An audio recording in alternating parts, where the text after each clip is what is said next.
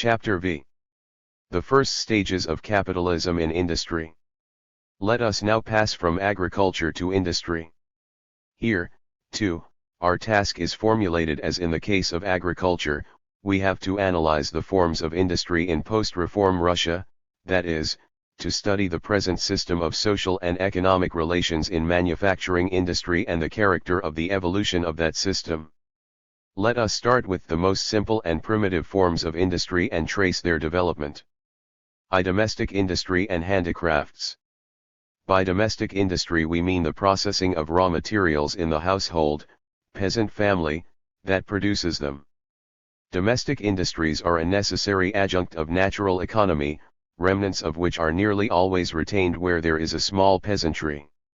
It is natural, therefore, that in Russian economic literature one should meet repeated references to this type of industry, the domestic production of articles from flax, hemp, wood, etc., for consumption in the home. However, the existence of domestic industry on any extensive scale is rarely found nowadays and only in the most remote localities. Until very recently, Siberia, for example, was one of them. Industry as a profession does not yet exist in this form. Industry here is linked inseparably with agriculture, together they constitute a single whole. The first form of industry to be separated from patriarchal agriculture is artisan production, i.e., the production of articles to the order of a consumer. 1. The raw materials may belong either to the customer-consumer or to the artisan, and payment for the latter's work is made either in cash or in kind. Artisans' premises and keep, remuneration with part of the product, for example, flour, etc. While constituting an essential part of urban life, artisan production is to be met on a considerable scale in the rural districts too, where it serves as a supplement to peasant farming. A certain percentage of the rural population consists of specialist artisans engaged, sometimes exclusively, sometimes in conjunction with agriculture, in tanning, boot-making, tailoring, blacksmithery, dyeing of homespun fabrics, finishing of peasant-made woolens, flour milling, etc. Owing to the extremely unsatisfactory state of our economic statistics, we have no precise data on the degree to which artisan production is spread throughout Russia, but isolated references to this form of industry are scattered through nearly all descriptions of peasant farming and investigations of what is called handicraft industry too, and are even to be found in official factory statistics. 3. The Zemstvo statistical returns, in registering peasant industries, sometimes single out a special group, artisans, cf. Rudna, LOCCIT, but this category, according to current terminology, includes all building workers. From the viewpoint of political economy this is utterly wrong, for the bulk of the building workers belong to the category, not of independent industrialists working on orders from customers, but of wage workers employed by contractors. Of course, it is not always easy to distinguish the village artisan from the small commodity producer or from the wage worker. This requires an economic analysis of the data concerning every small industrialist. A noteworthy attempt to draw a strict line of demarcation between artisan production and the other forms of small industry is the analysis of the returns of the Perm Handicraft Census of 1894-95. For the number of local village artisans was estimated at approximately 1% of the peasant population, and, as might have been expected, the largest percentage of artisans was found in the uyezds where industry was least developed. As compared with the small commodity producers, the artisans are more closely connected with the land. 80.6 per 100 artisans engage in agriculture. Among the other handicraftsmen the percentage is lower. The employment of wage labor is met with among artisans too, but is less developed among industrialists of this type than among the others. The size of establishments, taking the number of workers, is also smaller among the artisans. The average earnings of the artisan cultivator are estimated at 43.9 rubles per year, and of the non-cultivator at 102.9 rubles. We confine ourselves to these brief remarks, since a detailed examination of artisan production does not enter into our task. In this form of industry commodity production does not yet exist. Here only commodity circulation makes its appearance.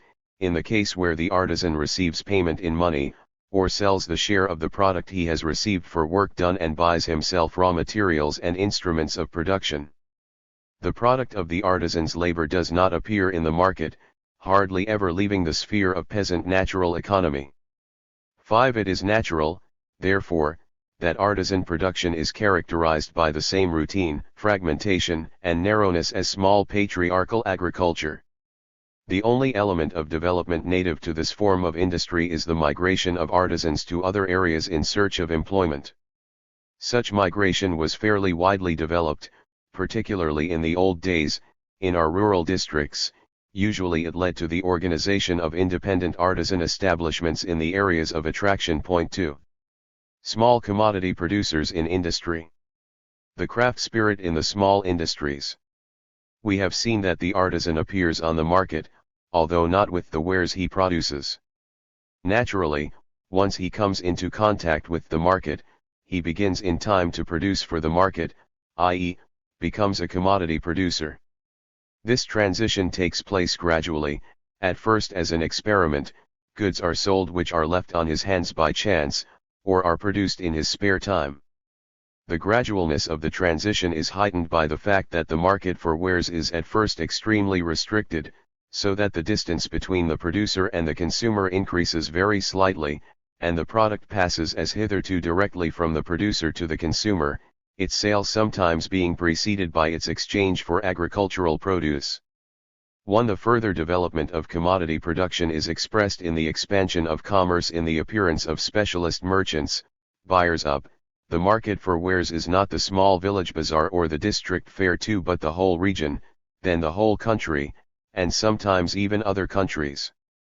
The production of industrial wares in the shape of commodities is the first step to the separation of industry from agriculture, and to mutual exchange between them. Mr. N. with his characteristically stereotyped and abstract way of understanding things, limits himself to declaring that the separation of industry from agriculture is a quality of capitalism in general, without taking the trouble to examine either the different forms of this separation or the different stages of capitalism. It is important to note, therefore, that commodity production on the smallest scale in the peasant industries already begins to separate industry from agriculture, although at that stage of development the industrialist does not, in the majority of cases, separate from the agriculturist. Later on we shall show how the more developed stages of capitalism lead to the separation of industrial from agricultural enterprises, to the separation of industrial workers from agriculturists. In the rudimentary forms of commodity production, competition among the handicraftsmen is still very slight, but as the market expands and embraces wide areas, this competition grows steadily stronger and disturbs the small industrialist's patriarchal prosperity, the basis of which is his virtually monopolist position. The small commodity producer feels that his interests, as opposed to the interests of the rest of society, demand the preservation of this monopolist position, and he therefore fears competition. He exerts every effort, individually and with others, to check competition, not to let rivals into his district, and to consolidate his assured position as a small master possessing a definite circle of customers. This fear of competition so strikingly reveals the true social nature of the small commodity producer that we think it necessary to examine the relative facts in greater detail. In the first place, let us quote an example relative to handicraft. The Kalyuga sheepskin dressers go off to other gubernias to treat sheepskins. This industry has declined since the abolition of serfdom. The landlords, when they released serfs for sheepskinning, in return for a sizable tribute, took great care that the sheepskinners knew their definite places and did not permit other dressers to invade their districts. Organized on these lines, the industry was so profitable that places were transferred for as much as 500 and 1,000 rubles, and if an artisan came to a district other than his own, it sometimes led to sanguinary clashes. The abolition of serfdom undermined this medieval prosperity. The convenience of railway travel in this case also aids competition. 3. One of the phenomena of the same type observed in a number of industries and bearing fully the character of a general rule, is the desire of the small industrialists to keep technical inventions and improvements secret, To conceal profitable occupations from others, in order to stave off fatal competition. Those who establish a new industry or introduce some improvement in an old one, do their utmost to conceal these profitable occupations from their fellow villagers and resort to all sorts of devices for this purpose. Example, as a make-believe they keep the old arrangements in the establishment, let no one enter their workshops, work in garrets and say nothing about their work even to their own children.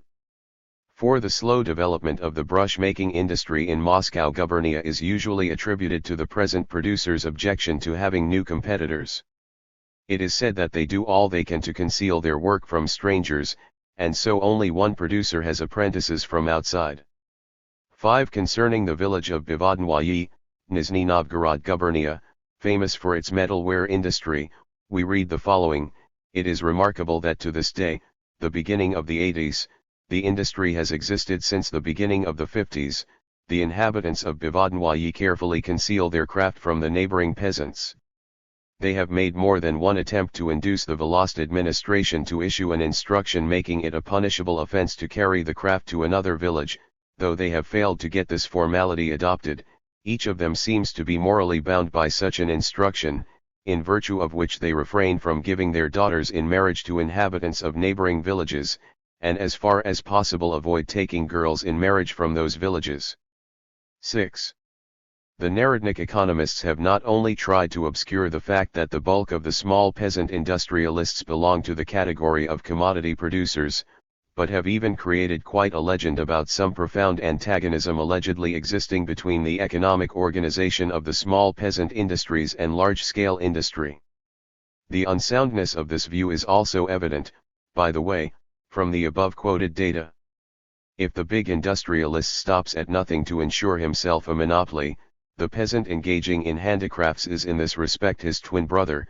The petty bourgeois endeavors with his petty resources to uphold substantially the same class interests the big manufacturer seeks to protect when he clamors for protection, bonuses, privileges, etc. 7.3. The growth of small industries after the reform.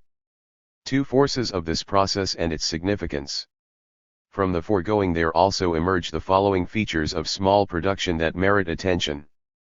The appearance of a new industry signifies, as we have already observed, a process of growing social division of labor.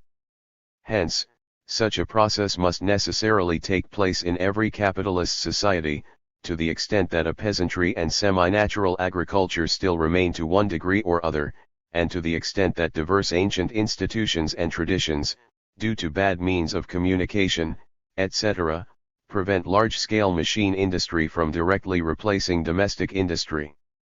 Every step in the development of commodity economy inevitably leads to the peasantry producing an ever-increasing number of industrialists from their ranks. This process turns up new soil, as it were, prepares new regions in the most backward parts of the country, or new spheres in the most backward branches of industry, for subsequent seizure by capitalism. The very same growth of capitalism manifests itself in other parts of the country, or in other branches of industry, in an entirely different way, not in an increase but in a decrease in the number of small workshops and of home workers absorbed by the factory. It is clear that a study of the development of capitalism in the industry of a given country requires that the strictest distinction be made between these processes. To mix them up is to lead to an utter confusion of concepts. 1. In post-reform Russia, the growth of small industries, expressing the first steps in the development of capitalism, has manifested, and manifests, itself in 2 ways. Firstly, in the migration of small industrialists and handicraftsmen from the central, long-settled, and economically most advanced gubernias, to the outer regions. Secondly, in the formation of new small industries and the spread of previously existing industries among the local population.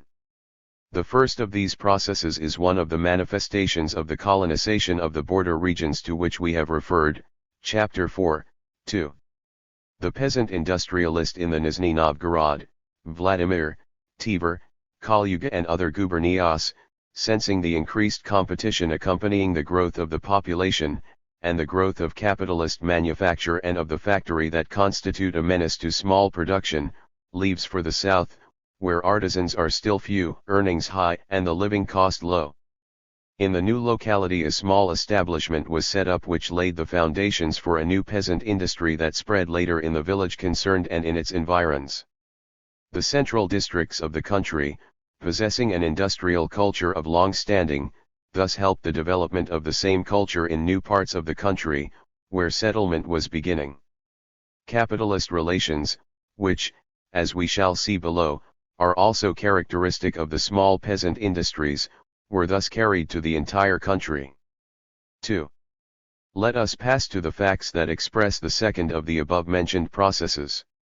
We shall first say that although we note the growth of small peasant establishments and industries, we do not as yet deal with their economic organization.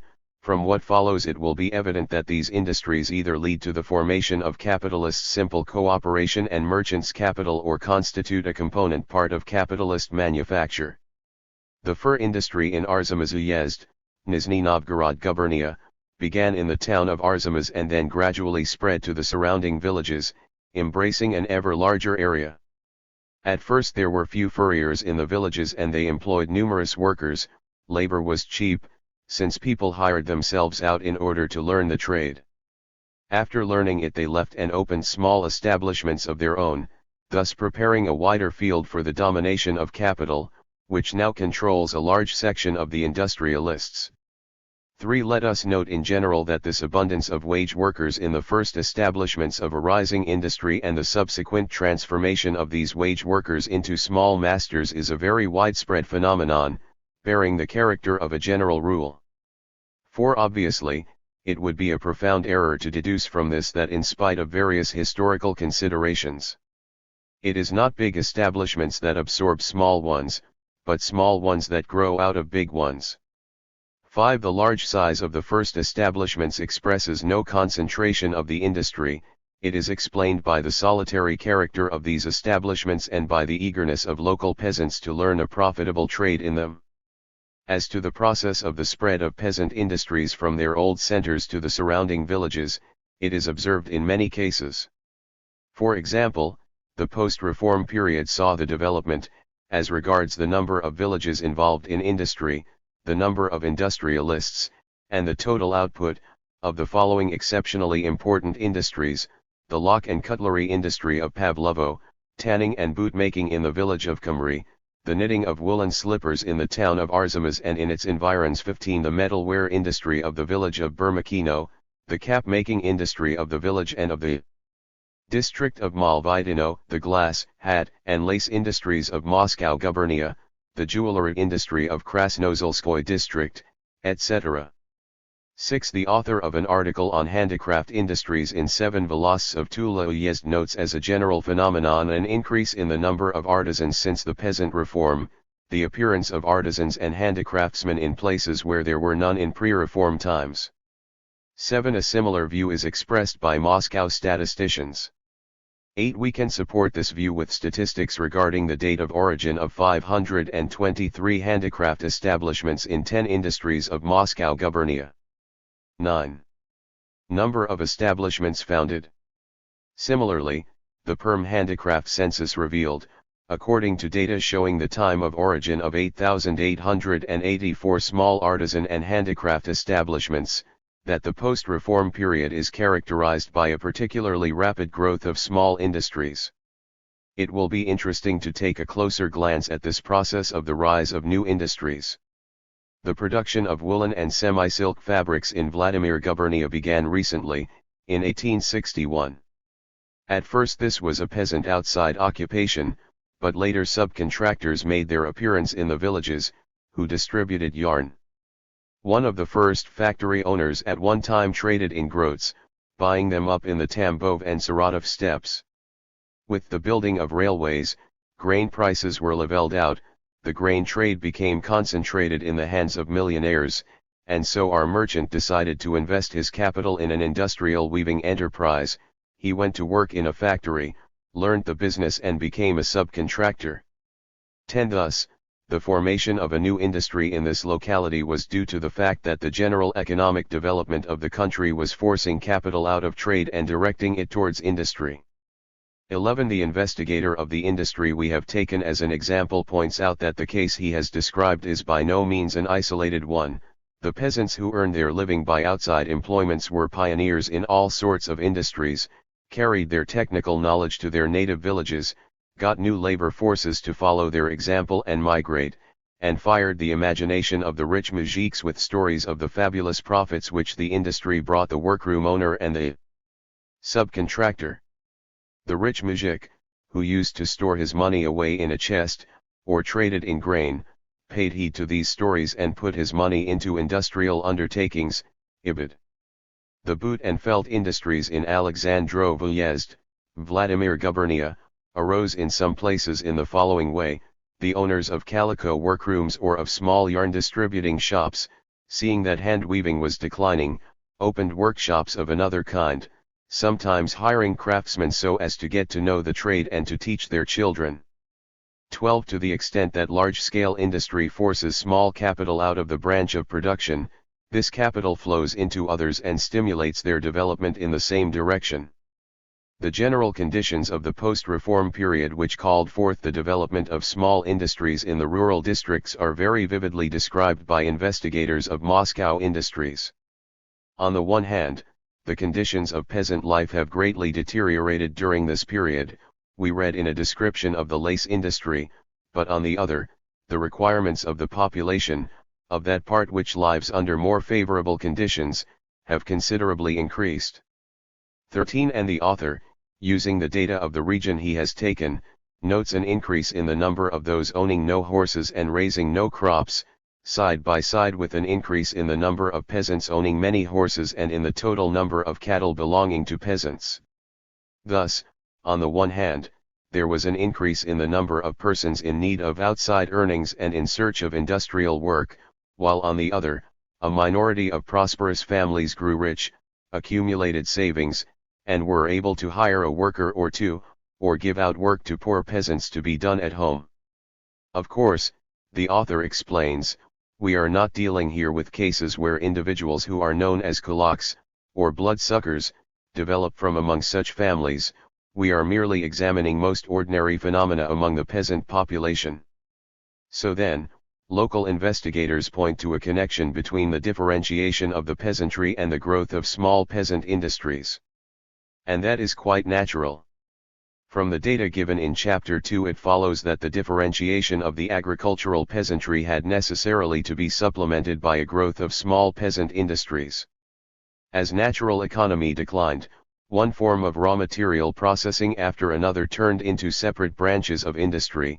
The formation of a peasant bourgeoisie and of a rural proletariat increased the demand for the products of the small peasant industries, while at the same time supplying free hands for these industries and free money. 14.4. The differentiation of the small commodity producers. Data on house-to-house censuses of handicraftsmen in Moscow Gubernia. Let us now examine the social and economic relations that develop among the small commodity producers in industry. The task of defining the character of these relations is similar to the one outlined above, in Chapter 2, in relation to the small farmers. Instead of the scale of farming, we must now take as our basis the size of the industrial establishments. We must classify the small industrialists according to the size of their output, ascertain the part wage labor plays in each group, the conditions of technique, etc. 1. The handicraft house-to-house censuses that we need for such an analysis are available for Moscow Gubernia.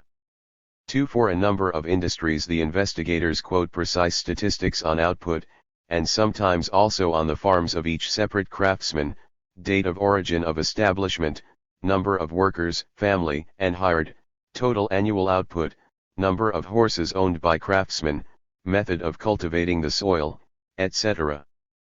The investigators provide no classified tables, however, and we have therefore been obliged to compile them ourselves, dividing the craftsmen in each industry into grades, I, bottom, 2, middle and 3, top, according to the number of workers, family and hired, per establishment, and sometimes according to the volume of output, technical organization, etc. In general, The criteria according to which the craftsmen have been divided into grades are based on all the data given in the description of the industry, but in different industries we have found it necessary to take different criteria for dividing the craftsmen into grades. For example, in very small industries we have placed in the bottom grade establishments with 1 worker, in the middle grade those with 2, and in the top grade those with 3 and more, whereas in the bigger industries we have placed in the bottom grade establishments with 1 to 5 workers, in the middle grade those with 6 to 10, etc. Had we not employed different methods of classification we could not have presented for each industry data concerning establishments of different size. The table drawn up on these lines is given in the appendix, see Appendix I. It shows the criteria according to which the craftsmen in each industry are divided up into grades, gives for each grade in each industry absolute figures of the number of establishments, workers, family and hired combined, aggregate output, establishments employing wage workers, number of wage workers. To describe the farms of the handicraftsmen we have calculated the average number of horses per peasant household in each grade and the percentage of craftsmen who cultivate their land with the aid of a laborer, i.e., resort to the hire of rural workers. The table covers a total of 37 industries, with 2,278 establishments and 11,833 employed and an aggregate output valued at over 5 million rubles, but if we subtract the 4 industries not included in the general list because of incompleteness of data, or because of their exceptional character, there is a total of 33 industries, 2,085 establishments, 9,427 workers, and an aggregate output of 3,466,000 rubles, or, with corrections, in the case of 2 industries, about 3 3/4 million rubles. Since there is no need to examine the data for all the 33 industries, and as it would be too arduous a task, we have divided these industries into 4 categories. 1. 9 industries with an average of 1.6 to 2.5 workers, family and hired combined, per establishment. 2. 9 industries with an average of 2.7 to 4.4 workers. 3. 10 industries with an average of 5.1 to 8.4 workers, and 4. 5 industries with an average of 11.5 to 17.8 workers. Thus, in each category we have combined industries that are fairly similar as regards the number of workers per establishment, and in our further exposition we shall limit ourselves to the data for these 4 categories of industries. We give these data in extenso. See table on p. 347. This table combines those principal data on the relations between the top and bottom grades of handicraftsmen that will serve us for our subsequent conclusions. We can illustrate the summarized data for all 4 categories with a chart drawn up in exactly the same way as the one with which, in Chapter 2, we illustrated the differentiation of the agricultural peasantry.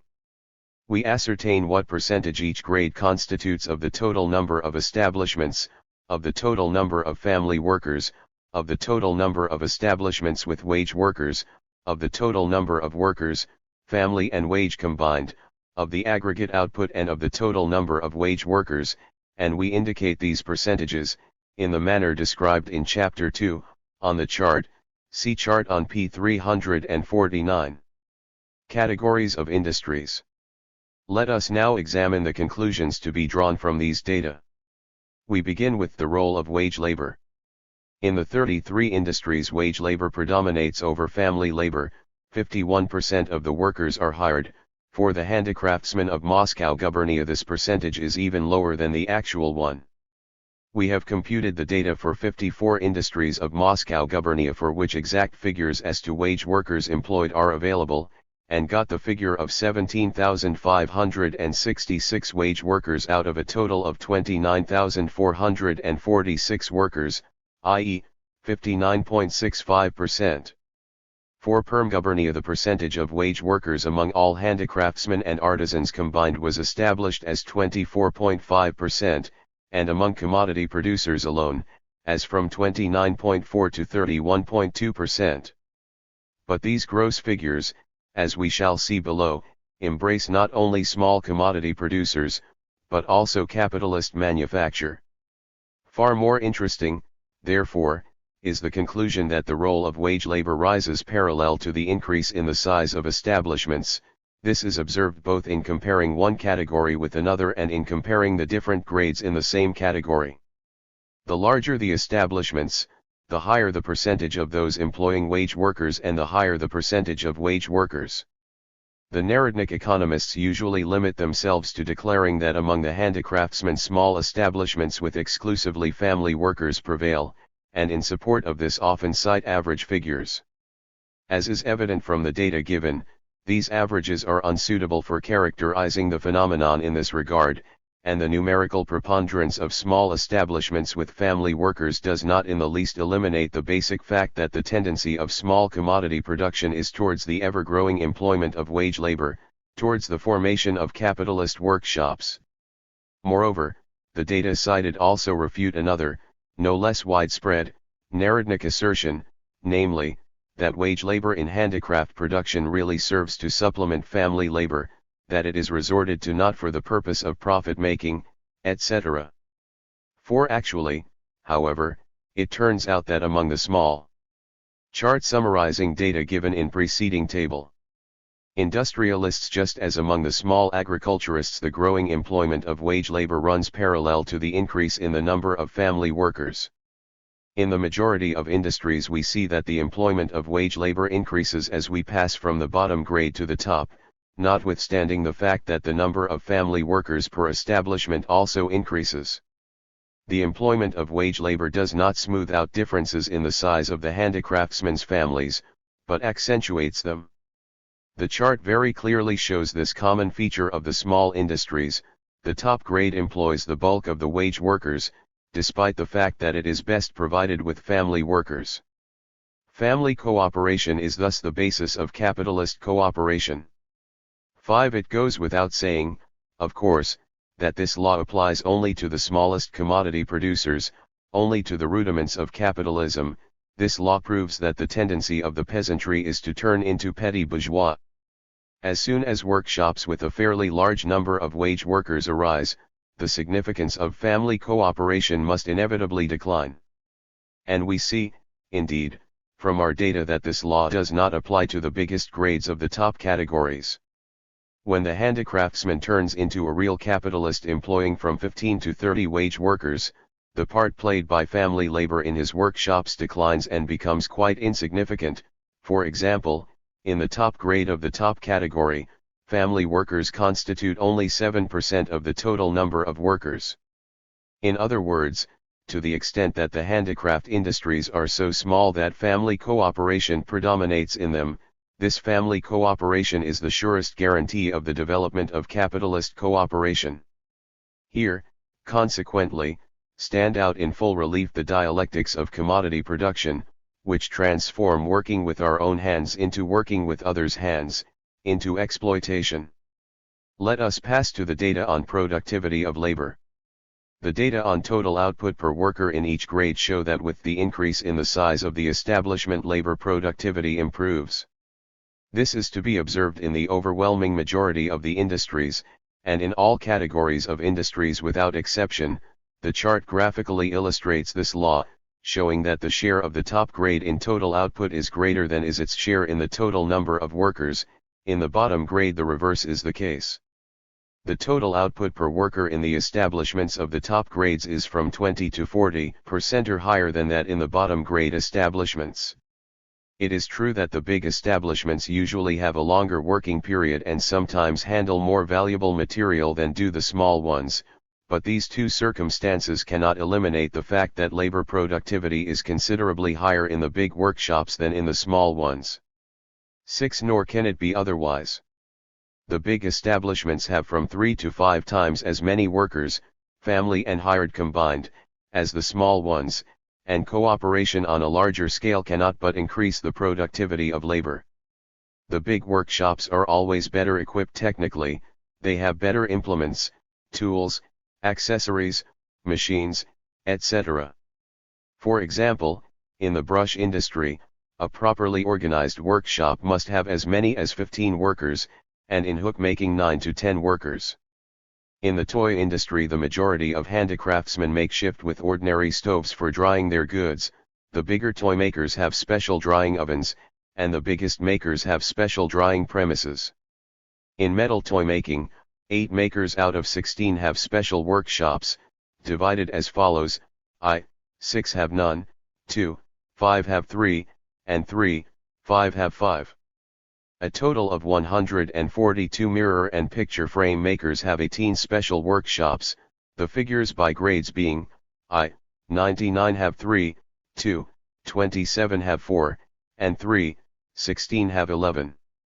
In the screen plating industry, screens are plated by hand, in grade I, and woven mechanically, in grades 2 and 3. In the tailoring industry, the number of sewing machines per owner according to grade is as follows: 1.3, 2, 2.1, and 3, 3.4, etc., etc. In investigating the furniture industry, Mr. Isaev notes that the one-man business suffers the following disadvantages: 1. Lack of a complete set of tools, 2. Limited assortment of articles made, because there is no room in the craftsman's hut for bulky articles, 3. Much higher cost of materials when bought retail, 30 to 35% higher, 4. Necessity of selling wares cheaper, partly due to lack of confidence in the small handicraftsman and partly to his need of money. 7. It is well known that exactly the same sort of thing is to be observed not only in the furniture industry, but also in the vast majority of small peasant industries. Lastly, it must be added that the value of the goods produced per worker not only increases from the bottom to the top grade in the majority of industries, but also from the small to the big industries. In the first category of industries, the average output per worker is 202 rubles, in the second and third about 400 rubles, and in the fourth over 500 rubles, the figure 381 should, for the reasons stated above, be increased by about 50%. This circumstance points to the connection between the rise in the price of raw materials and the ousting of the small establishments by the big ones. Every step in the development of capitalist society is inevitably accompanied by a rise in the price of such materials as timber, etc., and thus hastens the doom of the small establishments. From the foregoing it follows that the relatively big capitalist establishments also play a tremendous part in the small peasant industries. While constituting a small minority of the total number of establishments, they concentrate, however, quite a big share of the total number of workers, and a still bigger share of the total output. Thus, in 33 industries of Moscow gubernia, the top-grade establishments, constituting 15% of the total, account for 45% of the aggregate output, while the bottom-grade establishments, constituting 53% of the total, account for only 21% of the aggregate output. It goes without saying that the distribution of the net income from the industries must be far more uneven. The data of the Perm Handicraft Census of 1894-95 clearly illustrate this. Selecting the largest establishments in 7 industries, we get the following picture of the relations between the small and big establishments. 8. Relations between small and big establishments. An insignificant number of big establishments, less than 1/10 of the total number, which employ about 1/5 of the total number of workers, account for almost half the total output and nearly 2/5 of the total income, combining the workers' wages and the employers' incomes. The small proprietors obtain a net income considerably below the wages of the hired workers employed in the big establishments. Elsewhere we have shown in detail that this phenomenon is no exception but is a general rule for small peasant industries. 9. Summing up the conclusions that follow from the data we have analyzed, we must say that the economic system of the small peasant industries is typically petty bourgeois, the same as that which we have seen among the small farmers. The expansion, development, and improvement of the small peasant industries cannot take place in the present social and economic atmosphere except by generating a minority of small capitalists on the one hand, and a majority of wage workers, or of independent craftsmen who lead a harder and worse life than the wage workers, on the other. We observe, consequently, in the smallest peasant industries the most pronounced rudiments of capitalism, of that very capitalism which various economists of the Manila 11 type depict as something divorced from people's production.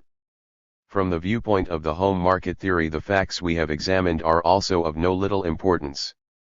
The development of small peasant industries leads to an expansion of the demand by the more prosperous industrialists for means of production and for labor power, which is drawn from the ranks of the rural proletariat. The number of wage workers employed by village artisans and small industrialists all over Russia should be quite impressive. If in the Perm gubernia alone, for example, there are about 6,500. 10v. Capitalist simple cooperation. The establishment by small commodity producers of relatively large workshops marks the transition to a higher form of industry. Out of scattered small production rises capitalist simple cooperation. Capitalist production only then really begins when each individual capital employs simultaneously a comparatively large number of laborers, when consequently the labor process is carried on an extensive scale and yields, relatively, large quantities of products. A greater number of laborers working together, at the same time, in one place, or, if you will, in the same field of labor, in order to produce the same sort of commodity under the mastership of one capitalist, constitutes, both historically and logically, the starting point of capitalist production. With regard to the mode of production itself, manufacture, in its strict meaning, is hardly to be distinguished, in its earliest stages, from the artisan trades of the guilds, otherwise than by the greater number of workmen simultaneously employed by one and the same individual capital. The workshop of the medieval master handicraftsman is simply enlarged, Das Kapital, I2, S 329. 4. It is this starting point of capitalism that is to be seen, consequently, in our small peasant, handicraft, industries. The different historical situation, absence or slight development of guild handicrafts, merely changes the way in which identical capitalist relations are made manifest. The difference between the capitalist workshop and the workshop of the small industrialist lies at first only in the number of workers simultaneously employed. That is why the first capitalist establishments, being numerically in the minority, are submerged, as it were, in the general mass of small establishments. However, the employment of a larger number of workers inevitably leads to consecutive changes in production itself, to the gradual transformation of production. Under primitive hand technique, differences between the individual workers, in strength, dexterity, skill, etc., are always very considerable. If only for this reason the position of the small industrialist is extremely precarious, his dependence upon market fluctuations assumes the most burdensome forms. Where, however, several workers are employed in an establishment, the individual differences between them are smoothed out in the workshop itself.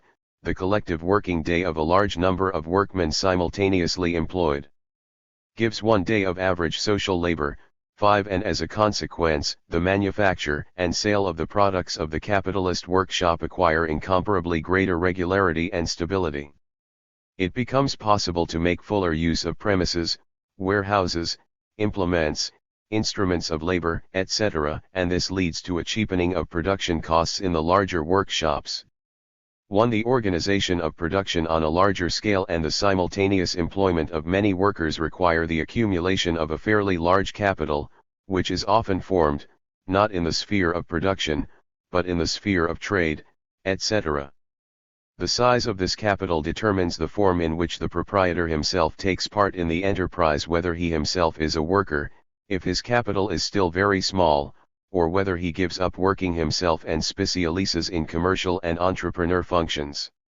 One can establish a connection between the position of the workshop owner and the number of his workers. We read, for example, in a description of the furniture industry. The employment of 2 or 3 workers provides the proprietor with such a small surplus that he has to work alongside of them. The employment of 5 workers already gives the proprietor enough to enable him to give up manual labor in some measure, to take it easy somewhat, and to engage mainly in the last 2 business functions, i.e., purchase of materials and sale of goods.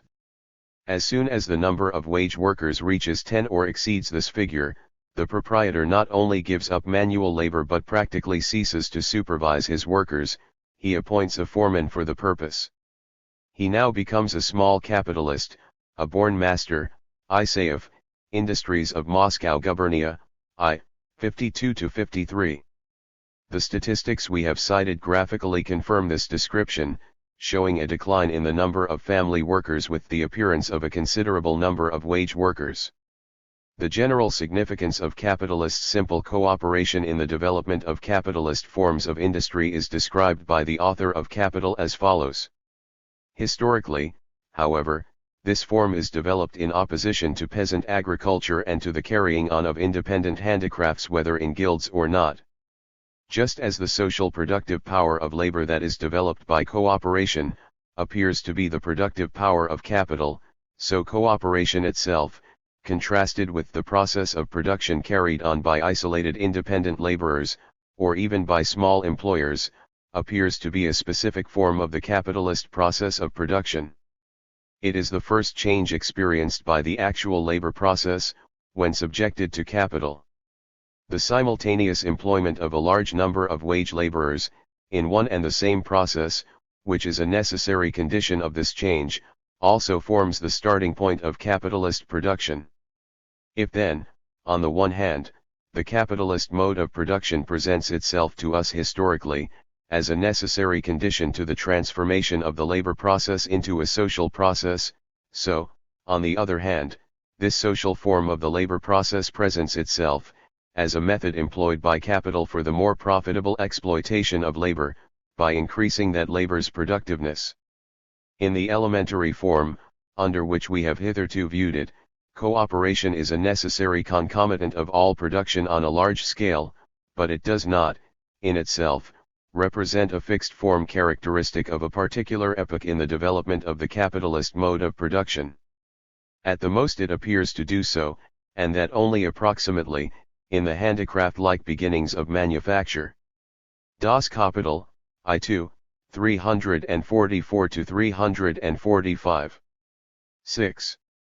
We shall see later how closely small handicraft establishments in Russia which employ wage workers are connected with incomparably more highly developed and more widespread forms of capitalism.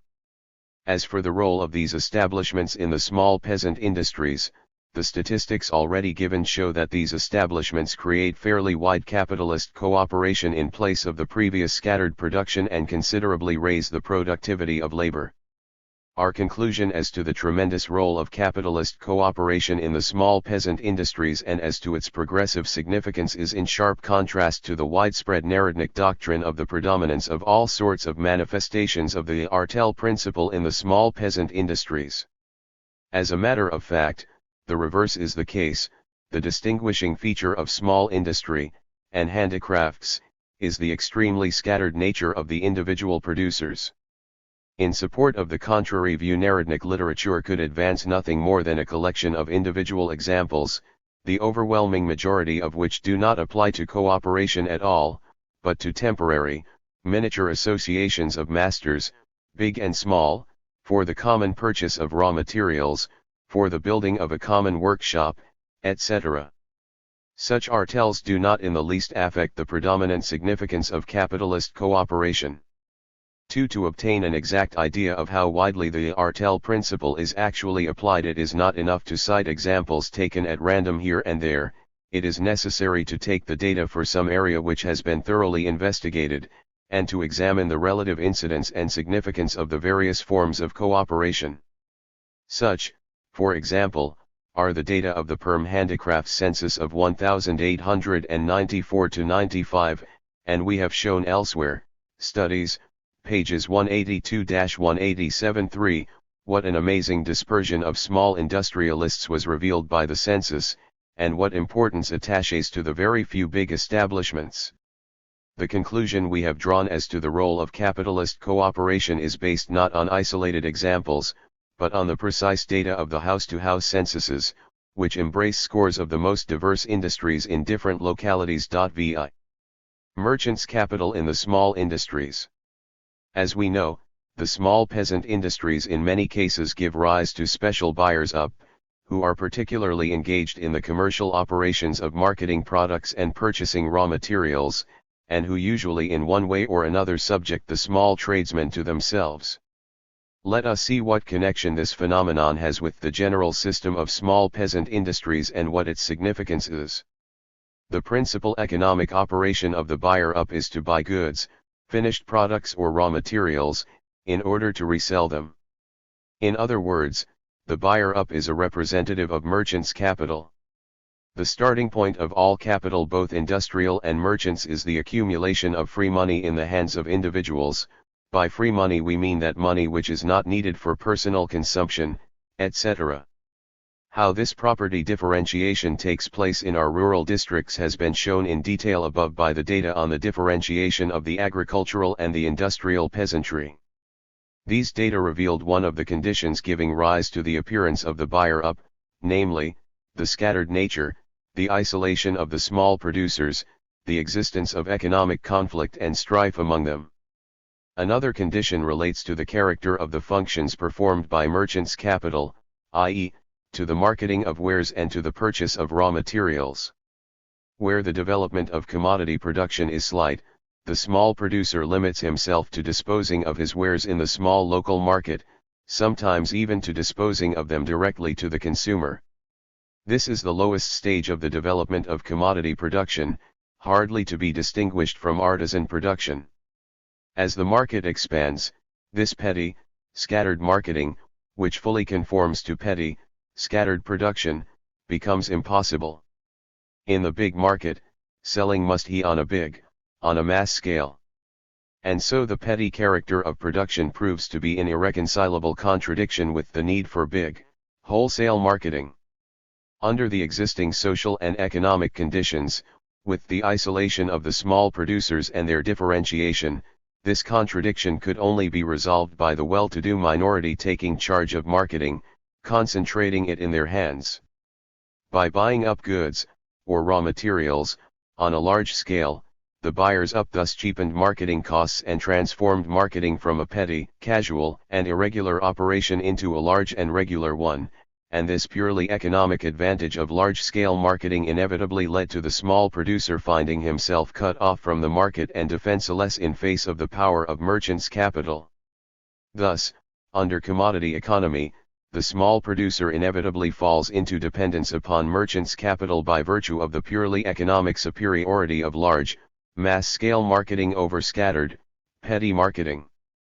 It goes without saying that actually the profits of the buyers up are often far from limited to the difference between the returns of mass sales and those of petty sales, just as the profits of the industrial capitalists often consist of deductions from normal wages.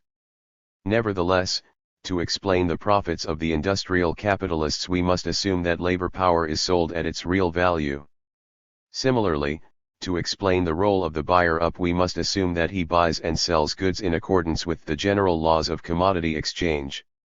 Only these economic causes of the domination of merchants' capital can provide the key to an understanding of the variety of forms which it assumes in real life, and among which we constantly meet, there can be no doubt of that, the plainest fraud.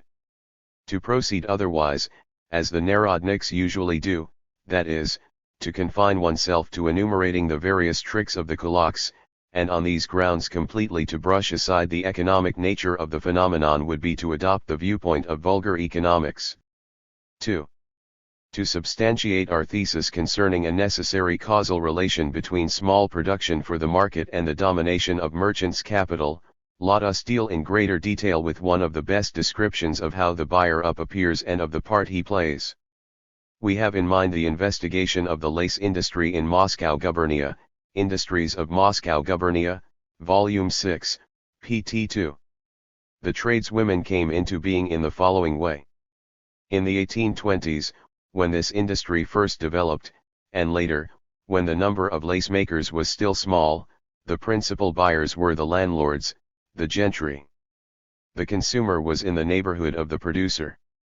As the industry spread, the peasants began to send their lace to Moscow as chance offered, for example, through comb makers. The inconvenience of this primitive form of marketing very soon made itself felt. How can a muzhik not engaged in this business go from house to house? The sale of the lace was entrusted to one of the lace makers, who was compensated for the time she lost. She also brought back thread for the lace. Thus the inconveniences of isolated marketing led to turning trade into a special function performed by one person who gathered the wares from many lace makers. The patriarchal proximity of these women workers one to the other, relatives, neighbors, fellow villagers, etc., at first gave rise to attempts at the cooperative organization of sales, to attempts at entrusting this function to one of the women workers. But money economy at once causes a breach in the age-old patriarchal relations, at once gives rise to the phenomena we noted above when examining the mass-scale data on the differentiation of the peasantry. Production for sale teaches that time is money. It becomes necessary to compensate the intermediary for her lost time and labor. She becomes accustomed to this occupation and begins to make it her profession. Journeys of this kind, repeated several times, gave rise to the tradeswoman type, LOCCIT, 30. The woman who has been to Moscow several times establishes the permanent connections which are so necessary for proper marketing. Thus the need and habit of living on earnings from commission operations develops. In addition to commission earnings, the tradeswoman does what she can to advance the price of materials, paper, thread. She sells the lace above the set price and pockets the difference. The tradeswomen declare that the price received was less than the one agreed on. Take it or leave it, they say. The tradeswomen begin to bring goods from the towns and make a considerable profit. The commission agent thus becomes an independent trader who now begins to monopolize sales and to take advantage of her monopoly to subjugate the lace makers completely. Usurious operations appear alongside commercial operations, the lending of money to the lace makers, the taking of goods from them at reduced prices, etc. The girls pay 10 kopecks per ruble as a commission for sales. They know very well that the tradeswoman makes even more out of them by selling the lace at a higher price. But they simply do not know how to arrange things differently. When I suggested that they should take turns in going to Moscow, they replied that this would be worse, because they did not know where to sell the lace, whereas the tradeswoman already knew all the places. She sells the finished lace for them and brings back orders, materials, patterns, etc. She always gives them money in advance, or on loan, and one can even sell her a piece of lace outright, should the need arise. Thus, on the one hand, the tradeswoman becomes a most needed, indispensable person. On the other, she gradually develops into a person who cruelly exploits the labor of others. A woman kulak, 32. To this it should be added that such types develop from among the small producers themselves. However many inquiries we made, we found that all the tradeswomen had formerly been lace makers themselves, and consequently, were familiar with the trade. They came from the ranks of these same lace makers. They had had no capital to start with, and had only gradually begun to trade in calico and other goods, as they made money out of their commissions. 31. 3. There can, therefore, be no doubt that under commodity economy, not only prosperous industrialists in general, but also, and particularly, representatives of merchants' capital emerge from among the small producers. For and once they have emerged, the elimination of small, scattered marketing by large-scale, wholesale marketing becomes inevitable. 5. Here are a few examples of how marketing is organized by the bigger handicraft proprietors who are at the same time buyers up. The marketing of ABAC uses by craftsmen of Moscow gubernia, see the statistics relating to them in our table, Appendix I, is done mainly at fairs all over Russia. To do business oneself at a fair one must have, firstly, a considerable amount of capital, as only wholesale trade is conducted at the fairs, and, secondly, one must have an agent to buy up wares where they are made, and to send them on to the merchant. These requirements are met by the one merchant peasant, who is also a craftsman, possesses a considerable amount of capital and engages in finishing the ABAC uses, i.e., fitting the frames and beads, and marketing them. His 6 sons are engaged exclusively in commerce, so that two persons have to be hired to cultivate the allotment. It is not surprising, observes the investigator, that he is able to sell his wares at all the fairs, whereas the smaller traders usually sell theirs at nearby markets. Industries of Moscow Gubernia, 7, pt. I, Sector 2, p. 141. In this case the representative of merchants' capital was still so little differentiated from the general mass of muzhik cultivators that he even continued to retain his allotment farm and his large patriarchal family. The spectacle frame makers of Moscow Gubernia are entirely dependent upon the industrialists to whom they sell their wares. These buyers up are at the same time craftsmen possessing their own workshops. They lend raw materials to the poor on condition that the finished articles are delivered to them, the masters, etc.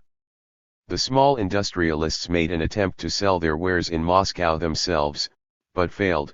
It did not pay to sell goods in small quantities amounting to a matter of 10 or 15 rubles, ibid. 263. In the lace industry of Ryazan Gubernia the tradeswomen make profits amounting to 12 to 50% of the lace maker's earnings. The substantial tradeswomen have established regular connections with marketing centers and send goods by mail, which saves traveling expenses. How necessary wholesale marketing is can be seen from the fact that the traders consider that even sales amounting to 150 and 200 rubles do not cover marketing expenses. Transactions of the Handicraft Commission, 7, 1184. The marketing of Belyov lace is organized as follows. In the town of Belyov there are three grades of tradeswomen. 1. The distributor, who hands out small orders, makes the round of the lace makers herself and delivers the finished article to the bigger tradeswomen. 2. The subcontractor, who places orders herself, or buys up goods from the distributors and delivers them to the big cities, etc. 3. The big tradeswomen, 2 or 3 firms, who do business with commission agents, to whom they send lace and from whom they receive big orders. It is practically impossible for the provincial tradeswomen to sell their goods to the big shops. The shops prefer to do business with the wholesale buyers up who deliver the wares in big quantities. Of the most diverse patterns, the tradeswomen are obliged to sell to these suppliers. It is from them that they learn all the requirements of the market. It is they who fix prices, in short, but for them, there is no way out. Transactions of the Handicraft Commission, X, pages 2823 to 2824. Numerous such examples could be given. But those given are quite sufficient to show how utterly impossible is small, scattered marketing where production is for big markets. In view of the scattered state of the small producers and of their complete differentiation, large-scale marketing can only be organized by large capital, which, by virtue of this, reduces the handicraftsman to a position of utter helplessness and dependence. One can therefore judge how absurd are the current Narodnik theories which recommend helping the handicraftsman by organizing marketing. From the purely theoretical aspect, such theories belong to the category of petty bourgeois utopias, based on a failure to understand the indissoluble connection between commodity production and capitalist marketing. 7. As for the facts of Russian reality, the authors of such theories simply ignore them. They ignore the scattered state of the small commodity producers and their utter differentiation.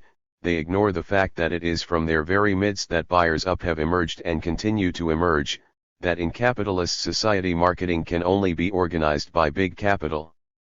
It is natural that if one leaves out of account all these features of the unpleasant but undoubted reality, it is not difficult to conjure up fantasies 8 ins Blaue Hinein. 9. We are unable here to go into descriptive details showing exactly how merchants' capital manifests itself in our handicraft industries, and how helpless and wretched is the position in which it places the small industrialist. Moreover, in the next chapter we shall have to describe the dominance of merchants' capital at a higher stage of development, where, as an adjunct of manufacture, it organizes capitalist domestic industry on a mass scale. Here let us confine ourselves to indicating the main forms assumed by merchants' capital in the small industries. The first and simplest form is the purchase of wares by the merchant, or owner of a big workshop, from the small commodity producers. Where buying up is poorly developed, or where there are numerous competing buyers up, the sale of goods to the merchant may not differ from any other sale, but in the vast majority of cases the local buyer up is the only person to whom the peasant can regularly dispose of his wares, and then the buyer up takes advantage of his monopoly position to force the price he pays to the producer down to rock bottom. The second form of merchant's capital consists in its combination with usury. The peasant, who is constantly in need of money, borrows it from the buyer up and repays the debt with his goods. The sale of his goods in this case, which is very widespread, always takes place at artificially reduced prices, which often do not leave the handicraftsman as much as a wage worker could get. Moreover, the relations of the creditor to the debtor inevitably lead to the personal dependence of the latter, to bondage, to the creditor taking advantage of specific occasions of the debtor's need, etc. The third form of merchant's capital is payment for wares with goods, a common practice among village buyers up. The specific feature of this form is that it is typical not only of the small industries but of absolutely all undeveloped stages of commodity production and capitalism.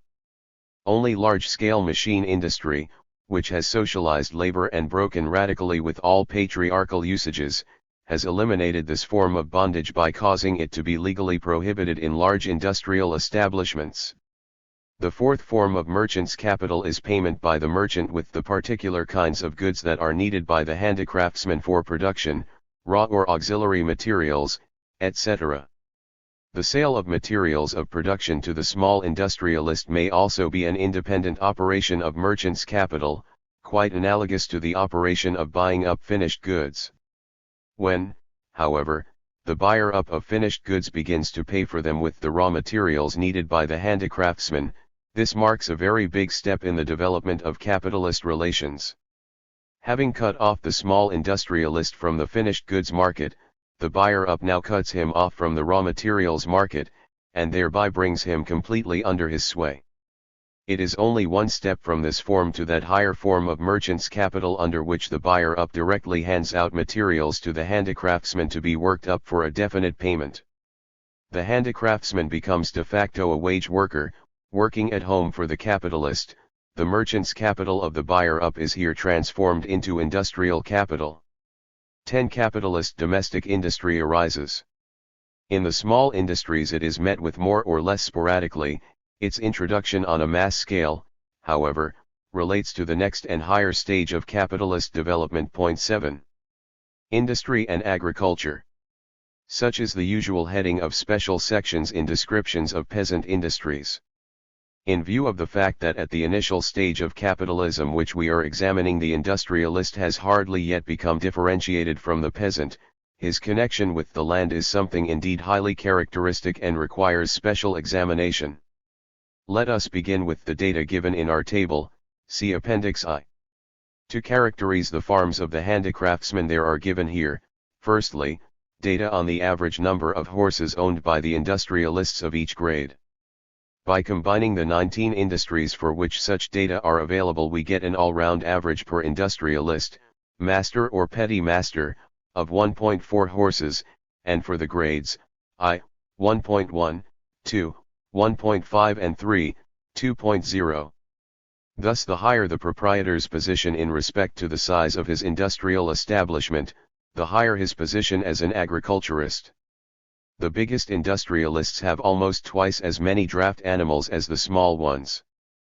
But with regard to their farms even the smallest industrialists, grade I, are above the middle peasantry, for the general average for Moscow gubernia in 1877 was 0.87 horses per peasant household. Thus it is only the relatively prosperous peasants who become master and petty master industrialists. The poor peasants, on the other hand, do not, in the main, provide master industrialists but worker industrialists, wage workers employed by handicraftsmen, migratory workers, etc. Unfortunately, for the overwhelming majority of Moscow industries no data are available on the farms of the wage workers engaged in small industries. An exception is the hat industry, see general data on it in our table, Appendix I. Here are exceedingly instructive data on the farms of master hat makers and worker hat makers. master hat makers and worker hat makers.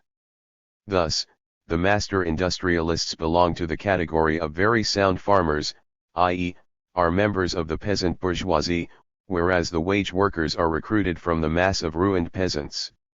Two still more important for characterizing the relations described are the data on the methods by which the master industrialists cultivate their land. The Moscow investigators distinguished three methods of cultivating the soil: 1. By means of the personal labor of the householder; 2. By hiring, i.e., by hiring some neighbor who tills the land of the distressed householder with his own implements. This method of cultivation is characteristic of the poor peasant who is being steadily ruined. Of opposite significance is the third method, namely, cultivation with the aid of a laborer, i.e., the hire of agricultural land laborers by the farmer. These workers are usually hired for the whole summer, and, particularly in the busy season, the master usually reinforces them with employees from his workshop. Thus, the method of cultivating the soil with the aid of the land laborer is quite a profitable one. Industries of Moscow Gubernia, 6, I, 48. In our table we have assembled the data on this method of cultivation for 16 industries, in 7 of which there are no masters who hire land laborers. In all these 16 industries the master industrialists who hire rural laborers constitute 12% of the total, and by grades, I, 4.5%, 2, 16.7% and 3, 27.3%. The better off the industrialists are, the more often we find rural entrepreneurs among them.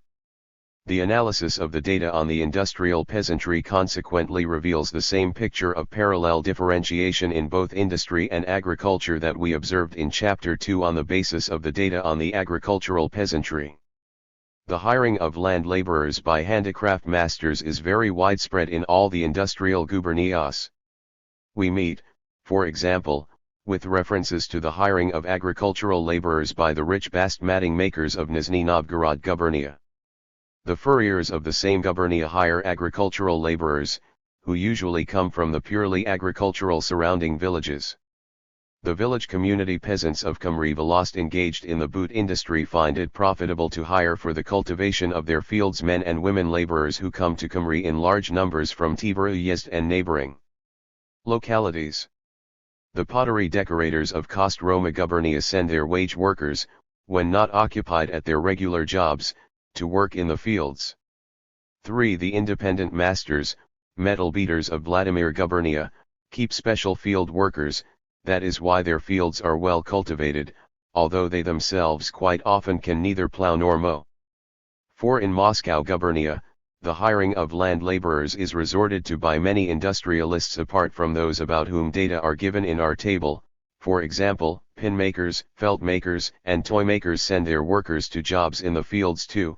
The glass bead makers, metal beaters, button makers, cap makers, and harness makers employ agricultural laborers, etc. 5. The significance of this fact: the hiring of agricultural workers by peasant industrialists is very great. It shows that even in the small peasant industries the phenomenon characteristic of all capitalist countries is beginning to be manifested, and that goes to confirm the progressive historical role of capitalism, namely, a rise in the standard of living of the population, an increase in its requirements. The industrialist is beginning to look down upon the raw agriculturist with his coarse patriarchal manners and is trying to rid himself of the hardest and worst paid agricultural jobs. In the small industries, in which capitalism is least developed, this is to be observed very slightly as yet. The industrial worker is only just beginning to be differentiated from the agricultural worker. In the succeeding stages of development of capitalist industry this phenomenon, as we shall see, is to be observed on a mass scale. The importance of the tie between agriculture and industry compels us to review in greater detail the data relating to other gubernias besides Moscow.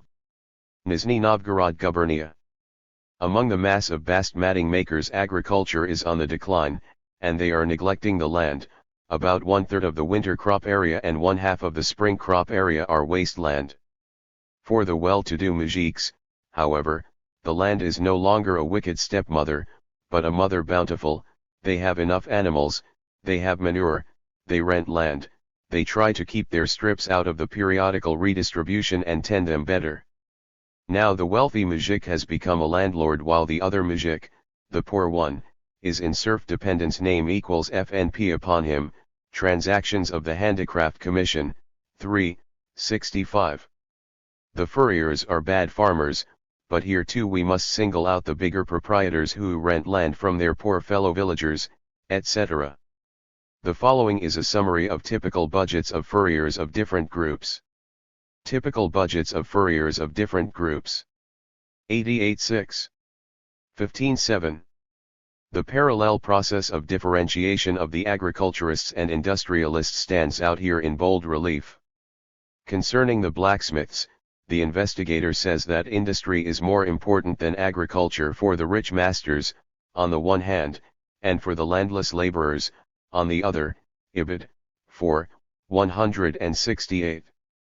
In Industries of Vladimir Gubernia, the question of the relation between industry and agriculture is dealt with much more thoroughly than in any other work of investigation. For a whole number of industries, precise data are given on the farms, not only of handicraftsmen in general.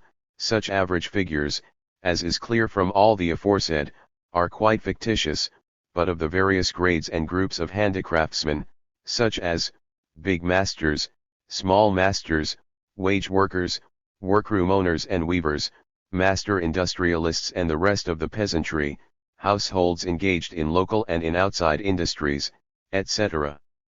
The general conclusion drawn by Mr. Carrizo Meno from these data is that if the handicraftsmen are divided into three categories, viz. 1. Big industrialists, 2.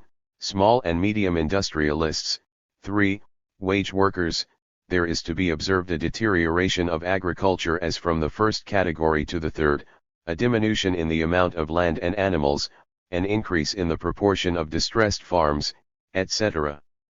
8. Unfortunately, Mr. Carrizo Meno examined these data too restrictedly and one-sidedly, and paid no attention to the parallel and independent process of the differentiation of the peasant agriculturists. That is why he failed to draw from these data the conclusion that inevitably follows from them, namely, that the peasantry both in agriculture and in industry are splitting up into a petty bourgeoisie and a rural proletariat. 9. That is why, in describing the different industries, he quite often sinks to the traditional Narodnik arguments about the influence of industry in general over agriculture in general. See, for example, Industries of Vladimir Gubernia, 2, 288, 3, 91, i.e., to the ignoring of the profound contradictions in the very system of both industry and agriculture, the existence of which he himself was obliged to admit. Another investigator of the Industries of Vladimir Gubernia, Mr. V. Prugavin, is a typical spokesman of the Narodnik views on this subject. Here is a sample of his reasoning. The cotton weaving industry in Pokrovo Uyezd cannot be regarded at all as a harmful factor, in the agricultural life of the weavers. 4, 53. The data testify to the poor farms of the mass of weavers, and to the fact that among the workroom owners, farming is conducted at a level far above the general. Ibid. From the tables it is evident that some workroom owners hire agricultural laborers too. Conclusion: industry and agriculture march hand in hand, conditioning each other's development and prosperity. 60. A fine specimen of the phrases used to obscure the fact that the development and prosperity of the peasant bourgeoisie go hand in hand both in industry and in agriculture. 10. The data of the Perm Handicraft Census of 1894-95 revealed the same thing. It is among the small commodity producers, masters and petty masters, that the level of agriculture is highest and rural laborers are met with. Among the artisans agriculture is on a lower level, while among the craftsmen who work for buyers up the condition of agriculture is worst. As to the agriculture of the wage workers and of various groups of masters, no data, unfortunate why, have been gathered. The census also revealed that the handicraftsmen who do not engage in agriculture differ from those who do in that one. Their labor productivity is higher, 2, their net incomes from industry are incomparably higher, and 3, their level of culture and literacy is higher. All these are evidences which confirm the conclusion drawn above, namely, that even the initial stage of capitalism manifests the tendency of industry to raise the population's standard of living. See Studies, p. 138 and fol. 11. Lastly, the following point is connected with the question of the relation of industry to agriculture.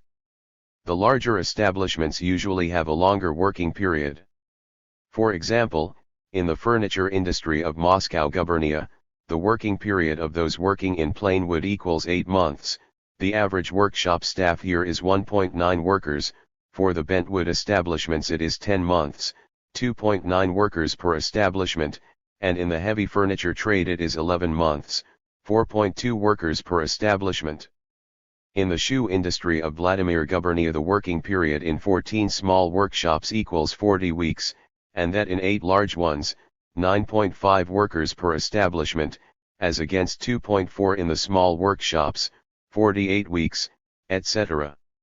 12. Naturally, this fact is connected with the large number of workers, family, hired industrial and hired agricultural, in the big establishments and explains the great stability of these establishments and their tendency to specialize in industrial activities. Let us now sum up the data given above on industry and agriculture. It is usual at the lower stage of capitalism which we are reviewing for the industrialists still to be scarcely differentiated from the peasant. The combination of industry with agriculture plays an extremely important part in aggravating and accentuating the differentiation of the peasantry. The prosperous and the well-off peasants open workshops, hire workers from among the rural proletariat, and accumulate money for commercial and usurious transactions. The peasant poor, on the other hand, provide the wage workers, the handicraftsmen who work for buyers up, and the bottom groups of petty master handicraftsmen, those most crushed by the power of merchants' capital. Thus, the combination of industry with agriculture consolidates and develops capitalist relations, spreading them from industry to agriculture and vice versa. 13. That characteristic feature of capitalist society, the separation of industry from agriculture, manifests itself at this stage in the most rudimentary form, but it does manifest itself, and what is particularly important, in a way totally different from what the Narodniks imagine. When the Narodnik says that industry does no damage to agriculture, he discerns damage in the abandonment of agriculture for profitable industry. But such a notion is an invention, and not a deduction from the facts, and a bad invention at that, for it ignores the contradictions which permeate the entire economic system of the peasantry. The separation of industry from agriculture takes place in connection with the differentiation of the peasantry, and does so by different paths at the two poles of the countryside. The well-to-do minority open industrial establishments, enlarge them, improve their farming methods, hire farm laborers to till the land, devote an increasing part of the year to industry, and at a certain stage of the development of the industry find it more convenient to separate their industrial from their agricultural undertakings, i.e., to hand over the farm to other members of the family, or to sell farm buildings, animals, etc., and adopt the status of burghers, of merchants. 14. The separation of industry from agriculture is preceded in this case by the formation of entrepreneur relations in agriculture. At the other pole of the countryside, the separation of industry from agriculture consists in the fact that the poor peasants are being ruined and turned into wage workers, industrial and agricultural. At this pole of the countryside it is not the profitableness of industry, but need and ruin, that compels the peasant to abandon the land, and not only the land but also independent industrial labor. Here the process of the separation of industry from agriculture is one of the expropriation of the small producer. 8. The combination of industry with agriculture. Such is the favorite Narodnik formula with the aid of which Messrs. V. Lenin and Co. hope to solve the problem of capitalism in Russia. Capitalism separates industry from agriculture, people's production combines them in the typical and normal peasant farm. In this ingenious contraposition lies a good part of their theory. We are now in a position to sum up as regards the question of how in reality our peasantry combine industry with agriculture, since a detailed examination has been made above of the typical relations existing among the agricultural and among the industrial peasantry. Let us enumerate the diverse forms of the combination of industry with agriculture to be observed in the economics of Russian peasant farming. 1. Patriarchal, natural, agriculture is combined with domestic industries, i.e., with the working up of raw materials for home consumption, and with corvée service for the landowner. This form of combining peasant industries with agriculture is most typical of the medieval economic regime, of which it is an essential component. 1. In post-reform Russia, all that is left of such patriarchal economy in which there is as yet absolutely no capitalism, commodity production, or commodity circulation is vestiges in the shape of the domestic industries of the peasants and labor service. 2. Patriarchal agriculture is combined with industry in the form of artisan production.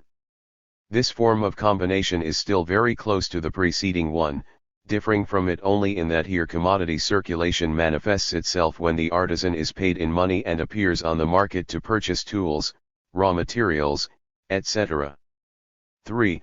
Patriarchal agriculture is combined with the small-scale production of industrial products for the market, i.e., with commodity production in industry. The patriarchal peasant is transformed into a small commodity producer, who, as we have shown, tends to the employment of wage labor, i.e., to capitalist production. A condition for this transformation is now a certain degree of differentiation among the peasantry. We have seen that the small masters and petty masters in industry belong, in the majority of cases, to the prosperous or to the well-off group of peasants. In its turn, the development of small commodity production in industry gives a further impetus to the differentiation of the peasant agriculturists. 4. Patriarchal agriculture is combined with work for hire in industry, and also in agriculture. 2. This form is a necessary addition to the preceding one. There it is the product that becomes a commodity, here it is labor power. Small-scale commodity production in industry is necessarily accompanied, as we have seen, by the appearance of wage workers and of handicraftsmen who work for buyers up. This form of the combination of agriculture with industry is characteristic of all capitalist countries, and one of the most striking features of the post-reform history of Russia is the extremely rapid and extremely wide incidence of this form. 5.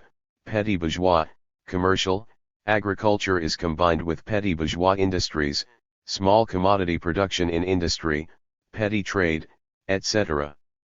The difference between this form and the third is that here petty bourgeois relations embrace not only industry but also agriculture.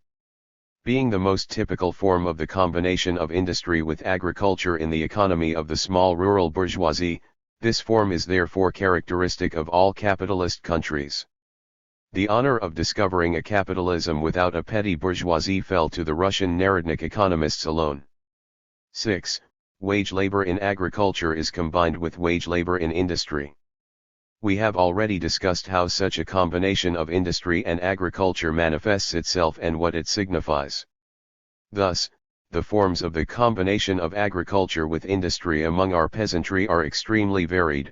There are those which express the most primitive economic system with the dominance of natural economy, there are those which express a high development of capitalism, there are a whole number of transitional stages between the former and the latter. By confining oneself to general formulas such as, the combination of industry with agriculture, or the separation of industry from agriculture, one cannot advance a single step in explaining the actual process of development of capitalism. 9. Some remarks on the pre-capitalist economy of our countryside. The essence of the problem of the destiny of capitalism in Russia is often presented as though prime importance attaches to the question, how fast? i.e., how fast is capitalism developing? Actually, however, far greater importance attaches to the question, how exactly? And to the question, where from? i.e., what was the nature of the pre-capitalist economic system in Russia? The principal errors of Narodnik economics are the false replies given to precisely these two questions, i.e., in a wrong presentation of exactly how capitalism is developing in Russia, in a false idealization of the pre-capitalist order. In Chapter 2, and partly in Chapter 3, and in the present one we have examined the most primitive stages of capitalism in small-scale agriculture and in the small peasant industries. In doing so we could not avoid many references to the features of the pre-capitalist order. If we now try to summarize these features we shall arrive at the conclusion that the pre-capitalist countryside constituted, from the economic point of view, a network of small local markets which linked up tiny groups of small producers, severed from each other by their separate farms, by the innumerable medieval barriers between them, and by the remnants of medieval dependence. As to the scattered nature of the small producers, it stands out in boldest relief in their differentiation both in agriculture and in industry, which we established above. But their fragmentation is far from being confined to this.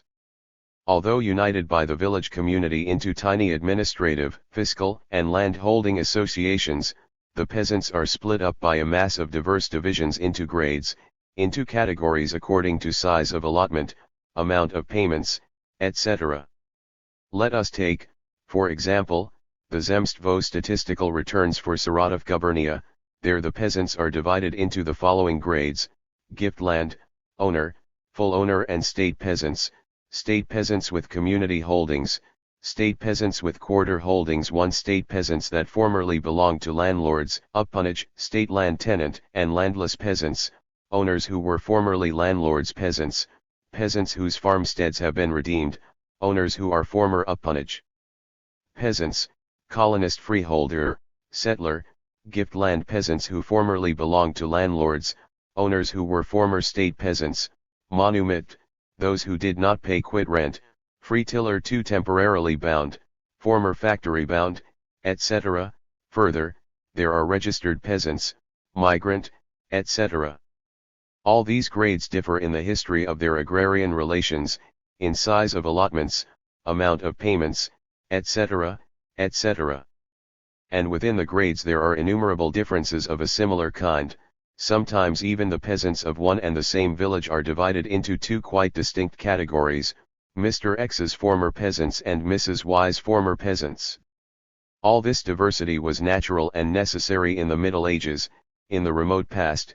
At the present time, however, the preservation of the social estate exclusiveness of the peasant communities is a crying anachronism and greatly worsens the conditions of the toiling masses, while at the same time not in the least safeguarding them against the burdens of the new, capitalist era. The Narodniks usually shut their eyes to this fragmentation, and when the Marxists express the view that the splitting up of the peasantry is progressive, the Narodniks confine themselves to hackneyed outcries against supporters of land dispossession, thereby covering up the utter fallacy of their views about the pre-capitalist countryside.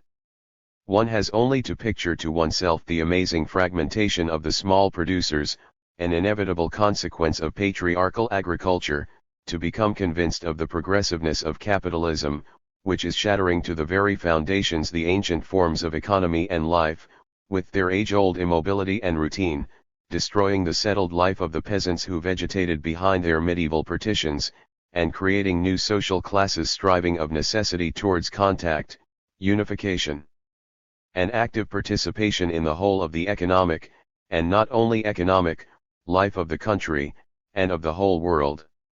If we take the peasants who are handicraftsmen or small industrialists, we shall find the same thing. Their interests do not transcend the bounds of the small area of surrounding villages. Owing to the insignificant area covered by the local market, they do not come into contact with the industrialists of other districts. They are in mortal terror of competition, which ruthlessly destroys the patriarchal paradise of the small handicraftsmen and industrialists, who live lives of stagnant routine undisturbed by anybody or anything.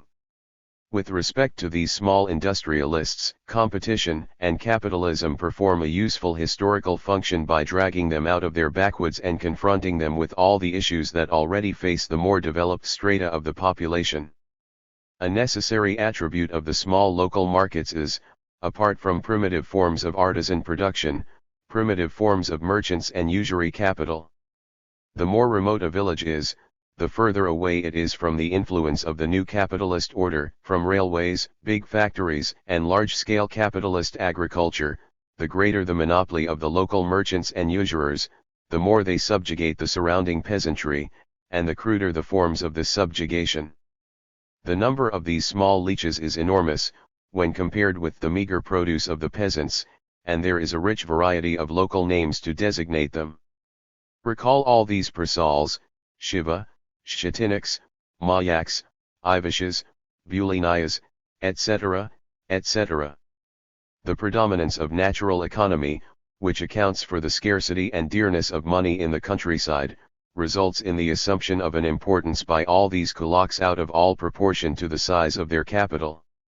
The dependence of the peasants on the money owners inevitably acquires the form of bondage.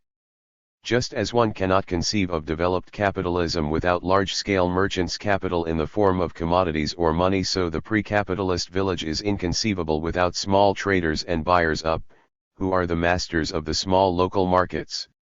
Capitalism draws these markets together, combines them into a big national market, and then into a world market, destroys the primitive forms of bondage and personal dependence, develops in depth and in breadth the contradictions which in a rudimentary form are also to be observed among the community peasantry, and thus paves the way for their resolution. The rise of manufacture and its main features. By manufacture is meant, as we know, cooperation based on division of labor. In origin, manufacture belongs directly to the above described first stages of capitalism in industry. On the one hand, workshops with a more or less considerable number of workers gradually introduce division of labor, and in this way capitalist simple cooperation grows into capitalist manufacture. The statistics on the Moscow industries quoted in the preceding chapter clearly show the process of this genesis of manufacture. The larger workshops in all fourth category industries, in some of the third category, and in individual cases of the second category, systematically apply division of labor on a wide scale and must therefore be classed as types of capitalist manufacture. More detailed data on the technique and the economics of some of these industries will be given below. On the other hand, we have seen how merchants' capital in the small industries, upon reaching its highest stage of development, reduces the producer to the position of a wage worker processing the raw material of others for payment by the piece. If further development leads to the introduction of systematic division of labor into production and transforms the technique of the small producer, if the buyer up singles out certain detailed operations and gets them done by wage workers in his own workshop, if, parallel with the distribution of work to be done in the home, and inseparably connected with it, big workshops with division of labor emerge, belonging very often to these same buyers up, we are confronted with a process of the genesis of capitalist manufacture of another kind. 1.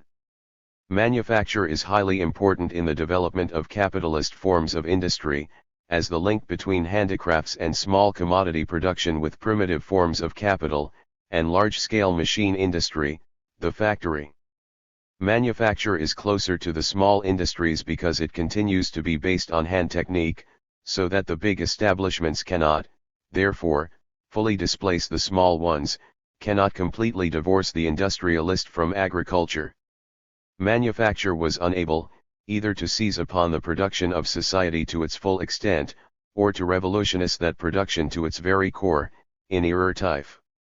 It towered up as an economic work of art, on the broad foundation of the town handicrafts, and of the rural domestic industries. 2. What brings manufacture closer to the factory is the rise of the big market, of big establishments with wage workers, of big capital, which has brought masses of propertyless workers under its complete domination. In Russian literature, the prejudice regarding the isolation of so-called factory production from handicraft production, regarding the artificiality of the former and the people's character of the latter, is so widespread that we think it particularly important to examine the data on all the more important branches of manufacturing industry and to show their economic organization after they had grown out of the stage of small peasant industries, and before they were transformed by large-scale machine industry. Point 2. Capitalist manufacture in Russian industry. Let us begin with the industries that process fibers.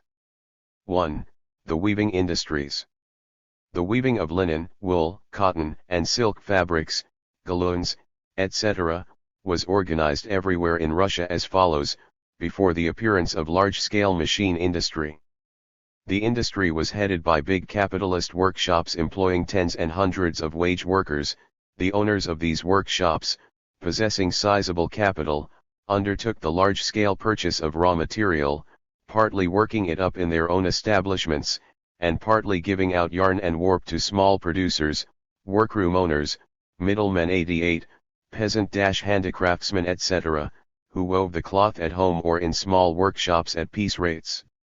The work itself was done by hand, and the following operations were distributed among the workers: 1. Yarn dyeing, 2. Yarn winding, very often women and children specialized in this operation, 3. Yarn fixing, fixers, 4. Weaving, 5. Weft winding for weavers, bobbin hands, mostly children. Sometimes in the big workshops there were special threaders, who threaded the warp through the eyes of the batten and reed. One of labor is usually applied, not only to single operations, but to wares, that is, the weaver's specialties in producing various sorts of cloth. The selection of some operations to be done in the home does not, of course, make any change whatever to the economic structure of this type of industry. The workrooms or homes where the weavers work are simply external departments of the manufactory. The technical basis of such industry is hand production with extensive and systematic division of labor. From the economic point of view, we see here the formation of large capital which controls the purchase of raw materials and the sale of wares on an extremely extensive, national, market, and under whose complete sway are a mass of proletarian weavers, a few large establishments, manufactories in the narrow sense of the term, dominate a mass of small ones. Division of labor leads to the emergence of specialist artisans from among the peasantry. Non-agricultural centers of manufacture arise, such as the village of Ivanovo in Vladimir Gubernia. In 1871 it became the town of Ivanovo-Voznesensk and is now a center of large-scale machine industry. The village of Velikoy in Yaroslavl Gubernia, and many other villages in Moscow, Kostroma, Vladimir, and Yaroslavl Gubernias, which have now turned into factory towns. 2. In our economic literature and statistics, the industry organized in this way is usually split up into two parts: peasants who work in their homes, or in not particularly big workrooms, workshops, etc., are classed under handicraft industry, while the bigger workrooms and workshops are placed among the factories and works, and, moreover, quite fortuitously, since no definitely established and uniformly applied rules exist as to the separation of small establishments from big ones, of workrooms from manufactories, of workers occupied in their homes from workers occupied in the workshop of the capitalist. 3. Naturally, such classification, which places some wage workers on one side, and some masters who hire these very wage workers, in addition to the workers in their establishments, on the other, is nonsense from the scientific viewpoint. Let us illustrate this by detailed data regarding one of the handicraft weaving industries, namely, silk weaving in Vladimir Gubernia. For the silk industry is a typical specimen of capitalist manufacture. Hand labor prevails. Of the total number of establishments, the small ones constitute the majority, 179 out of 313, or 57% of the total, have from 1 to 5 workers, but in greater part they are not independent and are far behind the big ones in their significance to the industry as a whole. Establishments with 20 to 150 workers constitute 8% of the total, 25, but in them 41.5% of the aggregate number of workers are concentrated, and they account for 51% of the total output. Of the total number of workers in the industry, 2,823, there are 2,092 wage workers, i.e., 74.1%. On the job we meet with division of labor both in wares and in individual operations. Weavers are rarely able to make both velvet and satin, the two principal lines in this trade. The division of labor into separate operations within the workshop is most strictly practiced only in the big factories, i.e., manufactories, that employ wage workers. The fully independent proprietors number only 123, who alone buy the raw materials themselves and sell the finished article. they have 242 family workers and employ 2,498 wage workers, who in greater part are paid by the piece, a total, consequently, of 2,740 workers, or 97% of the aggregate number of workers. It is thus clear that the distribution by these manufactory owners, through the medium of middlemen, workroom owners, of work to be done in the home is no special form of industry at all, but is merely one of the operations of capital in manufacture. Mr. Karizomenov rightly observes that the mass of small establishments, 57%, alongside the small number of big ones, 8%, and the insignificant number of workers employed per establishment, 7.5, conceal the true character of the trade, LOCCIT, 39. The specialization characteristic of manufacture is seen here clearly in the separation of the industrialists from agriculture. The land is abandoned, on the one hand by the impoverished weavers, and on the other by the big manufactory owners, and in the formation of a special type of industrial population, who live much more decently than do the agriculturists, and look down upon the mujik, LOCCIT, 106. Our factory statistics have always registered only a very casually selected fraction of this industry. 5. The Galun industry in Moscow Gubernia is capitalist manufacture organized in a quite analogous fashion. 6. Such precisely is the case with regard to the printed calico industry in Kamyshin Uyezd, Saratov Gubernia. According to the directory for 1890, there were here 31 factories with 4,250 workers and output totaling 265,000 rubles, while according to the list there was one work distributing office with 33 workers in the establishment and an output totaling 47,000 rubles. In other words, in 1890 workers employed in the establishment and on the side were lumped together.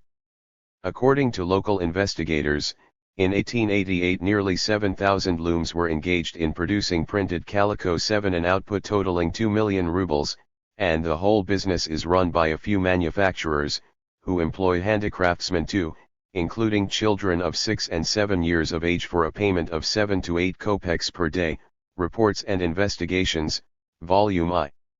8 and so forth. 2. Other branches of the textile industry. The felt trade.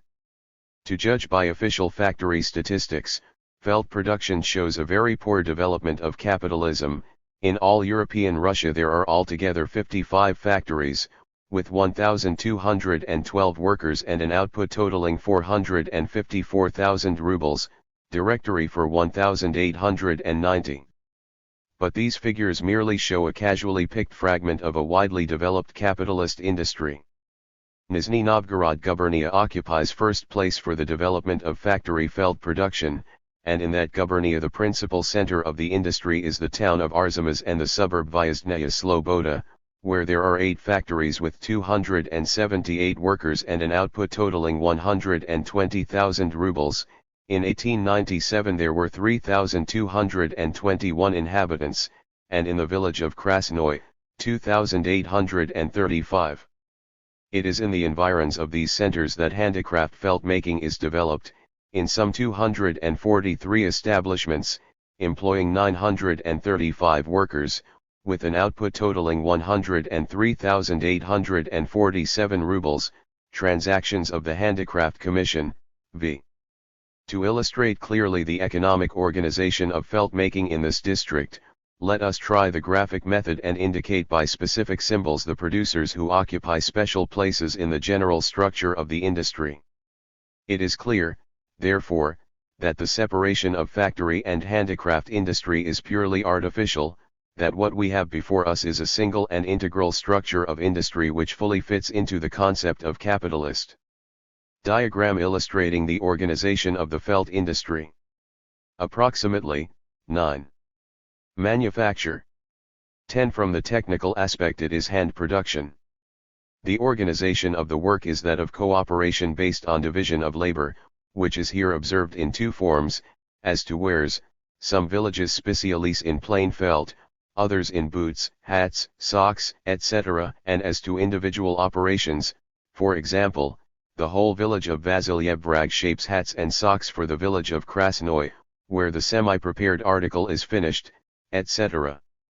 This is capitalist cooperation, for it is headed by big capital, which has created large manufactories and has brought under its sway, by an intricate web of economic relations, a mass of small establishments. The overwhelming majority of the producers have been transformed into workers performing one operation and producing for entrepreneurs under extremely insanitary conditions. 11. The long standing of the industry and the fully established capitalist relations result in the separation of the industrialists from agriculture. In the village of Krasnoy, agriculture is in utter ruin, and the life of the inhabitants differs from that of the agricultural population. 12. Quite analogous is the organization of the felt industry in a number of other districts. In 363 village communities of Semyonovo Uyezd in the same gubernia, the industry in 1889 was carried on by 3,180 households, with 4,038 persons working. Of 3,946 workers, only 752 worked for the market, 576 were wage workers and 2,618 worked for masters on the basis, in greater part, of using the latter's materials. 189 households gave out work to 1,805 households. The big owners have workshops with as many as 25 wage workers, and buy wool to a value of some 10,000 rubles per year. 13. The big owners are called thousanders. Their turnover runs to from 5,000 to 100,000 rubles, they have their own wool warehouses, and their own booths for the sale of wares. 14. For Kazan gubernia the list gives 5 felt factories, with 122 workers and an output totaling 48,000 rubles, as well as 60 outside workers. Evidently the latter are also included among the handicraftsmen, concerning whom we read that they often work for buyers up and that there are establishments having 60 workers. 15 of 29 felt factories in Kostroma gubernia, 28 are concentrated in Kinchma Uyezd, and have 593 workers employed in the establishments and 458 outside. List, pages 68 to 70, 2 of the enterprises have only outside workers. Steam engines already appear. From the transactions of the Handicraft Commission, 15, we learn that out of a total of 3,908 wool carders and felt makers in this gubernia, 2,008 are concentrated in Kinchma Uyezd. The Kostroma felt makers are in greater part dependent or work for wages in extremely insanitary workshops. 16. In Kalyazin Uyezd, Tver gubernia, we find, on the one hand, that home work is done for factory owners, list, 113, and, on the other, that precisely this Uyezd is a center of handicraft felt makers, as many as 3,000 of them come from this Uyezd, passing through the wasteland called Tsimniak. In the 60s it was the site of Alexeyev's cloth mill, and forming an enormous labor market of wool carders and felt makers. 17. In Yaroslavl gubernia outside work for factory owners is so done, list, 115, and there are handicraftsmen who work for merchant proprietors, using the latter's wool, etc. 3. The hat and cap and hemp and rope trades. Above we gave statistics for the hat industry of Moscow gubernia. 18. They show that 2/3 of the total output and of the total number of workers are concentrated in 18 establishments, which have an average of 15.6 wage workers. 19. The handicraft hat makers perform only part of the hat making operations, they make the shapes, which are sold to Moscow merchants who have their own finishing establishments. On the other hand, clippers, women who clip the down, work at home for the handicraft hat makers. Thus, all in all, we find here capitalist cooperation based on division of labor and entangled in a whole network of diverse forms of economic dependence. In the center of the industry, the village of Kolnovo, Podolsk Uyezd, the separation of the industrialists, mainly wage workers, from agriculture 20 is clearly to be seen. Together with the rise in the level of the population's requirements, they live more decently, dress in calico and even in cloth, buy samovars, abandon ancient customs, etc., thereby evoking the bitter complaints of the local admirers of old times. 21. The new era even occasioned the appearance of migratory hat makers. A typical example of capitalist manufacture is the cap industry in the village of Malvidino, Buyezd, Kostroma Gubernia. 22. The principal occupation in the village of Malvidino and in 36 hamlets is the cap industry. Agriculture is being abandoned. Since 1861 the industry has greatly developed, sewing machines have become widely used. In Malvidino 10 workshops are busy all year round with 5 to 25 male and 1 to 5 female workers each. The best workshop has a turnover of about 100,000 rubles per annum. 23. Work is also distributed to homes, for example, materials for the crowns are made by women in their homes. Division of labor cripples the workers, who work under the most insanitary conditions and usually contract tuberculosis. The lengthy existence of the industry, for over 200 years, has produced highly skilled craftsmen. The Malvidino craftsmen are known in the big cities and in the remote outer regions. The center of the hemp industry in the Medinuyezd, Kalyuga Gubernia, is the village of Polotniany Zavod. This is a large village. According to the census of 1897 it had 3,685 inhabitants, with a population that is landless and highly industrial, over 1,000 handicraftsmen. It is the center of the handicraft industries of Medinuyezd. 24. The hemp industry is organized in the following way: the big proprietors, of whom there are 3, the biggest being Yerokin, have workshops employing wage workers and circulating capital of more or less considerable dimensions for purchasing raw materials.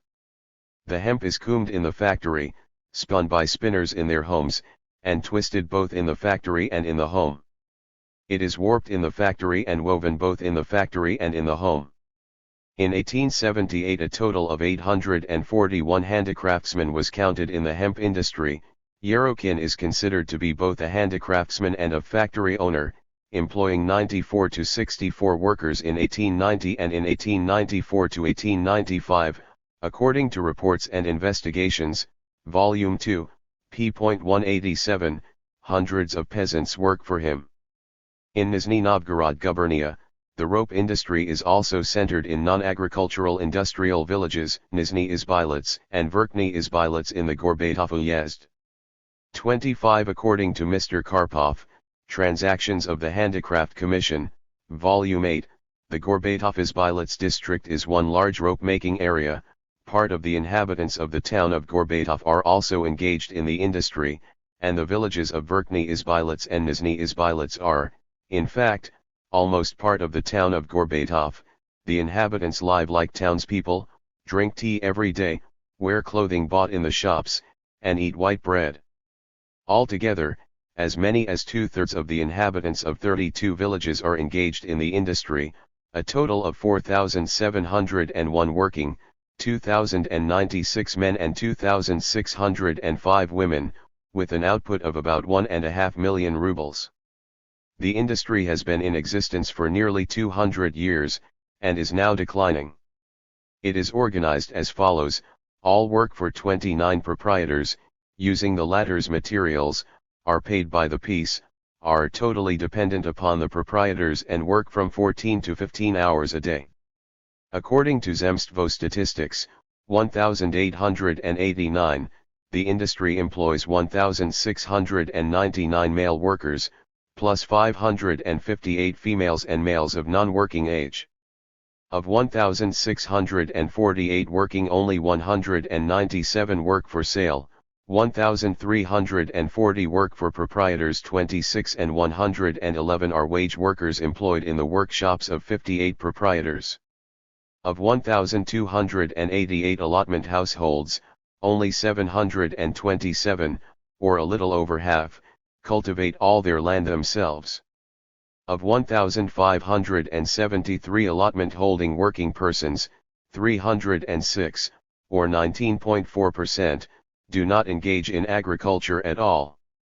Turning to the question as to who these proprietors are, we must pass from the sphere of handicraft industry to that of factory industry.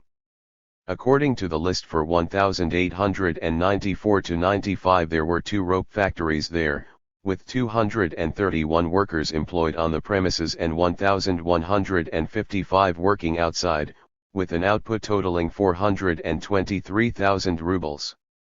Both these establishments have installed motors, which they did not have either in 1879 or in 1890, and we therefore clearly see here the transition from capitalist manufacture to capitalist machine industry, and the transformation of handicraft work distributors and buyers up into real factory owners.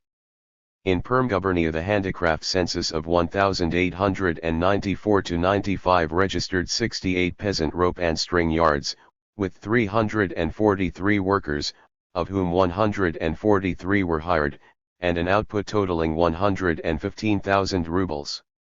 27 These small establishments are headed by big manufactories, which are reckoned together, viz., 6 owners employ 101 workers, 91 hired, and have an output totaling 81,000 rubles.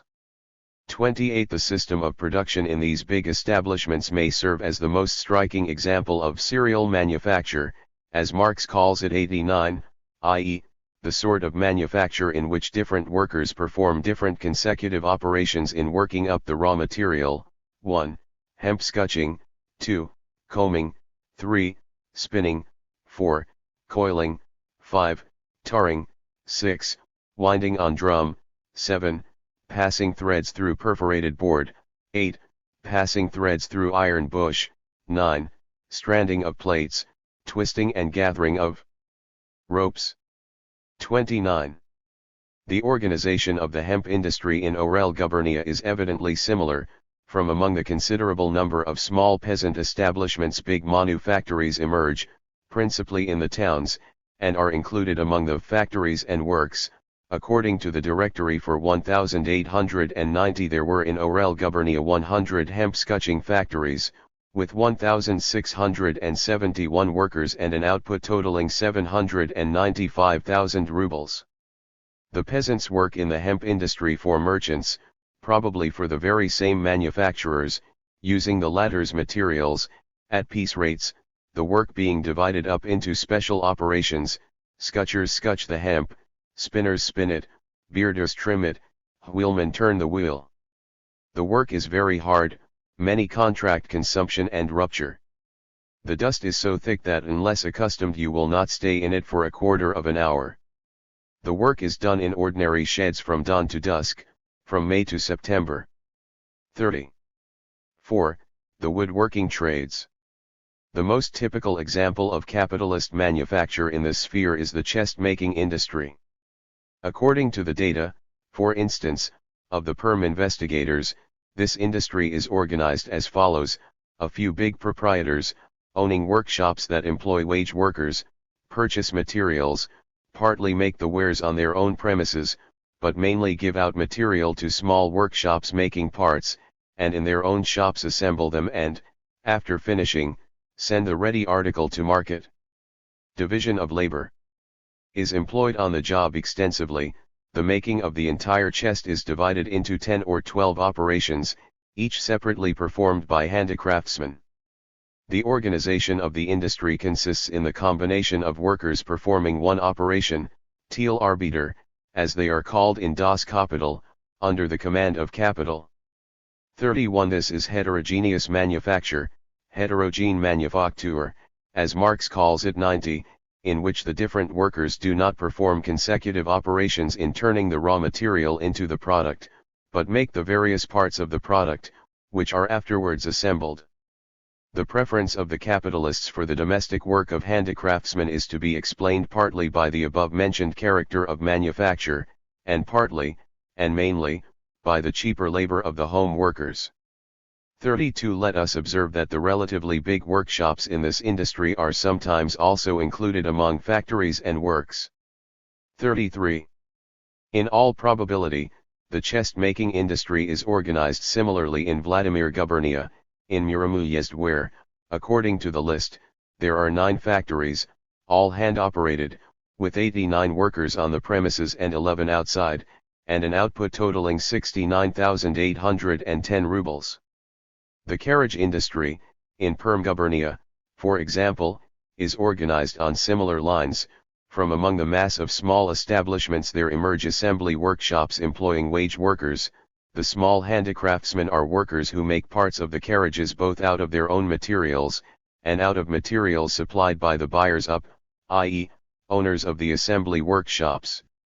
34 We read about the Poltava handicraft carriage builders that in the suburb of Arden there are workshops that employ wage workers and also distribute work to homes, the bigger masters having as many as 20 outside workers. 35 In Kazan Gubernia, division of labor as to wares is to be observed in the building of town carriages, some villages specialis in sleighs, others in wheeled vehicles, etc. The town carriages, completely assembled in the villages, but without the metal work, wheels, or shafts, are sent to Kazan merchant customers, who in turn send them to blacksmiths for the metal work. The carriages are then sent back again to the shops and workshops in the town, where they are finished off, i.e., are upholstered and painted. Kazan, where town carriages were formerly iron-mounted, gradually passed this work on to handicraftsmen, who work at home for a smaller payment than do the town craftsmen. 36 Hence, capital prefers to distribute work to home workers because this reduces the cost of labor power. The organization of the carriage industry, as is evident from the data quoted, constitutes, in the majority of cases, a system of handicraftsmen making parts, who are under the sway of capital. The large industrial village of Vorontsovka, Pavlovsk Uyezd, Voronezh Gubernia, 9,541 inhabitants in 1897, constitutes, as it were, a single manufactory of wooden articles, Transactions of the Handicraft Commission, etc., Volume 9, article by Reverend M. Popov. Over 800 houses are engaged in the industry, as well as some households in the suburb of Alexandrovka, which has over 5,000 inhabitants. They make carts, tarantasses, wheels, chests, etc., to a total of about 267,000 rubles. Less than one-third are independent masters, hired workers in masters' workshops are rare. 37 The majority work to order for peasant merchants at piece rates. The workers are in debt to the proprietors and are worn out by arduous toil, the people are growing feebler. The inhabitants of the suburb are industrial, not of the rural type, and scarcely engage in agriculture at all, except to work vegetable plots, since their allotments are miserably small. The industry has been long in existence, diverting the population from agriculture and increasingly widening the rift between the rich and the poor. The people subsist on meager food, they dress more smartly than before, but beyond their means, in clothing that is entirely bought. The population has succumbed to the spirit of industry and trade. Nearly all who have no craft carry on some trading. Under the influence of industry and trade, the peasant has, generally speaking, become more unreserved, and this has made him more developed and resourceful. 38. The celebrated wooden spoon industry of the Semyonov Uyezd, Nizhny Novgorod Gubernia, is close to capitalist manufacture in its organization. True, there are no big workshops standing out from among the mass of small workshops and dominating them, but we find a deeply rooted division of labor and the complete subjection of the mass of part-job workers to capital.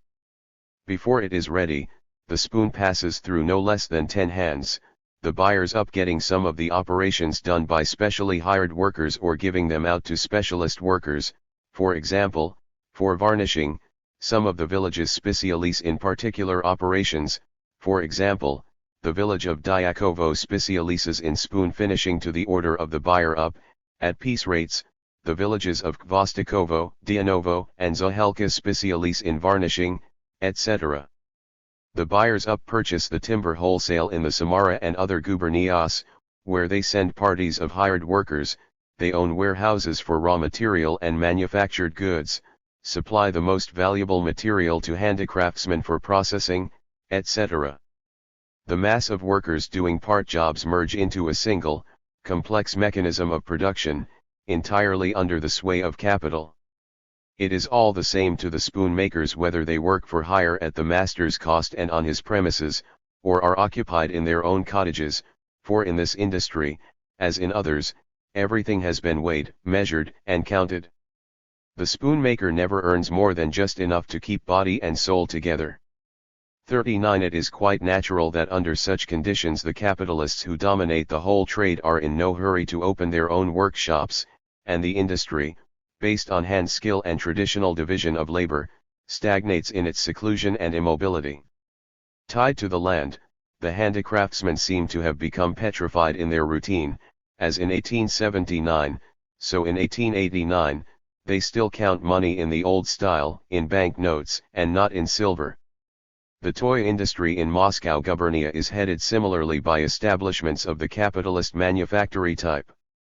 40 of 481 workshops, 20 have over 10 workers each.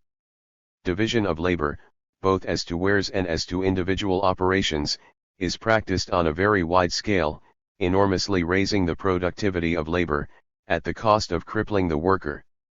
For example, it is estimated that a small workshop yields a return of 26% of the selling price, and a big workshop, one of 58%. 41. Of course, the fixed capital of the big proprietors is also much larger. Technical devices are met with, for example, drying sheds. The center of the industry is a non-agricultural township, the suburb of Sergeyevsky, where there are 1,055 workers out of a total of 1,398, with an output to the amount of 311,000 rubles out of a total of 405,000 rubles. The population, according to the 1897 census, numbers 15,155. The author of the article on this industry, referring to the prevalence of small workshops, etc., considers it more, but still not very, likely that the industry will develop into manufacture rather than into factory industry. In the future, too, he says, the small producers will always be able to compete more or less successfully with large-scale production, LOCCIT, 93. The author forgets that in manufacture the technical basis is always the same hand production that obtains in the small industries, that the division of labor can never be such a decisive advantage that it will entirely eliminate the small producers, particularly if the latter resort to such means as lengthening the working day, etc., and that manufacture is never in a position to embrace the whole of production, but remains a mere superstructure over the mass of small establishments. 5. The processing of livestock produce. The leather and fur trades. The most extensive areas of the leather industry present particularly striking examples of the complete merging of handicraft and factory industry, examples of capitalist manufacture highly developed, in depth and in breadth. What is characteristic is the fact that the gubernias which are conspicuous for the size of their factory leather industry, Vyatka, Nizhny Novgorod, Perm and Tver, are marked by a particular development of handicraft industries in this sphere. In the village of Bogorodskoy, Gorbatov Uyezd, Nizhny Novgorod gubernia, there were, according to the directory for 1,890, 58 factories with 392 workers and an output totaling 547,000 rubles. According to the list for 1,894 to 95 there were 119 works, with 1,499 workers on the premises and 205 outside, and with an output totaling 934,000 rubles, the latter figures covering only the processing of livestock produce, the principal local industry. But these data deal only with the top levels of capitalist manufacture. Mr. Karpov in 1879 computed in this village and its environs over 296 establishments, with 5,669 workers, a large number of whom worked at home for capitalists, and with an output totaling about 1,490,000 rubles 42 in the following industries: tanning, shingle gluing, basket weaving, for packing goods, harness making, horse collar making, mitten making and, standing by itself, pottery. The Zemstvo census of 1,889 listed 4,401 industrialists for this district, and of 1,842 workers for whom detailed information is given, 1,119 work for hire in other people's workshops and 405 work at home for masters. 43 Bogorodskoye, with its population of 8,000, is a huge tannery in continuous operation. 44 To be more precise, it is a serial manufactory controlled by a few big capitalists who buy the raw materials, tan the hides, and turn them into a variety of articles, hiring several thousand absolutely propertyless workers for the job and ruling over the small establishments. 45 This industry has had a very long existence, since the 17th century.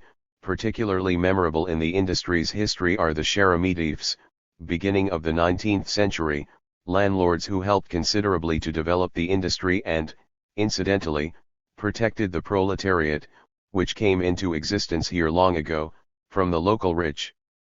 After 1861 the industry greatly developed, and particularly did big establishments grow at the expense of the small ones. Centuries of industrial activity produced from among the population remarkably skilled craftsmen who have carried the trade all over Russia. The firmly rooted capitalist relations have led to the separation of industry from agriculture. Hardly any farming is done in Bogorodskoye village itself, which, on the contrary, divorces neighboring peasants who move into this town from the land. 46 Mr. Karpov notes in this village a complete absence of peasant characteristics among the inhabitants, so that you would never think you were in a village and not a town. This village leaves Gorbatov and all the other uyezd towns of Nizhny Novgorod gubernia far behind, with the exception, perhaps, of Arzamas. It is one of the considerable commercial and industrial centers in the gubernia, and its industry and commerce run into the millions. The radius of the industrial and commercial influence of Bogorodskoye is very wide, but most closely connected with the industry of Bogorodskoye is that of its environs within a radius of 10 to 12 versts. These industrial environs are, as it were, a continuation of Bogorodskoye itself. The inhabitants of Bogorodskoye do not in the least resemble the ordinary, raw mujiks. They are artisans of the burgher type, shrewd, experienced people, who look down on the peasants. The manner of life and the ethical standards of the Bogorodskoye inhabitants are completely urban. To this we must add that the industrial villages of Gorbatov uyezd are marked by a relatively high level of literacy among the population. Thus, the percentage of literate and student men and women is, in the villages of Pavlovo, Bogorodskoye, and Vorzma, 37.8% and 20% respectively, as against 21.5% and 4.4% in the rest of the uyezd. See Zemstvo statistical material. Quite analogous, only on a smaller scale, are the relations in the leather processing industries of the villages of Katenki and Gorodets, Balakna uyezd, Bolshoy Murashkino, Nyajinin uyezd, Urano, Vasil uyezd, and Tubaneivka, Spaskoy, Vatras, and Ladishika in the same uyezd. These are similar non-agricultural centers with a ring of surrounding agricultural villages, and with similar diverse industries and numerous small establishments, and also workers in the home, subordinated to big entrepreneurs, whose capitalist workshops are occasionally included among factories and works. 47 Without going into statistical details, which will provide nothing new compared with what has already been said, let us merely quote the following extremely interesting description of the village of Katenki. 48. A certain patriarchal simplicity in the relations between masters and workmen, which, however, is not so noticeable at first sight and is, unfortunately, disappearing increasingly every year, testifies to the handicraft character of the industries. It is only recently that the factory character both of the industries and of the population has begun to be observed, under the influence, in particular, of the town, intercourse with which has been facilitated by the inauguration of the steamboat service. Today the village looks like a regular industrial township. There is no sign of agriculture whatever. The houses are built close together as in the towns, the fine brick houses of the rich, and alongside of them the miserable hovels of the poor. the long wooden and brick buildings of the factories crowded in the middle of the village. All this sharply distinguishes Katenki from the neighboring villages and clearly points to the industrial character of the local population. The inhabitants themselves possess features of character that also call to mind the type of factory hand who has already taken shape in Russia, a certain showiness in house furniture, in clothes and manners, spendthrift habits of life in most cases, and little care for the morrow, a forwardness and often affectation in speech, a certain superciliousness towards the country yokel. All these features are possessed by them in common with all Russian factory people. 49. In the town of Arzamas, Nizhny Novgorod Gubernia, the factory statistics listed in 1890 a total of 6 tanneries, employing 64 workers. Directory: this is only a small fraction of the capitalist manufacture which embraces the fur, boot making and other industries. The same factories employ workers in the home, both in the town of Arzamas, in 1878, estimated at 400, and in 5 suburban villages where out of the 360 furrier households, 330 work for Arzamas merchants, using their materials and working 14 hours a day for 6 to 9 rubles per month 50, that is why the furriers are pallid, feeble and degenerating folk. In the suburb of Vyazdnaya Sloboda, of the 600 bootmaker households, 500 work for masters, from whom they receive the cut-out leather. The industry is of long standing, being about 200 years old, and is still growing and developing. The inhabitants hardly engage in agriculture at all, their whole manner of life is purely urban, and they live in grand style. The same applies to the furrier villages mentioned above, the inhabitants of which look down with disdain upon the peasant and call him a country bumpkin. 51. We find exactly the same thing in Vyatka Gubernia. The Vyatka and Slobodskoye Uyezds are centers both of factory and of handicraft leather and fur trades. In the Vyatka Uyezd, the handicraft tanneries are concentrated on the outskirts of the town and supplement the industrial activities of the big works. 52. For example, by working for the big owners, working for the latter also, in the majority of cases, are the handicraft harness makers and glue makers. The fur factory owners have hundreds working for them in the home, sewing sheepskins, etc. This is just a single capitalist manufactory with branches: sheepskin dressing and sheepskin coat making, leather and harness, etc. Still more striking are the relations existing in the Slobodskoye Uyezd. The center of the industries is the suburb of Demyanka. Here we see a small number of big factory owners, 53 at the head of handicraft tanners, numbering 870, boot and mitten makers, 855, sheepskin dressers, 940, and tailors, 309 make short sheepskin coats to order from capitalists. Generally speaking, such organization of the production of leather goods is evidently very widespread. Thus, in the town of Saraypul, Vyatka Gubernia, the list gives 6 tanneries, also making footwear, which employ, in addition to 214 workers on the premises, 1,080 outside workers, p. 495. What would become of our handicraftsmen, those representatives of people's industry who are depicted in such bright hues by all sorts of Manilovs, if all the Russian merchants and factory owners were to compute with equal detail and precision the outside workers employed by them? 54. Reference should be made here to the industrial village of Raskazovo, Tambov Uyezd, Tambov Gubernia.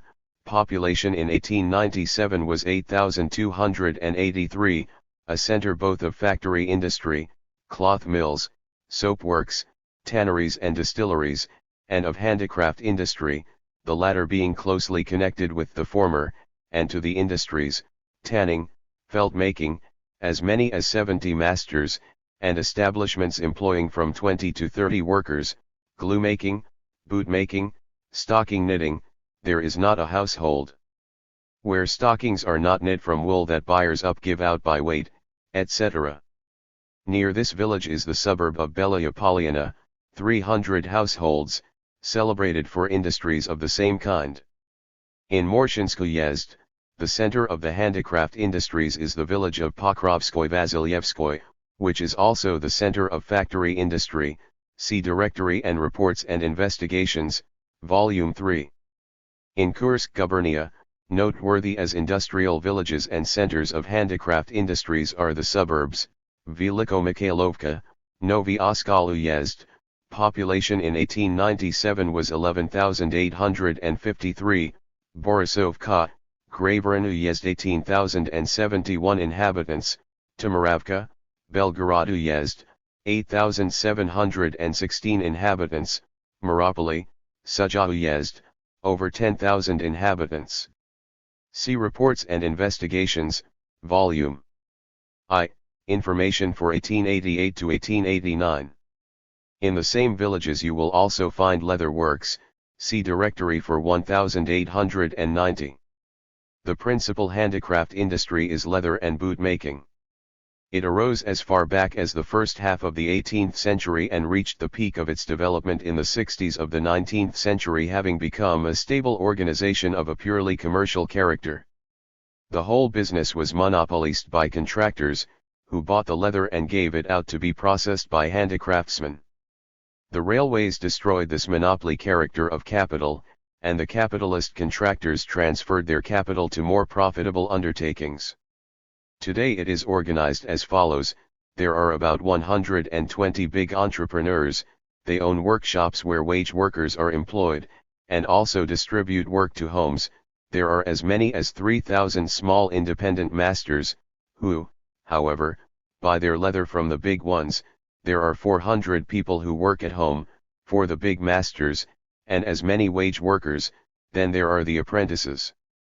The total number of bootmakers is over 4,000.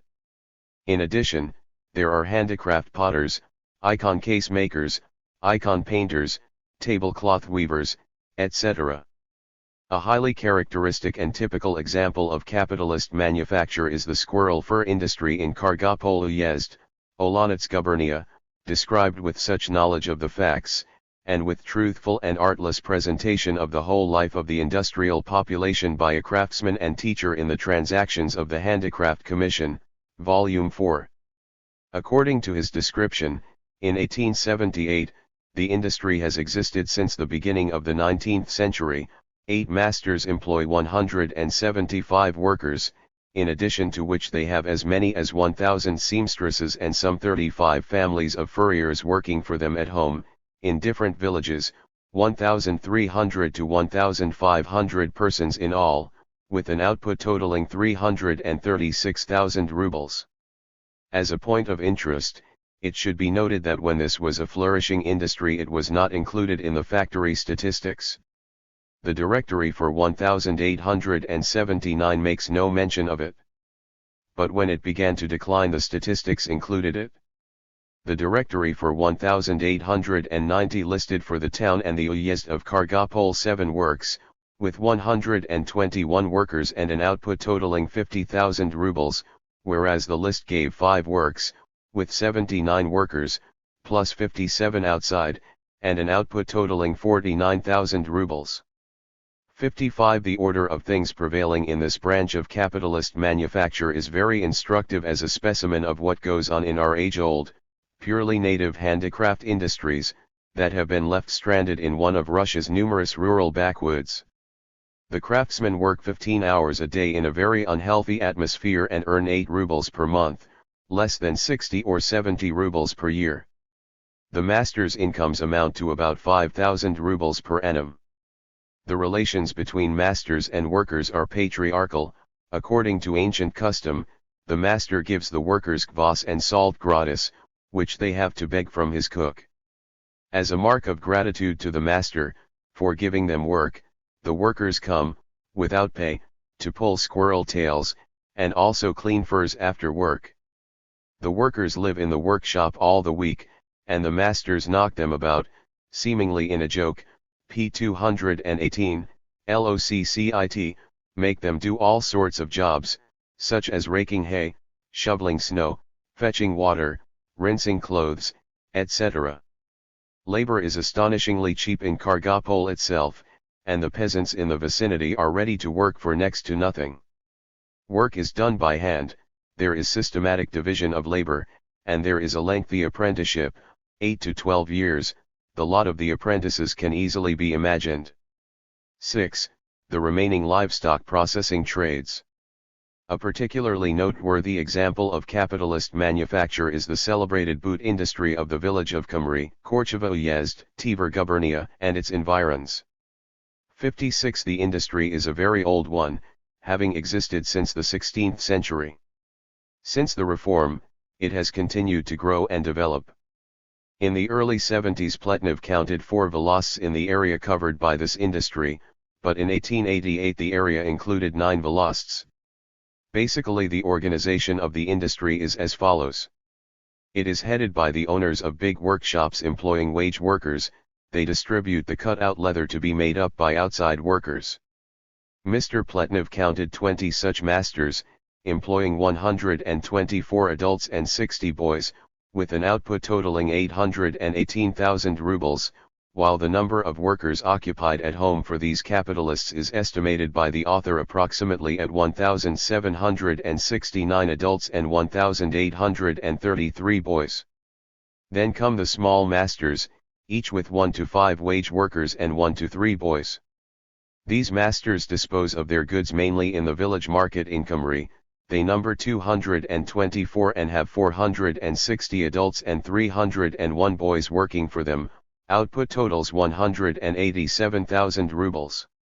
Hence, there are 244 masters altogether, employing 2,353 adults, of whom 1,769 work at home, and 2,194 boys, of whom 1,833 work at home, with an output totaling 1,005,000 rubles.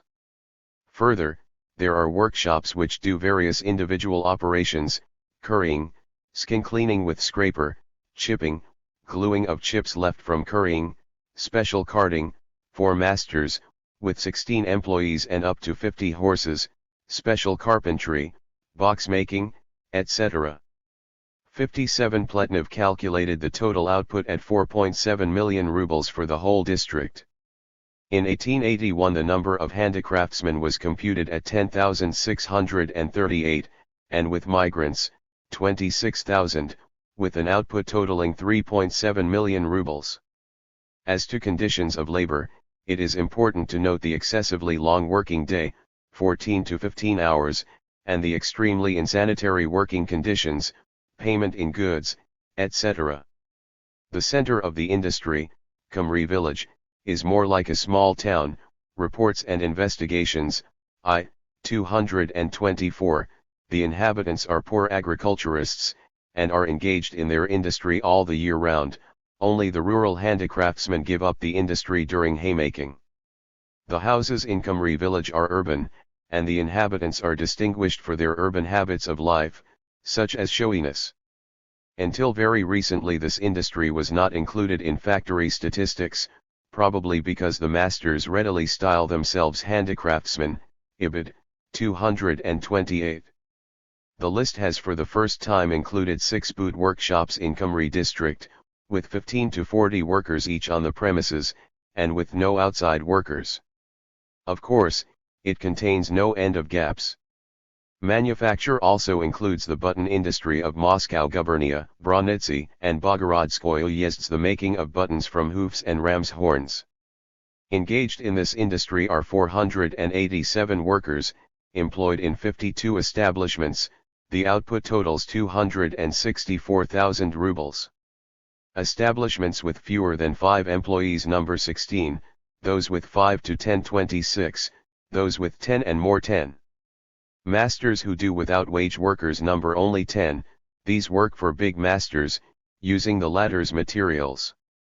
Only the big industrialists, who, as is evident from the figures given, should have from 17 to 21 workers per establishment, are quite independent. It is they, evidently, who figure in the directory as factory owners. CP 291, 2 establishments with an output totaling 4,000 rubles and with 73 workers. This is serial manufacture. The horns are first steamed in what is called the smithy, a wooden hut with a furnace, then they are passed on to the workshop where they are cut up, after which they go to a stamping press, where the pattern is imprinted, and, lastly, are finished and polished on lathes. The industry has its apprentices. The working day is 14 hours. Payment in goods is a regular thing. The relations between masters and men are patriarchal, as seen in the following: the master calls the workers boys, and the pay book is called the boys' book. When the master pays the workers, he lectures them and never grants in full their requests for payment. The horn industry, which is included in our table of small industries, Appendix I to Chapter V, Industries NOS 31 and 33, is also of the same type. Handicraftsmen employing dozens of wage workers figure also in the directory as factory owners, p. 291. Division of labor is practiced. Work is also given out to home workers, horn trimmers. The center of the industry in Bogorodsky Uyezd is the big village of Koteyichi, where agriculture is receding into the background. Population in 1897 was 2,494. The Moscow Zemstvo publication stated quite rightly, Handicraft Industries of Bogorodsky Uyezd, Moscow Gubernia, in 1890, that this village is nothing but a large comb manufactory, p. 24, are italics. In 1890, over 500 industrialists were counted in this village, with an output of from 3.5 to 5.5 million combs. More often than not, the horn dealer is also a buyer up of finished goods, and in many cases a big comb maker as well.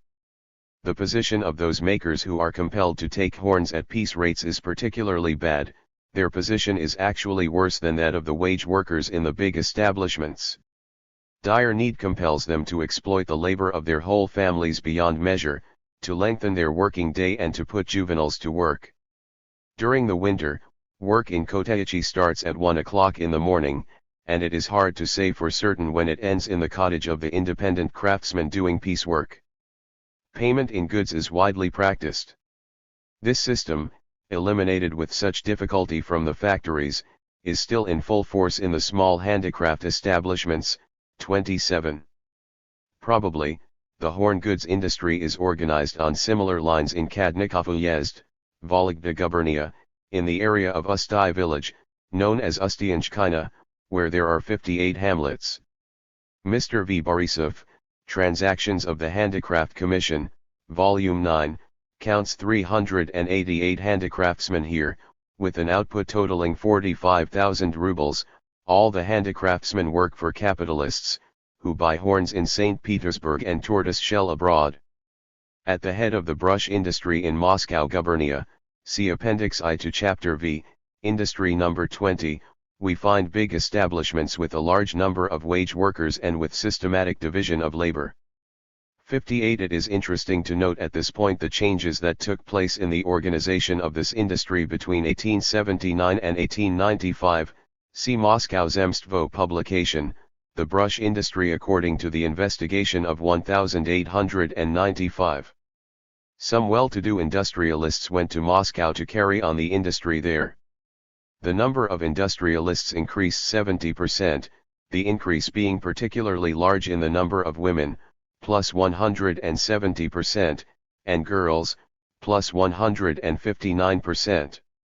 The number of big workshops with wage workers diminished, the proportion of establishments with wage workers dropped from 62% to 39%. This was due to the fact that the masters began to distribute work to be done in the home. The introduction into general use of the drilling machine, for making holes in brush blocks, accelerated and facilitated one of the main processes in brush making. The demand for setters, craftsmen who set bristle in the block, increased, and this operation, which became increasingly specialized, fell to the lot of women, their labor being cheaper. The women began to work at home setting bristle, and were paid by the piece. Thus, the growing resort to domestic industry was caused in this case by progress in technique, drilling machine, progress in division of labor, the women do nothing but set bristle, and progress in capitalist exploitation, the labor of women and girls being cheaper.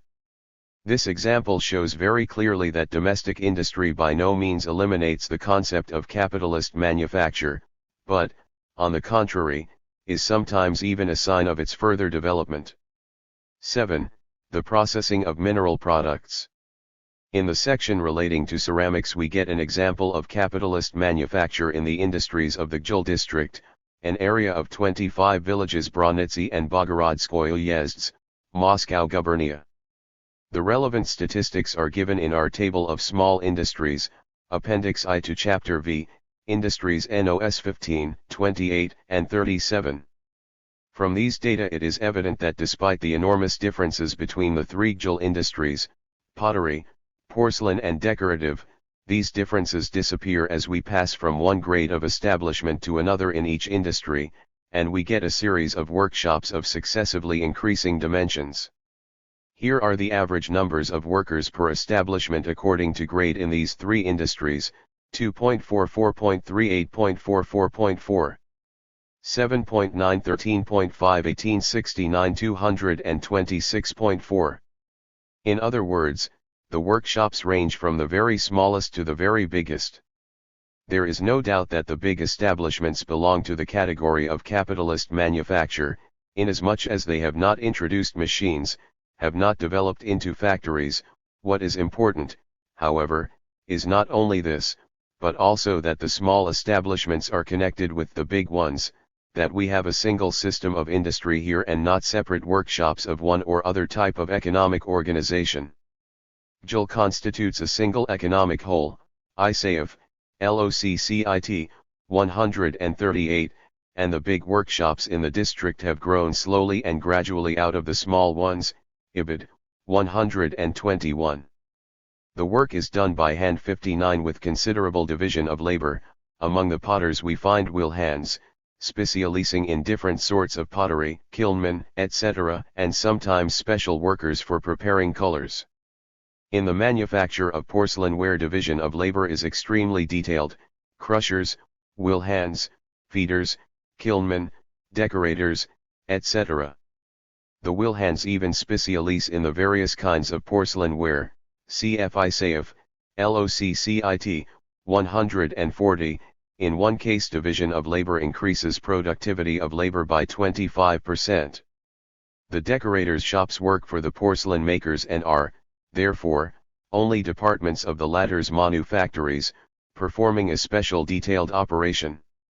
It is characteristic of developed capitalist manufacture that physical strength itself becomes a specialty. Thus, in Gjul, some of the villages are engaged, almost to a man, in clay digging, for heavy work not requiring special skill.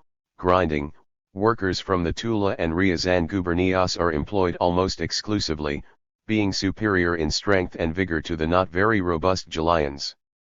Payment in goods is widely practiced. Agriculture is in a bad way.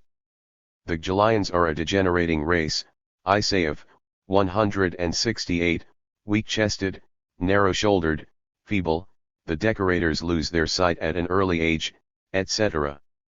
Capitalist division of labor breaks up the worker and deforms him. The working day is from 12 to 13 hours. 8. The metal trades. The Pavlovo industries. The celebrated Pavlovo lock and cutlery industries cover the whole of Gorbatov Uyezd, Nizhny Novgorod Gubernia, and Murom Uyezd, Vladimir Gubernia. These industries originated very long ago.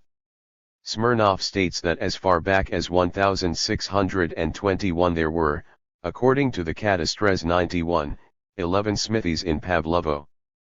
By the middle of the 19th century these industries constituted a far-flung network of fully developed capitalist relations. After the reform, the industries in this district continued to develop and expand.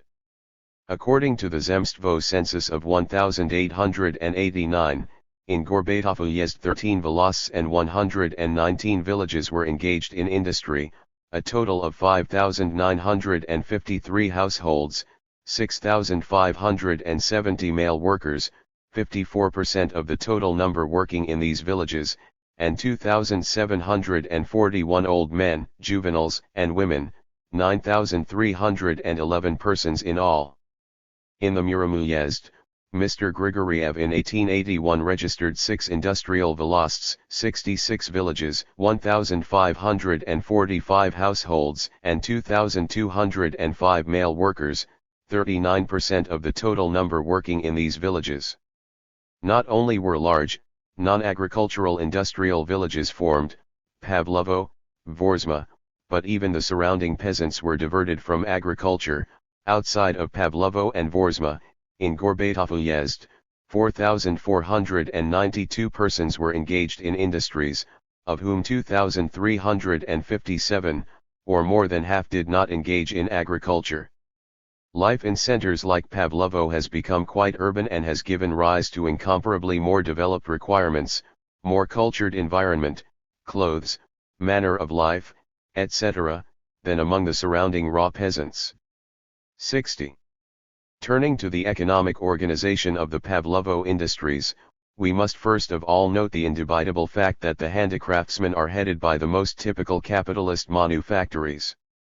For example, in the Zavielov's establishment, which already in the 60s employed over 100 workers at the bench and has now introduced a steam engine, a penknife passes through 8 or 9 hands, the forger, blade maker, handle maker, usually an outside worker, hardener, facer, polisher, finisher, grinder and marker.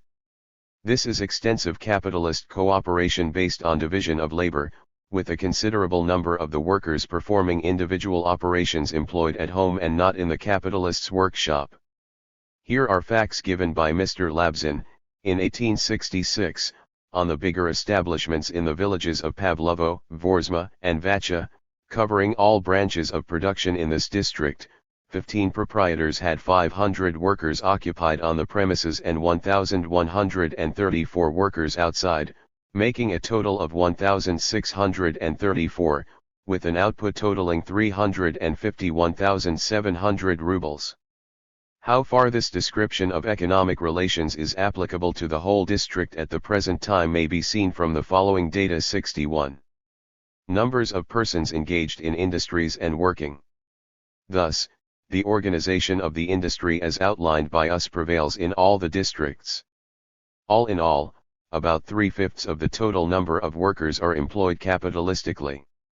Here too, consequently, we find manufacture predominating in the general structure of the industry. 62 and holding masses of workers under its sway, without, however, being able to eradicate small production. The relative tenacity of the latter is fully explained, firstly, by the fact that in some branches of the Pavlovo industry mechanized production has not yet been introduced at all, for instance, in lock-making, and, secondly, by the fact that the small producer tries to save himself from sinking by resorting to means that cause him to sink far lower than the wage worker. These means are, lengthening the working day, and reducing the standard of living and of general requirements. The earnings of the group of handicraftsmen who work for proprietors are less subject to fluctuation. Grigoriev, LOCCIT, 65, at Zavielov's, for example, the lowest paid worker is the handle maker. He works at home, and that is why he is satisfied with lower earnings. 68. The handicraftsmen who work for factory owners are able to earn somewhat more than the average earnings of the one who takes his products to the market. Larger earnings are particularly noticeable among the workers who live in the factories. 70. 63. The working day in the factories is from 14.5 to 15 hours, with a maximum of 16 hours. The working day of the home-working handicraftsman, on the other hand, is never less than 17 hours and sometimes as much as 18 and even 19 hours, ibid. It would not be in the least surprising if the law of June 2, 1897-92 caused an increase here in homework. It is high time these handicraftsmen directed their efforts towards compelling the proprietors to organize factories. Let the reader also recall the notorious Pavlovo loan purchase, exchange, wife-pawning and similar forms of bondage and personal degradation which grind down the quasi-independent small producer. 64. Fortunately, rapidly developing large-scale machine industry does not so readily tolerate these worst forms of exploitation as manufacture does. Running ahead a little, Let us quote data on the growth of factory production in this district. 65. Growth of factory production. We thus see that ever-increasing numbers of workers are being drawn into large establishments, which are going over to the use of machines. 66. 9. Other metal trades. The industries of Bivadnoye village, Nizhny Novgorod gubernia, and Uyezd also come under the head of capitalist manufacture. This is also an industrial village, the majority of whose inhabitants do not engage in agriculture at all, and which serves as the center of an industrial area of several villages. According to the Zemstvo census of 1889, Material, Volume 8, Nizhny Novgorod, 1895, in the Bivadnoye Volast, 581 households, 67.3% of the households cultivated no land, 78.3% had no horses, 82.4% engaged in industries, and 57.7% had literate persons and school children in the family, as against an average for the Uyezd of 44.6%. The Bivadnoye industries are devoted to the production of various metal goods, chains, fish hooks, and metal fabrics. The output was estimated at 2.5 million rubles in 1883-67 and 1.5 million rubles in 1888-89. 68. The organization of the industry is as follows: work for proprietors, using their materials, which is distributed among a number of workers performing single operations and done partly in the employer's workshops and partly in the home. For example, in the making of fish hooks the various operations are performed by benders, cutters, who work in a special shed, and pointers, women and children who sharpen the hook points in their homes. All these work at piece rates for the capitalist, while the bender gives out work on his own account to the cutters and pointers. Metal wire is now done by horse-driven windlasses. Formerly the wire was drawn by blind men, who were brought here in large numbers. One of the specialties of capitalist manufacture. The conditions under which this work is done differ very much from those in all the other trades. People have to work in a stifling atmosphere filled with the harmful vapors emanating from accumulated horse dung.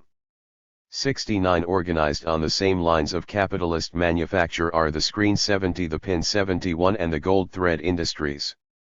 72. In the last named industry at the beginning of the 80s there were 66 establishments, employing 670 workers, of whom 79% were hired, with an output totaling 368,500 rubles. Some of these capitalist establishments were occasionally also included among the factories and works. 73.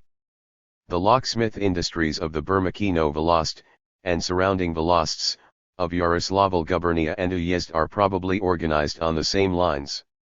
At all events, here we observe the same division of labor, blacksmiths, blowers, and locksmiths, the same extensive development of wage labor, of 307 smithies in the Bermakino Volast, 231 employ wage workers, the same predominance of big capital over all these detail workers. The buyers up are at the top, the blacksmiths work for them, and the locksmiths for the blacksmiths, the same combination of the buying up of wares with the production of wares in capitalist workshops, some of which are occasionally included among the factories and works. 74.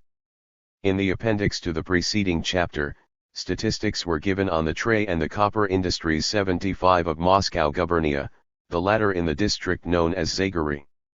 The data show that wage labor plays a predominant part in these industries, that the industries are headed by large workshops employing an average of from 18 to 23 wage workers per establishment, with an average output of from 16,000 to 17,000 rubles. If we add to this that division of labor is very widely practiced here 76, it will be clear that what we have is capitalist manufacture. 77. The small industrial units, which are an anomaly under the existing conditions of technique and division of labor, can only hold out alongside the big workshops by lengthening the working day to the utmost. ISAF, LOCCIT, P33, among the tray makers, for example, for as long as 19 hours. The ordinary working day here is from 13 to 15 hours, with the small proprietors it is from 16 to 17 hours. Payment in goods is widely practiced, both in 1876 and in 1890. 78. Let us add that the lengthy existence of this industry, it arose at the beginning of the 19th century, at the latest, and extensive specialization have, in this case too, produced highly skilled workers. The Zagorians are famed for their craftsmanship. Specialties have also sprung up in the industry which need no preliminary training and are within the grasp of even underage workers. This very possibility, Mr. Isaev rightly observes, of becoming an underage worker at once and acquiring a trade, as it were, without having to study, indicates that the handicraft spirit, which demands the training of labor power, is disappearing. The simplicity of many of the detailed operations is a symptom of the transition of handicraft to manufacture, LOCCIT, 34. Let us only observe that to a certain degree the handicraft spirit always remains in manufacture, for its basis is the same hand production. 10. The jewelry, samovar and accordion trades. The village of Krasnoye, Kostroma gubernia, and Uyezd, is one of the industrial villages usually held up as centers of our people's capitalist manufacture. This large village, in 1897 it had 2,612 inhabitants, is purely urban in character. The inhabitants live like townspeople and, with very few exceptions, do not engage in agriculture. Krasnoye is the center of the jewelry industry which covers 4 volosts and 51 villages, including Sidorovskoye Volost of Nerekta Uyezd, and in them 735 households and about 1,706 workers.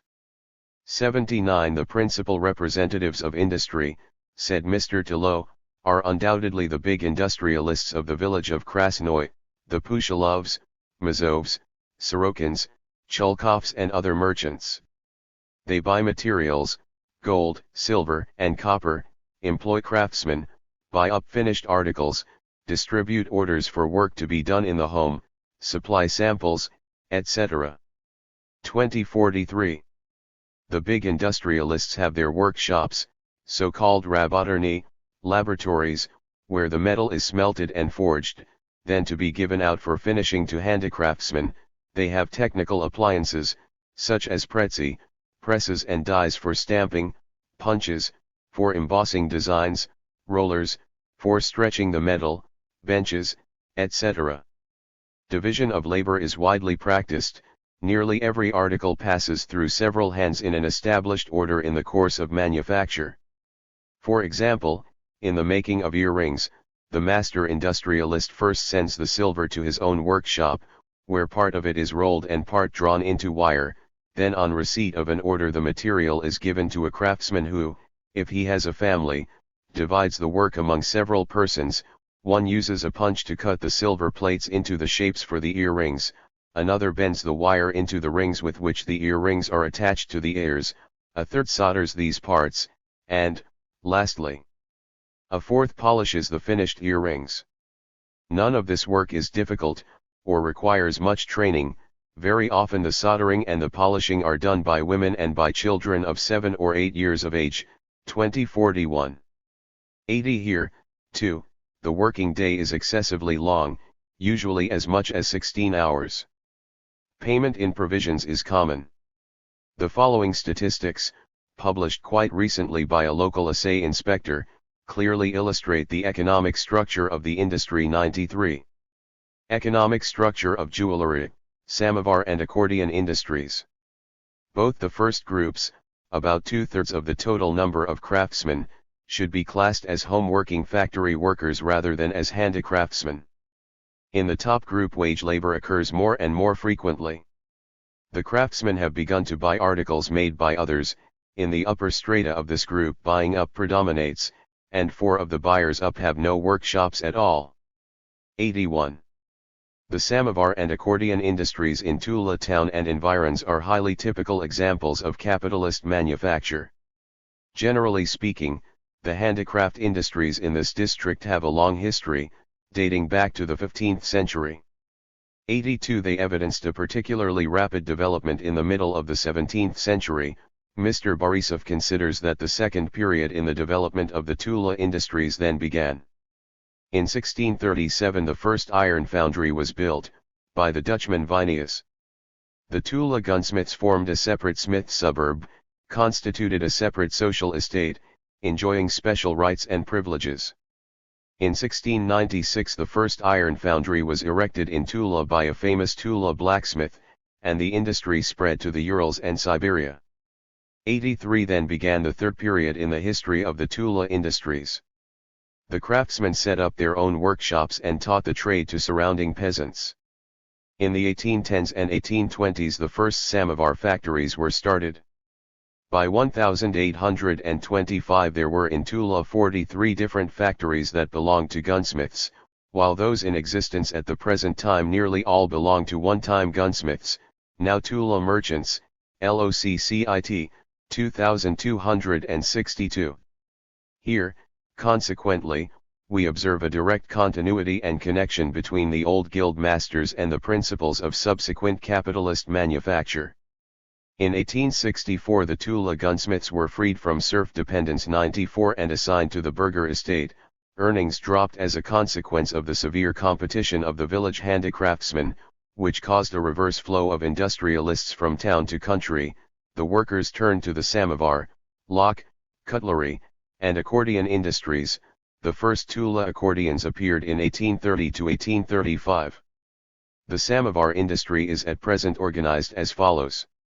It is headed by big capitalists who own workshops employing tens and hundreds of wage workers, but they also distribute many separate operations to be done by workers, urban and rural, in their homes. Those who perform these operations sometimes still have their own workshops and employ wage workers. Naturally, side by side with the big there are small workshops, with all the consecutive stages of dependence upon the capitalists. Division of labor is the general basis of the whole structure of this trade. The process of samovar making is divided into the following separate operations: 1. Rolling the copper sheets into tubes, tubing; 2. Soldering the tubes; 3. Filing the seams; 4. Fitting the bottoms; 5. Beating out the shapes; 6. Cleaning the insides; 7. Turning the bodies and necks; 8. Plating; 9. Press punching the vents in the bottoms and the covers; 10. Assembling the samovars. Further, there are the separate processes of casting the small copper parts, a. Preparing the molds, and b. Casting. 84 Where work is given out to be done in the home, each of these operations may constitute a special handicraft industry. One of these industries was described by Mr. Borisov in Volume 7 of the Transactions of the Handicraft Commission. This industry, samovar tubing, consists in peasants doing at piece rates one of the operations we have described, using merchants' materials. The handicraftsmen left Tula town to work in the countryside after 1861. The cost of living and standard of requirements were lower in the countryside. LOCCIT, p. 893. Mr. Borisov quite rightly attributes this tenacity of the handicraftsmen to the retention of hand labor in the beating out of samovars. It will always be profitable for the manufacturer to employ the village handicraftsman, because he works at from 10 to 20% below the rate of the urban artisan. 916. Mr. Borisov estimated the value of the output of samovars in 1882 at approximately 5 million rubles, the number of workers, handicraftsmen included, totaling from 4,000 to 5,000. In this case also the factory statistics cover only a fraction of capitalist manufacture. The directory for 1879 counted in Tula Gubernia 53 samovar factories, all hand-operated, with 1,479 workers and an output totaling 836,000 rubles. The directory for 1890 gives 162 factories, 2,175 workers, and an output of 1.1 million rubles. The list of firms, however, contains only 50 factories, 1 steam-operated, with 1,326 workers and an output totaling 698,000 rubles. Evidently, some 100 small establishments were in this case classed as factories. Lastly, the list gives the following for 1,894 to 95, 25 factories, 4 steam-operated, 1,202 workers, plus 607 outside, and an output totaling 1,613,000 rubles. In these data neither the number of factories nor the number of workers are comparable, for the reason given above, and also because of the lumping together in previous years of workers on the premises and outside. The only thing beyond doubt is that manufacture is being steadily displaced by large-scale machine industry. In 1879, there were 2 factories with 100 and more workers, in 1890 there were 2, 1 steam-operated, and in 1894 to 95 there were 4, 3 steam-operated. 85. The accordion industry, which is at a lower stage of economic development, is organized in precisely the same way. 86. In the making of accordions there are over 10 separate trades, transactions of the Handicraft Commission. 9. 236. The making of the different parts of an accordion or the performance of some of the operations constitute separate, quasi-independent handicraft industries. When things are quiet all the handicraftsmen work for factories or for more or less big workshops, the owners of which supply them with materials. When, however, there is a brisk demand for accordions, a large number of small producers appear, who buy up parts from the handicraftsmen, assemble them and take the finished articles to the local shops where accordions are very readily purchased. Ibid. Mr. Borisov in 1882 estimated from 2,000 to 3,000 workers in this industry, with an output totaling about 4 million rubles. Factory statistics in 1879 showed 2 factories, with 22 workers and an output totaling 5,000 rubles. In 1890, 19 factories, with 275 workers and an output totaling 82,000 rubles. In 1894 to 95 1 factory, with 23 workers, plus 17 outside, and an output totaling 20,000 rubles. 87 steam engines are not employed at all. All these figure variations indicate a purely haphazard picking of individual establishments which are component parts of the complex organism of capitalist manufacture. Point 3. Technique in manufacture. Division of labor and its significance. Let us now draw conclusions from the foregoing data and see whether they are really indicative of a special stage in the development of capitalism in our industry. The feature common to all the industries we have examined is the retention of hand production and systematic, widely practiced division of labor. The process of production is split up into several single operations performed by different specialist craftsmen. The training of such specialists takes a fairly long time, and therefore a natural concomitant of manufacture is apprenticeship. It is well known that under the general conditions of commodity economy and capitalism this gives rise to the worst forms of personal dependence and exploitation. 1. The disappearance of apprenticeship is connected with the higher development of manufacture and with the advent of large-scale machine industry, when machines reduce the period of training to a minimum or when such simple single operations arise as can be done even by children, see above example of Zagari. The retention of hand production as the basis of manufacture explains its comparative immobility, which is particularly striking when compared with the factory. The development and extension of division of labor proceeds very slowly, so that for whole decades, and even centuries, manufacture retains its form once it has been adopted. As we have seen, quite a number of the industries examined are of quite ancient origin, yet no great changes in methods of production have been observed in the majority of them until recently. As for division of labor, we shall not repeat here the commonly known tenets of theoretical economics concerning the part it plays in the process of development of the productive powers of labor. On the basis of hand production no other progress in technique was possible except by division of labor. 2. Let us merely note the 2 major circumstances that make clear the need for division of labor as a preparatory stage for large-scale machine industry. Firstly, the introduction of machines is possible only when the production process has been split into a number of the simplest, purely mechanical operations. Machines are first used for the simplest operations and their spread to the more complicated processes is very gradual. For example, in weaving, the power loom has long predominated in the production of plain fabrics, whereas silk weaving continues to be carried on mainly by hand.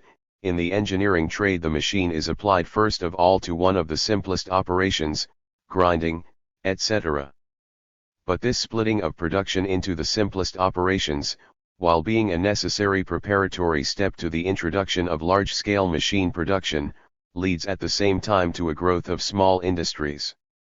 The surrounding population is enabled to perform such detailed operations in its homes, either to order of the manufactory owners, using their materials, bristle setting in brush manufacture, sewing sheepskins, sheepskin coats, mittens, boots, etc., in the leather trade, horn trimming in comb manufacture, samovar tubing, etc., or even independently buying the materials, making certain parts of the product and selling them to the manufacturers, in the hat, carriage, accordion and other industries, etc. It seems paradoxical that the growth of small, sometimes even independent, industries should be an expression of the growth of capitalist manufacture. Nevertheless, it is a fact. The independence of such handicraftsmen is quite fictitious. Their work could not be done, and their product would on occasion even have no use value, if there were no connection with other detailed operations, with other parts of the product. And only big capital, ruling, in one form or another, over a mass of workers performing separate operations was able to and did create this connection. One of the main errors of Narodnik economics is that it ignores or obscures the fact that the handicraftsman performing a single operation is a constituent part of the capitalist manufactory. The second circumstance that must particularly be stressed is that manufacture trains skilled workers. Large-scale machine industry could not have developed so quickly in the post-reform period had it not been preceded by a long period in which manufacture trained workers. For instance, the investigators of the handicraft weaving industry of the Pokrovo Uyezd, Vladimir Gubernia, note the remarkable technical skill and experience of the weavers of Kudykino Velost, where the village of Orakhovo and the famous Morozov mills are situated nowhere. Do we find such intensity of labor? A strict division of labor between the weaver and the bobbin hand is invariably practiced here. The past has imparted to the Kudykinians expert skill in the technique of production, an ability to cope with all sorts of difficulties. For factories cannot be erected in any village and in any number, we read in reference to silk weaving, the factory must follow the weaver into the villages where, due to migratory labor, or, let us add, due to domestic industry, a contingent of proficient workers has been formed. 5 establishments like the St. Petersburg boot factory 10-6 could not have developed so quickly if in the district around Cumry village, say, skilled workers who have now taken to migration had not been developing for centuries, etc. That, incidentally, is why very great importance attaches to the formation by manufacture of a whole number of large districts which specialized in certain trades and trained large numbers of skilled workers. 7. Division of labor in capitalist manufacture disfigures and cripples the worker, including the handicraftsman who makes single parts. It produces virtuosi and cripples, the former as rare exceptions, whose skill arouses the astonishment of investigators 8 and the latter in the shape of the mass of handicraftsmen, weak-chested, with inordinately developed arms, curvature of the spine, 9 etc., etc. 4. The territorial division of labor and the separation of agriculture from industry. Directly connected with division of labor in general is, as has been noted, territorial division of labor, the specialization of certain districts in the production of some one product, of one sort of product and even of a certain part of a product. The predominance of hand production, the existence of a mass of small establishments, the preservation of the workers' connection with the land, the tying of the craftsman to a given trade, all this inevitably gives rise to the seclusion of the different industrial districts of manufacture, Sometimes this local seclusion amounts to complete isolation from the rest of the world, one with which only the merchant masters have dealings. In the following effusion Mr. Kirizomenov underrates the significance of the territorial division of labor. The vast distances of the empire go hand in hand with sharp differences of natural conditions. One locality is rich in timber and wild animals, another in cattle, while a third abounds in clay or iron. These natural features determine the character of industry. The great distances and inconveniences of communication made the transport of raw materials impossible, or extremely costly. As a result, industry had necessarily to nestle where an abundance of raw material was close at hand. Hence the characteristic feature of our industry, the specialization of commodity production in large and compact areas. Yuridikeski Vestnik, LOCCIT, p. 440. Territorial division of labor is not a characteristic feature of our industry, but of manufacture. Both in Russia and in other countries, the small industries did not produce such extensive districts, while the factory broke down their seclusion and facilitated the transfer of establishments and masses of workers to other places. Manufacture not only creates compact areas, but introduces specialization within these areas, division of labor as to wares. The availability of raw materials in the given locality is not at all essential for manufacture, and is hardly even usual for it, for manufacture presupposes fairly wide commercial intercourse. 2. Connected with the above described features of manufacture is the circumstance that this stage of capitalist evolution is marked by a specific form of separation of agriculture from industry. It is no longer the peasant who is the most typical industrialist, but the non-farming artisan, and at the other pole, the merchant and the workshop owner. In most cases, as we have seen, the industries organized on the lines of manufacture have non-agricultural centers, either towns or, much more often, villages, whose inhabitants hardly engage in agriculture at all, and which should be classed as settlements of a commercial and industrial character. The separation of industry from agriculture is here deeply rooted in the technique of manufacture, in its economy, and in the peculiarities of its way of life, or culture. Technique ties the worker to one trade and therefore, on the one hand, renders him unfit for agriculture, physically weak, etc., and, on the other, demands continuous and long pursuit of the craft. The economic structure of manufacture is characterized by a far deeper differentiation among the industrialists than is the case in the small industries, and we have seen that in the small industries, differentiation in industry is paralleled by differentiation in agriculture. With the utter pauperization of the mass of producers, which is a condition and a consequence of manufacture, its working personnel cannot be recruited from among farmers who are at all economically sound. Among the cultural peculiarities of manufacture are, firstly, the very lengthy, sometimes age-old, existence of the industry, which leaves its impress upon the population, and secondly, the higher standard of living of the population. 3. We shall deal with the latter circumstance in greater detail further on, but first let us note that manufacture does not bring about the complete separation of industry from agriculture. Underhand technique. The big establishments cannot eliminate the small ones completely, especially if the small handicraftsmen lengthen their working day and reduce the level of their requirements. Under such conditions, manufacture, as we have seen, even develops the small industries. It is natural, therefore, that in the majority of cases we see around the non-agricultural center of manufacture a whole region of agricultural settlements, the inhabitants of which also engage in industries. Hence, in this respect, too, we find clearly revealed the transitional character of manufacture between small hand production and the factory. If even in the West the manufacturing period of capitalism could not bring about the complete separation of the industrial workers from agriculture, for in Russia, with the preservation of many institutions that tie the peasants to the land, such separation could not but be retarded. Therefore, we repeat, what is most typical of Russian capitalist manufacture is the non-agricultural center which attracts the population of the surrounding villages, the inhabitants of which are semi-agriculturists and semi-industrialists, and dominates these villages. Particularly noteworthy in this connection is the fact of the higher cultural level of the population of such non-agricultural centers.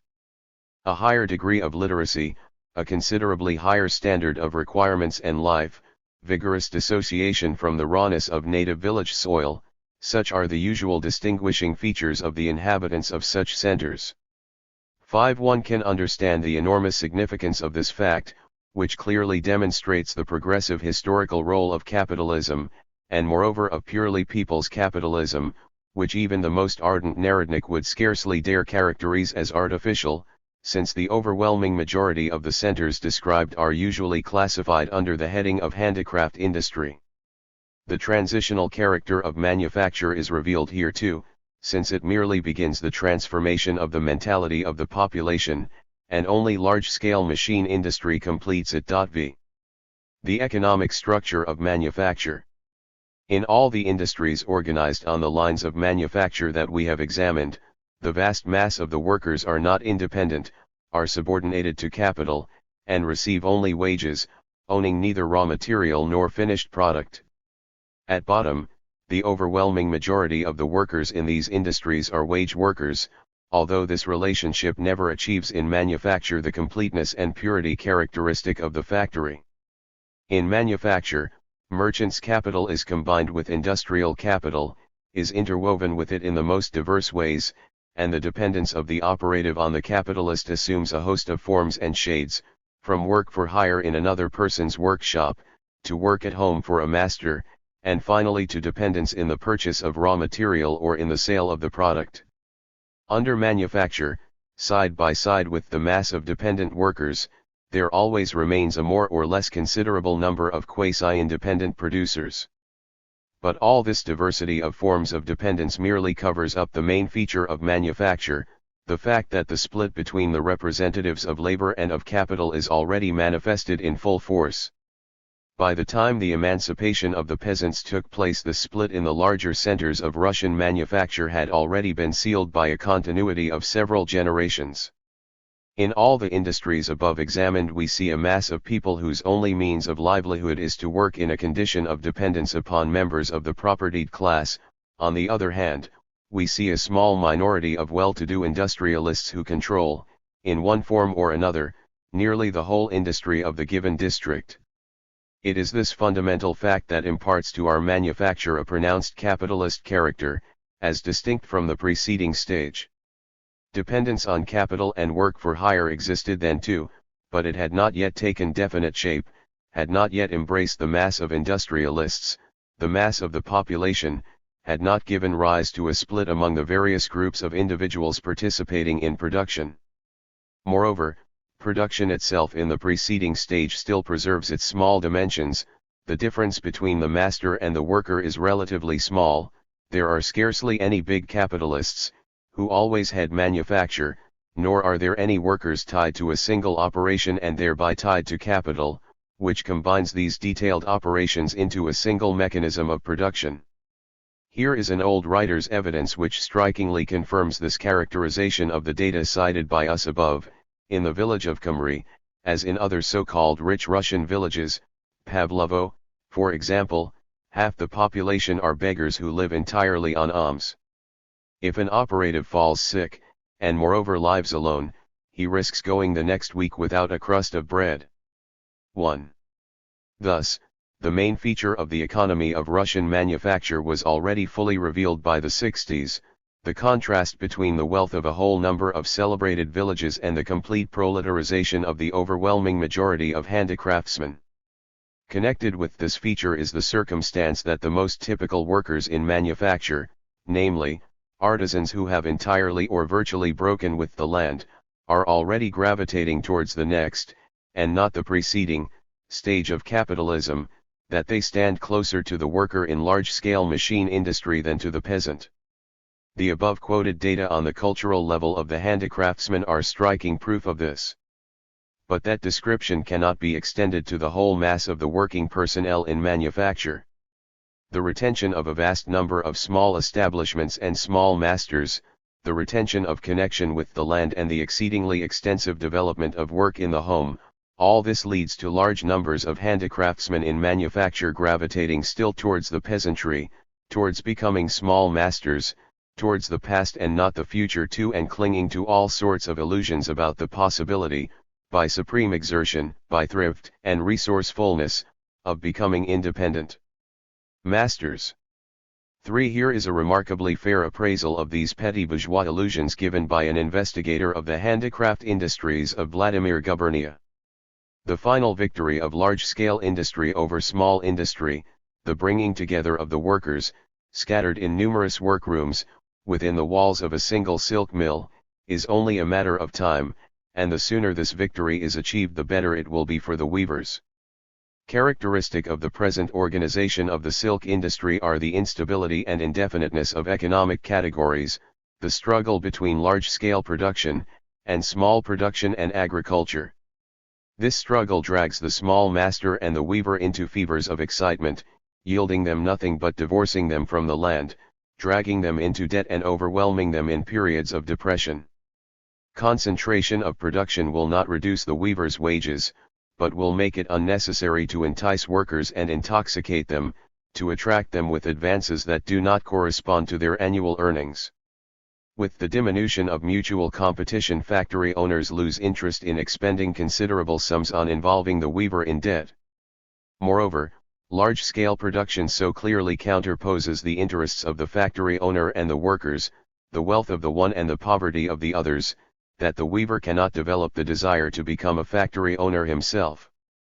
Small production gives the weaver no more than large-scale production does, but it lacks the stability of the latter and for that reason corrupts the worker much more deeply. False hopes arise in the mind of the handicraft weaver. He looks forward to the opportunity of setting up his own loom.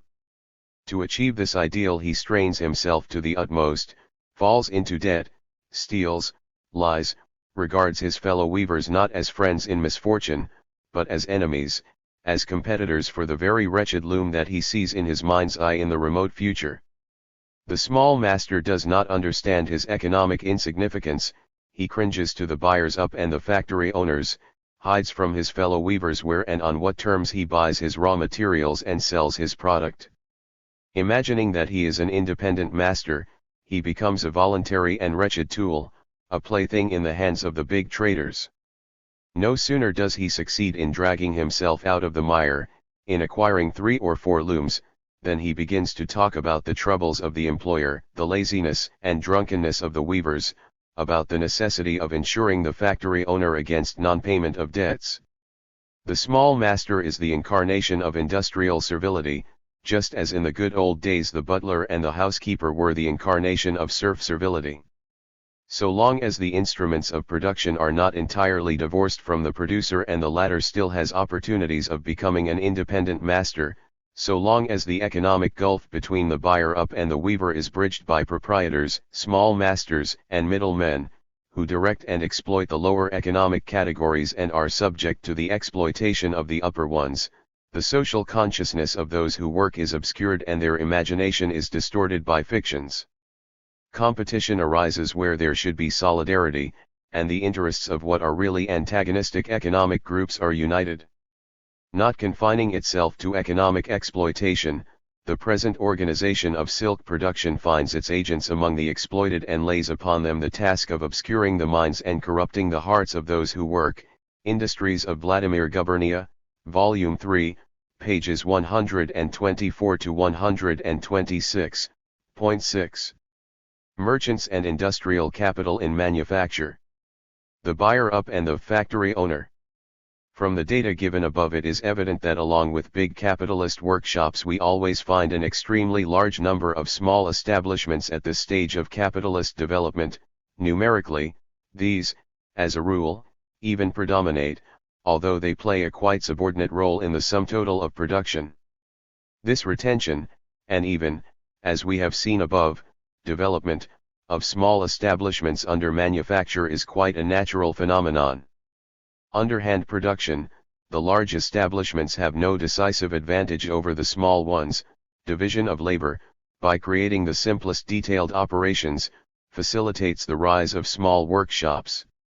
For this reason, A typical feature of capitalist manufacture is precisely the small number of relatively large establishments side by side with a considerable number of small establishments.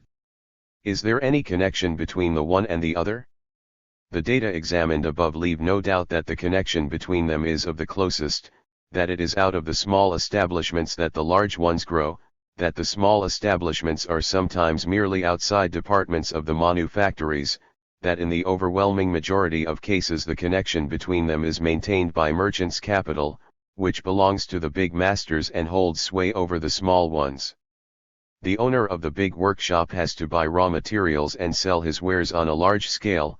The bigger his turnover, the smaller, per unit of product, are his expenses on the purchase and sale of goods, on sorting, warehousing, etc., etc., and so there arises the retail reselling of raw materials to small masters, and the purchase of their wares, which the manufactory owner resells as his own. If, as is often the case, bondage and usury are linked with these transactions in the sale of raw materials and the purchase of wares, if the small master gets materials on credit and delivers wares in payment of debt, the big manufactory owner obtains a high level of profit on his capital such as he could never obtain from wage workers.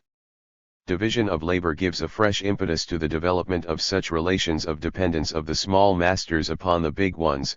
The latter either distribute materials in the homes for making up, or for the performance of certain detailed operations, or buy up from the handicraftsmen parts of products, special sorts of products, etc. In short, the closest and most inseparable tie between merchants and industrial capital is one of the most characteristic features of manufacture.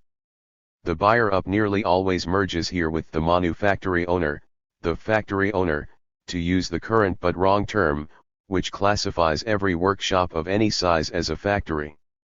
That is why, in the overwhelming majority of cases, data on the scale of production of the big establishments in themselves give no idea of their real significance in our handicraft industries.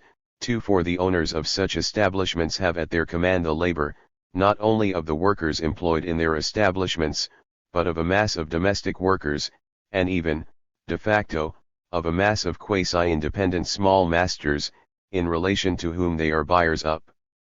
The data on Russian manufacture thus bring out in striking relief the law established by the author of Capital, namely, that the degree of development of merchants' capital is inversely proportional to the degree of development of industrial capital.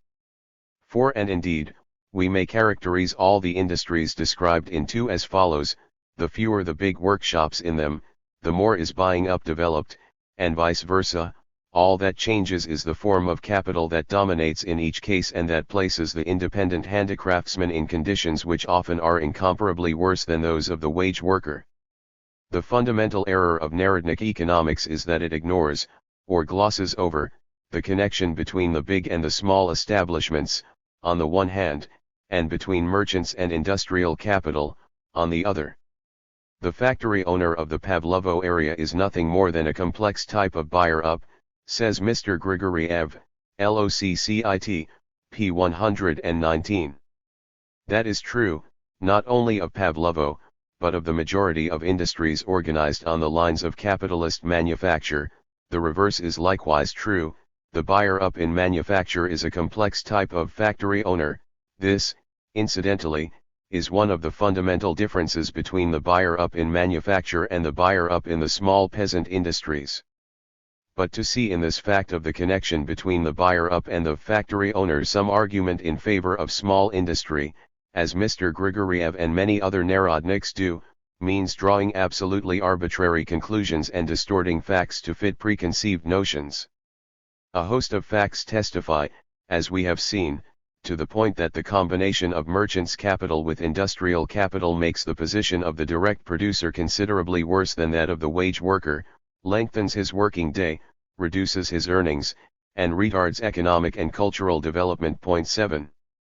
Capitalist domestic industry as an appendage of manufacture. Capitalist domestic industry, i.e., the processing at home, for payment by the piece, of raw materials obtained from an entrepreneur, is also met with, as indicated in the preceding chapter, in the small peasant industries. Later we shall see that it is met with again, and on a large scale, alongside the factory, i.e., large-scale machine industry. Thus, capitalist domestic industry is met with at all stages of the development of capitalism in industry, but is most characteristic of manufacture. Both the small peasant industries and large-scale machine industry manage very easily without domestic industry. The manufactory period, however, of capitalist development, with its characteristic retention of the workers' connection with the land, and with an abundance of small establishments around big ones, can be imagined with difficulty, or hardly at all, without the distribution of home work. One and the facts of Russia do indeed show, as we have seen, that in the industries organized on the lines of capitalist manufacture the distribution of home work is particularly widespread. That is why we think it most appropriate to examine in precisely this chapter the characteristic features of capitalist domestic industry, although some of the examples quoted below cannot be assigned specifically to manufacture. Let us point, first of all, to the multitude of middlemen between the capitalist and the worker in domestic industry. The big entrepreneur cannot himself distribute materials to hundreds and thousands of workers, scattered sometimes in different villages. What is needed is the appearance of middlemen, in some cases even of a hierarchy of middlemen, to take the materials in bulk and distribute them in small quantities. We get a regular sweating system to a system of the severest exploitation, the subcontractor, or workroom owner, or tradeswoman in the lace industry, etc., etc., who is close to the worker, knows how to take advantage even of specific cases of his distress and devises such methods of exploitation as would be inconceivable in a big establishment, and as absolutely preclude all possibility of control or supervision. 3. Alongside the sweating system, and perhaps as one of its forms, should be placed the truck system for the system of payment in provisions, which is prohibited in factories, but continues to reign in handicraft industries, especially where the work is distributed to homes. Above, in describing the various industries, instances were given of this widespread practice. Further, capitalist domestic industry inevitably entails extremely insanitary working conditions. The utter poverty of the worker, the utter impossibility of controlling working conditions by regulations of any kind, and the combination of the living and working premises, such are the conditions that convert the dwellings of the home workers into hotbeds of infection and occupational disease. In the large establishments one can fight such things. Domestic industry, however, is in this respect the most liberal form of capitalist exploitation. An excessively long working day is also an essential feature of domestic work for the capitalist and of the small industries in general. Instances have been given illustrating the comparative length of the working day in the factories and among the handicraftsmen. The drawing of women and of children of the tenderest age into production is nearly always observed in domestic industry. To illustrate this, let us cite some facts from a description of the women's industries of Moscow gubernia. There are 10,004 women engaged in cotton winding. Children start work at the age of 5 or 6, daily earnings are 10 kopecks, yearly 17 rubles. The working day in the women's industries in general is as much as 18 hours. In the knitting industry children start work from the age of 6, daily earnings are 10 kopecks, yearly 22 rubles. Altogether 37,514 females are employed in the women's industries. They begin working from the age of 5 or 6, in 6 out of 19 industries, which 6 industries account for 32,400 female workers. The average daily earnings are 13 kopecks, yearly 26 rubles 20 kopecks. 5. One of the most pernicious aspects of capitalist domestic industry is that it leads to a reduction in the level of the workers' requirements. The employer is able to recruit workers in remote districts where the popular standard of living is particularly low and where the worker's connection with the land enables him to work for a bare pittance. For example, the owner of a village stocking establishment explains that in Moscow rents are high and that, besides, the knitters have to be supplied with white bread. Whereas here the workers do the job in their own cottages and eat black bread. Now how can Moscow compete with us? 6. In the cotton winding industry, the explanation of the very low wages is that for the peasants' wives, daughters, etc., this is merely a supplementary source of income. Thus, the system prevailing in this trade forces down to the utmost limit the wages of those for whom it is the sole means of livelihood, reduces the wages of those who obtain their livelihood exclusively by factory labor below their minimum needs, or retards the raising of their standard of living. In both cases it creates extremely abnormal conditions. 7. The factory seeks cheap weavers, says Mr. Karizomenov, and it finds them in their native villages, far from the centers of industry. That wages drop steadily as one moves from the industrial centers to the outer regions is an undoubted fact. 8. Hence, the employers are perfectly well able to take advantage of the conditions which artificially tie the population to the rural districts. The isolation of the home workers is a no less pernicious aspect of this system. Here is a graphic description of this aspect of the matter, as given by buyers up themselves. The operations of both, the small and the big buyers up of nails from the Tiver blacksmiths, are organized according to one system. When they collect the nails, they pay partly in money and partly in iron, and to make the blacksmiths more tractable always have them working in their homes. 9. These words provide a simple clue to the vitality of our handicraft industry. The isolation of the home workers and the abundance of middlemen naturally lead to widespread bondage, to all kinds of personal dependence, which usually accompany patriarchal relationships in remote rural districts. Workers' indebtedness to employers is extremely widespread in the handicraft industries in general, and in domestic industry in particular. 10. Usually the worker is not only a lone slave but also a scold slave. 11 instances were given above of the conditions in which the worker is placed by the patriarchal character of rural relationships. 12. Passing from the description of capitalist domestic industry to the conditions making for its spread, we must first make mention of the connection between this system and the tying of the peasant to his allotment.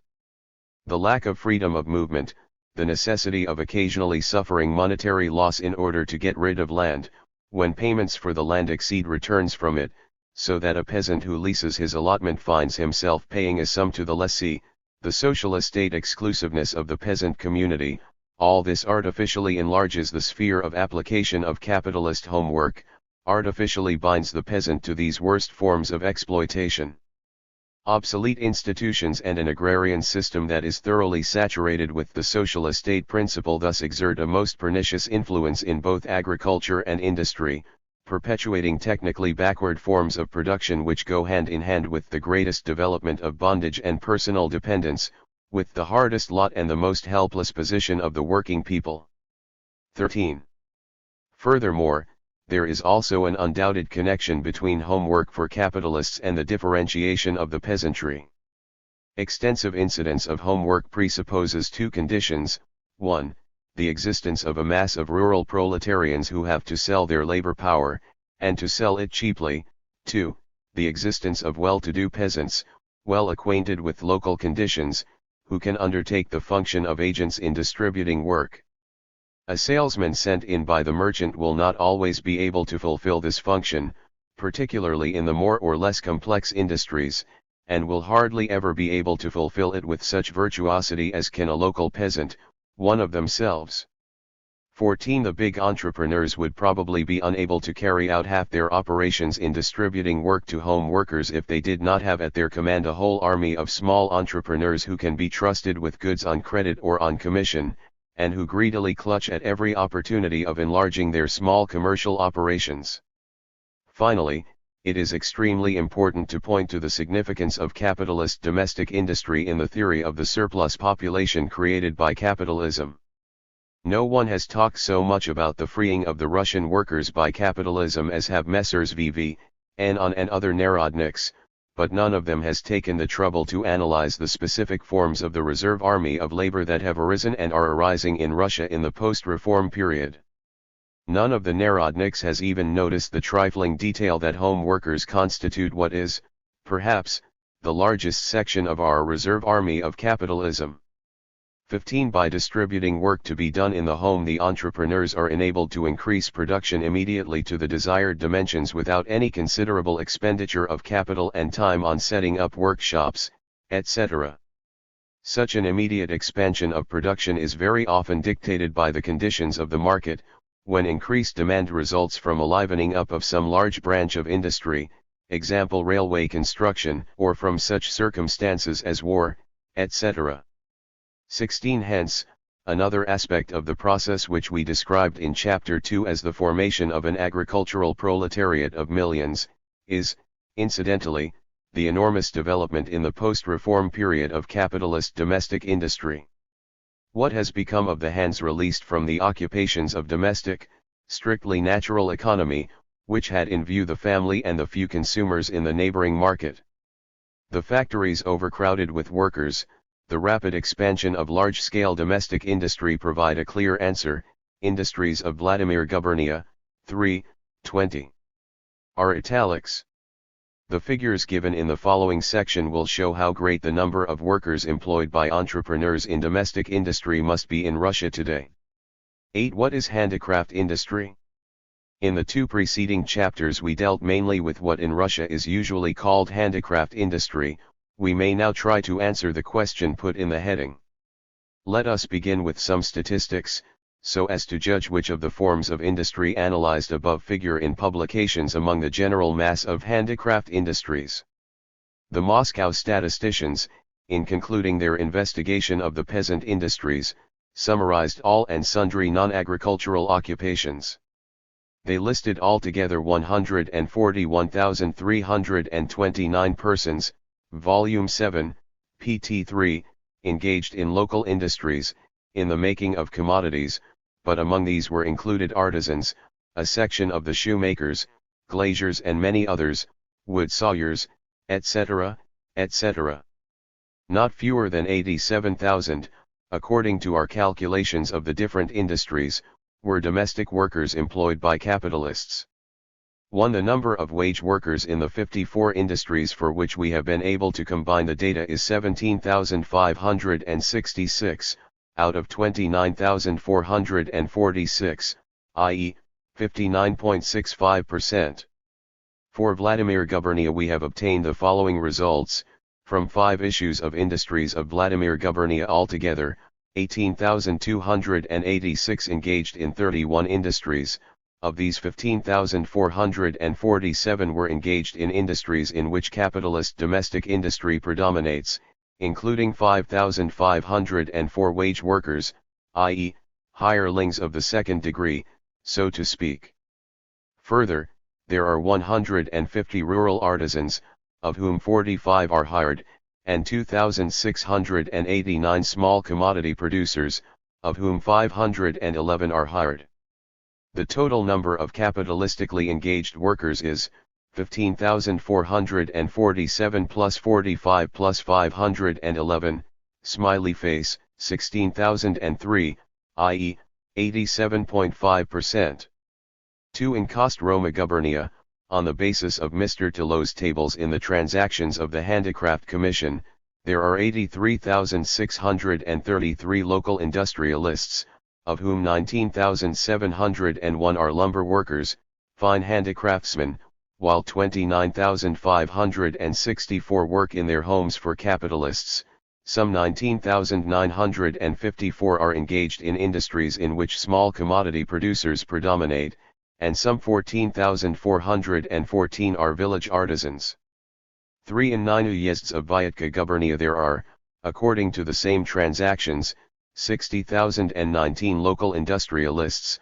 Of these, 9,672 are millers and oil pressers, 2,032 are pure artisans, engaged in fabric dyeing, 14,928 are partly artisans and partly commodity producers, the overwhelming majority working independently, 14,424 engage in industries partly subordinated to capital, 14,875 engage in industries entirely subordinated to capital, 4,088 engage in industries in which wage labor completely predominates.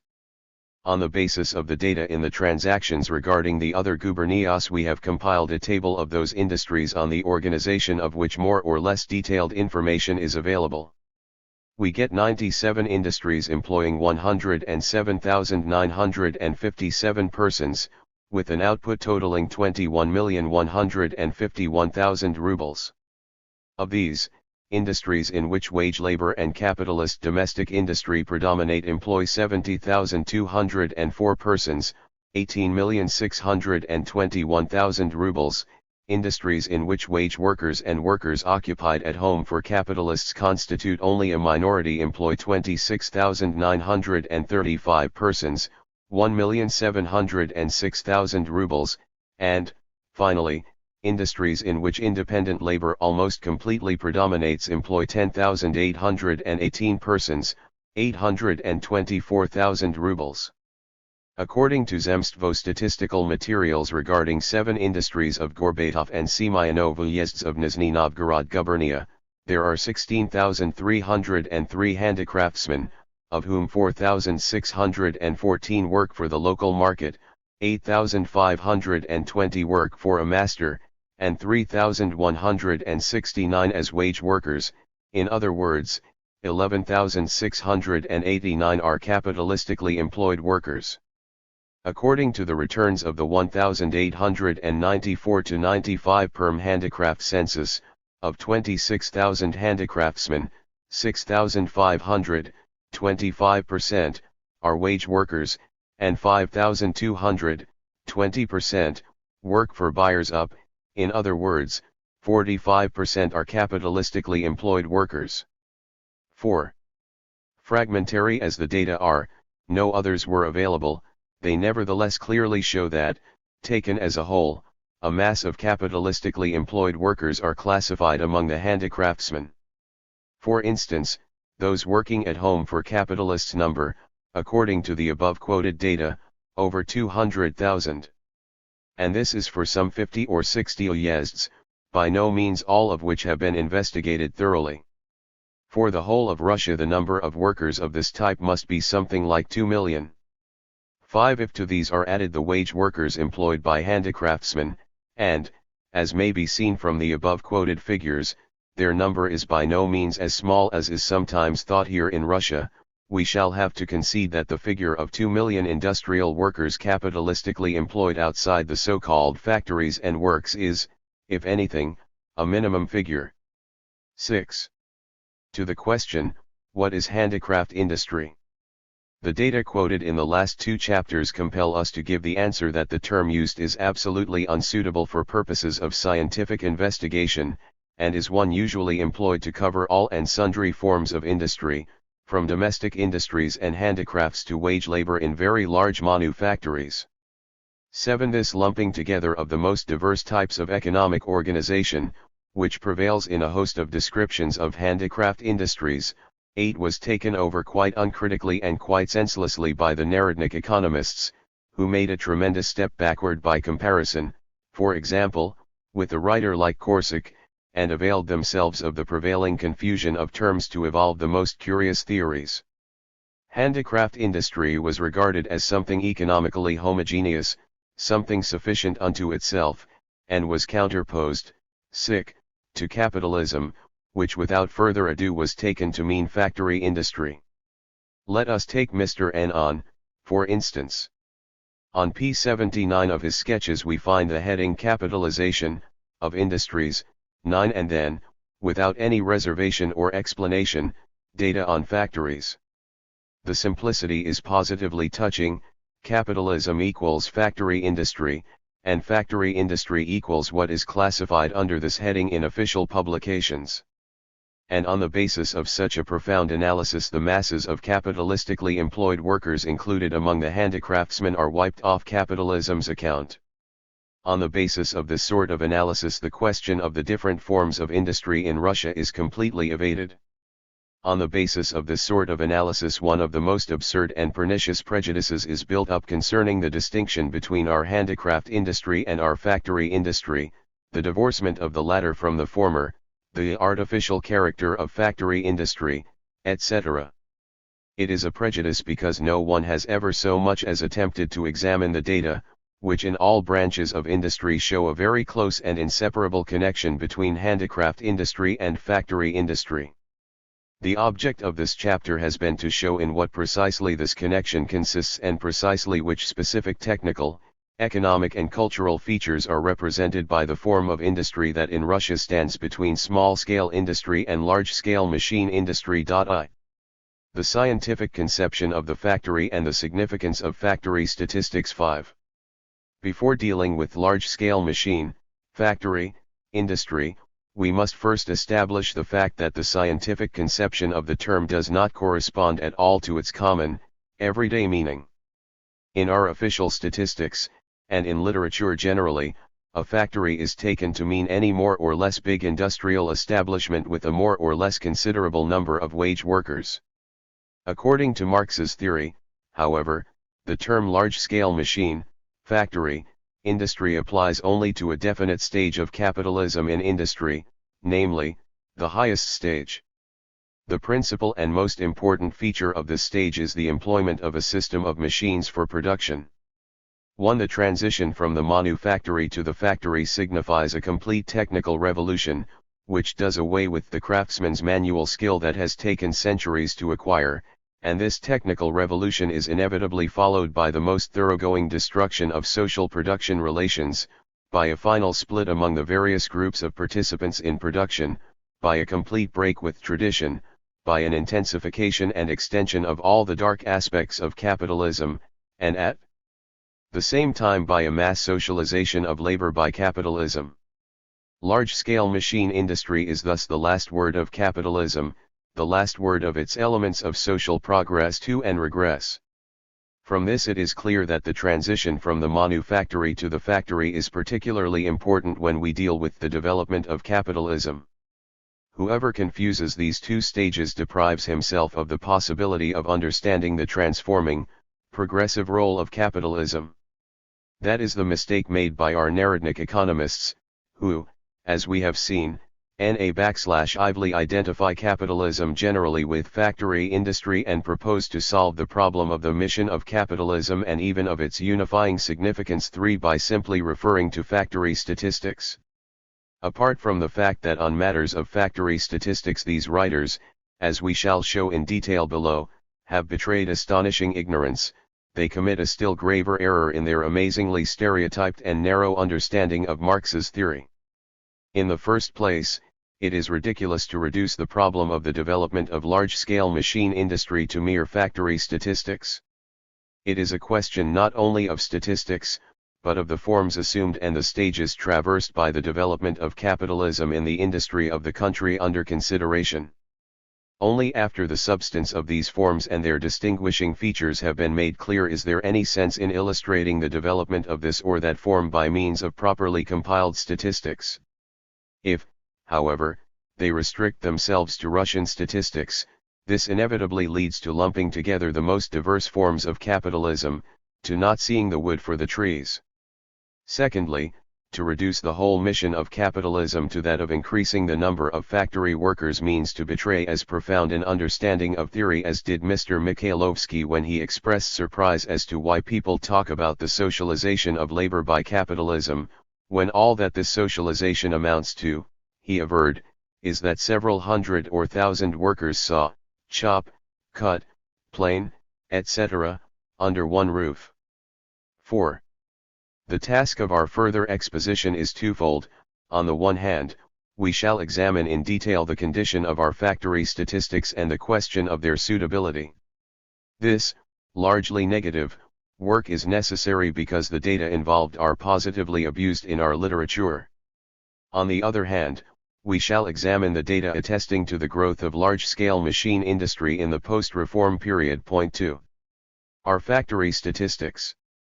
The main source of factory statistics in Russia is the returns supplied annually by owners of factories and works to the Department of Commerce and Manufacture, in conformity with the law passed at the very beginning of the present century. 1. The very detailed regulations in this law concerning the submission of information by factory owners are nothing but a pious wish, and to this day the factory statistics are organized on the old, purely pre-reform lines and are simply appendices to gubernatorial reports. There is no precise definition of the term factory and works, and consequently gubernia and even uyezd authorities employ it in the most diverse ways. There is no central body to direct the proper and uniform collection, and verification, of returns. The distribution of industrial establishments among various departments, mining, Department of Commerce and Manufacture, miscellaneous taxes department, etc., still further increases the confusion. 2. In Appendix 2 we cite the data on our factory industry in the post-reform period that are to be found in official publications, namely, for the years of 1863 to 1879 and 1885 to 1891. These data relate only to trades not subject to excise duty. Moreover, for different periods information is given for a different number of trades, the returns for 1864 to 1865 and for 1885 and subsequent years being the fullest. That is why we have singled out 34 trades for which data are available for 1864 to 1879 and 1885 to 1890, i.e., for 22 years. To judge the value of these data, let us first examine the most important publications on our factory statistics. Let us begin with the 60s. The compilers of factory statistics in the 60s fully appreciated the extremely unsatisfactory nature of the returns they were handling. In their unanimous opinion, the number of workers and the total output were considerably understated in the factory owners' reports. There is no uniform definition, even for the different gubernias, of what should be regarded as a factory and a works, since many gubernias include among the factories and works, for example, windmills, brick-making sheds and small industrial establishments, while others take no account of them, with the result that even comparative data on the total numbers of factories and works in the different gubernias are valueless. 3. Still more trenchant is the criticism by Bushin, Bach, and Timur Yazef who, in addition, point to the inclusion of those occupied at home among the factory workers, to the fact that some factory owners supply returns only for workers who live on the factory premises, etc. There are no correct official statistics on manufactory and factory industry, says Mr. Bushin, and there will be none until there is a change in the main principles on which the primary material is gathered. 5. The tables of factories and works for many trades include, evidently by misunderstanding, numerous purely artisan and handicraft establishments that possess nothing of the character of a factory or works. 6. In view of this, the editors of the yearbook refused even to summarize the data printed, not desiring to pass on to the public incorrect and obviously exaggerated figures. 7. To give the reader a precise idea of the extent of this obvious exaggeration, let us turn to the data given in the yearbook, which differs to advantage from all other sources, in that it contains a list of factories with an output exceeding 1,000 rubles. At the present time, since 1885, establishments with a smaller total output are not counted as factories. An estimate of these small establishments according to the yearbook reveals that 2,366 were included in the general list of factories, employing 7,327 workers and an output amounting to 987,000 rubles. The total number of factories, however, in 71 trades, according to the yearbook, was 6,891, with 342,473 workers and an output totaling 276,211,000 rubles. Consequently, the small establishments represent 34.3% of the total number of establishments, 2.1% of the total number of workers, and 0.3% of the total output. It stands to reason that it is absurd to regard such small establishments, with an average per establishment of a little over 3 workers and less than 500 rubles output, as factories, and that there can be no question of there being anything like a complete registration of them. Not only have such establishments been classed as factories in our statistics, but there have even been cases of hundreds of handicraftsmen being quite artificially and arbitrarily combined as a factory. For example, this very yearbook mentions in the rope-making trade of the Izbilets Velost, Gorbatov Uyezd, Nizhny Novgorod Gubernia, a factory of the peasants of the Izbailets Velost, 929 workers, 308 spinning wheels, output 100,400 rubles, p. 149, or in the village of Vorzma in the same Uyezd, a factory of temporarily bound peasants of Count Sheremetev, 100 smithies, 250 carpenters' benches, in Homs, 3 horse-operated and 20 hand-operated grindstones, 902 workers, output 6,610 rubles, p. 281. One can imagine what an idea of the real situation such statistics give. 8. A special place among the sources of factory statistics of the 60s is held by the Military Statistical Abstract, Volume 4. Russia, St. Petersburg, 1871. It gives data on all the factories and works of the Russian Empire, including mining and excise-paying establishments, and estimates that in 1866 there were in European Russia no more nor less than 70,631 factories, 829,573 workers, with an output totaling 583,317,000 rubles. These curious figures were arrived at, firstly, because they were taken, not from the reports of the Ministry of Finance, but from the special returns of the Central Statistical Committee. These returns were never published in any of the committee's publications, nor is it known by whom, how and when they were gathered and processed. 9. Secondly, because the compilers of the Military Statistical Abstract did not hesitate in the least to class even the smallest establishments as factories. Military Statistical Abstract, p. 319, and furthermore supplemented the basic returns with other material, returns of the Department of Commerce and Manufacture, returns of the Commissariat, returns of the Ordnance and Naval Departments, and finally, returns from the most diverse sources, ibid. pxxiii. 10. Therefore, in using the data of the Military Statistical Abstract for purposes of comparison with present-day data, Messrs. N. on 11 Karashev 12 and Kablukov 13 revealed their total unfamiliarity with the principal sources of our factory statistics and their utterly uncritical attitude towards these statistics. During the debate in the Free Economic Society on the paper read by M. Itigan Baranovsky, who pointed to the completely erroneous character of the figures in the Military Statistical Abstract, several speakers declared that even if there was an error in the number of workers, it was only a slight 10 to 15%. That was said, for example, by Mr. V.V. See verbatim report of debate, St. Petersburg, 1898, p1. He was joined by Mr. V. Pokrovsky, who also confined himself to a bald statement, p3.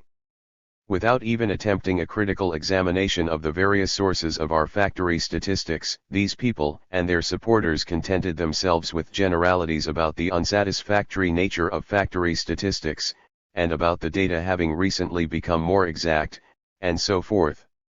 The main issue, the crude error of Messrs. N. on and Karashev, was thus simply glossed over, as P.B. Struve quite rightly observed, p11. We therefore think it worthwhile to calculate those exaggerations in the data of the Military Statistical Abstract which could and should have been noticed by anybody handling the sources attentively.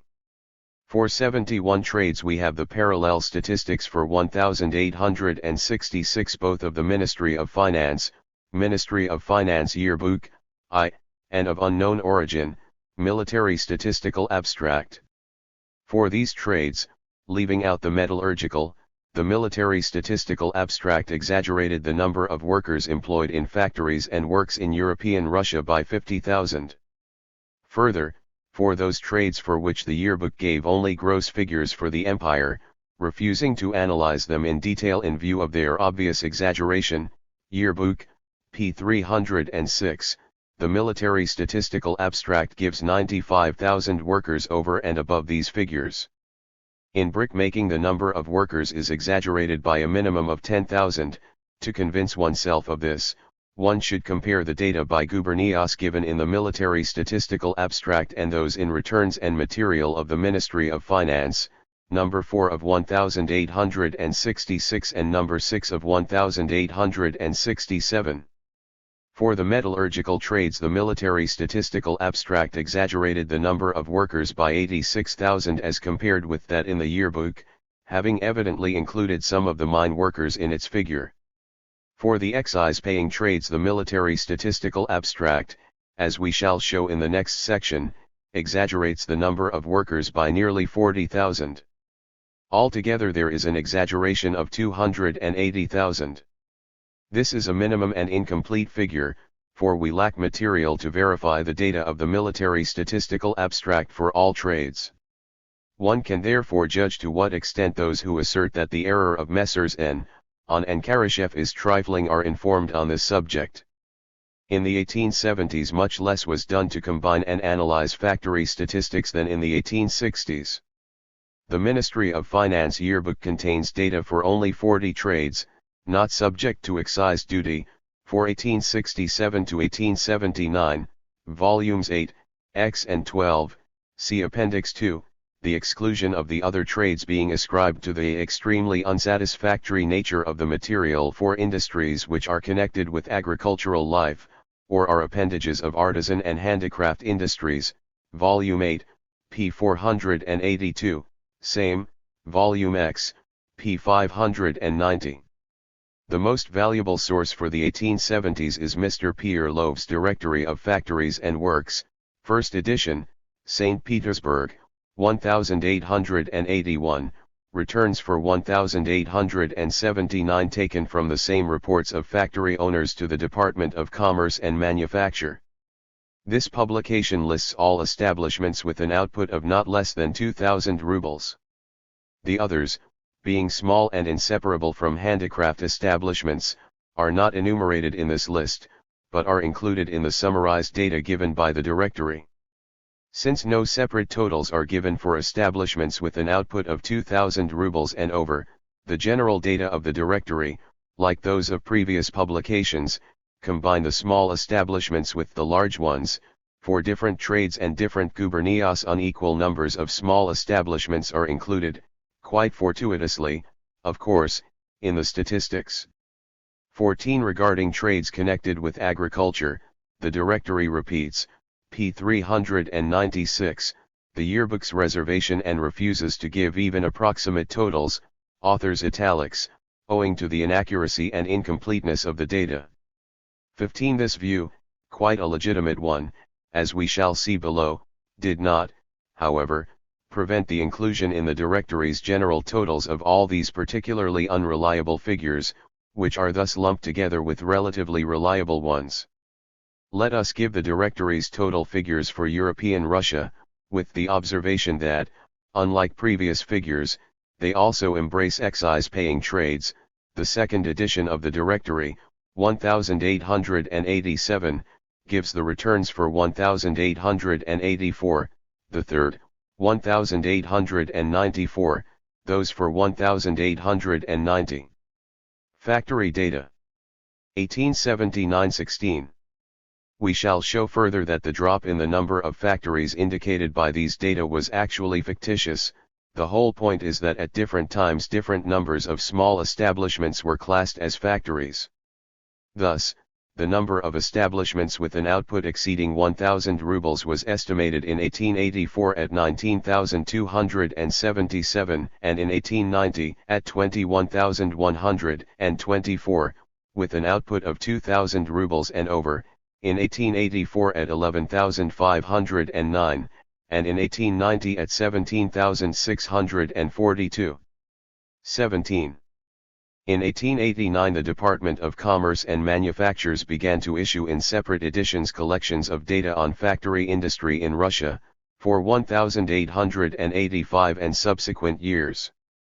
These data are based on the material mentioned, factory owners' reports, and their treatment is far from satisfactory, being inferior to that in the above-mentioned publications of the 60s.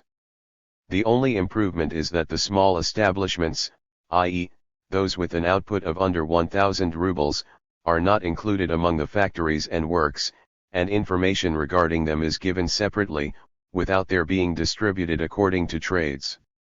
18. This, of course, is a totally inadequate criterion of what a factory is. A complete registration of establishments with an output exceeding 1,000 rubles is out of the question under the present system of gathering information. The separation of factories in trades connected with agriculture is done quite haphazardly. For instance, for some gubernias and in some years watermills and windmills are classed as factories, while in others they are not. 19. The author of the section Chief Results of Factory Industry in Russia for 1885-1887, in the collection for these years, falls repeatedly into error in disregarding the fact that the data for the different gubernias are dissimilar and not comparable. Finally, to our characterization of the collections let us add that till 1891 inclusive they only covered trades not subject to excise duty, while from 1892 onwards they cover all trades, including mining and excise paying. No special mention is made of data comparable with others given previously, and no explanation whatever is given of the methods by which iron works are included in the total number of factories and works. For instance, iron works statistics have never given the value but merely the volume of works output. How the compilers of the collections arrived at the value of the output is unknown. In the 1880s there was still another source of information about our factory industry, one deserving attention for its negative qualities and because Mr. Karashev used data from this source. 20. This is the returns for Russia for 1884-85, St. Petersburg, 1887. Published by the Central Statistical Committee, which gives in one of its tables the totals of output of factory industry in European Russia, 1885, Table 36. The number of factories and of workers is given only for Russia as a whole, without being distributed according to gubernias. The source of information is data of reports of Messrs. the Governors, p. 311. The data cover all trades, including both excise paying and mining, and for every trade the average number of workers and output per works is given for the whole of European Russia. Now it is these averages that Mr. Karashev proceeded to analyze. To judge their value, let us compare the data in the returns with those in the collection. To make such a comparison we must subtract from the first mentioned data the metallurgical, excise paying, fishing and other trades. This will leave 53 trades. The data are for European Russia. Factory data, returns vs. collection. Thus, the gubernatorial reports included tens of thousands of small agricultural and handicraft establishments among the factories. Of course, such establishments were included among the factories quite fortuitously for the various trades, and for the various gubernias and uyezds. Here are examples of the number of works according to the returns and the collection. In some trades, for 1,205 and 259, leather 4,079 and 2026, mat and bag 562 and 55, starch and treacle 1,228 and 184, flour milling 17,765 and 3,940, oil pressing 9,341 and 574, tar distilling 3,366 and 328, brick making 5,067 and 1,488, pottery and glazed tile, 2,573 and 147. One can imagine the sort of statistics that will be obtained if one estimates the size of establishments 21 in our factory industry by taking average figures based on such a method of computing factories. But Mr. Karashev forms his estimate in precisely this manner when he classes under large-scale industry only those trades in which the above-mentioned average number of workers per factory, for the whole of Russia, is over 100. By this phenomenal method the conclusion is reached that only a quarter of the total output is provided by large-scale industry as understood within the above indicated limits. p. 47 of article cited. 22. Further on we shall show that factories with 100 and more workers actually account for more than half the total output of our factory industry.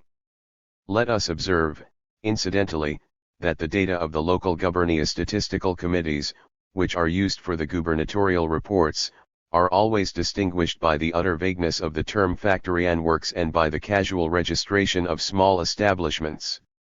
Thus, in Smolensk gubernia, for 1893–94, some uyezds counted dozens of small oil presses as factories, while others did not count any. The number of tar works in the gubernia was given as 152, according to Directory for 1890, not one, with the same casual registration in the various uyezds, etc. 23 For Yaroslavl gubernia, the local statisticians in the 90s gave the number of factories as 3,376, against 472 in the Directory for 1890, including, for some uyezds, hundreds of flour mills, smithies, small potato processing works, etc. 24. Quite recently our factory statistics have undergone a reform which has changed the plan for the gathering of information, changed the significance of the term factory and works. New criteria have been adopted, the presence of an engine or of not less than 15 workers, and enlisted factory inspectors in the work of gathering and verifying information. We refer the reader for details to the above-mentioned article in our Studies 25 where a detailed examination is made of the list of factories and works. St. Petersburg, 1897, 26 compiled according to the new plan, and where it is shown that despite the reform, improvements in our factory statistics are scarcely noticeable, that the term factory and works has remained absolutely vague, that the data are very often still quite haphazard and must, therefore, be handled with extreme caution. 27 Only a proper industrial census, organized on European lines, can extricate our industrial statistics from their chaotic condition. 28. It follows from the review of our factory statistics that the data they contain cannot in the overwhelming majority of cases be used without being specially processed, the principal object of which should be to separate the relatively useful from the utterly useless.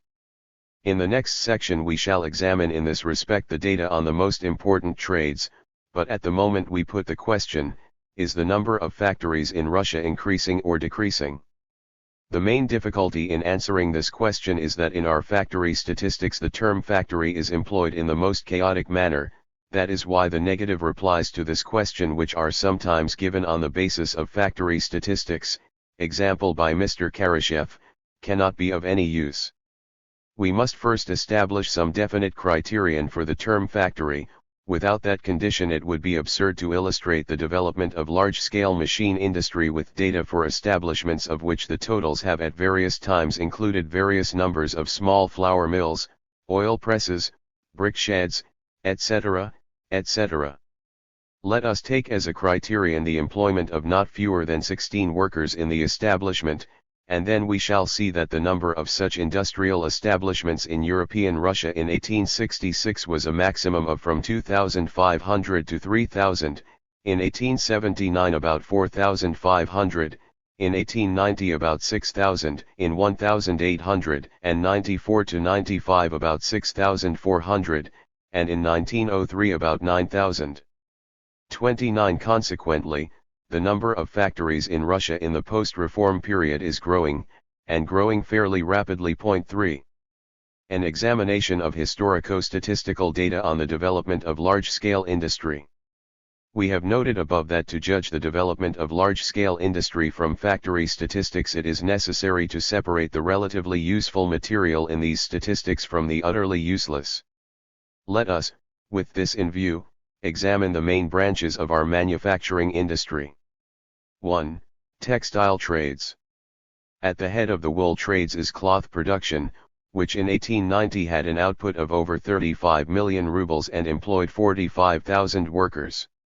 The historico-statistical data on this trade indicate a considerable drop in the number of workers, namely, from 72,638 in 1866 to 46,740 in 1890. 1. To appraise this phenomenon we must take account of the fact that up to the 1860s inclusive, felt cloth production was organized on specific and original lines. It was concentrated in relatively large establishments which, however, did not in any way come under the category of capitalist factory industry, since they were based on the labor of serfs, or of temporarily bound peasants. In the surveys of the factory industry of the 60s we therefore meet with the division of cloth mills into 1, those owned by landlords or nobles, and 2, those owned by merchants. The former produced mainly army cloth, the government contracts having been distributed equally among the mills in proportion to the number of machines. Compulsory labor was the cause of the technical backwardness of such establishments and of their employing a much larger number of workers than the merchant mills based on the employment of hired labor. 2. The principal drop in the number of workers engaged in felt cloth production took place in the gubernias with landlord factories. Thus, in the 13 such gubernias, enumerated in the survey of manufactory industries, the number of workers dropped from 32,921 to 14,539, 1,866 and 1,890, while in the 5 gubernias with merchant factories, Moscow, Grodno, Livlandia, Chernigov, and St. Petersburg, it dropped from 31,291 to 28,257. From this it is clear that we have here two opposite trends, both of which, however, indicate the development of capitalism on the one hand, the decline of landlord establishments of a manorial possessional character 35, and on the other, the development of purely capitalist factories out of merchant establishments. A considerable number of the workers employed in felt cloth production in the 60s were not factory workers at all in the strict sense of the term. They were dependent peasants working for landlords. 3. Cloth production is an example of that specific phenomenon of Russian history, the employment of serf labor in industry. Since we are dealing only with the post-reform period, the above brief remarks will suffice to show the way in which this phenomenon is reflected in factory statistics. For we shall now quote some figures drawn from statistics on steam engines in order to estimate the development of large-scale machine production in this industry. In 1875 to 1878, in the wool spinning and cloth industries of European Russia there were 167 mechanized establishments using 209 steam engines with a total of 4,632 HP, and in 1890 there were 197 establishments using 341 steam engines with a total of 6,602 HP. The use of steam power, therefore, did not make very rapid progress.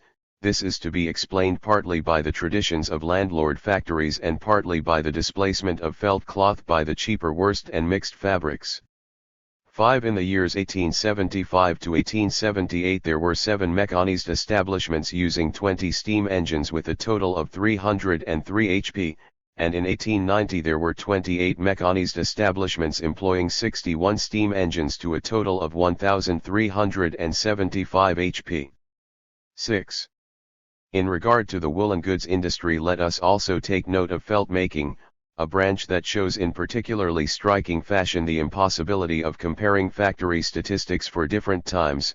The figures for 1866 are 77 factories with a total of 295 workers, while for 1890 they are 57 factories with 1,217 workers.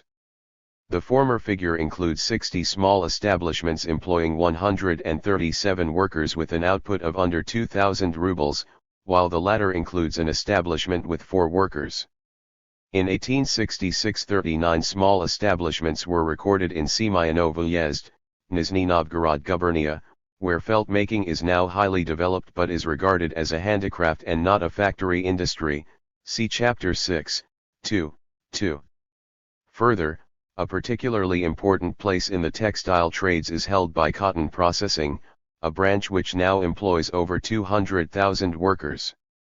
Here we observe one of the biggest errors of our factory statistics, namely, the combining of factory workers and capitalistically occupied home workers. Large-scale machine industry developed here, as in many other cases, by drawing home workers into the factory.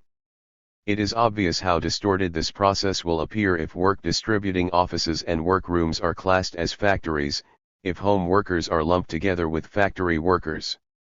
For 1866, according to the yearbook, up to 22,000 home workers were included among factory workers, by no means the full number, for the yearbook, evidently by pure accident, omits in the case of Moscow gubernia those notes about work from village to village which are so abundant for Vladimir gubernia. For 1890, according to the directory, we found only about 9,000 such workers. Clearly, the figures given in the factory statistics, 1866 59,000 workers in the cotton weaving mills, 1890 75,000, underrate the increase in the number of factory workers that actually took place. 7. Here are data showing what different establishments were classed at different times as cotton weaving factories. 8. Cotton weaving factories. Thus, the decrease in the number of factories shown by the statistics actually indicates the displacing of distributing offices and workrooms by the factory. Let us illustrate this by the example of two factories. Tarantiev's and Gerlin's factories. Hence, to assess the development of large-scale machine production in this branch of industry, it is best to take the data giving the number of power looms. In the 18,609 there were about 11,0009 and in 1890 about 87,000. Large-scale machine industry was consequently developing at enormous speed. In cotton spinning and weaving there was recorded in 1875 to 1878 a total of 148 mechanized establishments, having 481 steam engines totaling 20,504 HP, and in 1890, 168 mechanized establishments, having 554 steam engines with a total of 38,750 HP. Precisely the same mistake is made in Russian statistics in relation to linen production, wherein a decrease in the number of factory workers is erroneously shown, 1866 17,171, 1890 15,497. Actually, in 1866, of 16,900 looms belonging to linen mill owners only 4,749 were kept in their establishments, the remaining 12,151 being held by workroom owners. 10. The number of factory workers for 1866, therefore, included about 12,000 home workers, and for 1890 only about 3,000, computed from directory. The number of power looms, however, grew from 2,263 in 1866, computed from Military Statistical Abstract, to 4,041 in 1890, and of spindles from 95,495 to 218,012. In flax spinning and linen weaving in the years 1875 to 1878 there were 28 mechanized establishments, having 47 steam engines with a total of 1,604 HP, while in 1890 there were 48 mechanized establishments, having 83 steam engines with a total of 5,027 HP. 11. Lastly, of the textile trades mention should be made of dyeing, printing and finishing, in which trades the factory statistics combine factories and the very smallest handicraft establishments with only 1 or 2 workers each and an output of a few hundred rubles. 12. Naturally, this causes no little confusion and obscures the rapid growth of large-scale machine industry. The following figures reflect this growth. In the wool cleaning, dyeing, bleaching and finishing trades in 1875 to 1878 there were 80 mechanized establishments with 255 steam engines totaling 2,634 HP. In 1890 there were 189 mechanized establishments with 858 steam engines totaling 9,100 HP. 2. Wood, working industries. In this section the most reliable data are those on sawmilling, although in the past small establishments were also included here. 13. The enormous development of this trade in the post-reform period, 1866 4 million rubles, 1890 19 million rubles, accompanied by a considerable increase in the number of workers, 4,000 and 15,000, and in the number of steam-powered establishments, 26 and 430, is particularly interesting, in that it affords striking evidence of the growth of the lumber industry. Sawmilling is but one of the operations of the lumber industry, which is a necessary concomitant of the first steps of large-scale machine industry. As to the rest of the trades in this section, namely, furnishing and carpentry, bast matting, and pitch and tar, the factory statistics relating to them are distinguished for their particularly chaotic condition. The small establishments so numerous in these trades were formerly included among the factories in numbers fixed arbitrarily, and the same is sometimes done even today. 14. 3. Chemical, livestock, product, and ceramic industries. The statistics on the chemical industry proper are distinguished for their relative reliability. The following returns show its growth. In 1857 chemical products were consumed in Russia to a total of 14 million rubles, 3.4 million rubles home-produced and 10.6 million rubles imported. In 1880, to a total of 36¼ million rubles, 7½ million rubles home-produced and 28¾ imported, and in 1890, to a total of 42.7 million rubles, 16.1 million rubles home-produced and 26.6 imported. 15. These data are particularly interesting because the chemical industries are extremely important as producers of auxiliary materials for large-scale machine industry, i.e., articles of productive, and not personal, consumption. As to potash and saltpetre production, let us remark that the number of factories given is unreliable, again due to the inclusion of small establishments. 16. The tallow trade has undoubtedly declined in the post-reform period. Thus, the value of output of the tallow candle and tallow boiling trade was estimated in 1866 to 1868 at 13.6 million rubles, and in 1890 at 5 million rubles. 17. This decline is to be explained by the growing use of mineral oils for lighting, which are displacing the old-time tallow candle. For leather production, 1,866, 2,308 establishments with 11,463 workers and an output totaling 14.6 million rubles, 1,890, 1,621 establishments with 15,564 workers and an output totaling 26.7 million rubles. Statistics constantly lump together factories and small establishments. The relatively high cost of raw materials, which explains the high total output, and the fact that this trade requires very few workers, make it particularly difficult to draw a line of demarcation between the handicraft establishments and the factories. In 1890, of the total number of factories, 1,621, only 103 had an output of less than 2,000 rubles. In 1879 there were 2,008 out of a total of 3,300. 2018, in 1866, of 2,308 factories 1,042 had an output of less than 1,000 rubles. These 1,042 factories employed 2,059 workers and had an output totaling 474,000 rubles. Thus, the number of factories increased, although the factory statistics show a decrease. As for the small leather establishments, their number is still very large today. For instance, the Factory Industry and Trade of Russia, published by the Ministry of Finance, St. Petersburg, 1893, gives a total of nearly 9,500 handicraft works, with 21,000 workers and an output of 12 million rubles. These handicraft establishments are much larger than those which in the 60s were included among factories and works. Since small establishments are included among the factories and works in unequal numbers in the different gubernias and in different years, the statistics on this trade should be treated with great caution.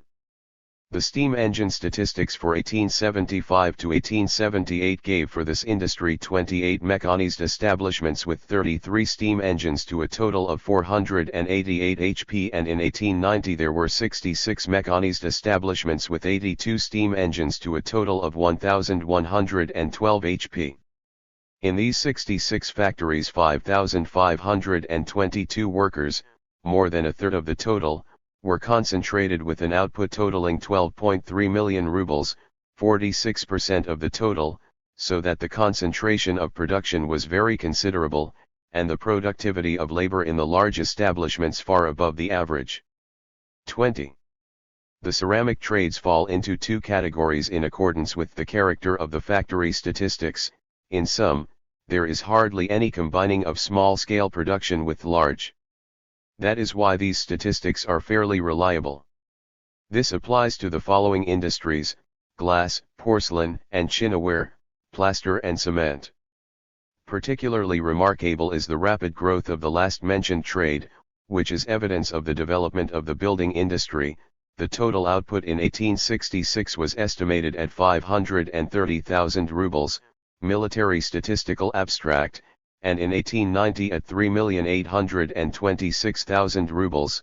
The number of power-operated establishments in 1875 to 1878 was 8, and in 1890 it was 39.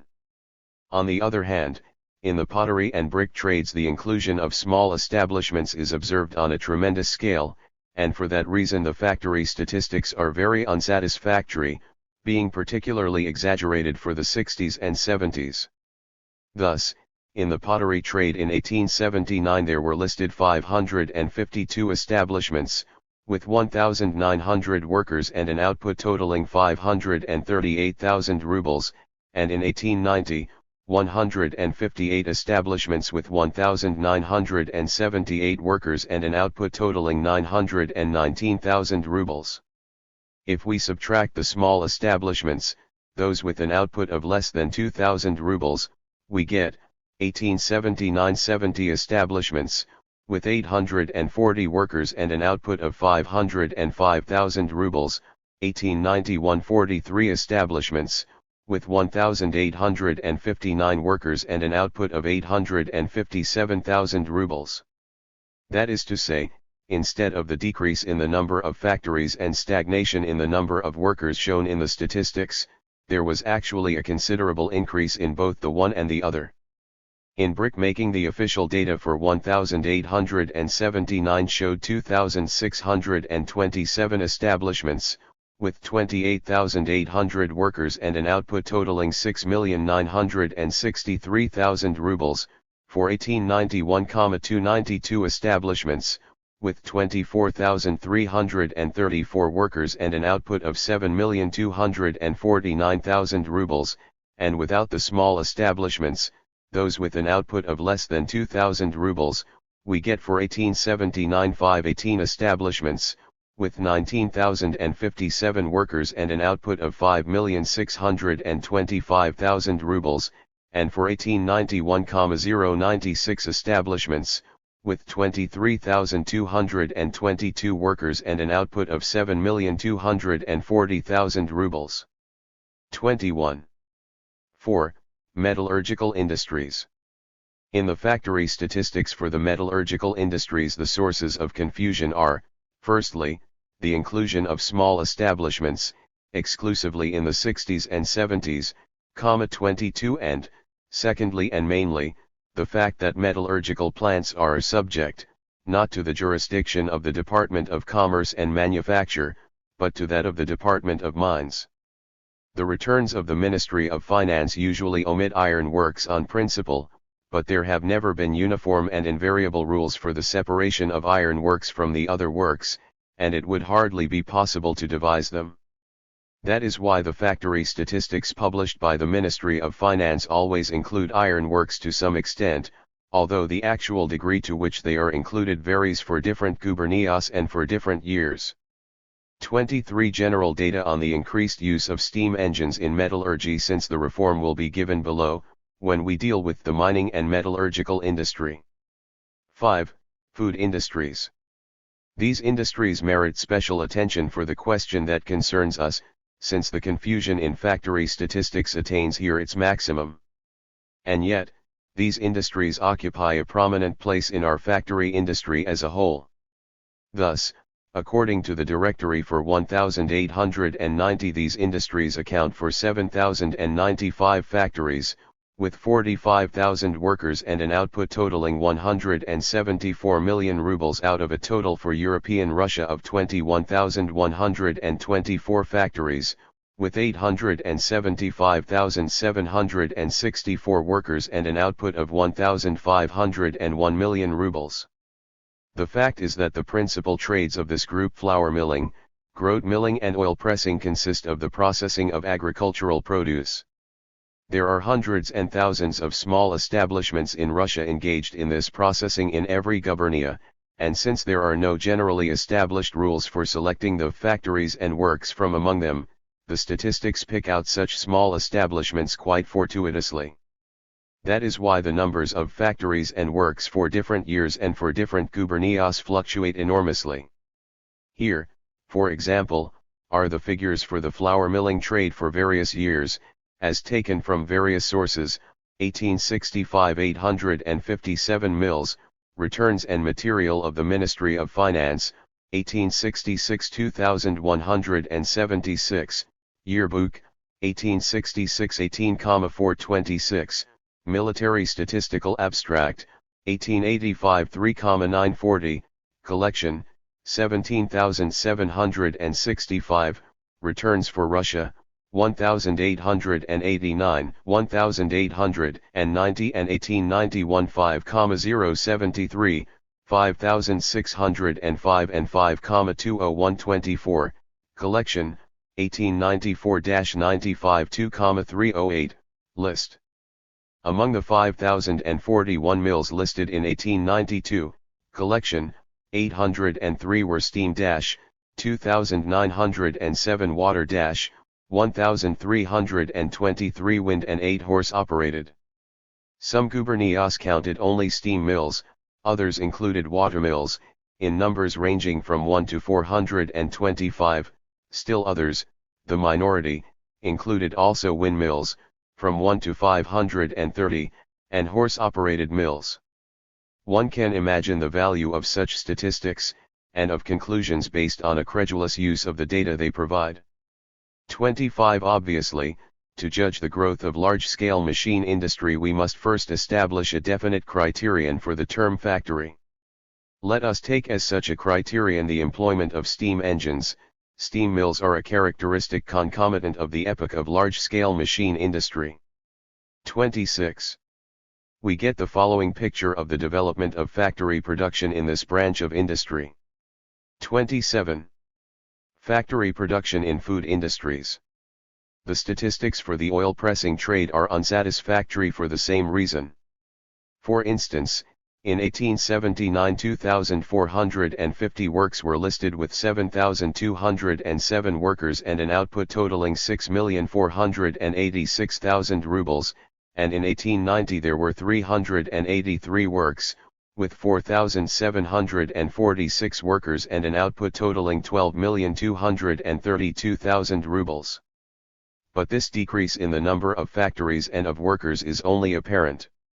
If the data for 1879 and 1890 are made comparable, i.e., if we exclude establishments with an output of less than 2,000 rubles, not included in the lists, we get for 1879, 272 works, with 2,941 workers and an output totaling 5,771,000 rubles, and for 1893 79 works, with 4,741 workers and an output totaling 12,232,000 rubles.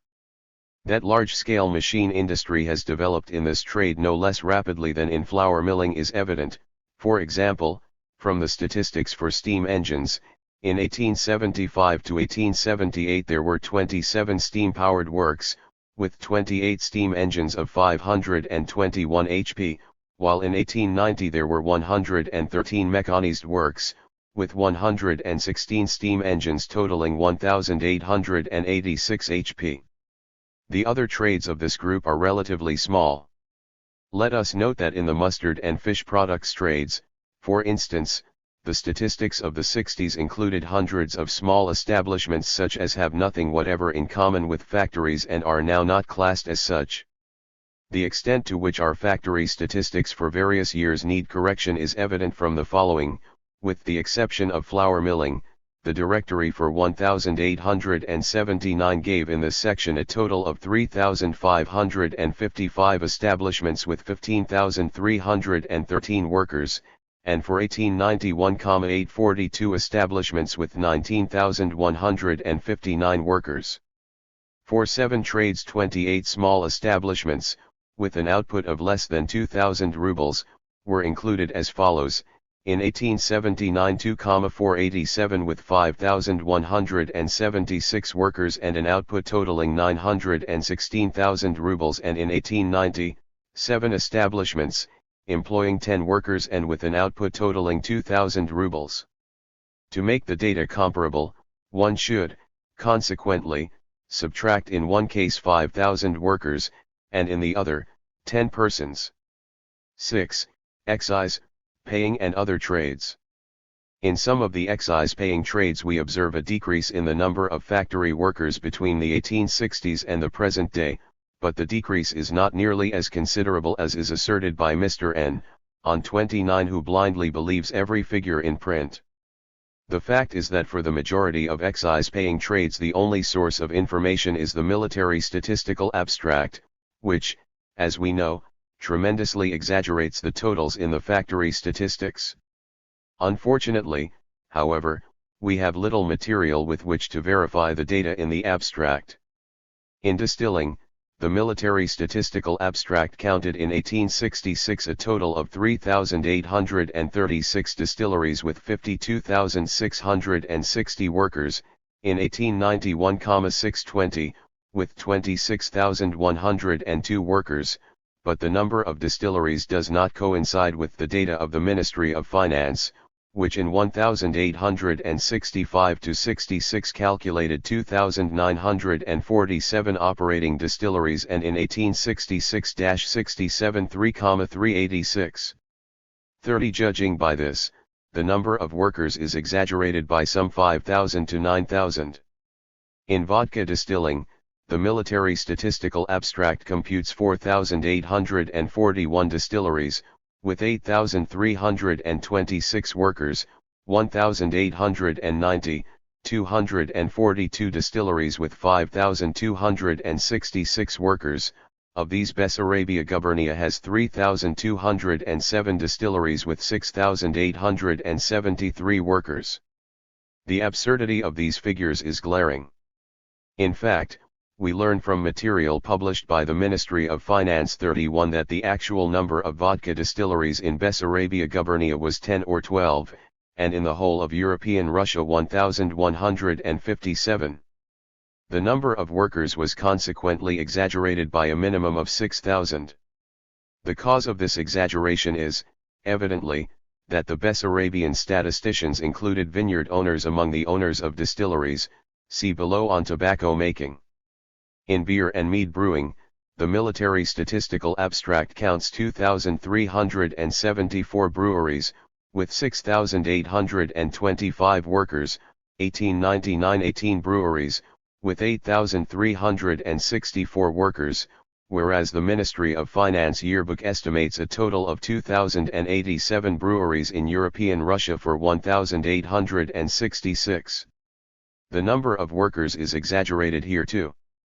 32. In the beet sugar and sugar refining trades, the military statistical abstract exaggerates the number of workers by 11,000, counting 92,126 persons, as against 80,919 according to the data of the Ministry of Finance yearbook, 1890 77,875 workers.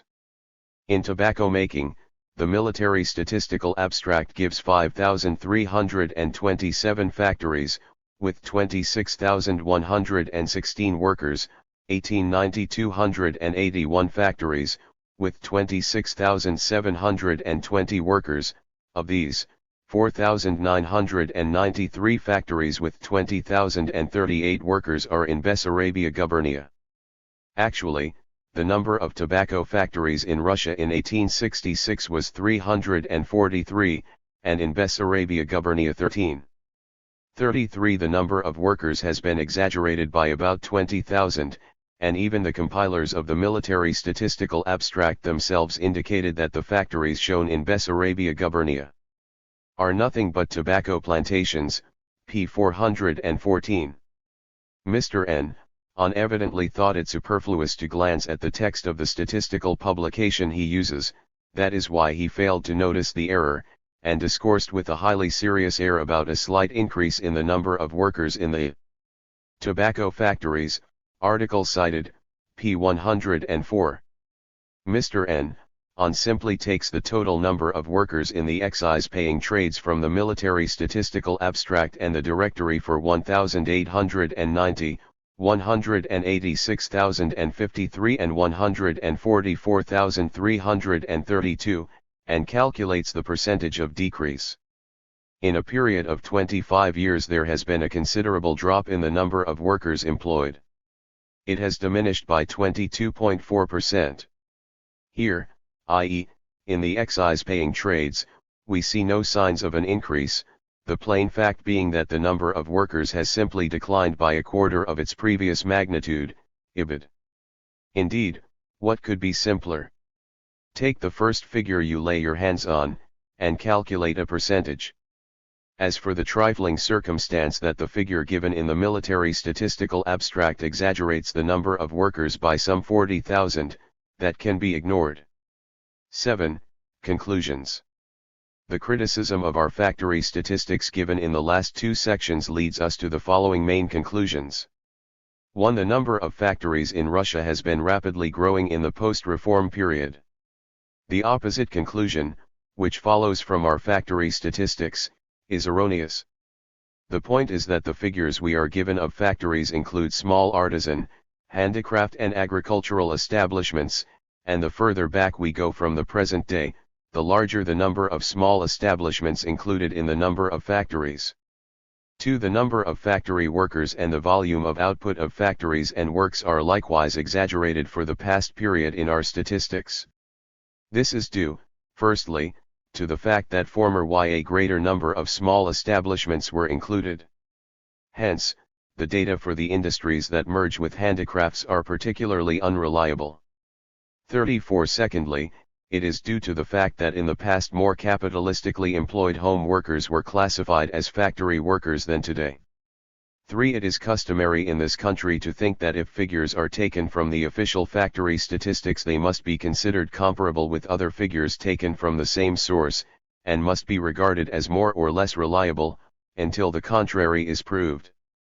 What has been said above, however, leads to the opposite conclusion, namely, that all comparisons of our factory statistics for different times and for different gubernias must be regarded as unreliable until the reverse is proved. Point 4.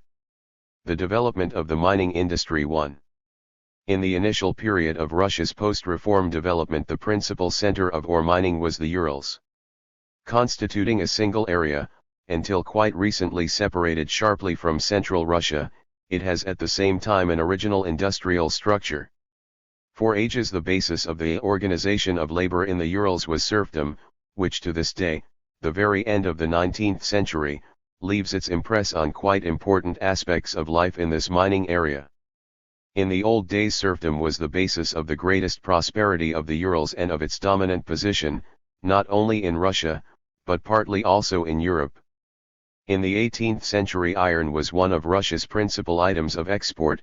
In 1782 nearly 3.8 million poods of iron were exported, in 1800 to 1815 from 2 to 1.5 million poods, in 1815 to 1838 about 1 1/3 million poods. Already in the 20s of the 19th century Russia was producing 1.5 times as much pig iron as France, 4.5 times as much as Prussia and 3 times as much as Belgium. But the very serfdom that helped the Urals to rise to such heights when European capitalism was in its initial period was the very cause of the Urals' decline when capitalism was in its heyday. The iron industry in the Urals developed very slowly. In 1718 Russia's output of pig iron was about 6.5 million poods, in 1767 about 9.5 million poods, in 1806 12 million poods, in the 30s 9 to 11 million poods, in the 40s 11 to 13 million poods, in the 50s 12 to 16 million poods, in the 60s 13 to 18 million poods, in 1867 17.5 million poods. In 100 years the output was not even doubled, and Russia dropped far behind other European countries, where large-scale machine industry had given rise to a tremendous development of metallurgy. The main cause of stagnation in the Urals was serfdom. The ironmasters were at once feudal landlords and industrialists, and their power was based not on capital and competition, but on monopoly too and their possessional right. The Ural ironmasters are big landowners even today. In 1890, the 262 iron works in the empire had 11.4 million desiatines of land, including 8.7 million desiatines of forest land, of which 10.2 million belonged to 111 Urals iron works, forest land covering 7.7 million desiatines. On the average, consequently, each Urals works possesses vast latifundia covering some 100,000 desiatines. The allotment of land to the peasants from these estates has to this day not been completed. Labor is obtained in the Urals, not only by hire, but also on the labor service basis. The Zemstvo statistics for Krasnoyarsk Uyezd, Permgubernia, for example, estimate that there are thousands of peasant farms that have the use of factory-owned land, pastures, woodland, etc., either gratis, or at a low rent. It stands to reason that this free use of the land actually has a very high cost, for it serves to reduce wages to a very low level. The iron works get their own workers, tied down to the works and cheaply paid. 3. Here is the way Mr. V. D. Belov describes these relationships. The Urals enjoy the advantage, says Mr. Belov, of having workers who have been molded by their original history. Workers in other factories, abroad, or even in St. Petersburg, have not the interests of their factory at heart. They are here today and gone tomorrow. While the factory is running they work. When losses take the place of profits, they take up their knapsacks and go off as fast and as readily as they came. They and their employers are permanent enemies. The position is entirely different in the case of the Ural workers. They are natives of the place and in the vicinity of the works they have their land, their farms, and their families. Their own welfare is closely, inseparably, bound up with the welfare of the works.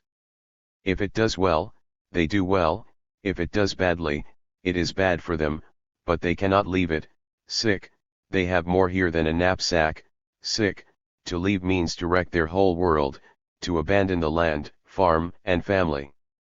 And so they are ready to hang on for years to work at half pay, or, what amounts to the same thing, to remain unemployed half their working time so that other local workers like themselves may earn a crust of bread. In short, they are ready to accept any terms the employers offer, so long as they are allowed to remain. Thus, there is an inseparable bond between the Ural workers and the works.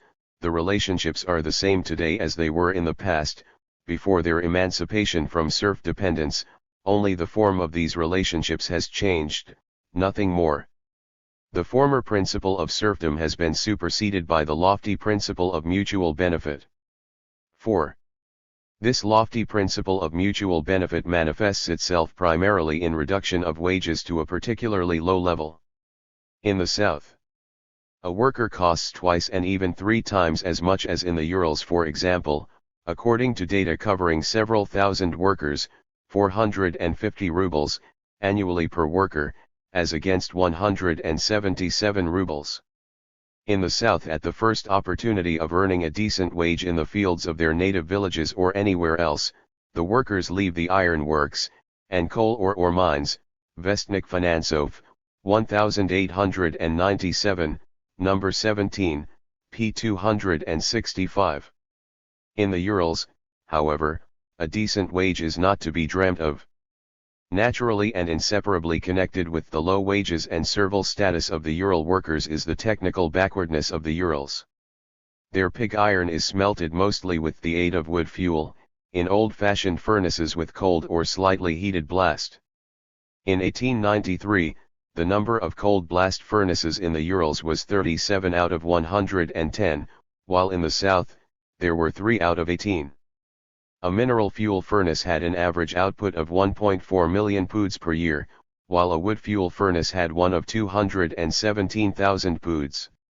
In 1890 Mr. Kepin wrote, "The refining process of smelting pig iron is still firmly established in the iron works of the Urals, whereas in other parts of Russia it has been almost entirely displaced by the puddling process." 19 steam engines are used to a far less extent in the Urals than in the south. Lastly, we cannot but note the seclusion of the Urals, its isolation from the center of Russia owing to the vast distance and the absence of railways. Until quite recently the products of the Urals were transported to Moscow mainly by the primitive method of floating by river once a year. 5.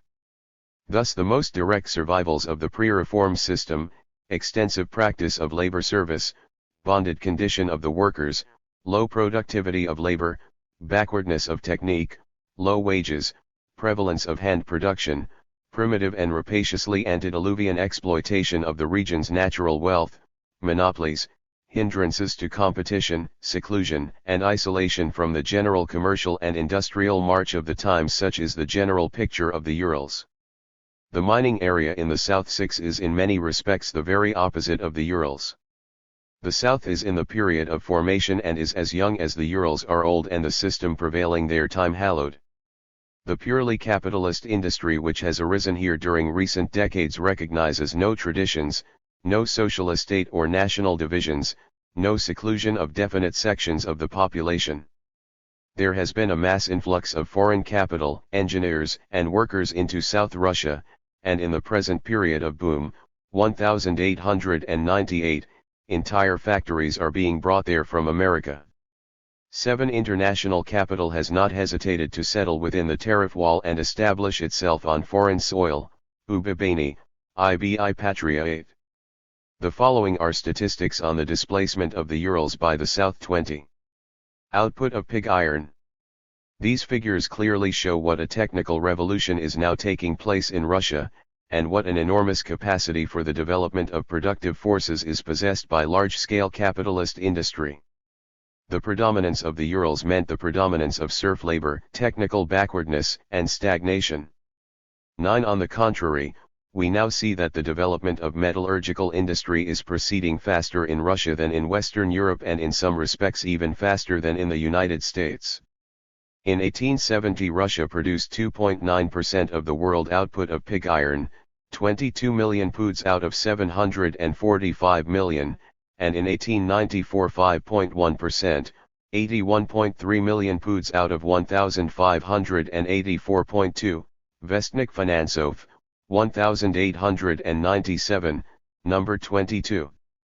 In the last 10 years, 1886 to 1896, Russia has trebled her output of pig iron, 32.5 to 96.5 million poods, whereas it took France, for example, 28 years to do so, 1852 to 1880, the USA 23 years, 1845 to 1868, England 22, 1824 to 1846, and Germany 12, 1859 to 1871, see Vestnik Finansov, 1897, number 50. The development of capitalism in the young countries is greatly accelerated by the example and the aid of the old countries. Of course, the last decade, 1888 to 1898, has been a period of exceptional boom, which, like all capitalist prosperity, will inevitably lead to a crisis, but capitalist development cannot proceed at all except in spurts. The introduction of machinery into production and the increase in the number of workers have been much more rapid in the South than in the Urals. 10. Steam engines, HP, and mine workers. Thus we see that in the Urals the increase in the use of steam power was only some 2.5 times, whereas in the South it was sixfold. The increase in the number of workers in the Urals was 1 2/3 times, whereas in the South it was nearly fourfold. 11. Consequently, it is capitalist large-scale industry that rapidly increases the number of workers, at the same time enormously increasing the productivity of their labor. Alongside of the South, mention should be made of the Caucasus, which is also characterized by an amazing growth of the mining industry in the post-reform period. The output of oil, which in the 60s did not even reach a million poods, 557,000 in 1865, was in 1870 I.7 million poods, in 1875 5.2 million poods, in 1880 21.5 million poods, in 1885 116 million poods, in 1892 42.9 million poods, in 1895 38 million poods, and in 1902 637.7 million poods. Nearly all the oil is obtained in Baku gubernia, and Baku from an insignificant town has turned into a first-class Russian industrial center, with 112,000 inhabitants. 12. The enormous development of the extraction and processing of oil has given rise in Russia to a greater consumption of kerosene that has completely ousted the American product, increase of personal consumption with the cheapening of the product by factory processing, and to a still greater consumption of oil byproducts as fuel in factories, in works, and on the railways, increase of productive consumption.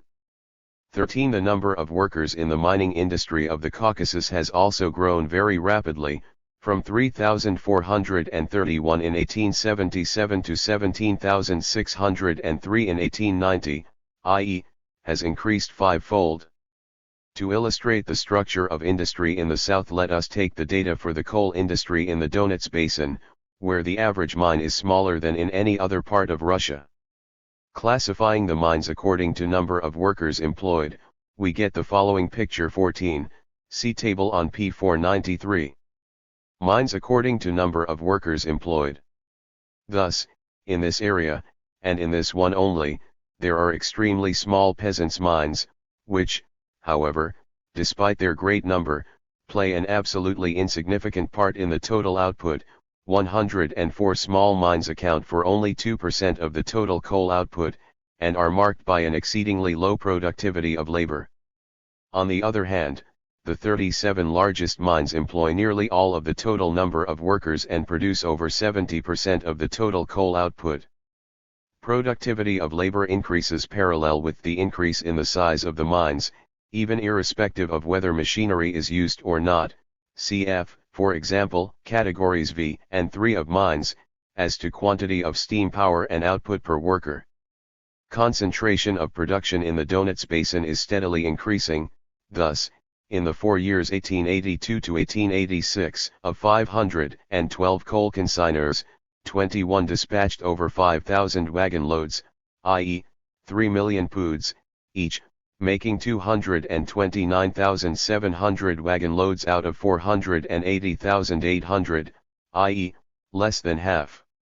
In the 4 years 1891 to 1895, however, there were 872 consignors, of whom 55 dispatched over 5,000 wagon loads each, making 925,400 wagon loads out of 1,178,000, i.e., over 8/10 of the total number.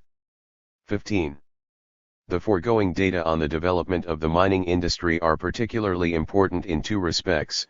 Firstly, they reveal with exceptional clarity the essence of the change in social-economic relations that is taking place in Russia in all spheres of the national economy.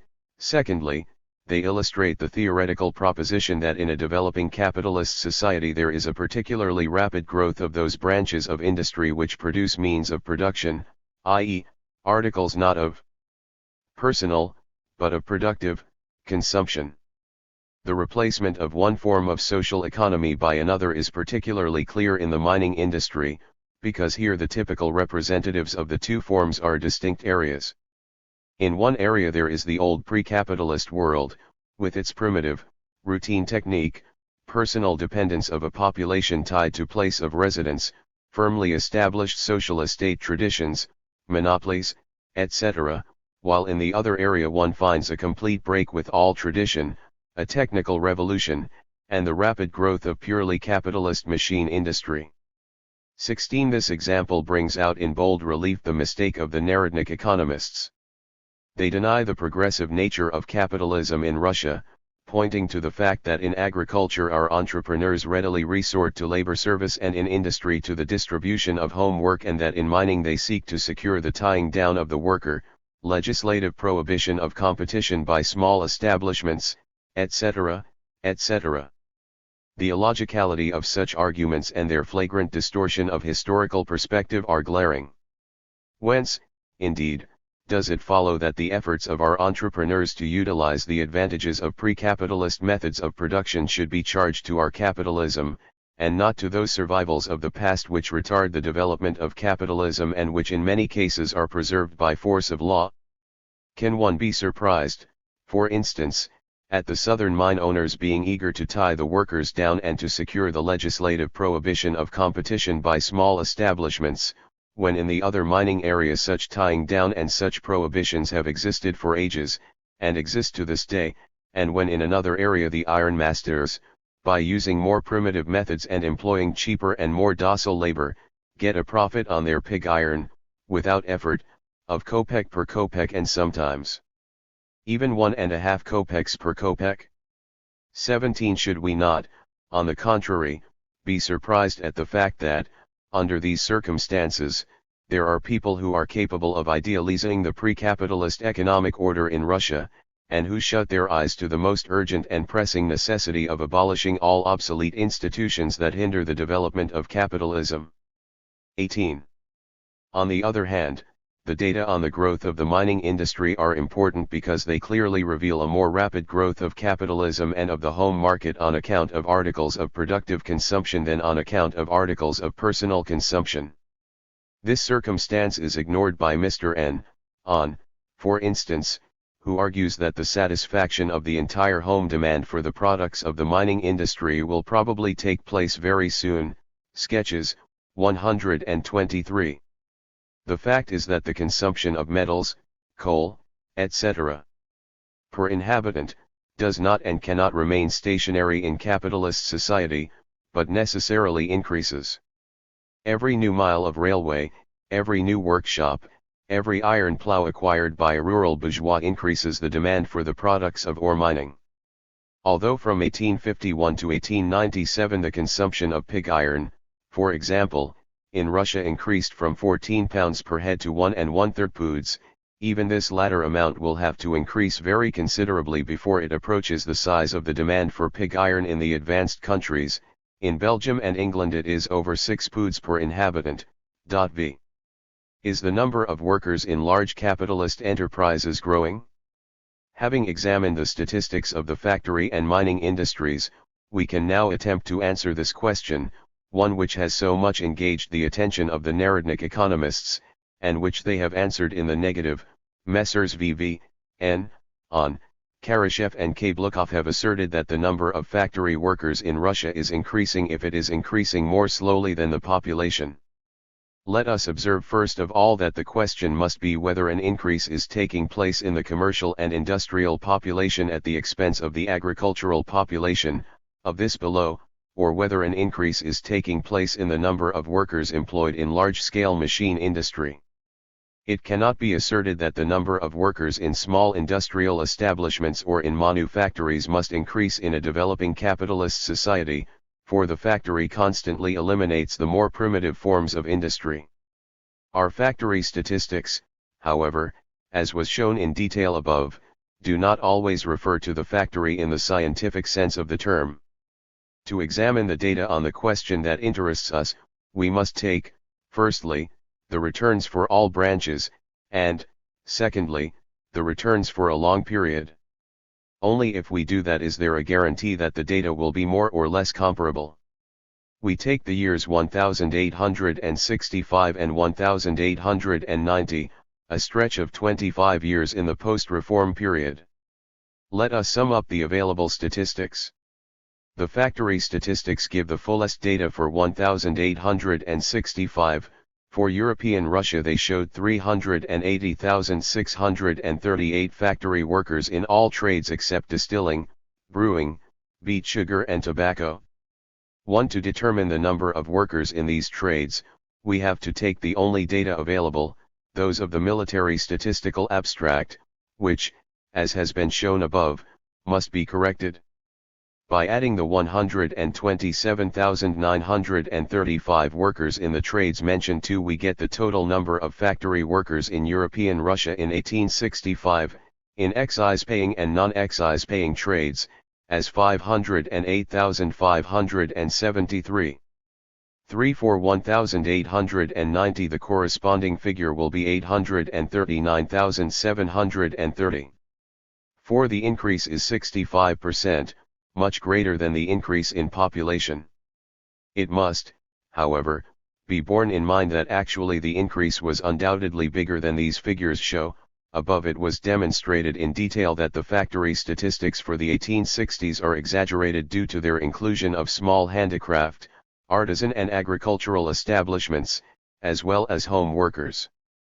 Unfortunately, we are unable, for lack of material, to correct all these exaggerations in full, and prefer not to correct them in part, especially as more exact data will be given below regarding the number of workers in large factories. Let us pass to the mining and metallurgical statistics. For 1,865 the number of mine workers was given only for the copper and iron trades, as well as the gold and platinum fields. For European Russia it was 133,176. 5 in 1890, there were in the same trades 274,748 workers, 6 i.e., more than twice as many. The latter figure represents 80.6% of the total number of mine workers in European Russia in 1890, if we assume that in 1865 the trades mentioned also covered 80.6% of the total mine workers. 7. We get the total number of mine workers for 1,865 as 165,230 and for 1,890 as 340,912. An increase of 107%. Further, railway workers also belong to the category of workers in big capitalist enterprises. In 1890, in European Russia, together with Poland and the Caucasus, they numbered 252,415. 8. The figure for 1,865 is unknown, but it can be determined with a sufficient degree of approximation, since the number of railway workers employed per verst of railway fluctuates very slightly. Counting 9 workers per verst, we get the total number of railway workers in 1865 as 32,076. 9. Let us sum up our calculations. Number of workers in large capitalist enterprises. Thus, in 25 years the number of workers in large capitalist enterprises more than doubled, i.e., it increased not only much faster than the population in general, but even faster than the urban population. 10. The steadily increasing diversion of workers from agriculture and from the small industries to big industrial enterprises is consequently beyond doubt. 11. This is indicated by the very statistics that are so often resorted to and abused by our narodniks. But the culminating point of their abuse of the statistics is the following truly phenomenal device: they work out the proportion of factory workers to the total population, and on the basis of the figure arrived at, about 1%, expatiate on how insignificant this handful 12 of workers is.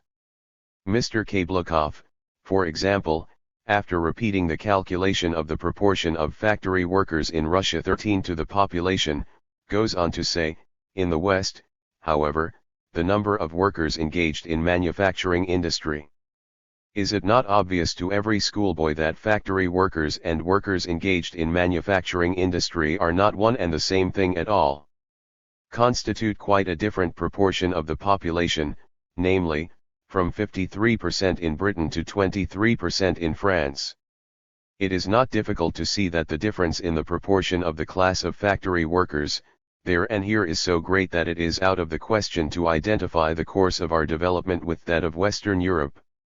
And this is written by a professor and specialist in statistics. With extraordinary valor he perpetrates 2 misrepresentations at one blow. 1. Factory workers are replaced by workers engaged in manufacturing industry, and 2.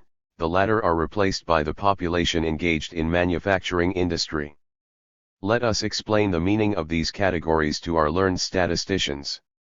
In France, according to the census of 1891, the workers engaged in manufacturing industry numbered 3.3 million, less than 1/10 of the population, 36.8 million classified according to occupation, and 1.3 million not classified according to occupation. These are workers employed in all industrial establishments and enterprises, and not only factory workers. The population, however, that is engaged in manufacturing industry numbered 9.5 million, about 26% of the total population. Added here to the number of workers are employers, etc. 1 million, then office employees, clerks, etc., 0.2 million, dependents in household, 4.8 million, and domestic servants, 0.2 million. 14. To illustrate the corresponding proportions in Russia, we must take particular centers as our examples, for we have no statistics showing the occupations of the whole population. Let us take one urban and one rural center. In Petersburg, the factory statistics for 1890 gave the number of factory workers as 51,760, according to the directory, whereas according to the St. Petersburg census of December 15, 1890, the number of persons of both sexes engaged in manufacturing industry was 341,991, distributed as follows: 15. Distribution of persons of both sexes. Another example, in Bogorodskoy village, Gorbatov Uyezd, Nizhny Novgorod gubernia, which, as we have seen, does not engage in agriculture, but constitutes a single tannery as it were, there are, according to the directory for 1890, 392 factory workers, whereas the population engaging in industries, according to the Zemstvo census of 1889, numbers nearly 8,000, the total population equals 9,241, more than 9/10 of the families engage in industries. Let these figures give food for thought to Messrs. N. Kablukov & Co. Addendum to second edition. We now have the returns of the national census of 1897, giving statistics on the occupations of the entire population. Here are the data, summarized by us, for the whole of the Russian Empire: 16, in millions.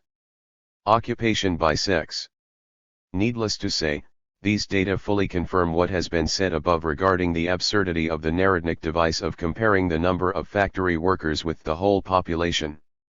It will be interesting, first of all, to group the data on the occupational distribution of the whole population of Russia, in a way that will illustrate the division of social labor as the basis of the whole of commodity production and capitalism in Russia. From this point of view, the entire population should be distributed into three large subdivisions: I. Agricultural, 2. Commercial and industrial, 3. Unproductive, more precisely, not participating in economic activity. Of the 9 groups given, A to I, only one cannot be directly and entirely assigned to any one of these three main subdivisions. That is Group G, private service, domestic servants, and day laborers. This group has to be distributed approximately between the commercial and industrial and the agricultural population. We have assigned to the former the section of this group which is shown as residing in towns, 2.5 million, and to the latter those residing in rural areas, 3.3 million. We then get the following picture of the distribution of the total population of Russia. Distribution of total population of Russia. This picture clearly shows, on the one hand, that commodity circulation and, hence, commodity production are firmly implanted in Russia. Russia is a capitalist country. On the other hand, it follows from this that Russia is still very backward, as compared with other capitalist countries, in her economic development. To proceed. After the analysis we have made in the present work, the statistics of the occupations of the whole population of Russia can and should be used to determine approximately the main categories into which the entire population of Russia is divided according to class status, i.e., according to their status in the social system of production. It is possible to determine these categories only approximately, of course, because we know the main economic groups into which the peasantry are divided. And the entire mass of the agricultural population of Russia may safely be regarded as peasants, for the number of landlords in the sum total is quite negligible. Quite a considerable section of landlords, moreover, are included in the category of rentiers, government officials, high dignitaries, etc. In the peasant mass of 97 millions, however, one must distinguish three main groups: the bottom group the proletarian and semi-proletarian strata of the population, the middle group the poor small peasant farmers, and the top group the well-to-do small peasant farmers. We have analyzed above the main economic features of these groups as distinct class elements. The bottom group is the propertyless population, which earns its livelihood mainly, or half of it, by the sale of labor power. The middle group comprises the poor small peasant farmers, for the middle peasant in the best of years just barely manages to make ends meet, but the principal means of livelihood of this group is independent, supposedly independent, of course, small-scale farming. Finally, the top group consists of the well-to-do small peasant farmers, who exploit more or less considerable numbers of allotment-holding farm laborers and day laborers and all sorts of wage laborers in general. These groups constitute approximately 50%, 30%, and 20% respectively of the total. Above we invariably took the share of each group in the total number of households or farms. Now we shall take them as a proportion of the population. This change affects an increase in the bottom group and a decrease in the top one. But this, undoubtedly, is precisely the change that has taken place in Russia in the past decade, as is proved incontrovertibly by the decline in horse ownership and by the ruin of the peasantry, the growth of poverty and unemployment in the rural districts, etc. That is to say, among the agricultural population we have about 48.5 million proletarians and semi-proletarians, about 29.1 million poor small peasant farmers and their families, and about 19.4 million of the population on the well-to-do small farms. Now the question is how to distribute the commercial and industrial and the unproductive population. The latter group contains sections of the population who obviously belong to the big bourgeoisie, all the rentiers, living on income from capital and real estate. First subdivision of Group 14 in our statistics, 900,000, then part of the bourgeois intelligentsia, the high military and civil officials, etc. Altogether, these will number about 1.5 million. At the opposite pole of this group of unproductive population are the lower ranks of the army, navy, gendarmerie, and police, about 1.3 million, domestics and numerous servants, about 1/2 million altogether, nearly 1/2 million beggars, tramps, etc., etc. Here we can only roughly distribute the groups that most closely approximate to the main economic types.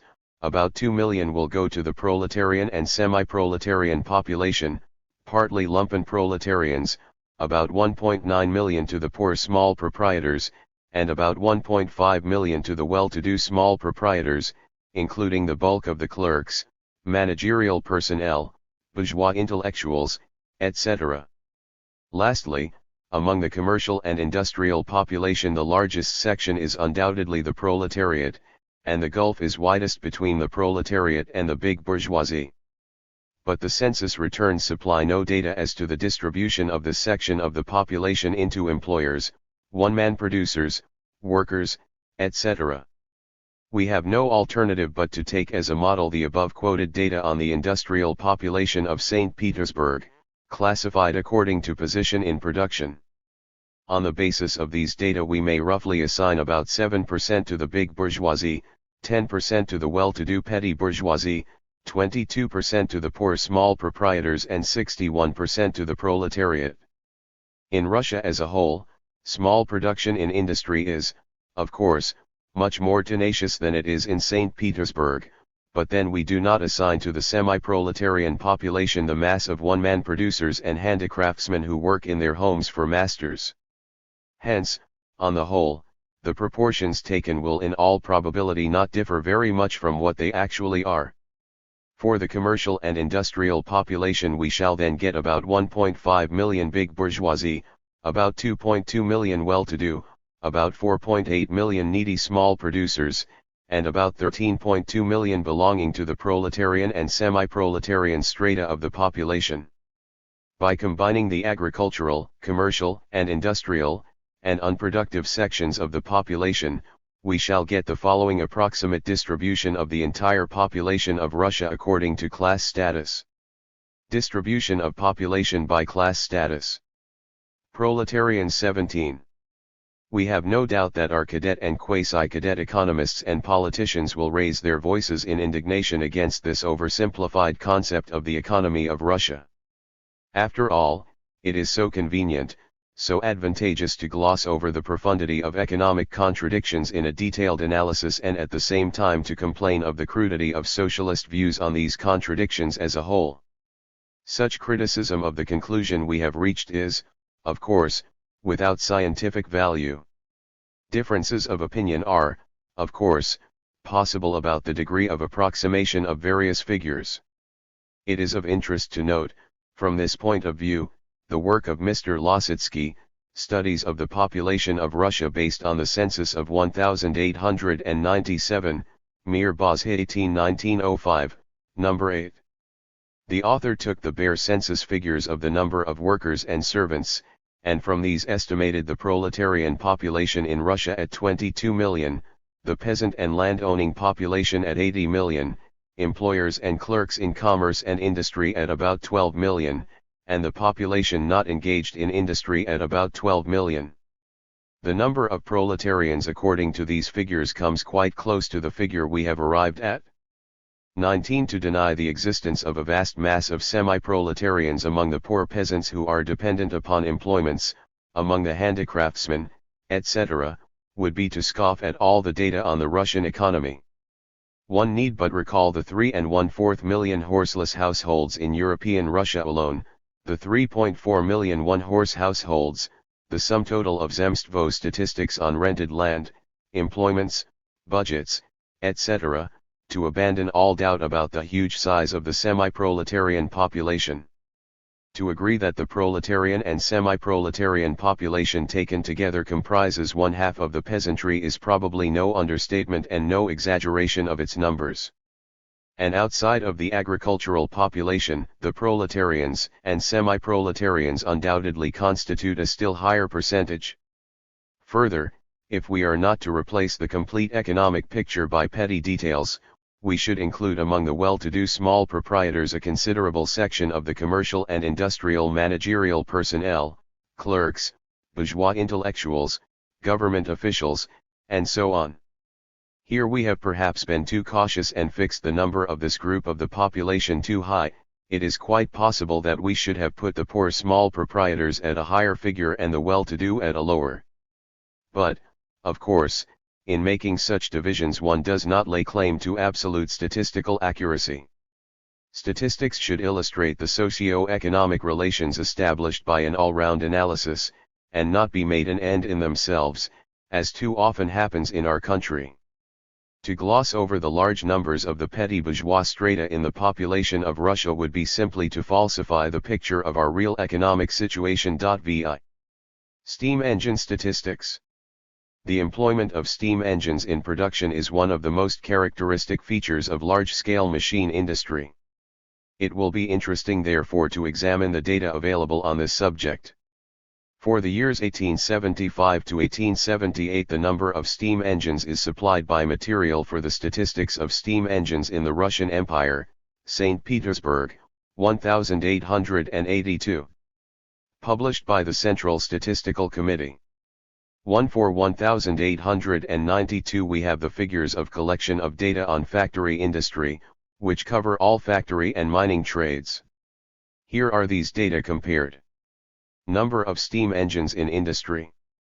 In 16 years the total HP capacity of steam engines in Russia increased threefold and in European Russia 2.5 times. The number of steam engines increased to a lesser degree, so that the average capacity per steam engine rose considerably, in European Russia from 18 HP to 24 HP, and in the Kingdom of Poland from 18 HP to 41 HP. Large-scale machine industry, consequently, developed very rapidly during this period. As regards steam power capacity, the following gubernias, in 1875 to 1878, were in the lead: St. Petersburg, 17,808 HP, Moscow, 13,668, Kiev, 8,363, Perm, 7,348, and Vladimir, 5,684, the total for these 5 gubernias being 52,871 HP, or about 3/5 of the total for European Russia. Then follow the Podolsk, 5,480, Petrokov, 5,071, and Warsaw, 4,760, gubernias.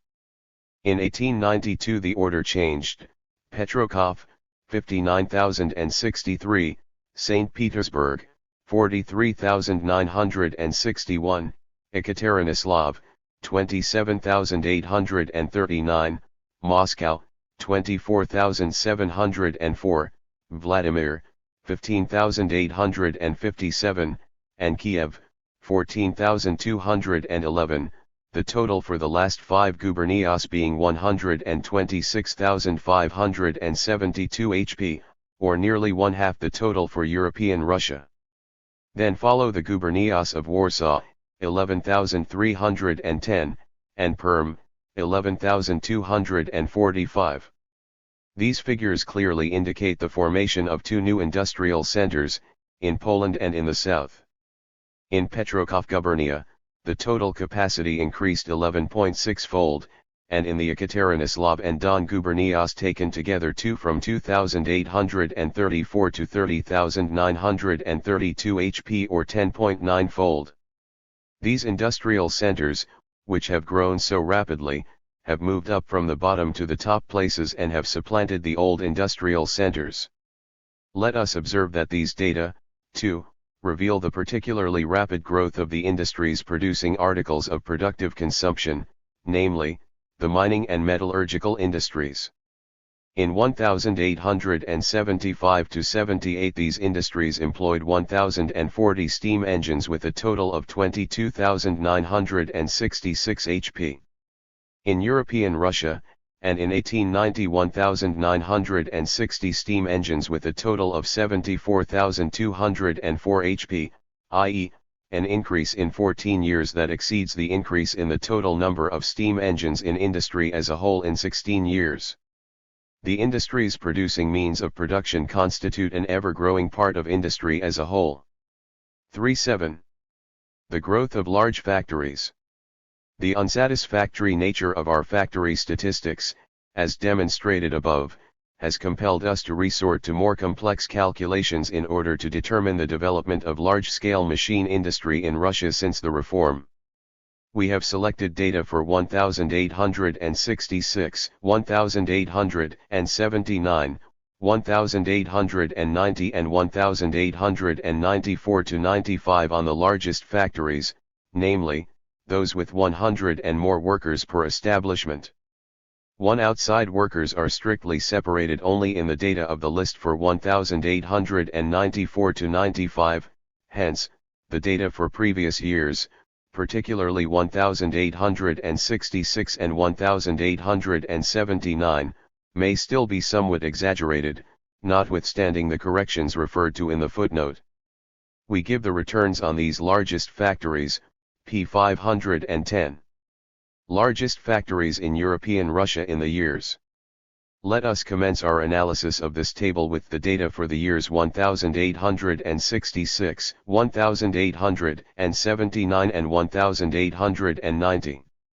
The total number of large factories changed during these years as follows: 644, 852, 951, or in percentages, 100, 132, 147.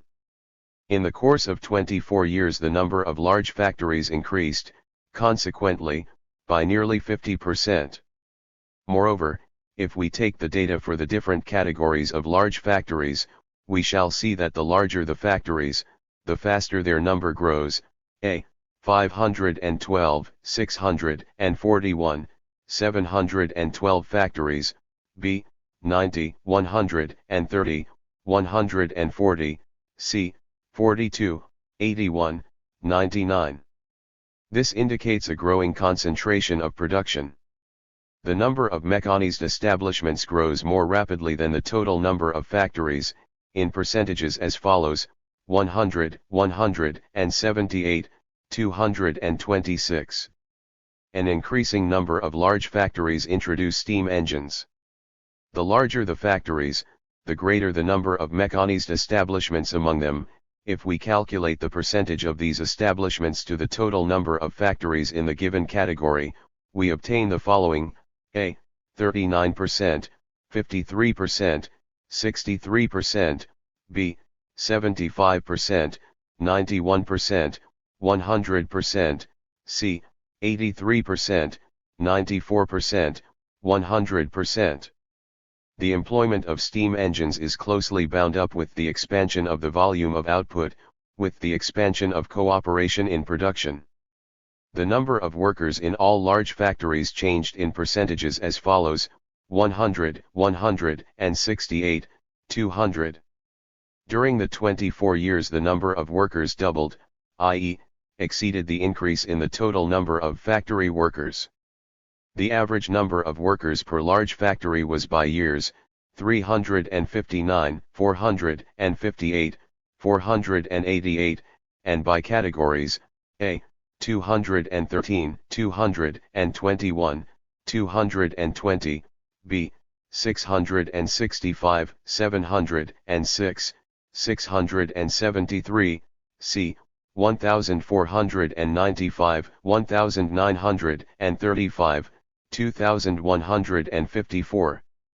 An increasing number of workers are thus being concentrated in the largest factories. In 1866, factories with 1,000 workers and over employed 27% of the total number of workers in large factories. In 1879, 40%, in 1890, 46%. The change in the output of all large factories expressed in percentages will be 100, 243, 292, and by categories: A. 100, 201, 187, B. 100, 245, 308, C. 100, 323, 479. Hence, the volume of output of all large factories increased almost threefold, and the larger the factory, the more rapid the increase. But if we compare the productivity of labor for each separate year according to the different categories, we shall get a somewhat different picture. The average output per worker in all large factories will be 866 rubles, 1,250, 1,260, and by categories: A. 901, 1,410, 1,191, B. 800, 1,282, 1,574, C. 841, 1,082, 1,188. Thus, for each separate year we observe no increase in output, per worker, as we pass from the bottom category to the top. This is because the various categories include, in unequal proportions, factories in industries using raw materials of different value and obtaining, therefore, an annual output per worker of different value. 2. We do not think it worthwhile to examine in equal detail the data for the years 1879 to 1890 and for the years 1879-1890-1894-1895, since this would mean repeating all that has been said above for somewhat different percentages. Latterly, the collection of factory inspectors' reports has supplied data on the distribution of factories and works into groups according to the number of workers employed. Here are the data for 1903. Distribution of factories and works by number of workers employed. Russia 9. A comparison of these with the aforecited data will involve a certain inaccuracy, a slight one, it is true. At all events, they show that the number of large factories, those with over 99 or over 100 workers, and the number of workers employed in them are rapidly increasing. The concentration of workers and, consequently, of production, also increases in the largest of these large factories. Page 405 of the Development of Capitalism in Russia, 1908.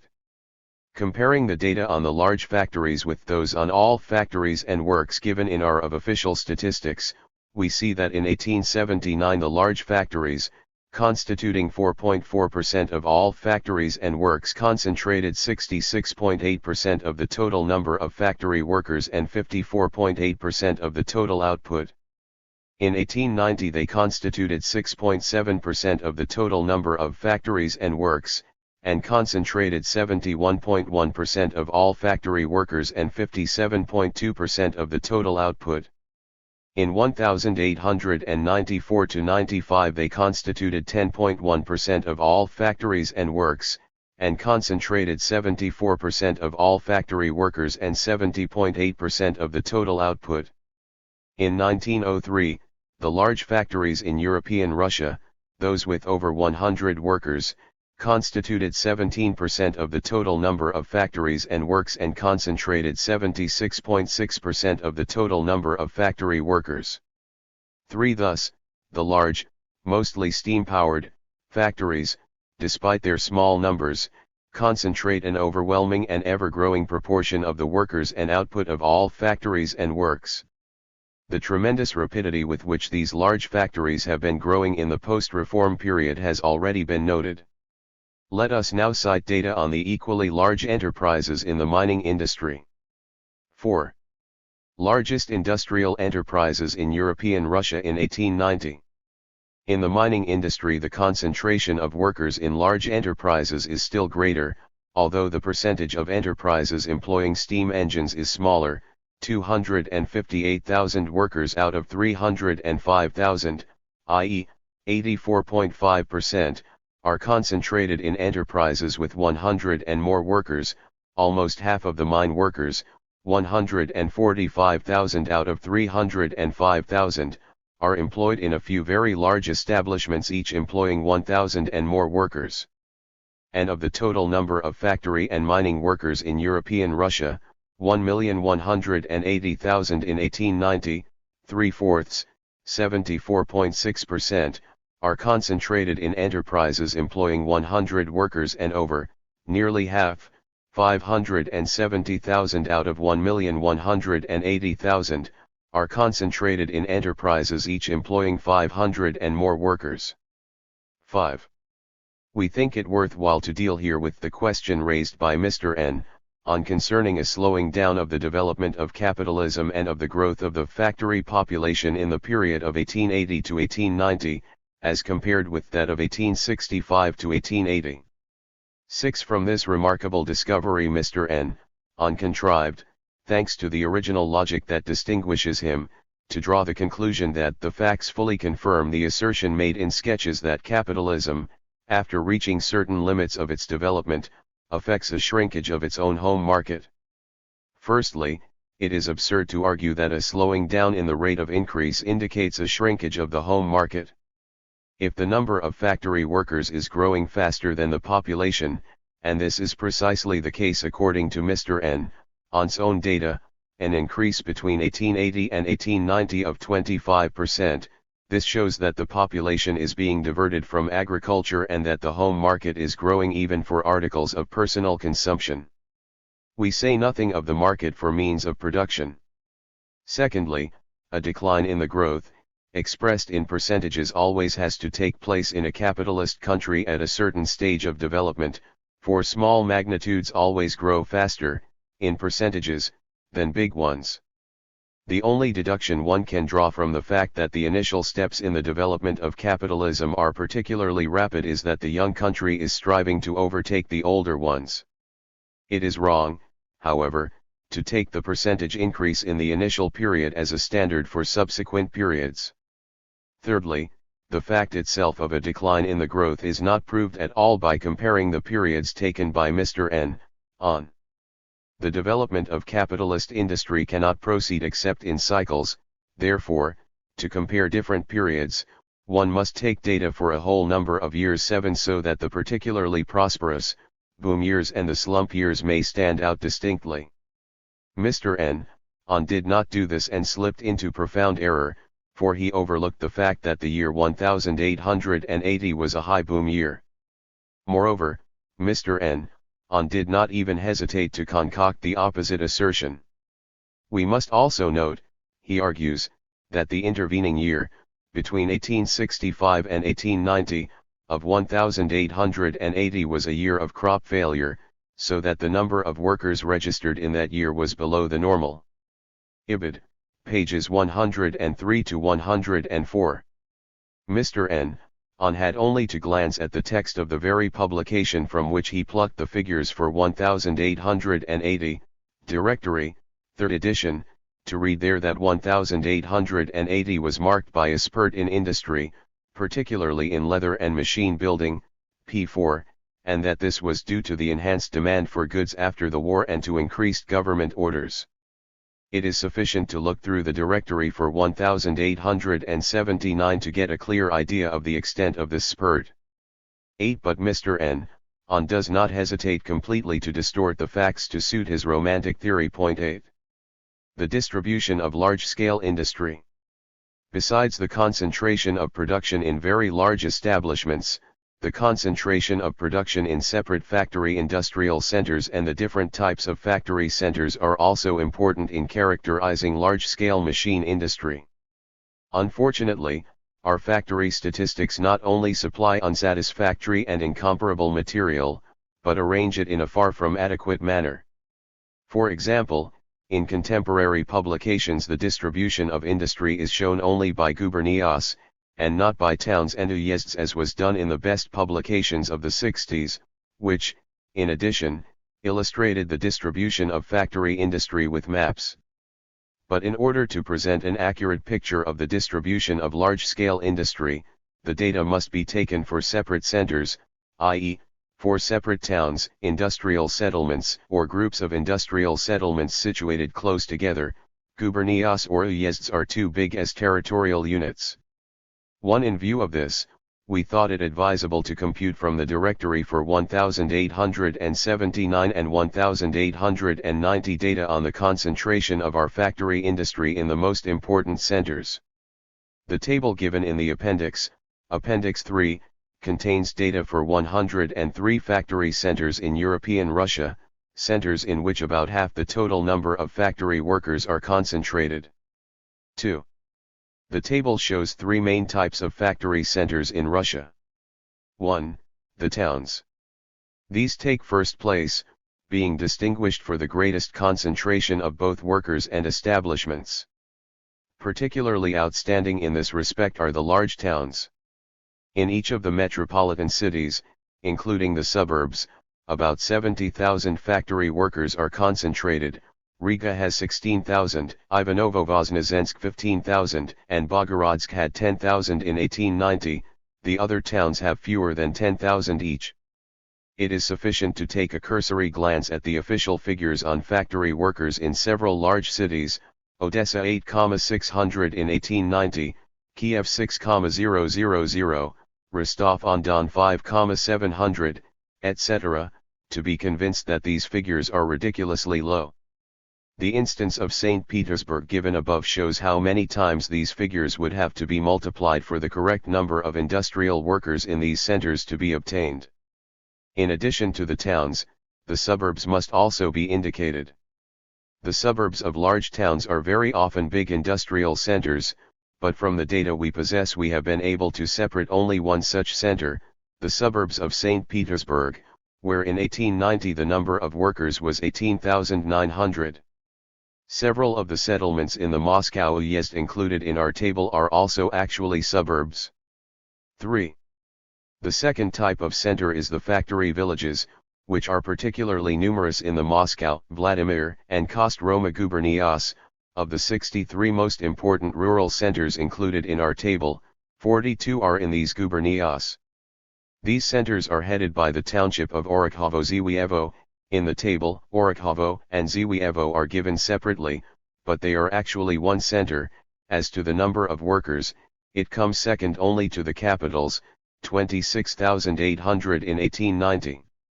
4. In the three gubernias indicated, as also in the Yaroslavl and Tver gubernias, the majority of the rural factory centers are formed by huge textile mills, cotton spinning and weaving, linen, wool weaving, etc. Formerly, there were almost always work distributing offices in such villages, i.e., centers of capitalist manufacture, which held sway over masses of neighboring hand weavers.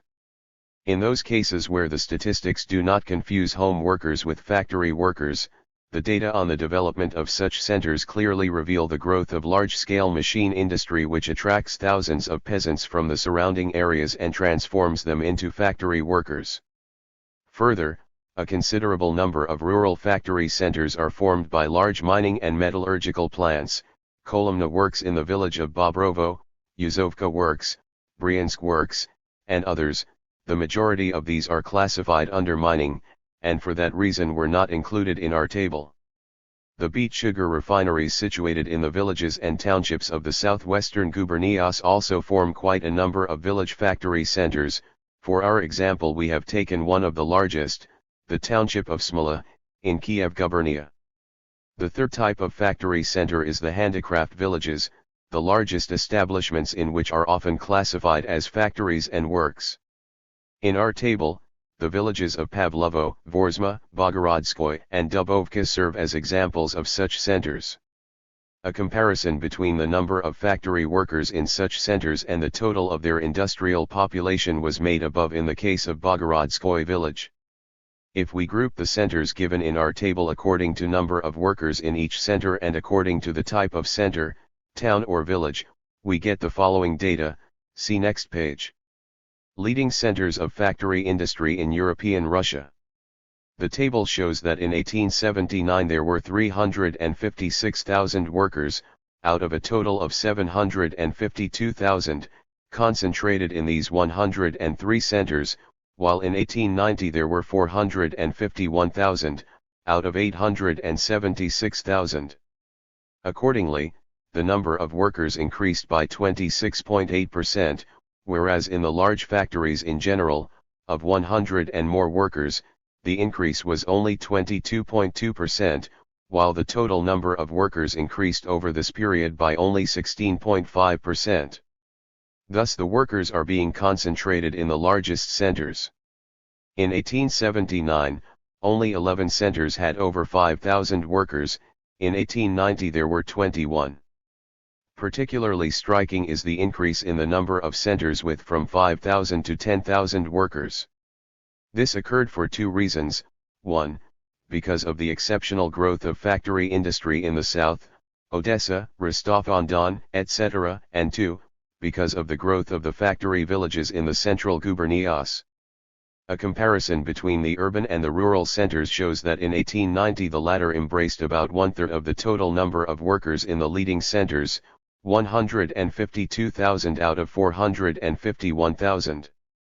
For the whole of Russia this proportion should be higher, i.e., more than one-third of the factory workers must be outside of the towns.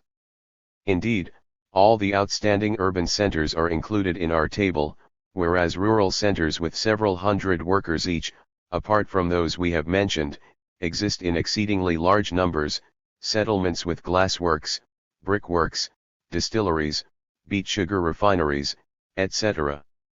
Mining workers are also to be found mainly outside of towns.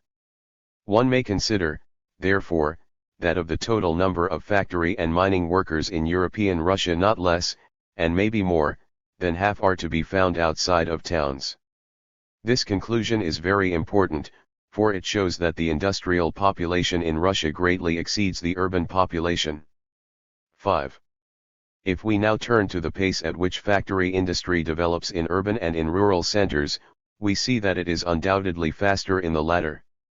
The number of urban centers with 1,000 workers and over in the period taken grew very slightly, from 32 to 33, while the number of rural centers in this category grew very considerably, from 38 to 53.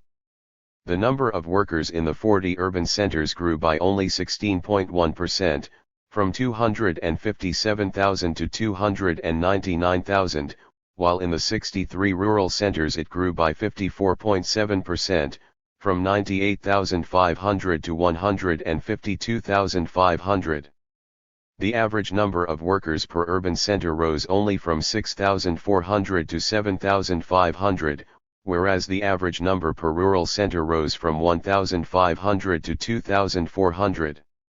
Thus, factory industry evidently tends to spread with particular rapidity outside the towns, to create new factory centers and to push them forward faster than the urban centers, and to penetrate deep into remote rural areas that would seem to be isolated from the world of big capitalist enterprises. This supremely important circumstance shows us, firstly, the rapidity with which large-scale machine industry transforms social and economic relationships. What formerly took ages to take shape now springs up in a decade or so. We have only to compare, for instance, the formation of such non-agricultural centers as the handicraft villages indicated in the previous chapter, Bogorodskoy, Pavlovo, Kumry, Kotaichi, Velikoy, and others, with the process of the establishment of new centers by the modern factory, which at once draws the rural population by the thousands into industrial settlements. 6. Social division of labor receives a tremendous impetus. Mobility of the population replaces the former immobility and isolation as a necessary condition of economic life. Secondly, the transfer of factories into the rural districts shows that capitalism is surmounting the obstacles which the social estate seclusion of the peasant community creates for it, and is even deriving benefit from this seclusion. While the erection of factories in the countryside involves quite a few inconveniences, it does, however, guarantee a supply of cheap labor. The muzhik is not allowed to go to the factory, so the factory goes to the muzhik. 7. The muzhik lacks complete freedom, thanks to the collective responsibility system and the obstacles to his leaving the community, to seek the employer who gives the greatest advantage, but the employer has a perfect way of seeking out the cheapest worker. Thirdly, the large number of rural factory centers and their rapid growth proves groundless the opinion that the Russian factory is isolated from the mass of the peasantry, that it exercises little influence over them. The specific character of the distribution of our factory industry shows, on the contrary, that its influence is very widespread, and that it is far from being confined to the walls of the factory. 8. On the other hand, however, this specific character of the distribution of our factory industry cannot but result in a temporary retardation of the transforming influence of large-scale machine industry on the population it employs. By converting the backwoodsman muzhik into a factory worker at one stroke, the factory may for a time ensure for itself a supply of the cheapest, least developed and least exacting hands. It is obvious, however, that such retardation cannot go on for long, and that it is purchased at the price of a still greater expansion of the area subjected to the influence of large-scale machine industry. 9. The development of the lumber and building industries. One of the necessary conditions for the growth of large-scale machine industry, and a highly characteristic concomitant of its advance, is the development of the industry for the supply of fuel and building materials, as well as of the building industry. Let us begin with the lumber industry. The felling and preliminary dressing of trees for their own needs has been an occupation of the peasantry from time immemorial, one that nearly everywhere forms part of the tiller's round of work. By the lumber industry, however, we mean exclusively the preparation of lumber for sale. Characteristic of the post-reform period is a particularly rapid growth of this industry, the demand for timber having grown rapidly both for personal consumption, the growth of towns, the increase of the non-agricultural population in the villages, and the loss of woodland by the peasants upon their emancipation, and, particularly, for productive consumption.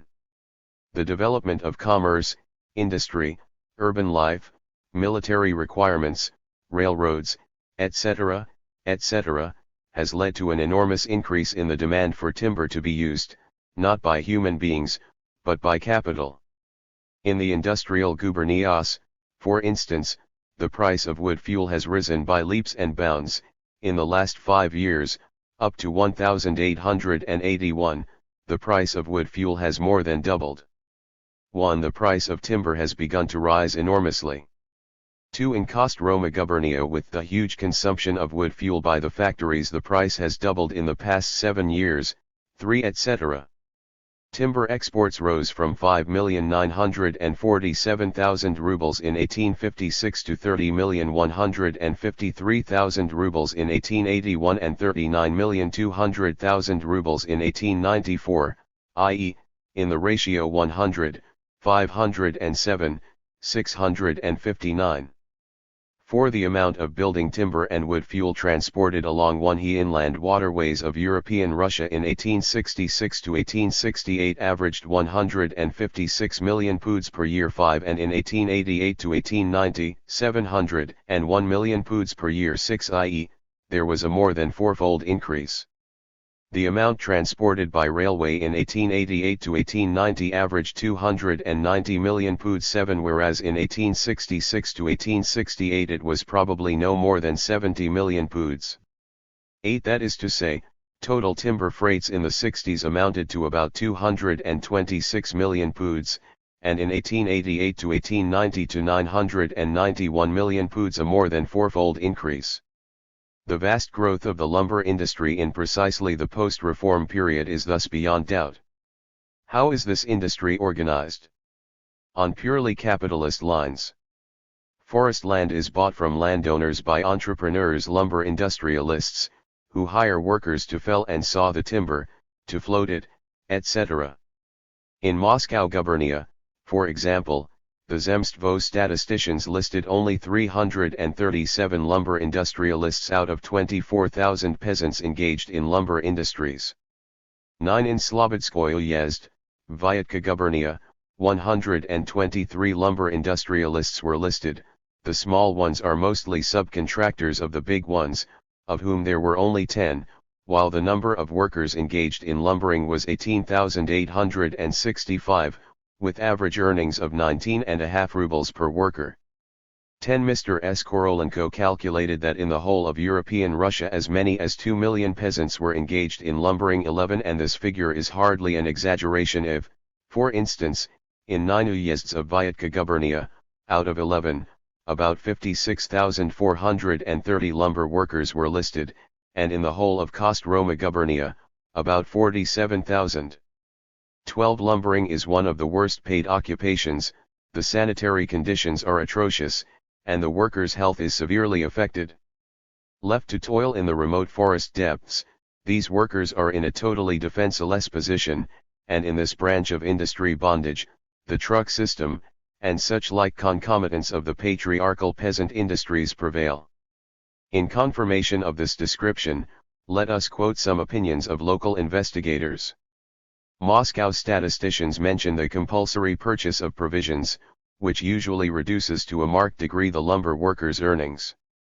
The Kostroma lumbermen live in teams in the forests, in hastily and badly erected shanties, where there are no stoves, and which are heated by open hearths. Bad food, consisting of bad soup and of bread which is like stone by the end of the week, fetid air. Constantly damp clothes. All this is bound to have a disastrous effect upon the health of the lumber industrialists.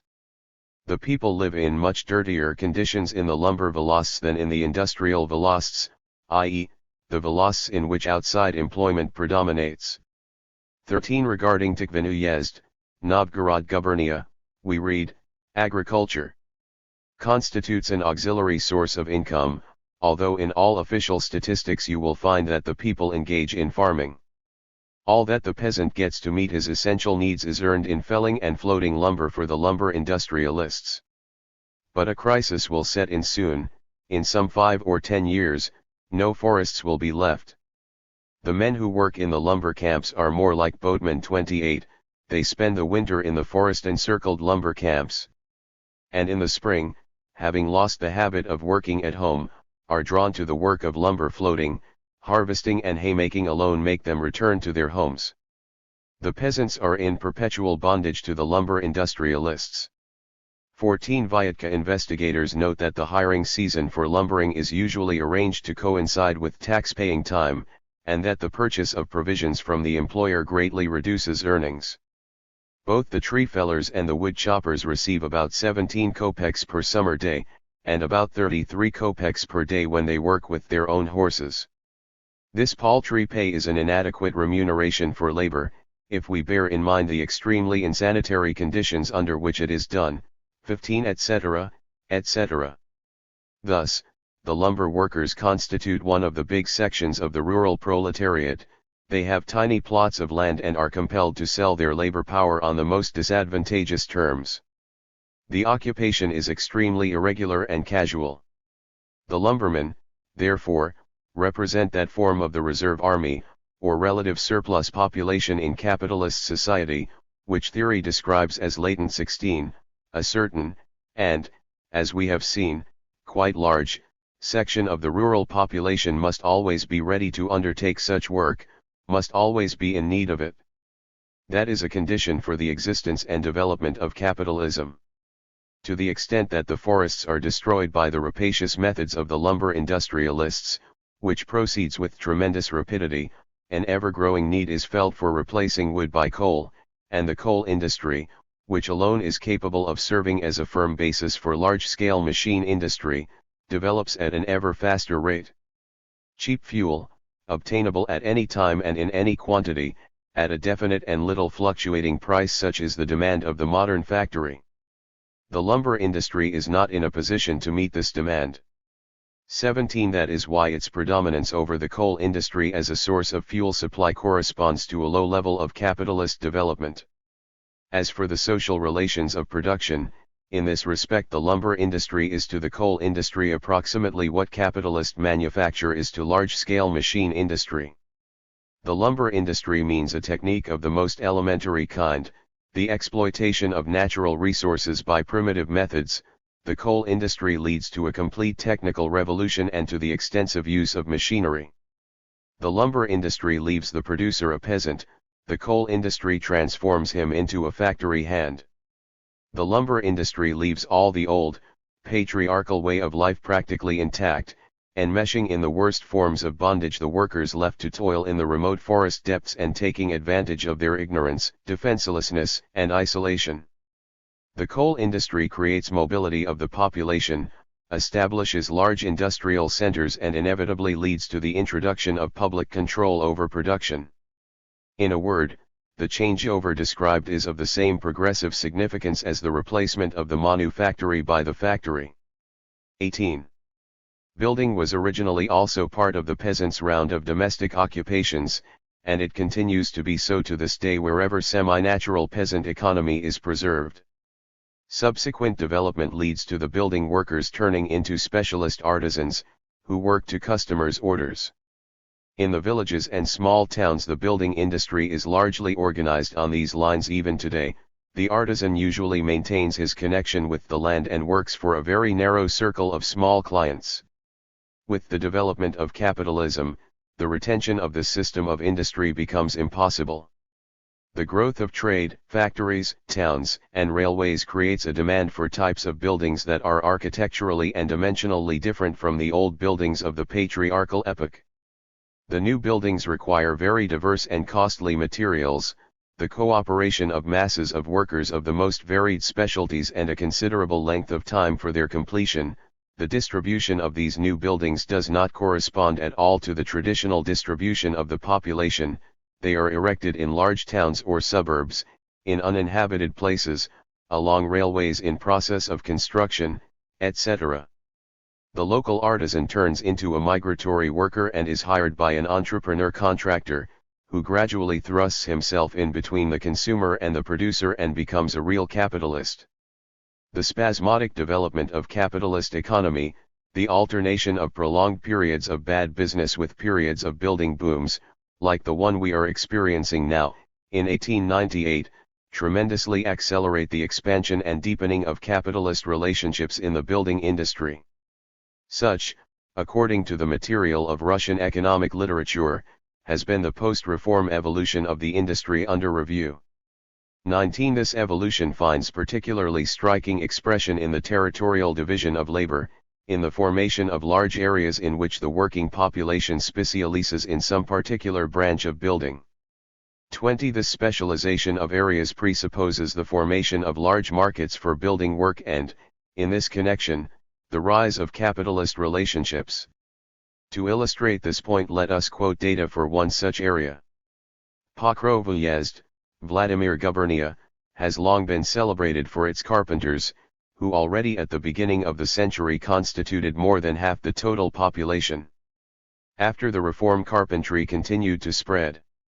21. In the carpenters area, the contractors are an element analogous to the subcontractors and factory owners. They are usually drawn from among the most enterprising members of carpenters' artels. Cases are not rare of contractors in 10 years accumulating from 50,000 to 60,000 rubles and more of clear profit. Some of the contractors employ from 300 to 500 carpenters and have become real capitalists. It is not surprising that the local peasants say that nothing pays so well as trading in carpenters. 22. It would be hard to give a more striking characterization of the quintessence of the present organization of the industry. Carpentry has left a deep impress upon the whole of peasant life in this locality. The peasant carpenter devotes less and less time to agriculture, and eventually gives it up altogether. Life in the cities has laid the impress of culture on the carpenter. He lives a much cleaner life than do the surrounding peasants, and is conspicuous for his cultured appearance, for his relatively high mental development. 23. The total number of building workers in European Russia must be very considerable, judging from the fragmentary data available. In Kalyuga Gubernia, the number of building workers in 1896 was estimated at 39,860, both local and migratory. In Yaroslavl Gubernia there were in 1894-95 according to official data 20,170 migratory. In Kostroma Gubernia there were about 39,500 migratory. In 9 uyezds of Vyatka Gubernia, out of 11, there were about 30,500 migratory, in the 80s. In 4 uyezds in Tyre Gubernia, out of 12, there were 15,585, both local and migratory. In Gorbatov uyezd, Nizhny Novgorod Gubernia, there were 2,221, both local and migratory. The number of carpenters alone who left Ryazan Gubernia every year to work in other districts was, according to official figures, for 1,875 and 1,876, not less than 20,000. In Orel uyezd, Orel Gubernia, there are 2,000 building workers. In 3 uyezds of Poltava Gubernia, out of 15, there are 1,440. In Nikolaevsk uyezd, Samara Gubernia, there are 1,339. 24. Judging by these figures, the number of building workers in European Russia must be not less than 1 million. 25. This figure must rather be considered a minimum, for all the sources show that the number of building workers has grown rapidly in the post-reform period. 26. The building workers are industrial proletarians in the making, whose connection with the land, already very slight today, 27, is becoming slighter every year. The conditions of building workers are very different from those of lumber workers and are more like those of factory workers. They work in large urban and industrial centers, which, as we have seen, considerably raise their cultural standards. While the declining lumber industry typifies weakly developed forms of a capitalism that still tolerates the patriarchal way of life, the developing building industry typifies a higher stage of capitalism, leads to the formation of a new class of industrial workers, and marks a deep-going differentiation of the old peasantry. X. The appendage to the factory. By the appendage to the factory we mean those forms of wage labor and small industry whose existence is directly connected with the factory. These include, first of all, in part, the lumber and building workers, of whom we have spoken and who in some cases directly form part of the industrial population of factory centers, and in others belong to the population of surrounding villages. One further, they include workers employed on peat bogs which are sometimes worked by factory owners themselves too, carters, loaders, packers, and so-called laborers generally, who always constitute a fairly considerable part of the population of industrial centers. In St. Petersburg, for instance, the census of December 15, 1890, registered 44,814 persons, of both sexes, in the group of day laborers and laborers, then 51,000 persons, of both sexes, in the carting industry, of whom 9,500 are specially engaged in carting heavy and miscellaneous loads. Further, certain auxiliary work is done for factories by small independent industrialists. In factory centers or their environs such industries spring up as barrel making for oil mills and distilleries, 3 basket making for packing glassware, 4 packing case making for hardware, the making of wooden handles for joiners and fitters tools, 5 the making of brads for footwear factories, and of tanning for leather works, etc. 6 the weaving of bast matting for the packing of factory wares. In the Cost Roma and other gubernias, the making of sticks for matches, in the Ryazan, Kalyuga and other gubernias, cardboard box making for tobacco factories, in the environs of St. Petersburg, 7 the making of wood dust for vinegar factories, 8 the spinning of waste yarn in small spinning sheds, in Lodz, which has developed owing to the demand created by the big mills, 9 etc., etc.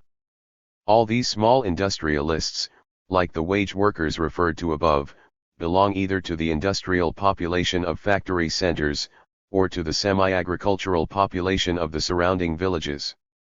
Furthermore, when a factory's work is limited to the production of a semi-manufactured article, small industries are sometimes called into existence which engage in treating it further. For example, machine spinning has given an impetus to handicraft weaving, and handicraft producers of metal goods cluster around iron works, etc. Finally, capitalist domestic industry is often an appendage to the factory. 10 The epoch of large-scale machine industry is marked in all countries by the extensive development of capitalist domestic industry in such branches as, for example, ready-made clothing. We have spoken above of the wide extent of such industry in Russia, of the conditions peculiar to it, and of the reason for considering it more correct to describe it in the chapter on manufacture. In order to give anything like a full description of the appendage to the factory, one needs complete statistics on the occupations of the population, or monographic descriptions of the entire economic life of factory centers and their environs. But even the fragmentary data with which we have had to content ourselves show the incorrectness of the opinion widespread here that factory industry is isolated from other forms of industry, that the factory population is isolated from the population not employed in factories. The development of forms of industry, like that of all social relationships in general, cannot but proceed very gradually, among a mass of interlocking, transitional forms and seeming reversions to the past. Thus, the growth of small industries may express, as we have seen, the progress of capitalist manufacture. Now we see that the factory, too, may sometimes develop small industries. Work for the buyer up is also an appendage to both the manufactory and the factory. To give a proper assessment of the significance of such phenomena, we must consider them in conjunction with the whole structure of industry at the given stage of its development and with the main trends of this development. Point 11. The complete separation of industry from agriculture. The complete separation of industry from agriculture is effected only by large-scale machine industry. The Russian facts fully confirm this thesis, which was established by the author of Capital for other countries one but which is usually ignored by the Narodnik economists. Mr. N. on in his sketches talks in and out of season about the separation of industry from agriculture, without, however, taking the trouble to examine, on the basis of precise data, how this process is actually taking place and what different forms it assumes. Mr. VV points to the connection of our industrial worker with the land. In manufacture, our author does not think it necessary to distinguish the various stages of capitalism, although he pretends he is following the theory of the author of Capital, and declaims in this regard about the shameful, sick, dependence of our author's italics, capitalist industry upon the worker farmer, etc. Destiny of Capitalism, p. 114 and others.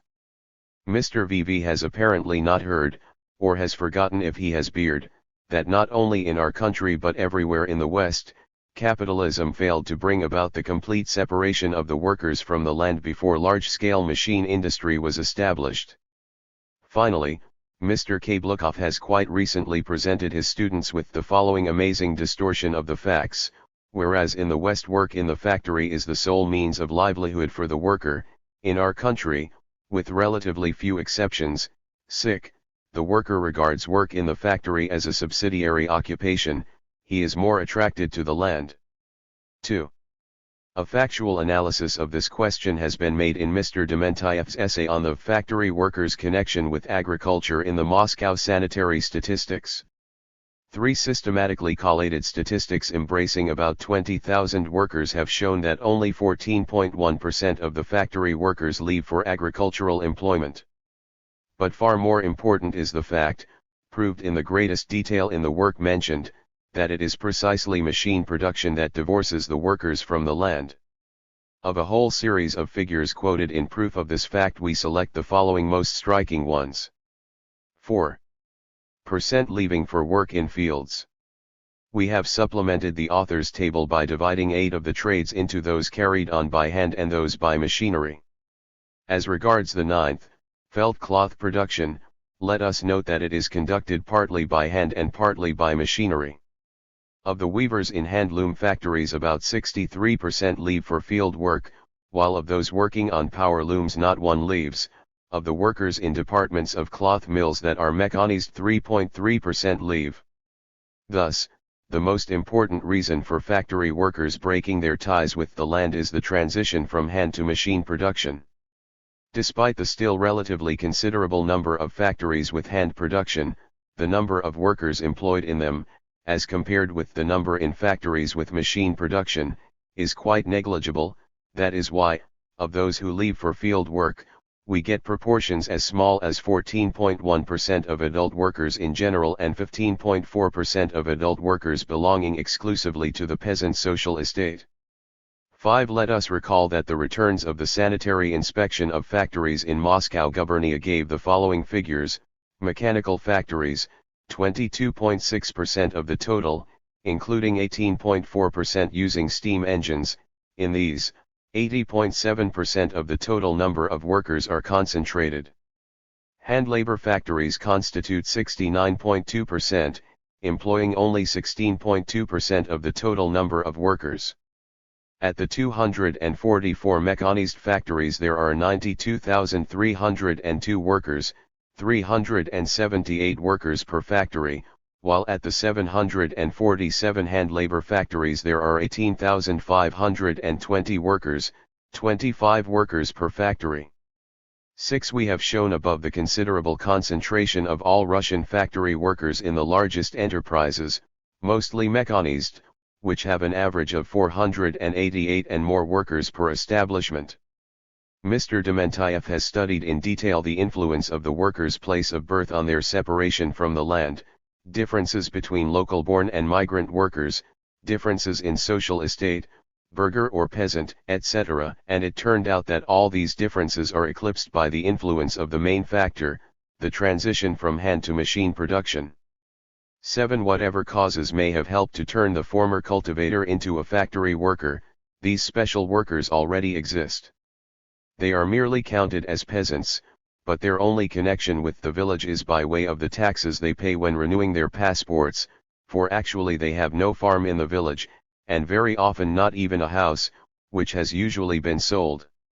Even their right to land they retain only juridically, so to speak, and the disorders that took place in 1885 to 1886 at many factories showed that these workers themselves feel totally alien to the village, just as the peasants in their turn regard them, offspring of their fellow villagers, as strangers. We are consequently faced with an already crystallized class of workers, possessing no homes of their own and virtually no property, a class bound by no ties and living from hand to mouth. And its origin does not date from yesterday. It has its factory genealogy, and a fairly large section of it is already in its 3rd generation. 8. Lastly, interesting material on the separation of the factory from agriculture is provided by the latest factory statistics. The list of factories and works, data for 1894 to 95, gives information on the number of days in the year during which each factory operates. Mr. Kasparov hastened to use these data in support of the Narodnik theories when he calculated that on the average, the Russian factory works 165 days a year, that 35% of the factories in this country work less than 200 days a year. 9. It goes without saying that in view of the vagueness of the term factory, such overall figures are practically valueless, since they do not indicate how many workers are employed for specific numbers of days in the year. We have computed the appropriate figures of the list for those large factories, with 100 and more workers, which, as we have seen above, 7, employ about 3/4 of the total number of factory workers. It turns out that the average number of working days per year in the different categories was as follows: A. 242, B. 235, C. 273.10, and for all the large factories, 244. If we calculate the average number of working days per worker, we will get 253 working days per year as the average number per worker of a large factory. Of the 12 sections into which the various trades are divided in the list, only in one is the average number of working days, for the bottom categories, below 200, namely in section 11, food products: A. 189, B. 148, C. 280. Factories in categories A and B in this section employ 110,588 workers, which is 16.2% of the total number of workers in the large factories, 655,670. We would point out that this section combines quite diverse trades, example beet sugar and tobacco, distilling and flour milling, etc. For the remaining sections, the average number of working days per factory is as follows: A. 259, B. 271, C. 272. Thus, the larger the factories, the greater the number of days they operate in the course of the year. The general data for all the biggest factories in European Russia, therefore, confirm the conclusions of the Moscow Sanitary Statistical Returns and prove that the factory creates a class of permanent factory workers. So then, the data on Russian factory workers fully confirm the theory of capital that it is large-scale machine industry that brings about a complete and definite revolution in the conditions of life of the industrial population, separating it once and for all from agriculture and from the century-old traditions of patriarchal life connected with it. But, by destroying patriarchal and petty bourgeois relationships, large-scale machine industry creates, on the other hand, conditions which draw wage workers in agriculture and industry closer together. Firstly, it introduces into the rural districts generally the commercial and industrial way of life which has first arisen in the non-agricultural centers. Secondly, it creates mobility of the population and large markets for the hiring of both agricultural and industrial workers. Thirdly, by introducing machinery into agriculture, large-scale machine industry brings into the rural districts skilled industrial workers, distinguished for their higher standard of living. 12. 3 stages in the development of capitalism. In Russian industry. Let us now sum up the main conclusions to be drawn from the data on the development of capitalism in our industry. 1.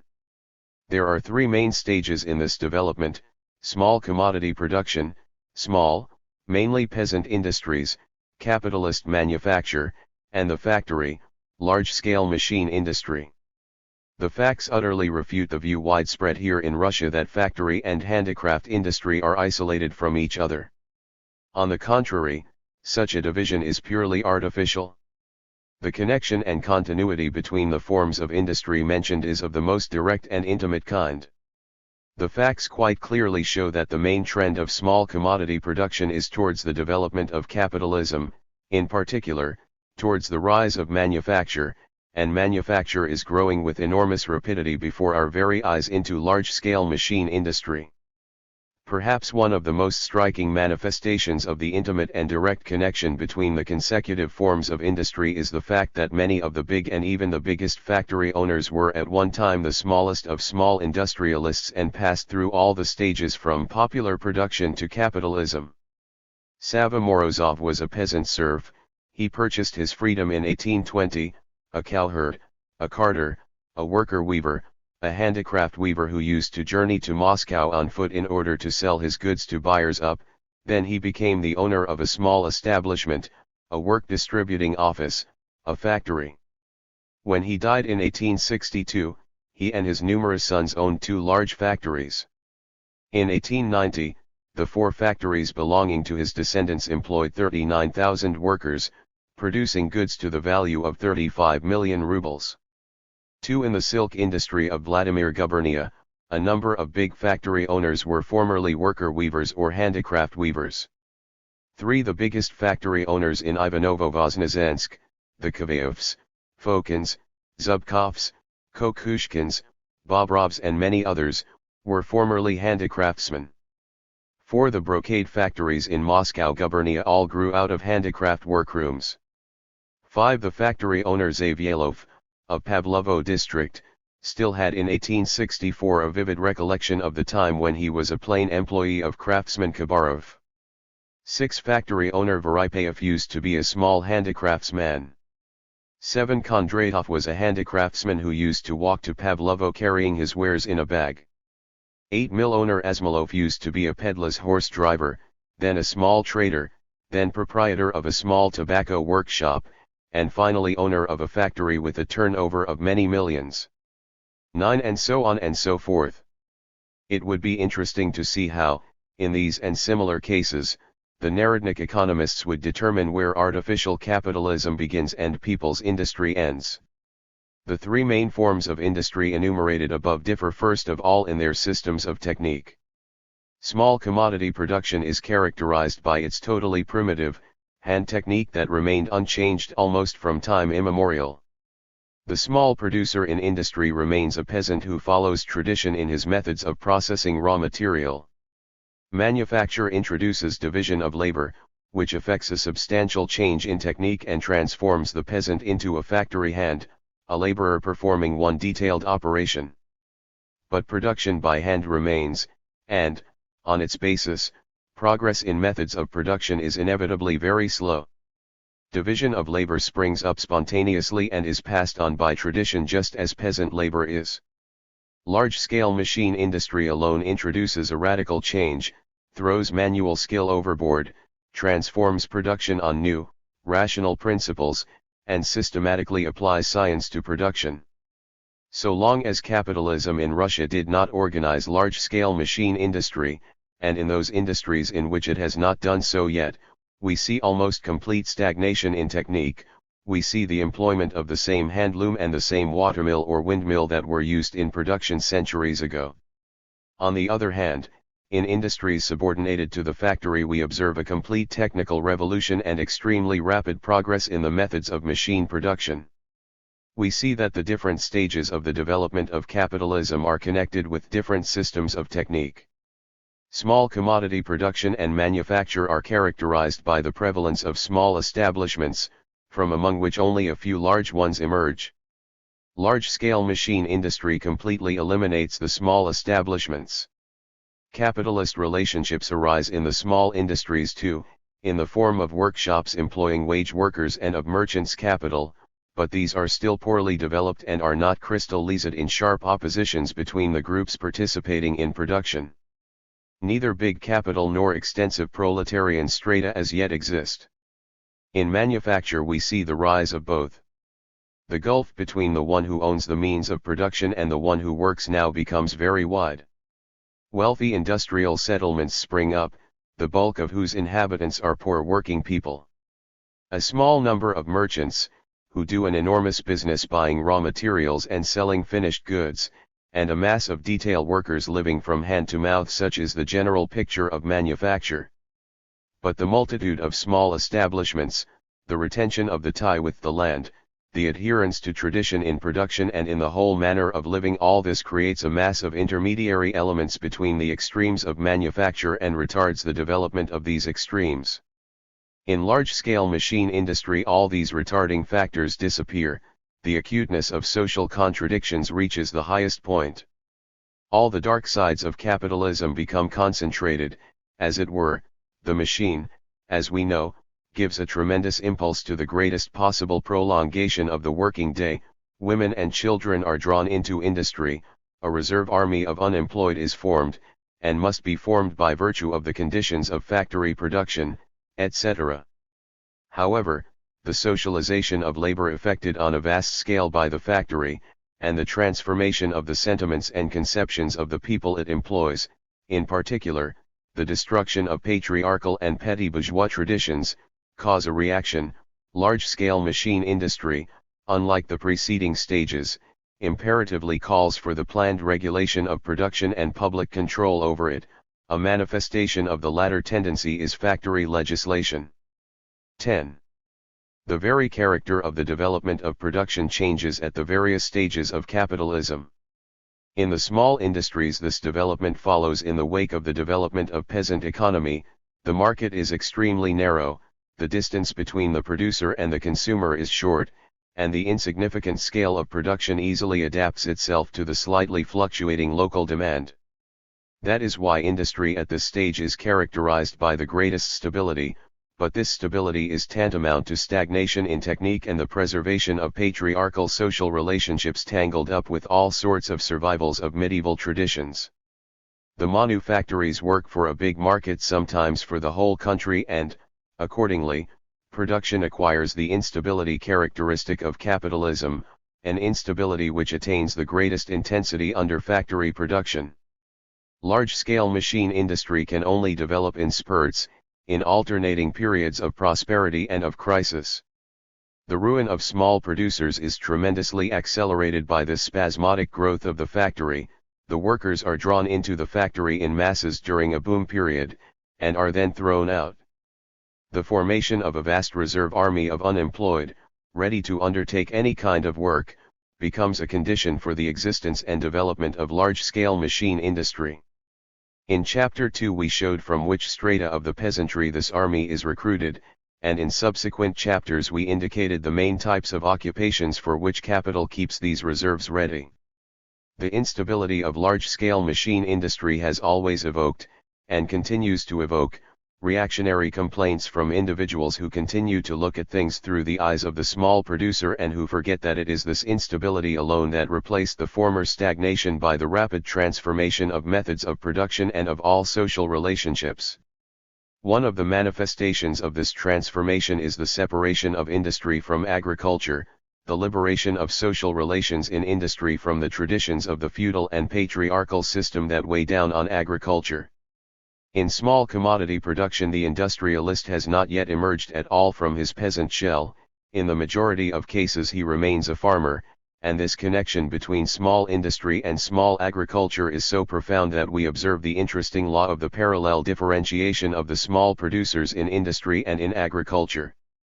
The formation of a petty bourgeoisie and of wage workers proceeds simultaneously in both spheres of the national economy, thereby preparing the way, at both poles of differentiation, for the industrialist to break with agriculture.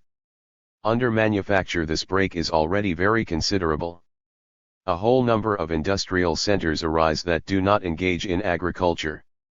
The chief representative of industry is no longer the peasant, but the merchant and the manufactory owner on the one hand, and the artisan on the other. Industry and the relatively developed commercial intercourse with the rest of the world raise the standard of living and the culture of the population. The peasant is now regarded with disdain by the manufactory workman. Large-scale machine industry completes this transformation, separates industry from agriculture once and for all, and, as we have seen, creates a special class of the population totally alien to the old peasantry and differing from the latter in its manner of living, its family relationships and its higher standard of requirements, both material and spiritual. 11. In the small industries and in manufacture we always find survivals of patriarchal relations and of diverse forms of personal dependence, which, in the general conditions of capitalist economy, exceedingly worsen the condition of the working people, and degrade and corrupt them. Large-scale machine industry, which concentrates masses of workers who often come from various parts of the country, absolutely refuses to tolerate survivals of patriarchalism and personal dependence, and is marked by a truly contemptuous attitude to the past. It is this break with obsolete tradition that is one of the substantial conditions which have created the possibility and evoked the necessity of regulating production and of public control over it. In particular, speaking of the transformation brought about by the factory in the conditions of life of the population, it must be stated that the drawing of women and juveniles into production 12 is, at bottom, progressive. It is indisputable that the capitalist factory places these categories of the working population in particularly hard conditions, and that for them it is particularly necessary to regulate and shorten the working day, to guarantee hygienic conditions of labor, etc., but endeavors completely to ban the work of women and juveniles in industry, or to maintain the patriarchal manner of life that ruled out such work, would be reactionary and utopian. By destroying the patriarchal isolation of these categories of the population who formerly never emerged from the narrow circle of domestic, family relationships, by drawing them into direct participation in social production, large-scale machine industry stimulates their development and increases their independence, in other words, creates conditions of life that are incomparably superior to the patriarchal immobility of pre-capitalist relations. 13. The settled character of the population is typical of the first two stages of industrial development. The small industrialist, remaining a peasant, is bound to his village by his farm. The artisan under manufacture is usually tied to the small, isolated industrial area which is created by manufacture. In the very system of industry at the first and second stages of its development there is nothing to disturb this settled and isolated condition of the producer. Intercourse between the various industrial areas is rare. The transfer of industry to other areas is due only to the migration of individual small producers, who establish new small industries in the outlying parts of the country. Large-scale machine industry, on the other hand, necessarily creates mobility of the population, commercial intercourse between the various districts grows enormously, railways facilitate travel. The demand for labor increases on the whole, rising in periods of boom and falling in periods of crisis, so that it becomes a necessity for workers to go from one factory to another, from one part of the country to another. Large-scale machine industry creates a number of new industrial centers, which grow up with unprecedented rapidity, sometimes in unpopulated places, a thing that would be impossible without the mass migration of workers. Further on we shall speak of the dimensions and the significance of the so-called outside non-agricultural industries. At the moment we shall limit ourselves to a brief presentation of Zemstvo sanitation statistics for Moscow gubernia. An inquiry among 103,175 factory workers showed that 53,238, or 51.6% of the total, were born in the uyezd in which they worked. Hence, nearly half the workers had migrated from one uyezd to another. The number of workers who were born in Moscow gubernia was 66,038, or 64%. 14 more than a third of the workers came from other gubernias, chiefly from gubernias of the central industrial zone adjacent to Moscow gubernia. A comparison of the different uyezds shows the most highly industrialist ones to be marked by the lowest percentage of locally born workers. For example, in the poor industrialist Mozaisk and Volokolamsk uyezds from 92 to 93% of the factory workers are natives of the uyezd where they work. In the very highly industrialist Moscow, Kolomna, and Bogorodsk uyezds the percentage of locally born workers drops to 24%, 40% and 50%. From this the investigators draw the conclusion that the considerable development of factory production in an uyezd encourages the influx of outside elements. 15. These facts show also, let us add, that the movement of industrial workers bears the same features that we observed in the movement of agricultural workers. That is to say, industrial workers, too, migrate not only from localities where there is a surplus of labor, but also from those where there is a shortage. For example, the Bronitsiy uyezd attracts 1,125 workers from other uyezds of Moscow gubernia and from other gubernias, while at the same time providing 1,246 workers for the more highly industrialized Moscow and Bogorodsk uyezds. Hence, workers leave not only because they do not find local occupations at hand, but also because they make for the places where conditions are better. Elementary as this fact is, it is worthwhile giving the Narodnik economists a further reminder of it, for they idealize local occupations and condemn migration to industrial districts, ignoring the progressive significance of the mobility of the population created by capitalism. The above described characteristic features which distinguish large-scale machine industry from the preceding forms of industry may be summed up in the word socialization of labor. Indeed, production for an enormous national and international market, development of close commercial ties with various parts of the country and with different countries for the purchase of raw and auxiliary materials, enormous technical progress, concentration of production and of the population in colossal enterprises, demolition of the worn-out traditions of patriarchal life, creation of mobility of the population, and improvement of the worker's standard of requirements and his development. All these are elements of the capitalist process which is increasingly socializing production in the country, and with it those who participate in production. 16. On the problem of the relation of large-scale machine industry in Russia to the home market for capitalism, the data given above lead to the following conclusion. The rapid development of factory industry in Russia is creating an enormous and ever-growing market for means of production, building materials, fuel, metals, etc., and is increasing with particular rapidity the part of the population engaged in making articles of productive and not personal consumption.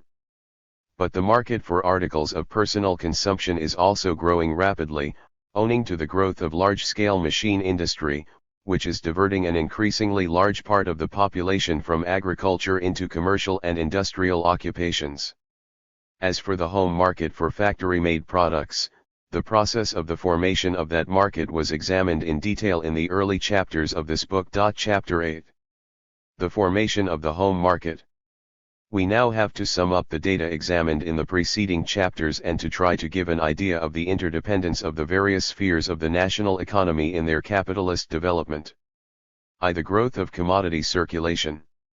It is well known that commodity circulation precedes commodity production and constitutes one of the conditions, but not the sole condition, of the rise of the latter.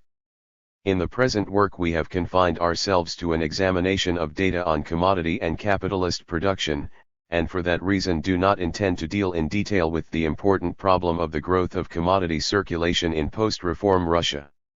In order to give a general idea of how rapidly the home market has grown, the following brief data will suffice.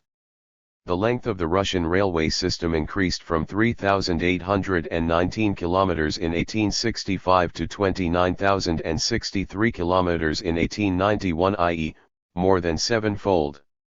Similar progress was made by Britain in a longer period, 1,845 to 4,082 kilometers, 1,875 to 26,819 kilometers, a six-fold increase, by Germany in a shorter period, 1845 2,143 kilometers, 1,875 to 27,981 kilometers, a 12-fold increase. The length of new railway opened per year differed considerably in different periods. For example, in the 5 years 1868 to 1872 8,806 versts of new railway were opened, and in the 5 years 1878 to 1882 only 2,221. To the extent of this fluctuation enables us to judge what an enormous reserve army of unemployed is required by capitalism, which now expands, and then contracts the demand for labor. There have been two boom periods in railway development in Russia, the end of the 60s, and the beginning of the 70s, and the latter half of the 90s. From 1865 to 1875, the average annual increase in the length of the Russian railway system was 1,500 kilometers, and from 1893 to 1897, about 2,500 kilometers. The amount of railway freight carried was as follows: 1,868 to 439 million poods, 1873 1,117 million poods, 1881 2,532 million poods, 1893 4,846 million poods, 1896 6,145 million poods, 1904 11,072 million poods. No less rapid has been the growth of passenger traffic: 1868 10.4 million passengers, 1873 to 22.7, 1881 to 34.4, 1893 49.4, 1896 65.5, 1904 123.6 million. 3. The development of water transport is as follows: data for the whole of Russia. 4. Development of water transport. The amount of freight carried on inland waterways in European Russia in 1881 was 899.7 million poods, in 1893 1,181.5 million poods, in 1896 1,553 million poods. The value of these freights was 186.5 million rubles, 257.2 million rubles, 290 million rubles. Russia's merchant marine in 1868 consisted of 51 steamers with a capacity of 14,300 lasts 12 and of 700 sailing ships with a capacity of 41,800 lasts, and in 1896 of 522 steamers with a capacity of 161,600 lasts. 5. The development of mercantile shipping at all ports on the outer seas was as follows: during the 5 years 1856 to 1860 the number of homeward plus outward bound vessels averaged 18,901, with a total capacity of 3,783,000 tons. For the period 1886 to 1890 it averaged 23,201 vessels, plus 23%, with a total capacity of 13,845,000 tons, plus 266%. Capacity, therefore, increased 3 2/3 times. In 39 years, from 1856 to 1894, capacity grew 5.5-fold, and if we take Russian and foreign vessels separately, it is seen that during these 39 years the number of the former grew 3.4-fold, from 823 to 2,789, while their capacity grew 12.1-fold, from 112,800 tons to 1,368,000 tons, whereas the number of the latter grew by 16%, from 18,284 to 21,160, and their capacity 5.3-fold, from 3,448,000 tons to 18,267,000 tons. 6. Let us remark that the capacity of homeward and outward bound vessels also fluctuates very considerably from year to year. Example: 1878 13 million tons, 1881 8.6 million tons, and these fluctuations enable us to gauge in part the fluctuations in the demand for unskilled laborers, dockers, etc. Here, too, capitalism requires the existence of a mass of people always in want of work and ready at the first call to accept it, however casual it may be. The development of foreign trade can be seen from the following data. 7. Development of foreign trade. The following data give a general idea of the volume of bank turnover and capital accumulation. Total withdrawals from the state bank rose from 113 million rubles in 1860 to 1863, 170 million rubles in 1864 to 1868, to 620 million rubles in 1884 to 1888, and total deposits on current account from 335 million rubles in 1864 to 1868 to 1,495 million rubles in 1884 to 1888. 8. The turnover of loan and savings societies and banks, rural and industrial, grew from 2 3/4 million rubles in 1872, 21.8 million rubles in 1875, to 82.6 million rubles in 1892 and 189.6 million rubles in 1903. 9 mortgages increased from 1889 to 1894 as follows. The assessment of mortgaged land rose from 1,395 million rubles to 1,827 million rubles, and total loans from 791 million rubles to 1,044 million rubles. 10. The operations of savings banks grew particularly in the 80s and 90s. In 1880 there were 75 savings banks, in 1897 4,315, of which 3,454 were post office banks. In 1880, deposits amounted to 4.4 million rubles, in 1897 to 276.6 million rubles. Balance on account at the end of the year totaled 9.0 million rubles in 1880 and 494.3 million rubles in 1897. The annual capital increase is particularly striking in the famine years 1891 and 1892, 52.9 and 50.5 million rubles, and in the last 2 years, 1896 51.6 million rubles, 1897 65.5 million rubles. 11. The latest statistics show an even greater development of the savings banks. In 1904, over the whole of Russia there were 6,557 savings banks with 5.1 million depositors and total deposits of 1,105.5 million rubles.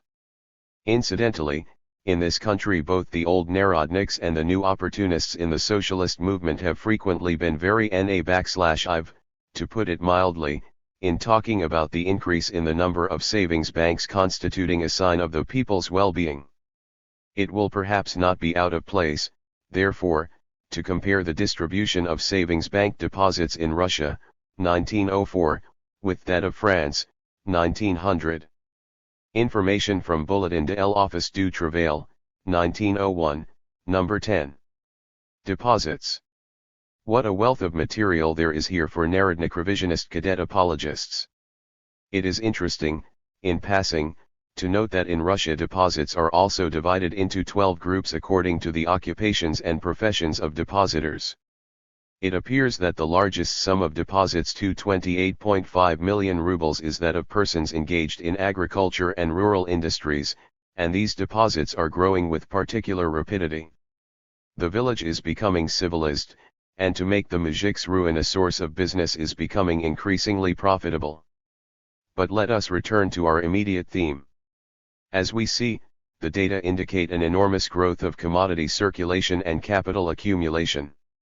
How the field for the employment of capital in all branches of the national economy was created and how merchants' capital was transformed into industrial capital, i.e., was directed into production and created capitalist relationships between those taking part in production, has been shown above. Point 2. The growth of the commercial and industrial population. We have stated above that the growth of the industrial population at the expense of the agricultural is a requisite phenomenon of every capitalist society. In what way the separation of industry from agriculture steadily takes place has also been examined, and now all that remains is to sum up on this question. 1. The growth of the towns. The most striking expression of the process under examination is the growth of the towns.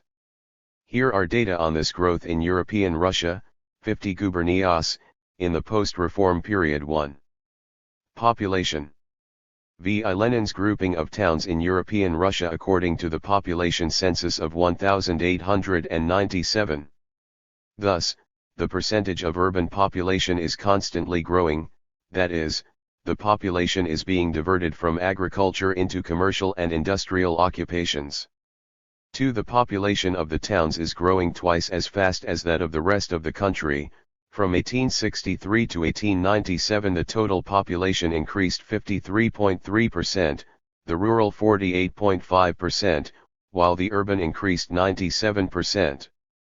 Over a period of 11 years, 1885 to 1897, the influx, at a minimum, of the rural population into the towns was 2.5 million persons, according to Mr. V. Mikhailovsky's estimate 3, i.e., more than 200,000 per annum.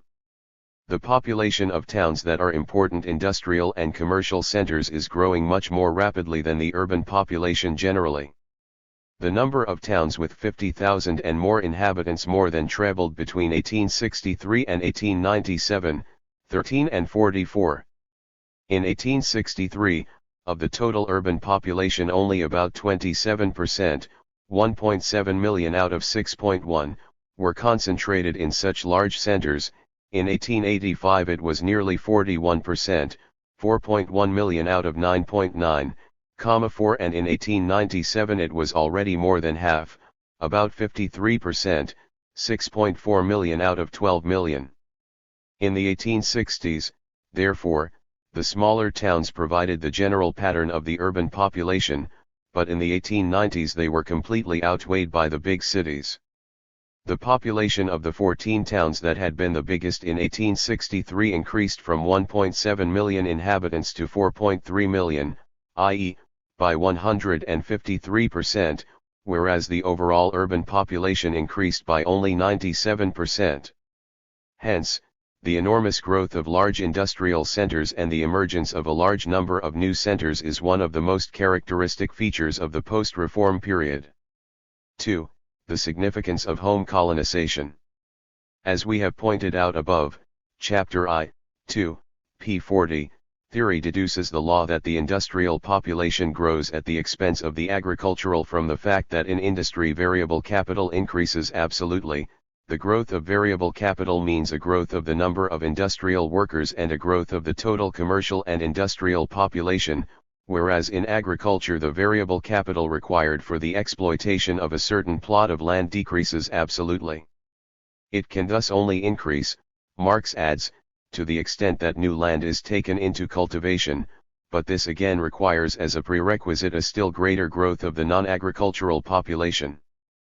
44. Hence it is clear that the growth of the industrial population is a phenomenon observable in its pure form only when we have before us an already populated territory in which all the land is already occupied. The inhabitants of such a territory, when forced out of agriculture by capitalism, have no other alternative but to migrate to the industrial centers or to other countries. But the situation is essentially different when we have before us a territory in which not all the land is occupied, and which is not yet fully populated. The inhabitants of such a territory, when forced out of agriculture in a populated area, may remove to an unpopulated part of that territory and set about taking new land into cultivation. The result will be an increase in the agricultural population, and this increase may be, for some time, no less, if not more, rapid than the increase in the industrial population. In that case, we have before us two different processes: 1, the development of capitalism in the old, populated country or part of the country; 2, the development of capitalism on new land. The first process expresses the further development of established capitalist relationships, the second, the rise of new capitalist relationships on new territory. The first process means the development of capitalism in depth, the second, in breadth. Obviously, to confuse these two processes must inevitably lead to a wrong conception of the process which diverts the population from agriculture to commercial and industrial occupations. Post-reform Russia affords us an example of the two processes going on simultaneously. At the beginning of the post-reform period, in the 60s, the southern and eastern outer regions of European Russia were largely unpopulated, and there was an enormous influx into those areas of migrants from the central agricultural part of Russia. It was this formation of a new agricultural population on new territory that to some extent obscured the parallel process of the diversion of the population from agriculture to industry. To get a clear picture, from data on the urban population, of the specific feature of Russia here described, we must divide the 50 gubernias of European Russia into separate groups. We give data on the urban population in 9 areas of European Russia in 1863 and in 1897, CP 564. Population. As far as the question that interests us is concerned, the greatest importance attaches to 3 areas: 1, the non-agricultural industrial area, the 11 gubernias in the first two groups, including the 2 metropolitan gubernias. 5. This is an area from which migration to other areas has been very slight. 2. The central agricultural area, the 13 gubernias in Group 3. Migration from this area has been very considerable, partly to the previous area, but mainly to the next. 3. The agricultural outer regions, the 9 gubernias in Group 4, constitute an area that has been colonist in the post-reform period. The percentage of urban population in all these 33 gubernias differs very little, as the table shows, from the percentage of urban population in European Russia as a whole. In the first area, the non-agricultural or industrial, we observe a particularly rapid rise in the percentage of urban population, from 14.1% to 21.1%. The growth of the rural population is here very slight, being little more than half of that for the whole of Russia. The growth of the urban population, on the other hand, is considerably above the average, 105% as against 97%. If Russia is to be compared with West European industrial countries, as is often done here, then these countries should be compared with just this one area, for it alone has conditions approximately similar to those of the industrial capitalist countries. In the second, the central agricultural area, we see a different picture. The percentage of urban population here is very low and grows with less than average rapidity. The increase in the population between 1863 and 1897, both urban and rural, was much below the average for Russia. This is to be explained by the vast stream of migrants from this area to the border regions. According to Mr. V. Mikhailovsky's calculations, between 1885 and 1897 nearly 3 million people, or more than 1/10 of the population left these parts. 6. In the third area, the outer regions, we see that the percentage of urban population underwent an increase that was slightly below the average, from 11.2% to 13.3%, i.e., in the proportion of 118, whereas the average is from 9.94 to 12.76, i.e., in the proportion of 128. And yet the absolute growth of the urban population here, far from being less, was considerably above the average, plus 130% as against plus 97%. The diversion of population from agriculture to industry has, consequently, been very intense, but it is hidden by the enormous growth of the agricultural population as a result of influx. In this area the rural population increased by 87%, as against an average for Russia of 48.5%. In certain gubernias this obscuring of the process of the industrialization of the population is still more striking. For instance, in Taurida gubernia the percentage of urban population was the same in 1897 as in 1863, 19.6%, and in Kherson gubernia actually declined, from 25.9% to 25.4%, although the growth of the towns in both the gubernias was not far behind that of the metropolitan cities, plus 131%, plus 135%, as against plus 141% in the 2 metropolitan gubernias. The rise of a new agricultural population on new territory thus leads, in turn, to a still greater growth of the non-agricultural population. 3. The growth of factory and of commercial and industrial townships and villages. In addition to the towns, the following have the significance of industrial centers: firstly, suburbs, which are not always counted with the towns and which are spreading in an increasing area around the big towns, and secondly, factory townships and villages. Such industrial centers 7 are particularly numerous in the industrial gubernias where the percentage of urban population is extremely low. 8. The above table containing the data, by areas, of the town population shows that in the 9 industrial gubernias the percentage in 1863 was 7.3% and in 1897, 8.6%. The fact is that the commercial and industrial population of these gubernias is concentrated mainly, not in towns, but in industrial villages. Among the towns of Vladimir, Kostroma, Nizhny Novgorod and other gubernias there are not a few with less than 3,000, 2,000, or even 1,000 inhabitants, whereas there are numerous villages in each of which there are 2,000, 3,000, or 5,000 factory workers alone. In the post-reform period, rightly observes the compiler of the Survey of Yaroslavl Gubernia, Volume 2, 191, the towns have begun to grow still faster, and in addition there has been the growth of settlements of a new type, a type of factory center midway between the town and the village. We have cited data showing the enormous growth of these centers and the number of factory workers concentrated in them. We have seen that there are quite a few centers of this kind throughout Russia, not only in the industrial gubernias, but also in the south. In the Urals the percentage of urban population is lowest. In Vyatka and Perm gubernias it was 3.2% in 1863 and 4.7% in 1897. But here is an example of the relative size of the urban and the industrial populations.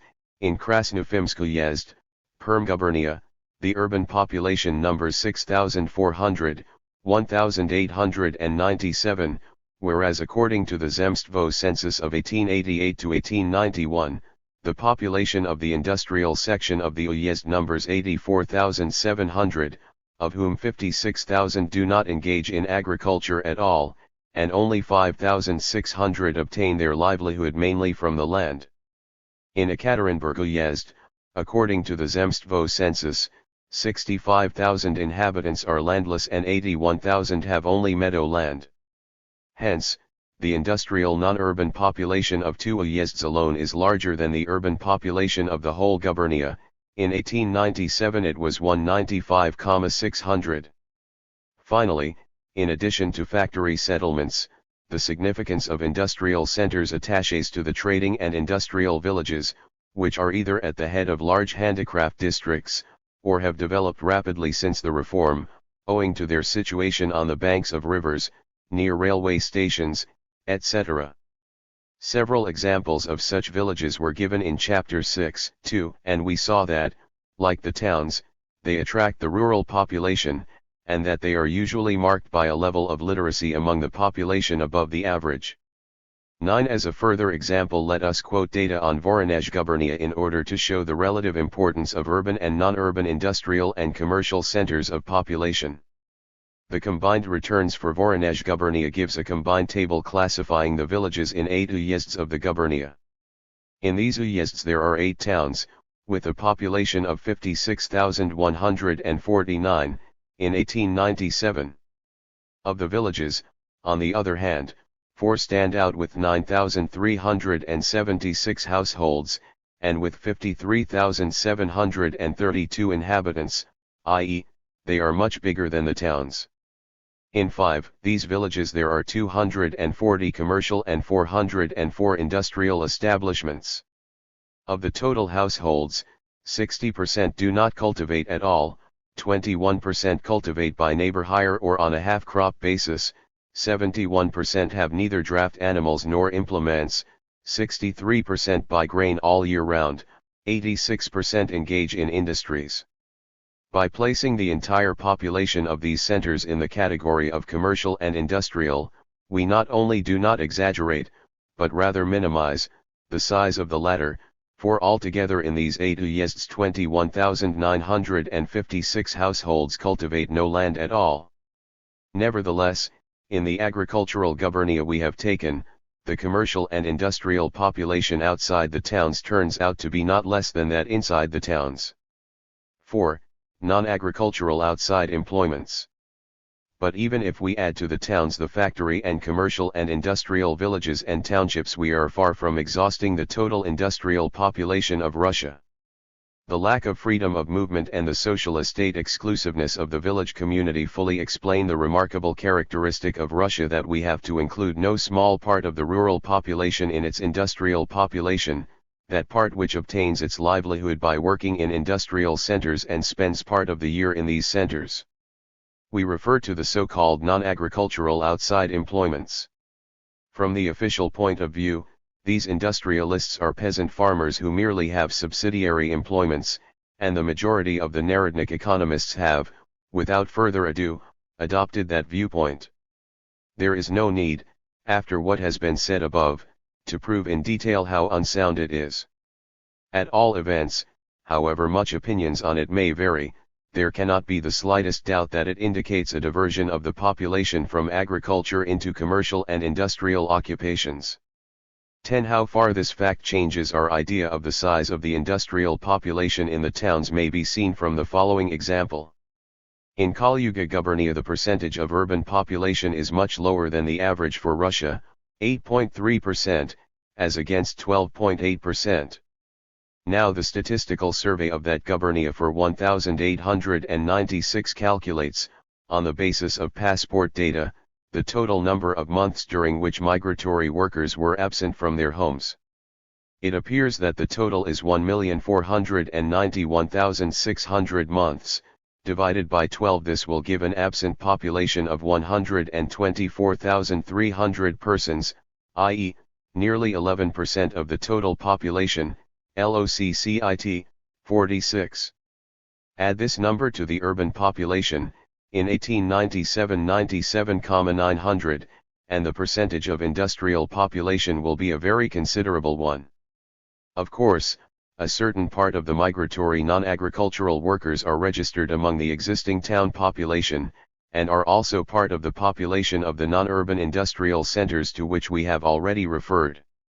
But only a part, for owing to the mobile character of this section of the population, it is difficult to cover them by any local census. Furthermore, population censuses are usually taken in the winter, whereas most of these industrial workers leave their homes in the spring. Here are data for some of the principal gubernias of non-agricultural migration. 11. Percentage distribution of residential permits issued. The number of passports issued reaches the maximum everywhere in the spring. Hence, a large part of the temporarily absent workers are not included in the censuses of the towns. 12. But these temporary town dwellers may also more legitimately be assigned to the urban rather than the rural population. A family which gets its livelihood throughout the year, or during the greater part of it, in the town has far more reason to regard the town, which provides its subsistence, as its place of domicile than the village, with which it has only family and fiscal ties. 13. The enormous significance these fiscal ties have to this day can be seen from the fact, for instance, that among migratory Kostroma people it is a rare thing for peasants to get for it the land some small part of the taxes to be paid. Usually they lease it on the sole condition that the tenants put it to use, the owner himself paying all the taxes. Dies Bankoth, Women's Country, Kostroma, 1891, p. 21. In the Survey of Yaroslavl Gubernia, Volume 2, Yaroslavl, 1896, we also find repeated references to migratory industrial workers having to purchase their release from their villages and allotments, pages 28, 48, 149, 150, 166 and others. 14. How many migratory non-agricultural workers are there?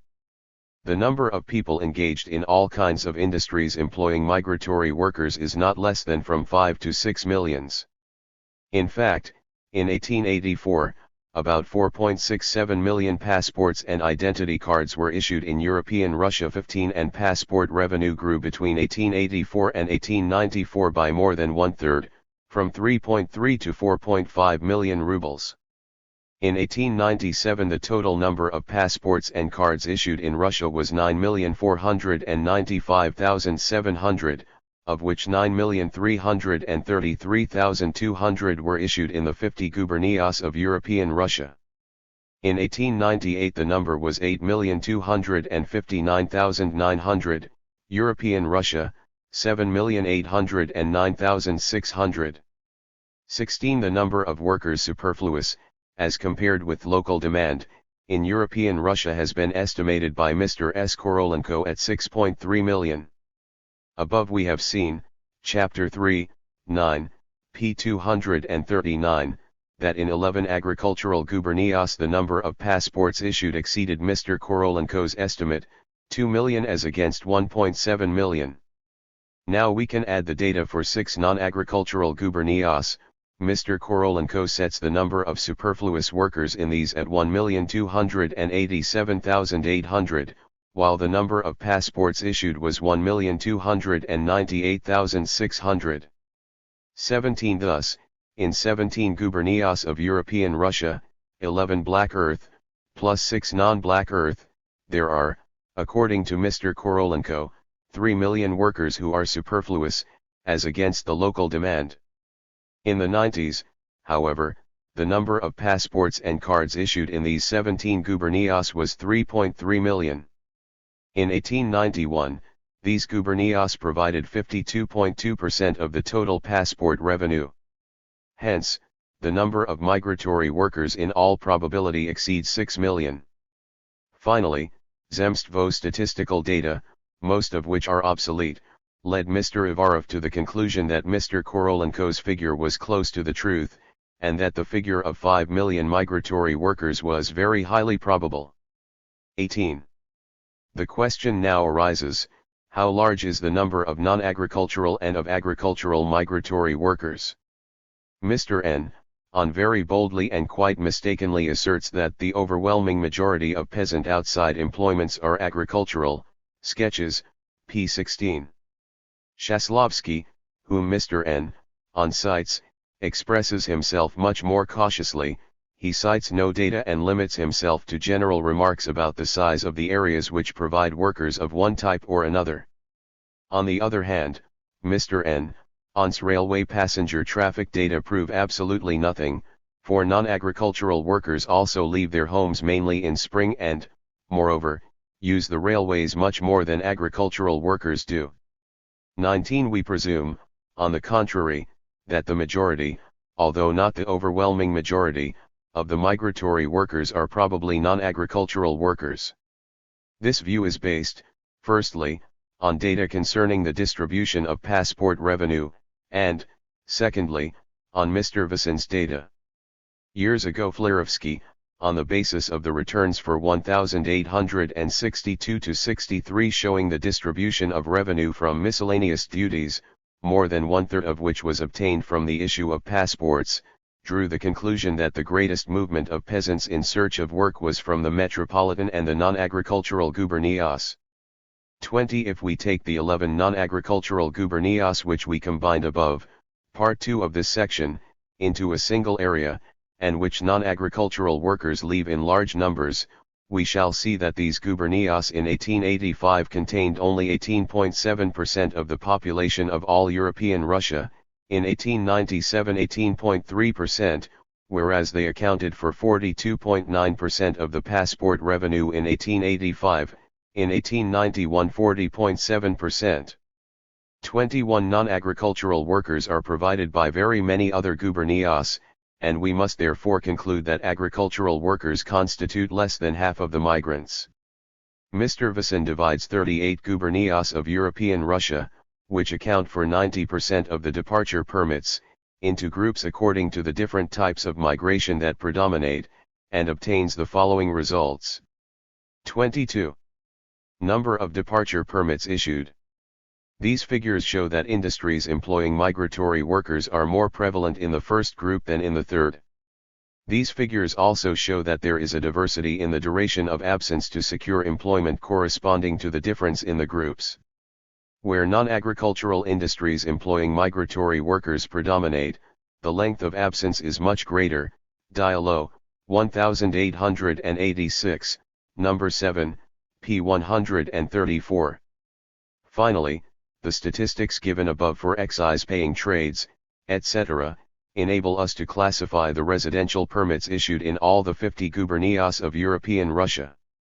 Making the indicated corrections to Mr. Vasin's classification, and distributing among these same groups the 12 gubernias for which figures are lacking for 1884, Olonets and Pskov gubernias to Group I, the 9 Baltic and Northwest gubernias to Group II, and Astrakhan gubernia to Group III, we get the following picture.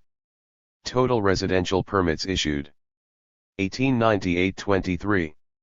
Migration for work away from home, according to these data, is much more prevalent in Group I than in Group III.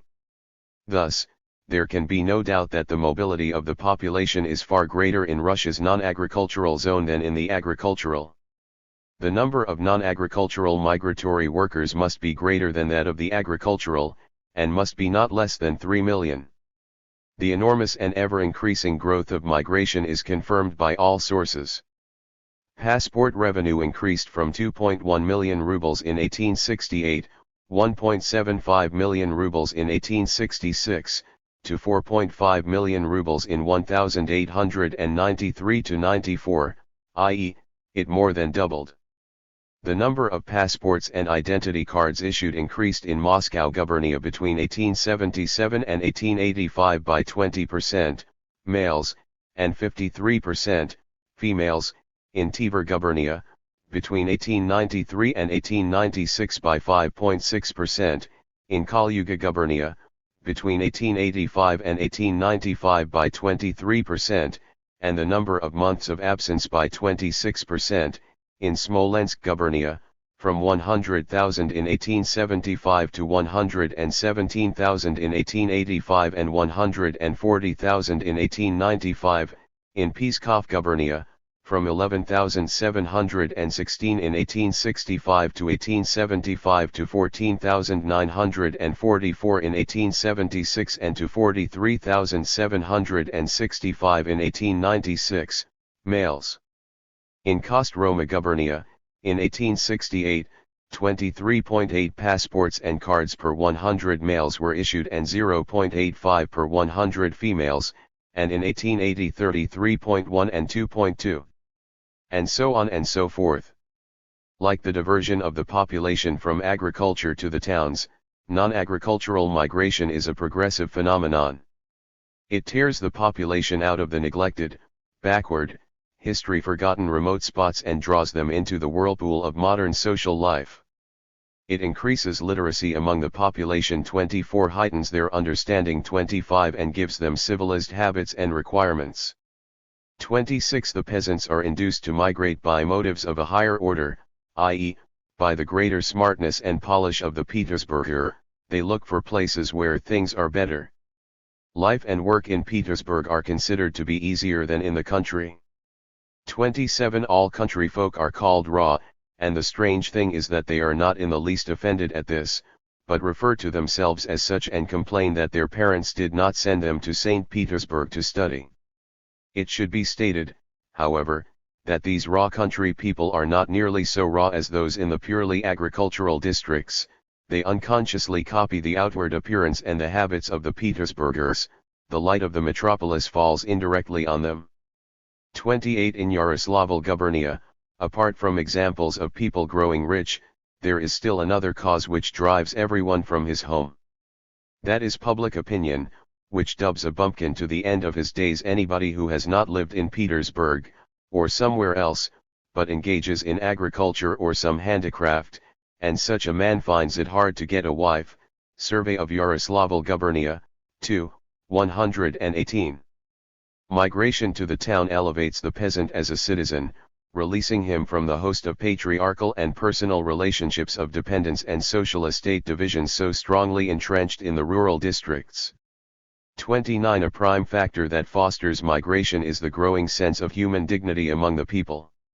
Liberation from serf dependence, and the long-standing association of the more active section of the rural population with town life, have long since roused the desire in the Yaroslavl peasant to uphold his ego, to get away from the state of poverty and dependence to which rural life has doomed him, to a state of sufficiency, independence, and respect.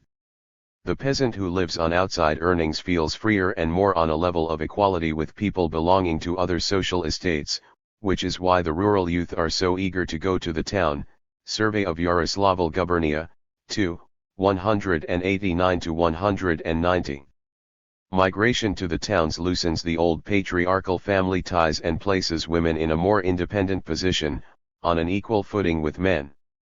Compared with those in the localities of no migration, the families of Sologalik and Chukloma, the uyezds of Kostroma gubernia where migration is greatest, are much less closely knit, not only in the sense of the patriarchal authority of the older, but even in the relations between parents and children, husband and wife. One cannot, of course, expect strong affection for their parents and attachment to the parental home from sons who are sent to Petersburg from the age of 12, unconsciously they become cosmopolitans, where it is well, there is my country.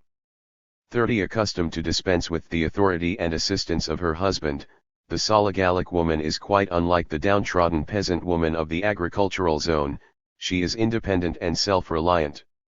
Wife-beating is a rare exception here. Generally speaking, equality between women and men is to be observed almost everywhere and in all things. 31. Last but not least 32. Non-agricultural migration raises the wages not only of the wage workers who migrate but also of those who stay behind. This fact is most strikingly reflected in the general circumstance that the non-agricultural gubernias where wages are higher than in the agricultural gubernias, attract agricultural workers from the latter. 33. Here are some interesting data for Kalyuga gubernia. Monthly earnings. These figures fully illustrate the phenomena. 1. That migration for work in industry helps to raise wages in agriculture, and 2. That it attracts the best forces of the population. 34. Not only money wages, but real wages also rise. In the group of uyezds from which not fewer than 60 out of every 100 working people migrate, the average wage of the farm laborer employed by the year is 69 rubles, or 123 poods of rye. In the uyezds where from 40 to 60% migrate, it is 64 rubles, or 125 poods of rye. In the uyezds which supply less than 40% of the migrants, it is 59 rubles, or 116 poods of rye. 35. In these same groups of uyezds the percentage of letters of complaint about a shortage of labor steadily drops, 58%, 42%, and 35%. In manufacturing industry wages are higher than in agriculture, and the industries, according to the statements of numerous correspondents, help to develop new requirements, tea, calico, boots, clocks, etc., among the peasant population, raise their general standard of living, and in this way bring about a rise in wages. 36. Here is a typical view by a correspondent: the shortage of labor is always acute, and the reason is that the suburban population is spoiled, it works in the railway workshops and serves on the railways. The nearness of Kalyuga and its markets always attract the surrounding inhabitants, who come to sell eggs, milk, etc., and then engage in orgies of drunkenness in the taverns. The reason is that everybody wants to get the highest pay for the least work. To be an agricultural laborer is considered a disgrace. All strive to get to the town, where they swell the ranks of the proletariat and the riffraff. The countryside, on the other hand, suffers from a shortage of capable and healthy laborers. 37. We would be quite justified in describing this appraisal of industries employing migratory workers as narrow dist. Mr. Zbankov, for instance, while pointing out that those who migrate are not superfluous but necessary workers whose places are taken by entering peasants, considers it obvious that such mutual replacements are very disadvantageous. 38. For whom, dear Mr. Zbankov? Life in the capitals cultivates many civilized habits of the lower order and an inclination to luxury and showiness, and this results in a useless, sick, waste of money. 39. The expenditure on this showiness, etc., is largely unproductive. 40. Mr. Herzenstein positively howls about the sham culture, the riotous living, wild carousing, orgies of drunkenness and filthy debauchery, etc. 41. From the fact of wholesale migration, the Moscow statisticians draw the outright conclusion that it is necessary to take measures that would diminish the need for migratory labor. 42. Mr. Karashev argues about migratory labor as follows: only an increase in the peasants' holdings to a size sufficient to provide the main requirements of their families can solve this most serious problem of our national economy. 43. And it does not occur to any of these serene-spirited gentlemen that before talking about solving most serious problems, one must see to it that the peasants obtain complete freedom of movement, freedom to give up their land and leave the community, freedom to settle, without having to pay riddance money, in any community, urban or rural, whatsoever. And so the diversion of the population from agriculture is expressed, in Russia, in the growth of the towns, a growth partly obscured by home colonization, suburbs, factory and commercial and industrial villages and townships, as well as in non-agricultural migration.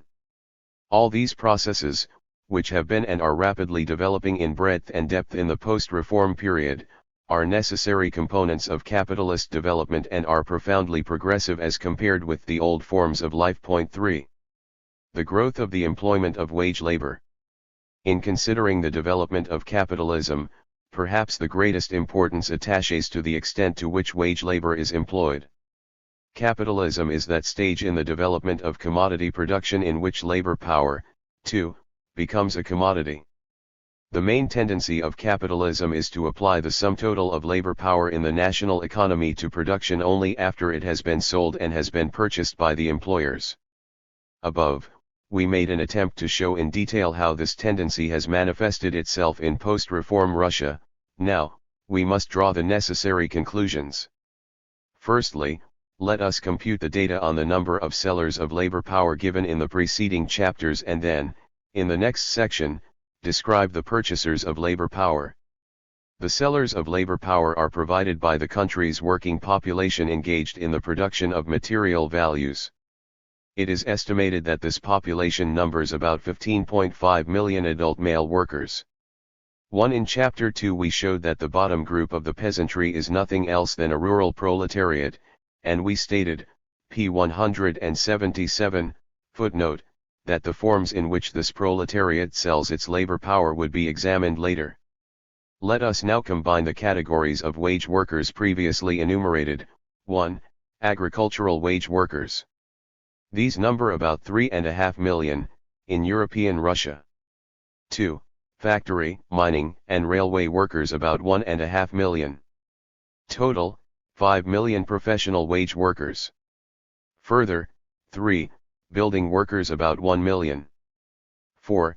Lumber workers, tree fellers, log trimmers, rafters, etc., navvies, railway builders, goods loaders and unloaders, and in general all kinds of unskilled laborers in industrial centers. These number about 2 million. 5. Workers occupied at home for capitalists, and also those working for wages in the manufacturing industries not included in factory industry. These number about 2 million. Total about 10 million wage workers.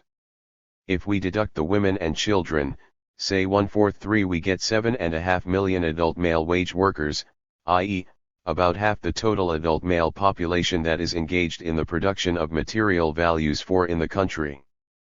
Part of this vast mass of wage workers have completely broken with the land, and live entirely by the sale of their labor power. They include the great majority of factory, undoubtedly also of mining and railway, workers, then a section of the building and shipbuilding workers, and unskilled laborers, finally, a fairly large section of the workers employed in capitalist manufactories and the inhabitants of non-agricultural centers engaged in home work for capitalists.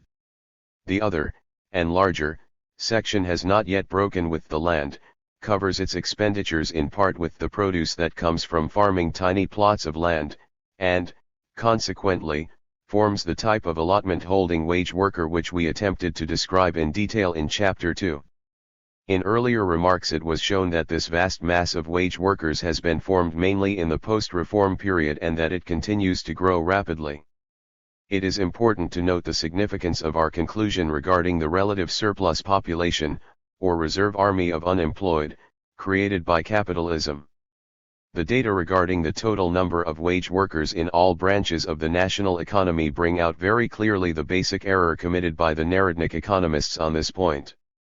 As we have had occasion to observe elsewhere, studies, pages 38 to 42, 5 this error lies in the fact that the Narodnik economists, Messrs. V.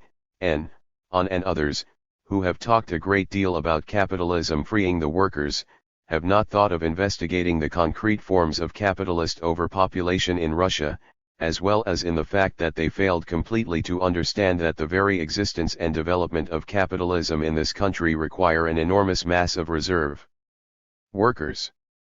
By means of paltry phrases and curious calculations as to the number of factory workers they have transformed one of the basic conditions for the development of capitalism into proof that capitalism is impossible, is an error, is devoid of foundation, etc.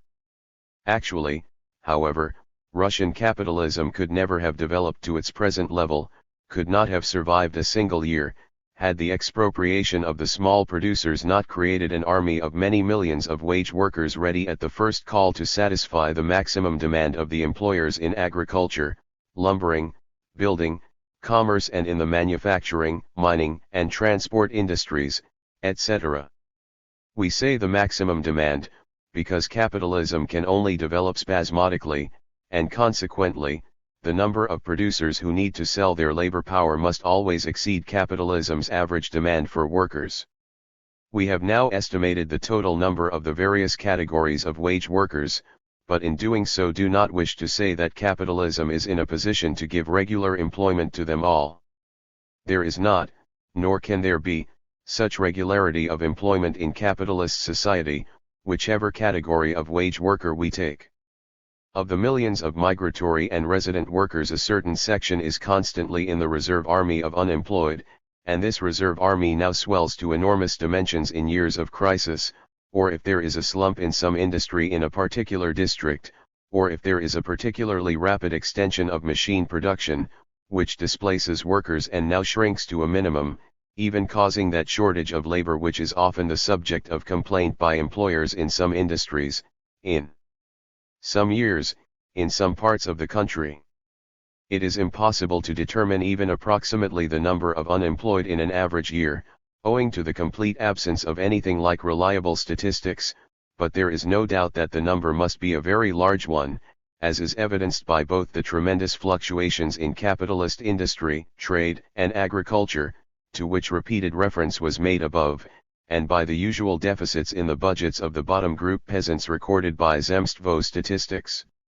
The increase in the number of peasants thrown into the ranks of the industrial and rural proletariat, and the increase in the demand for wage labor, are two sides of one medal. As for the forms of wage labor, they are extremely diverse in an capitalist society still everywhere enmeshed in survivals and institutions of the pre-capitalist regime. It is a profound error to ignore this diversity of forms, and that is the error of those who, like Mr. V. argue that capitalism has fenced off a corner for itself with some 1 to 1.5 million workers and never emerges from it. 7. Here we have large-scale machine industry instead of capitalism. But how arbitrarily and how artificially are these 1.5 million workers fenced off into a special corner that is supposedly in no way connected with the remaining spheres of wage labor? As a matter of fact, the connection is a very close one, and it will be sufficient, in order to characterize it, to mention two basic features of the present economic system. Firstly, this system is based on money economy. The power of money manifests itself in full force in both industry and agriculture, in both town and country, but it reaches its full development, completely eliminates the remnants of patriarchal economy, is concentrated in a few gigantic institutions, banks, and is directly connected with large-scale social production only in the sphere of large-scale machine industry. Secondly, the economic system of today is based on the purchase and sale of labor power. If we take even the smallest producers in agriculture or in industry, we will find that the one who does not hire himself out, or himself hire others, is the exception. But here again, these relationships reach full development and become completely separated from previous forms of economy only in large-scale machine industry. Hence, the corner which seems so small to some Narodnik actually embodies the quintessence of modern social relationships, and the population of this corner, i.e., the proletariat, is, in the literal sense of the word, the vanguard of the whole mass of toilers and exploited. 8. Therefore, only by examining the whole of the present economic system from the angle of the relationships that have grown up in this corner can one become clear about the main relations between the various groups of persons taking part in production, and, consequently, trace the system's main trend of development. On the other hand, whoever turns his back on this corner and examines economic phenomena from the angle of petty patriarchal production, is turned by the march of history into either an innocent dreamer or an ideologist of the petty bourgeoisie and the agrarians. Point 4. The formation of a home market for labor power. To sum up the data given earlier on this problem, we shall confine ourselves to the picture of the movement of workers over the territory of European Russia. Such a picture is supplied by the Department of Agriculture's publication 1 based on statements by employers. The picture of the movement of workers will give a general idea of how the home market for labor power is being formed.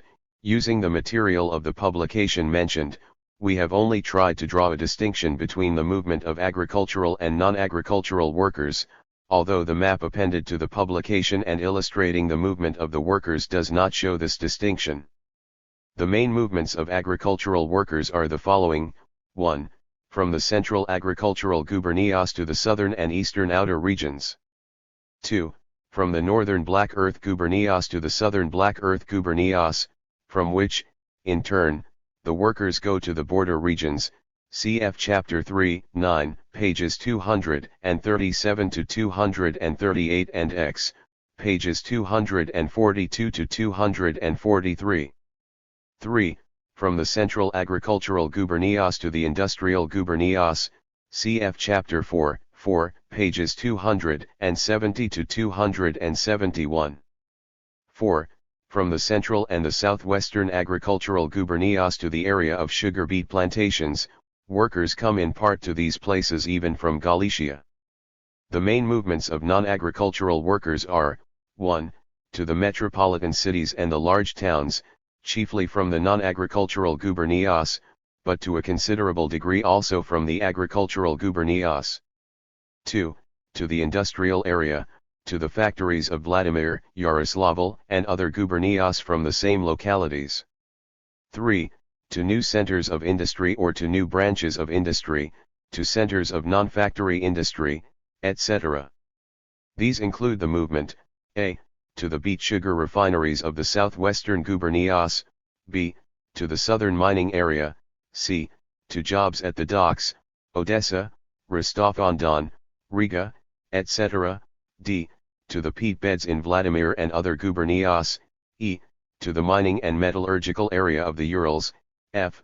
To the fisheries, Astrakhan, the Black Sea, Azov Sea, etc., g.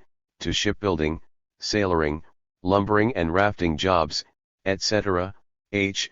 To jobs on the railways, etc.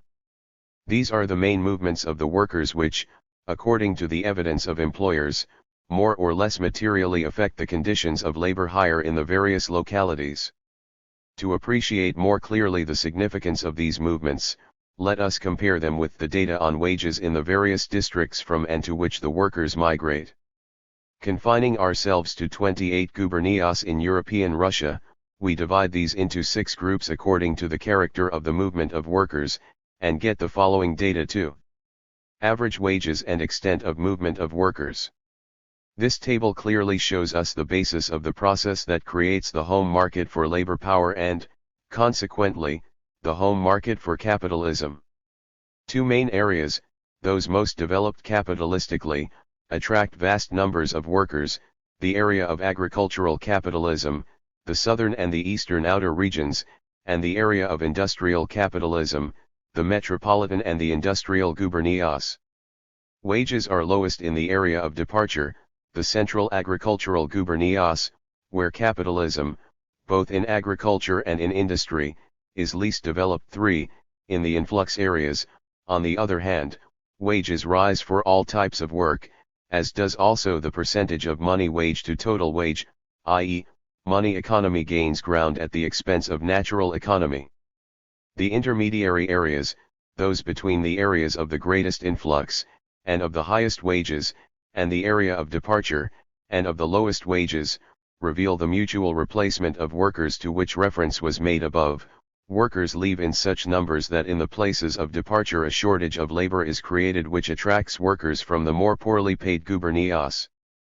In essence, the two-sided process shown in our table, that of the diversion of population from agriculture to industry, industrialization of the population, and of the development of commercial industrial, capitalist agriculture. Industrialization of agriculture epitomizes all that has been said above on the formation of a home market for capitalist society. The home market for capitalism is created by the parallel development of capitalism in agriculture and in industry, for by the formation of a class of rural and industrial employers, on the one hand, and of a class of rural and industrial wage workers, on the other. The main streams of the movement of workers show the main forms of this process, but by far not all the forms. In what has gone before we have shown that the forms of this process differ in peasant and in landlord farming, in the different areas of commercial agriculture, in the different stages of the capitalist development of industry, etc.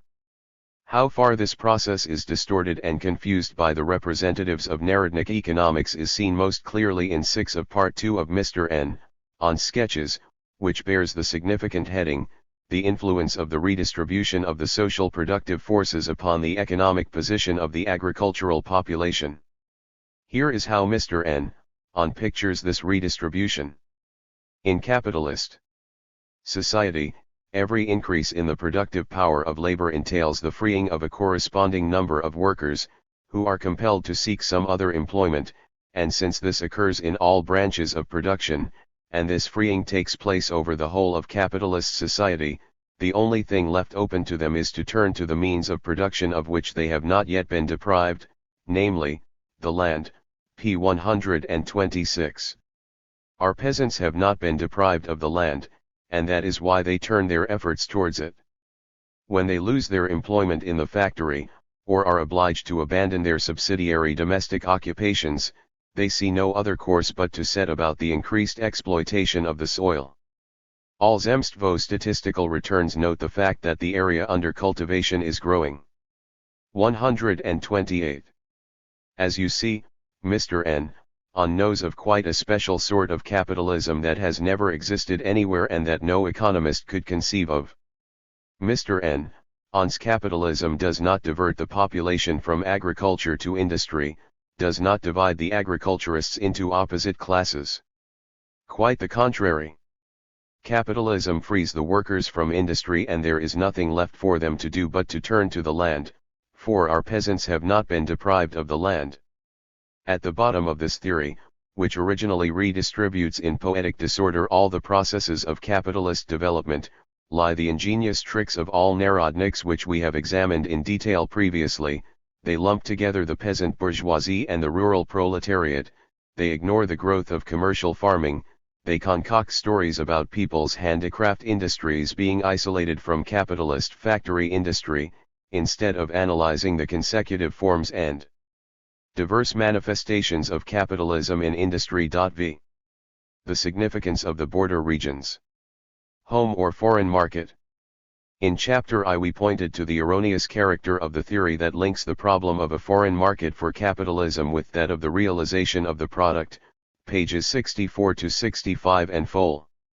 Capitalism's need of a foreign market is by no means to be explained by the impossibility of realizing the product on the home market, but by the circumstance that capitalism is in no position to go on repeating the same processes of production on the former scale, under unchanging conditions, as was the case under pre-capitalist regimes, and that it inevitably leads to an unlimited growth of production which overflows the old, narrow limits of earlier economic units. With the unevenness of development inherent in capitalism, one branch of production outstrips the others and strives to transcend the bounds of the old field of economic relations. Let us take, for example, the textile industry at the beginning of the post-reform period. Being fairly well developed capitalistically, manufacture beginning to pass into factory industry, it had gained complete command of the market of Central Russia. But the big factories, growing so rapidly, could no longer be satisfied with the former dimensions of the market, they began to seek a market further afield, among the new population colonizing Novorossiya, the southeast Transvolga region, North Caucasus, then Siberia, etc. The efforts of the big factories to reach out beyond the old markets are undoubted. Does it mean that the areas which served as these old markets could not, in general, consume a larger quantity of the products of the textile industry? Does it mean, for example, that the industrial and central agricultural gubernias cannot, in general, absorb a larger quantity of wares? No, it does not. We know that the differentiation of the peasantry, the growth of commercial agriculture and the increase in the industrial population have also expanded, and continue to expand, the home market of this old area. But this expansion of the home market is retarded by many factors, chief among them the retention of obsolete institutions which hinder the development of agricultural capitalism, and the factory owners will not, of course, wait until the capitalist development of other branches of the national economy catches up with that of the textile industry. The mill owners need a market at once, and if the backwardness of other branches of the national economy restricts the market in the old area, they will seek for a market in another area, or in other countries, or in the colonies of the old country. What is a colony in the politico-economic sense? It was stated above that, according to Marx, the main features of this concept are the following: 1. The existence of unoccupied, free lands, easily accessible to settlers; 2. The existence of an established world division of labor, of a world market, thanks to which the colonies can specialize in the mass production of agricultural produce, receiving in exchange finished industrial goods which they would have to produce themselves under other circumstances, see above, p. 258, footnote. Chapter 4, 2. Reference has been made elsewhere to the fact that the southern and the eastern border regions of European Russia, which have been settled in the post-reform period, bear the distinctive features mentioned and constitute, in the economic sense, colonies of Central European Russia. 1. The term colony is still more applicable to the other outer regions, for example, the Caucasus. Its economic conquest by Russia took place much later than the political conquest, and to this day this economic conquest has not been completed to the full. In the post-reform period there has been, on the one hand, an intensive colonization of the Caucasus to an extensive plowing up of the land, particularly in the North Caucasus, by colonists producing wheat, tobacco, etc., for sale, and attracting masses of rural wage workers from Russia. On the other hand, native age-old handicraft industries, which are declining due to the competition of wares from Moscow, are being eliminated. There has been a decline in the ancient gunsmith's craft due to the competition of imported Tula and Belgian wares, a decline in handicraft ironwork due to the competition of the imported Russian products, as well as in the handicraft processing of copper, gold and silver, clay, fats and soda, leather, etc. 3. These products are turned out more cheaply in Russian factories, which supply the Caucasus with their wares. There has been a decline in the making of drinking horns because of the decay of the feudal system in Georgia and of the steady disappearance of her memorable feasts. There has been a decline in the headgear industry due to the replacement of Asiatic dress by European. There has been a decline in the production of wineskins and pitchers for local wine, which for the first time is now being sold, giving rise to the barrel-making trade, and has in turn captured the Russian market. Russian capitalism has thus been drawing the Caucasus into the sphere of world commodity circulation, obliterating its local peculiarities, the remnants of ancient patriarchal isolation, and providing itself with a market for its factories. A country thinly populated at the beginning of the post-reform period, or populated by mountaineers living outside world economy and even outside history, has been turning into a land of oil industrialists, wine merchants, big wheat and tobacco growers, and Mr. Coupon 6 has been ruthlessly divesting the proud mountaineer of his picturesque national costume and dressing him in the livery of a European flunky, Gleb Uspensky. 7. The process of rapid colonization in the Caucasus and of the rapid growth of its agricultural population has been accompanied by a process, obscured by this growth, of the diversion of the population from agriculture to industry. The urban population of the Caucasus increased from 350,000 in 1863 to about 900,000 in 1897, the total population increased between 1851 and 1897 by 95%. There is no need to add that the same thing has taken place and continues in both Central Asia and Siberia, etc. Thus, the question naturally arises, Where is the border line between the home and the foreign market? To take the political boundaries of the state would be too mechanical a solution, and would it be a solution? If Central Asia is the home market and Persia the foreign market, to which category do Khiva and Bokhara belong? If Siberia is the home market and China the foreign market, to which category does Manchuria belong? Such questions are not of great importance. What is important is that capitalism cannot exist and develop without constantly expanding the sphere of its domination, without colonizing new countries and drawing old non-capitalist countries into the whirlpool of world economy. And this feature of capitalism has been and continues to be manifested with tremendous force in post-reform Russia.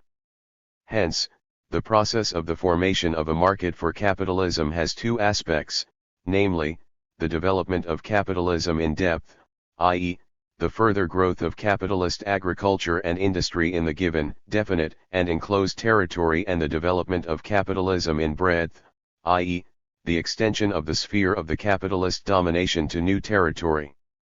In accordance with the plan of the present work, we have confined ourselves almost exclusively to the first aspect of the process, and for this reason we consider it particularly necessary to stress the point here that its other aspect is of exceptionally great importance. Anything like a complete study of the process of colonization of the border regions and of the expansion of Russian territory, from the point of view of capitalist development, would require a special work.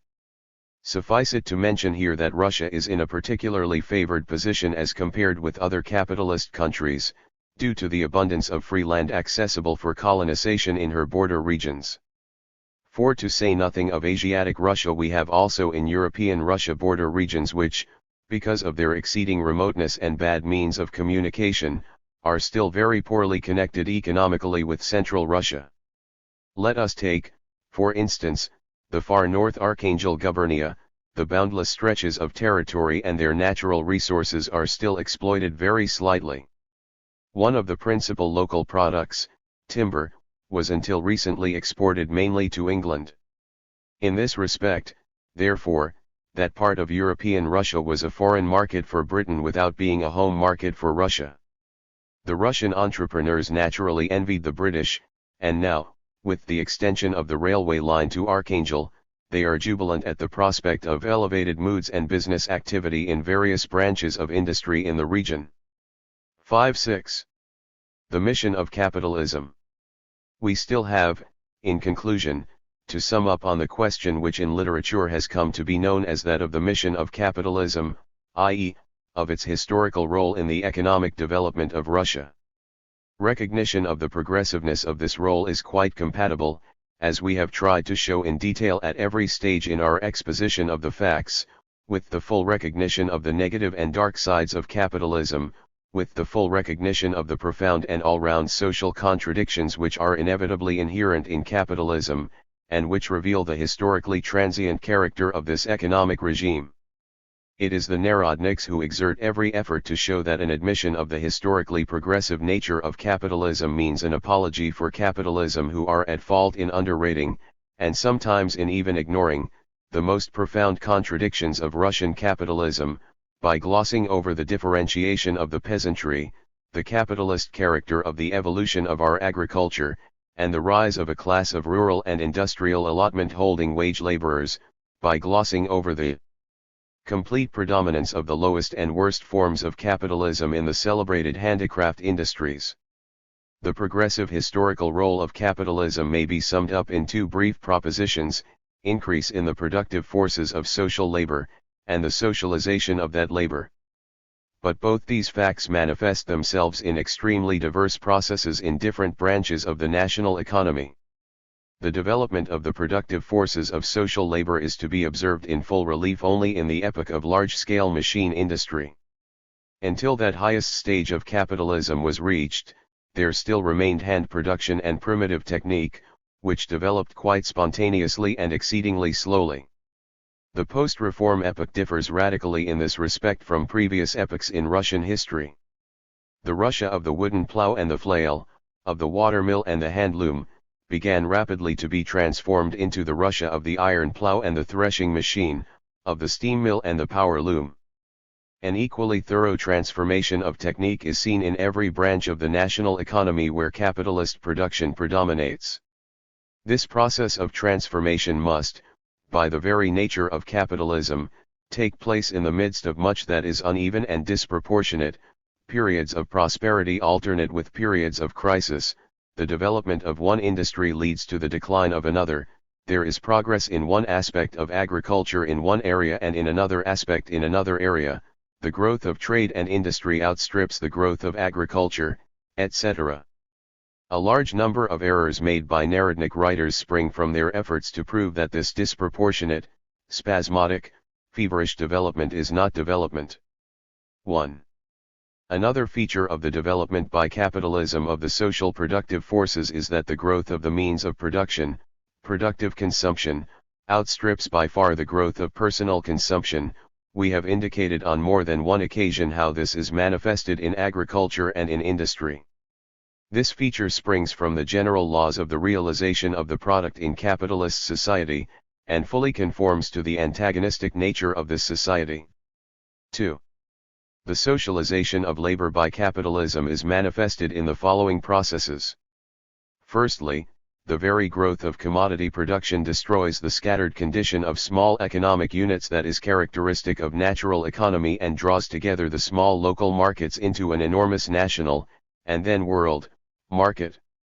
Production for oneself is transformed into production for the whole of society, and the greater the development of capitalism, the stronger becomes the contradiction between this collective character of production and the individual character of appropriation. Secondly, capitalism replaces the former scattered production by an unprecedented concentration both in agriculture and in industry. That is the most striking and outstanding, but not the only, manifestation of the feature of capitalism under review. Thirdly, capitalism eliminates the forms of personal dependence that constituted an inalienable component of preceding systems of economy. In Russia, the progressive character of capitalism in this respect is particularly marked, since the personal dependence of the producer existed in our country, and partly continues to exist to this day, not only in agriculture, but in manufacturing industry, factories employing serf labor, in the mining and metallurgical industries, in the fishing industry, etc.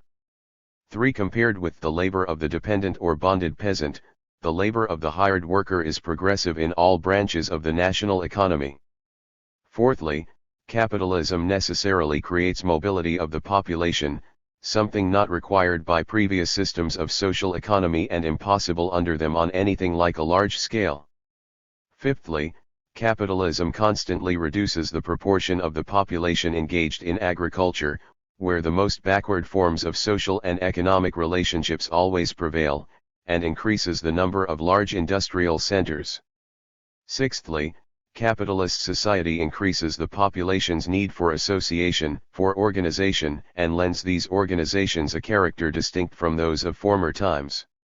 While breaking down the narrow, local, socialist state associations of medieval society and creating fierce competition, capitalism at the same time splits the whole of society into large groups of persons occupying different positions in production, and gives a tremendous impetus to organization within each such group. 4. Seventhly, all the above-mentioned changes effected in the old economic system by capitalism inevitably lead also to a change in the mentality of the population. The spasmodic character of economic development, the rapid transformation of the methods of production and the enormous concentration of production, the disappearance of all forms of personal dependence and patriarchalism in relationships, the mobility of the population, the influence of the big industrial centers, etc. All this cannot but lead to a profound change in the very character of the producers, and we have had occasion to note the corresponding observations of Russian investigators. Turning now to Narodnik economics, with whose representatives we have constantly had to polemise, we may sum up the causes of our differences with them as follows. First, we cannot but regard as absolutely wrong the Narodniks' very conception of the process of capitalist development in Russia, and their notion of the system of economic relationships that preceded capitalism in Russia, and what is particularly important, from our point of view, is their ignoring of the capitalist contradictions in the structure of peasant economy, both agricultural and industrial. Furthermore, whether the development of capitalism in Russia is slow or rapid, depends entirely on what we compare this development with. If we compare the pre-capitalist epoch in Russia with the capitalist, and that is the comparison which is needed for arriving at a correct solution of the problem, the development of social economy under capitalism must be considered as extremely rapid. If, however, we compare the present rapidity of development with that which could be achieved with the general level of technique and culture as it is today, the present rate of development of capitalism in Russia really must be considered as slow.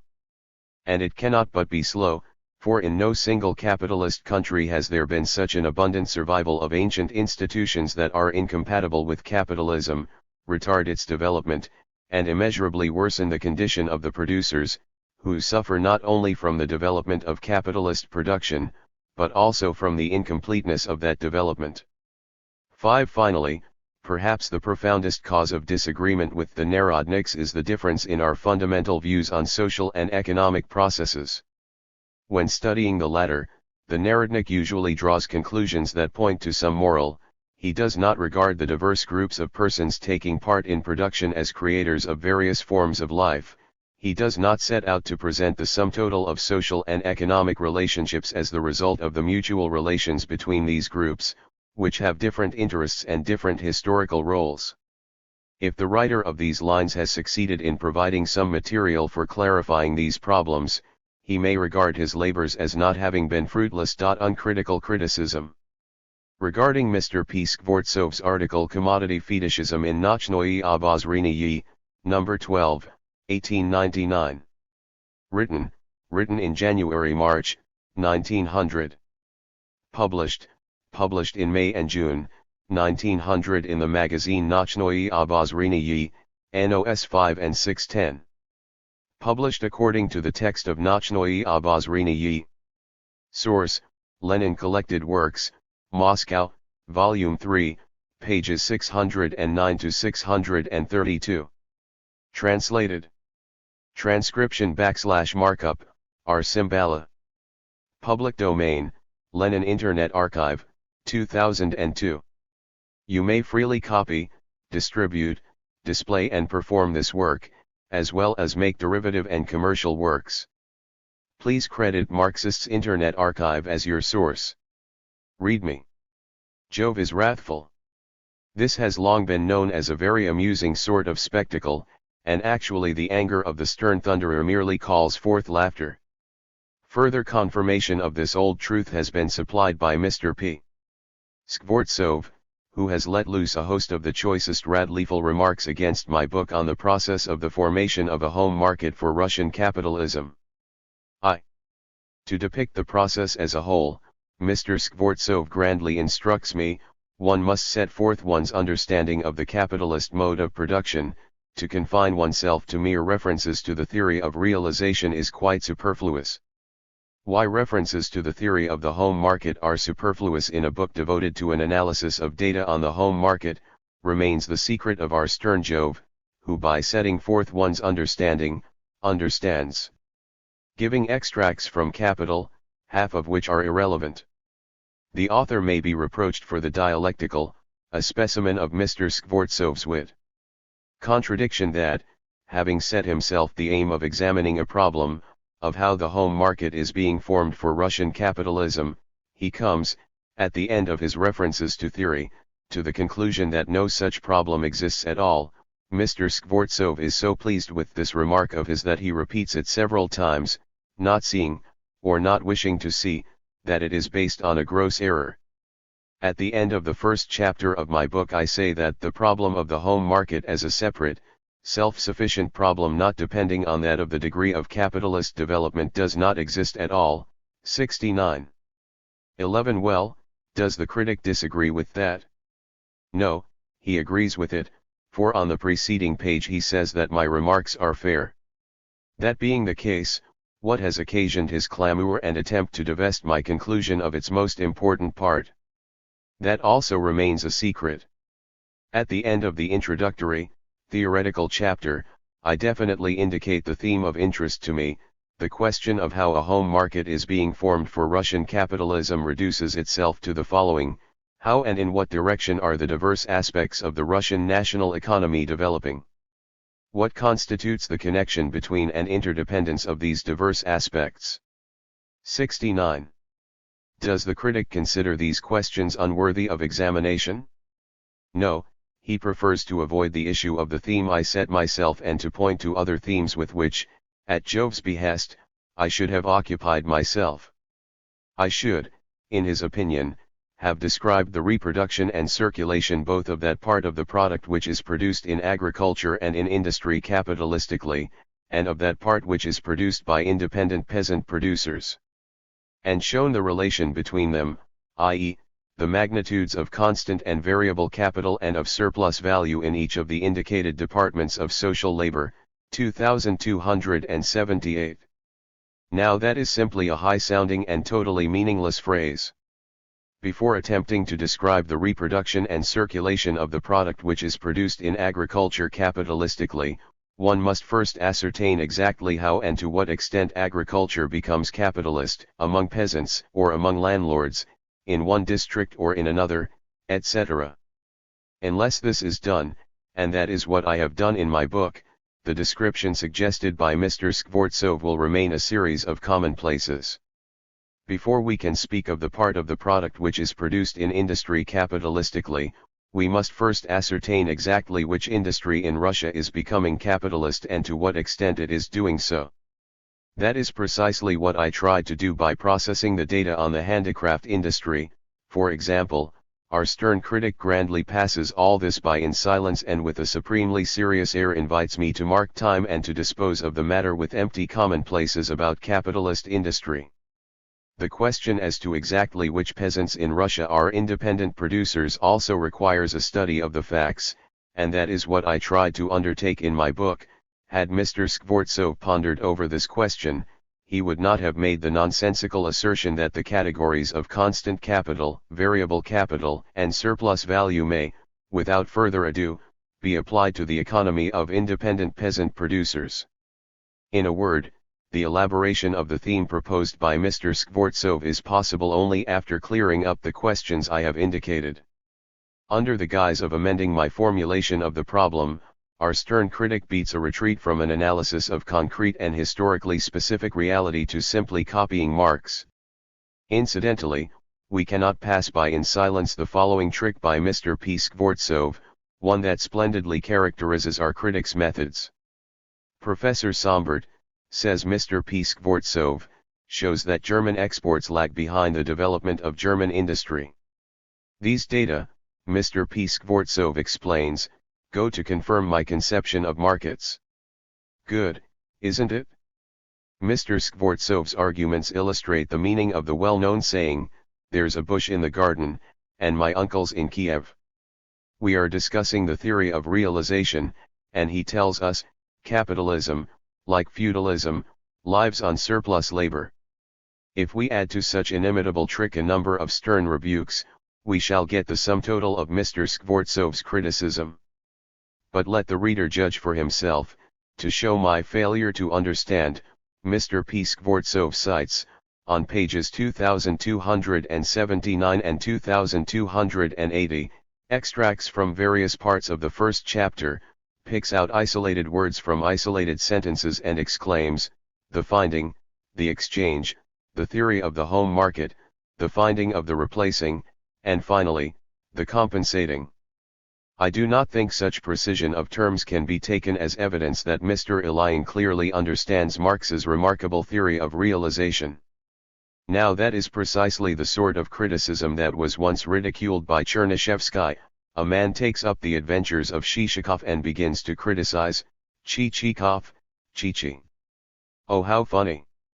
The finding, the exchange. I do not think that is clear.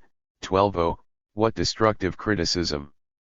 On page 52 of my book I say that it was not necessary to divide the product according to its natural form in analyzing the production of individual capital, but that it was absolutely necessary in analyzing the reproduction of social capital, for in the latter case, and only in the latter case, are we dealing with the replacement of the natural form of the product?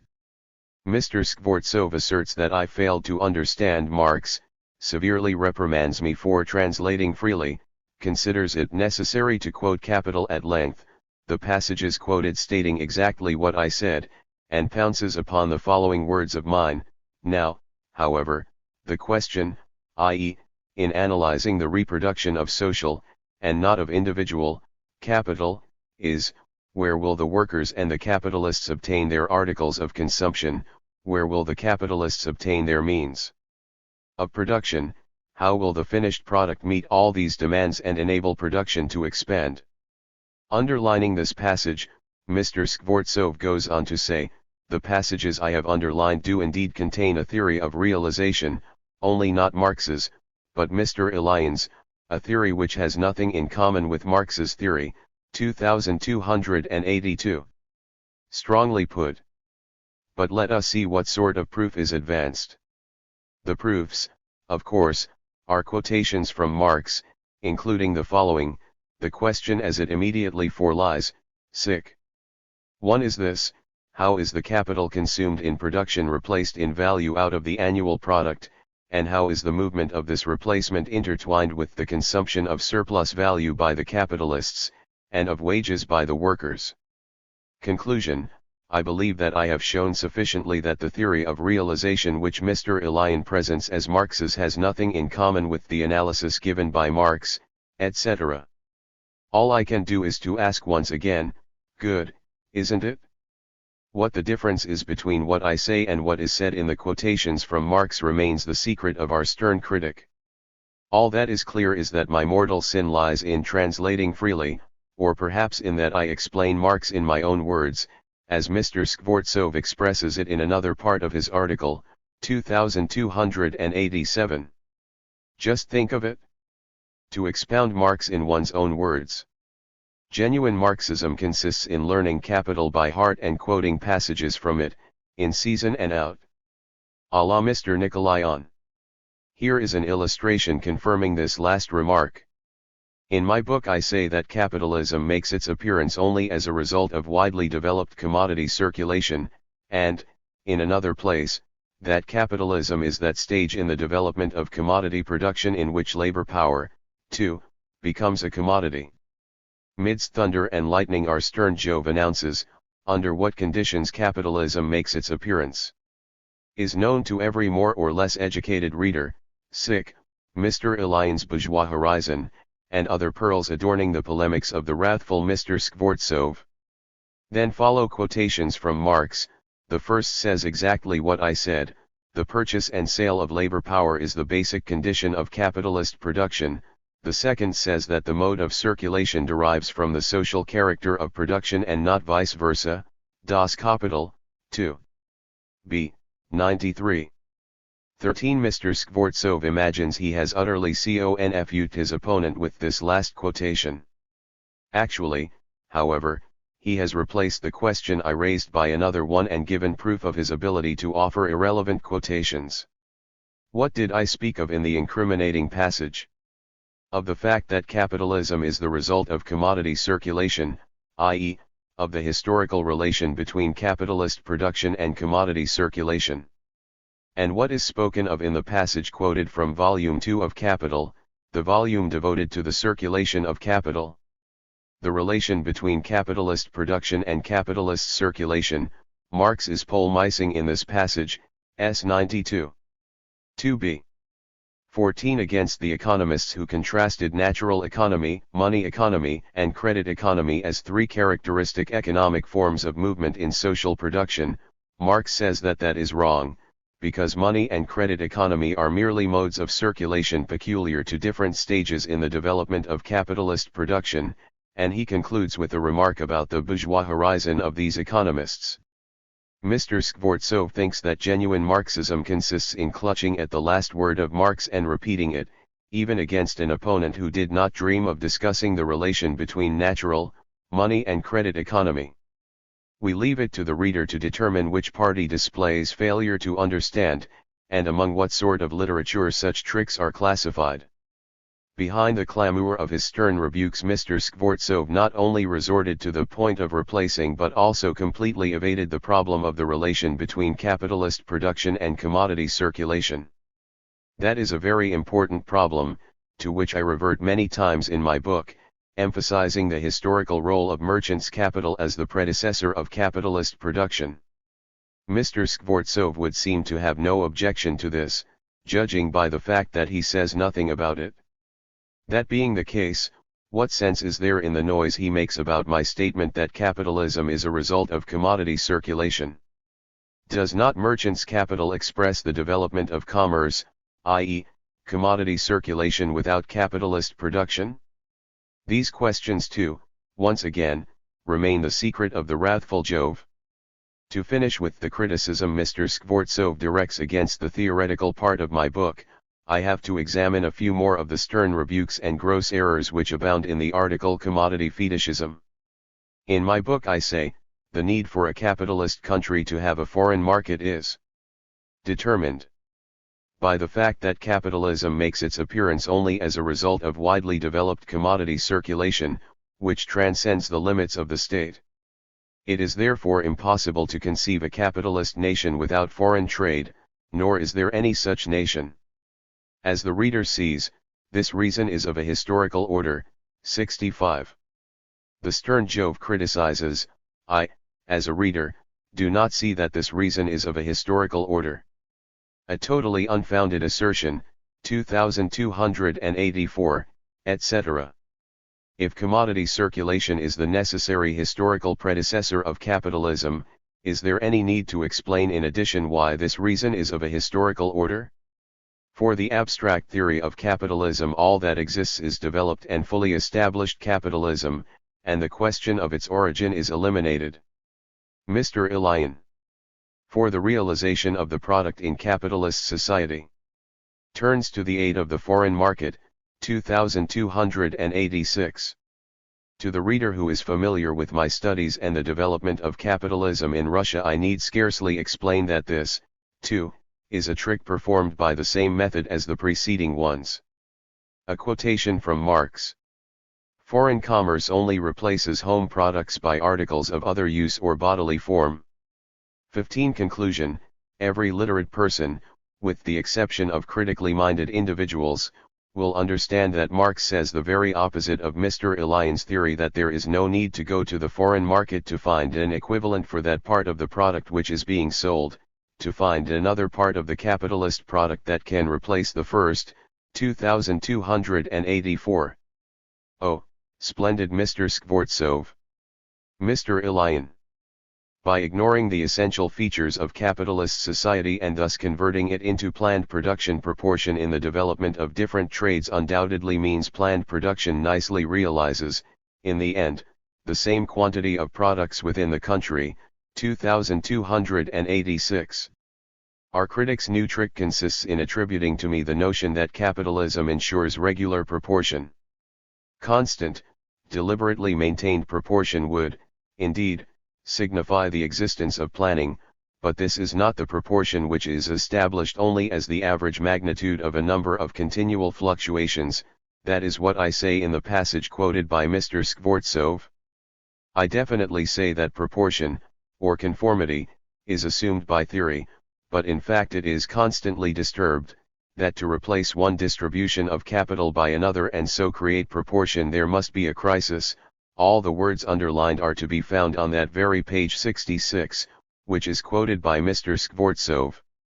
The question arises, what can one think of a critic who ascribes to his opponent the transformation of capitalism into planned production, while making reference to the very page and the very paragraph where that opponent says that for capitalism there must be a crisis so as to create a constantly disturbed proportion? 2. Let us pass to the second part of Mr. Skvortsov's article, which is devoted to a criticism of the factual data quoted and analyzed in my book. Maybe here, at least, we shall find some serious criticism relating to problems of which a special study has been made by Mr. Skvortsov. The social division of labor is the basis of commodity economy and is the basic process of the formation of a home market, says Mr. Skvortsov, quoting my words while playing division of labor not social, we must assume is the basis of manufacture. In this attempt at irony, the critic reveals his failure to understand the elementary difference between division of labor in society and division of labor in the workshop. The former creates, under commodity production, a condition which I definitely specified, so that Mr. Skvortsov's reminder about the division of labor in the Indian village community relates to that author's deplorable weakness for quoting irrelevant passages from Marx, isolated commodity producers, who, independently and separately from one another, produce different products which enter into exchange.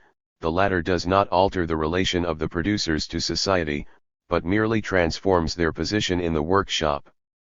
That is the reason, so far as I can judge, why Marx sometimes speaks of social division of labor too, and at others simply of division of labor.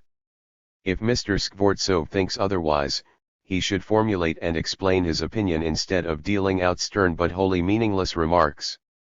Division of labor is not in the least a characteristic feature of manufacture, for division of labor exists in the factory too. Very well, Mr. Skvortsov.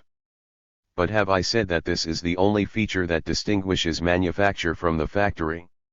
Had the critic at all seriously wanted to discover whether I correctly understand the characteristic features of manufacture, a very interesting and by no means as simple a problem as may appear at first sight, could he have kept silent about the fact that in the very section concerned I definitely say, we have had occasion elsewhere to enumerate the principal features of the concept of manufacture according to Marx, Studies, 179-3, 385, footnote 1? In the Studies, division of labor figures as only one of a series of features. The reader of Mr. Skvortsov's article might, therefore, get an absolutely distorted notion of my views, and no notion whatever of the critic's views. To proceed. The attempt to present a whole number of so-called handicraft industries as the manufactory stage of Russian capitalism is made in my book, if I am not mistaken, for the first time, and I, of course, am far from imagining that this problem has been altogether settled, particularly since I have examined it from a specific point of view. I accordingly anticipated criticism of my views, and did so with all the more reason, and all the more interest, because certain Russian Marxists had expressed somewhat different views. See The Development of Capitalism, p. 550, footnote. But how has the problem been treated by Mr. P. Skvortsov? His criticism amounts in its entirety to an exhortation, magnificent for its laconic severity, not to confine myself to a mechanical enumeration of the number of wage workers, of aggregate output in such and such years in this or that sphere of production, 2278. If this exhortation does not refer to the section of my book which deals with the question of factory statistics, Mr. Skvortsov does not say a word about this. It must refer to the chapter on manufacture, the greater part of which consists of factual data. How they might have been dispensed with is a secret that our stern critic does not reveal, and I continue to hold to the opinion that it is better to incur the charge of my exposition being dry than to give the reader cause to think that my opinion is based on quotations from Capital, and not on a study of Russian data.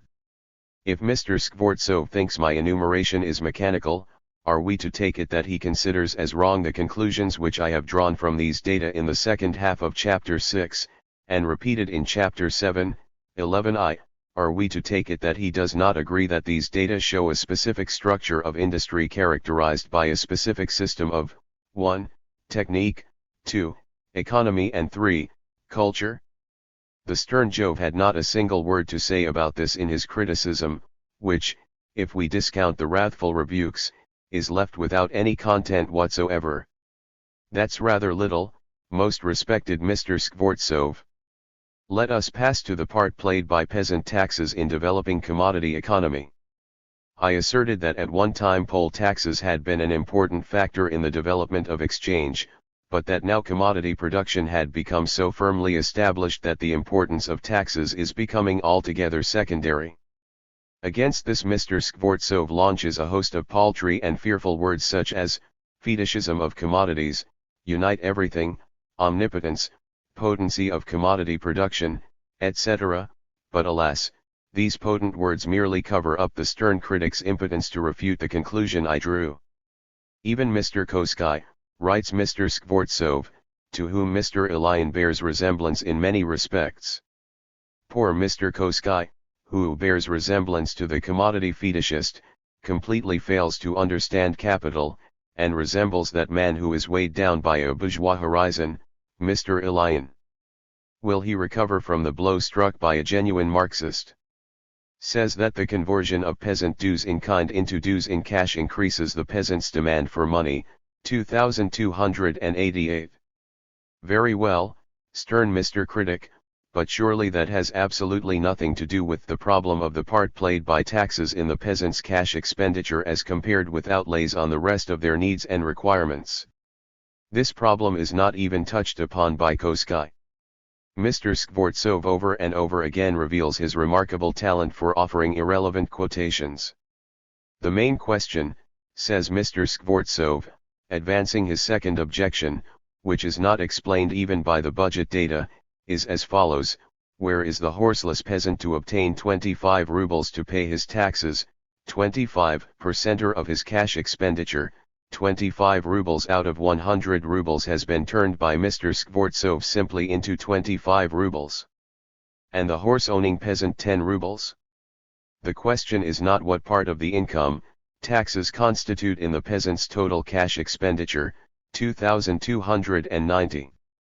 I advise Mr. Skvortsov to take out a patent for a remarkable invention, the very latest and very easiest method of scientific criticism that radically destroys an opponent. On one out of several hundred pages of his book, your opponent incidentally raises the question of the share of tax expenditure in the total cash expenditure.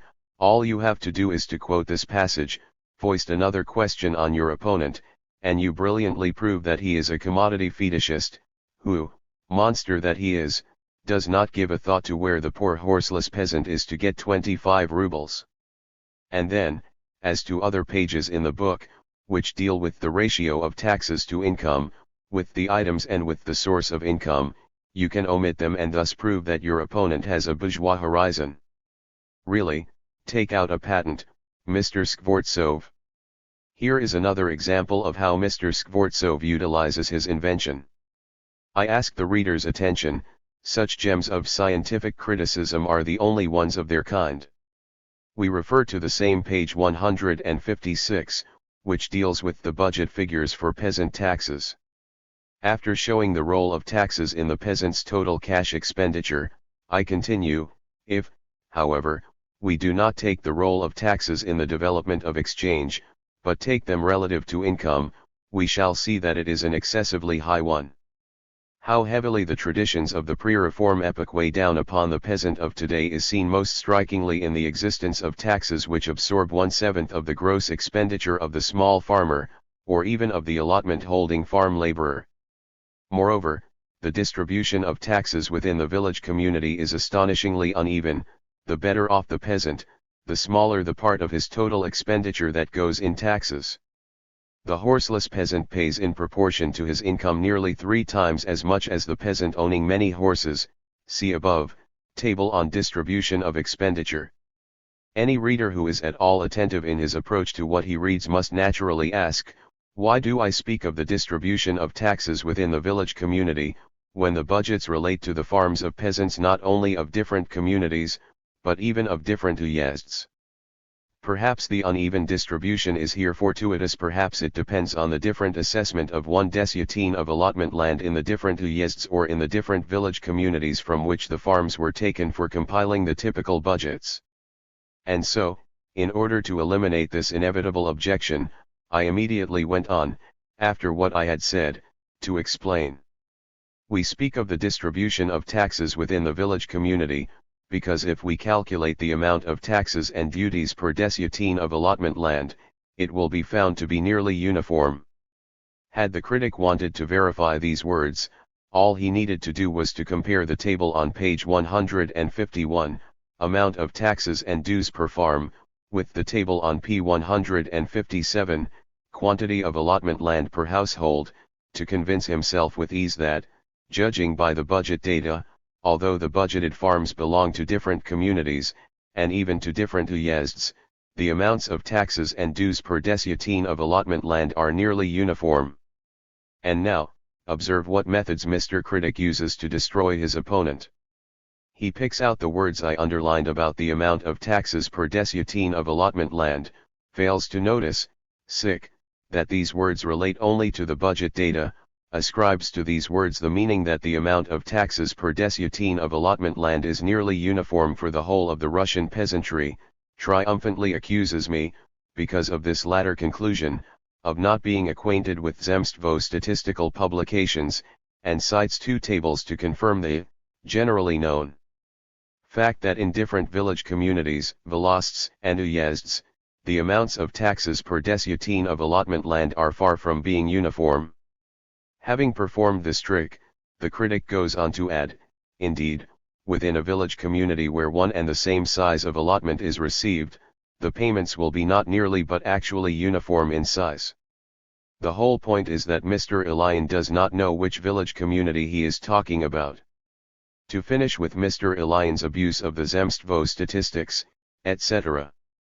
2292. I would like very much to know whether another example could be found in scientific literature of this sort of criticism.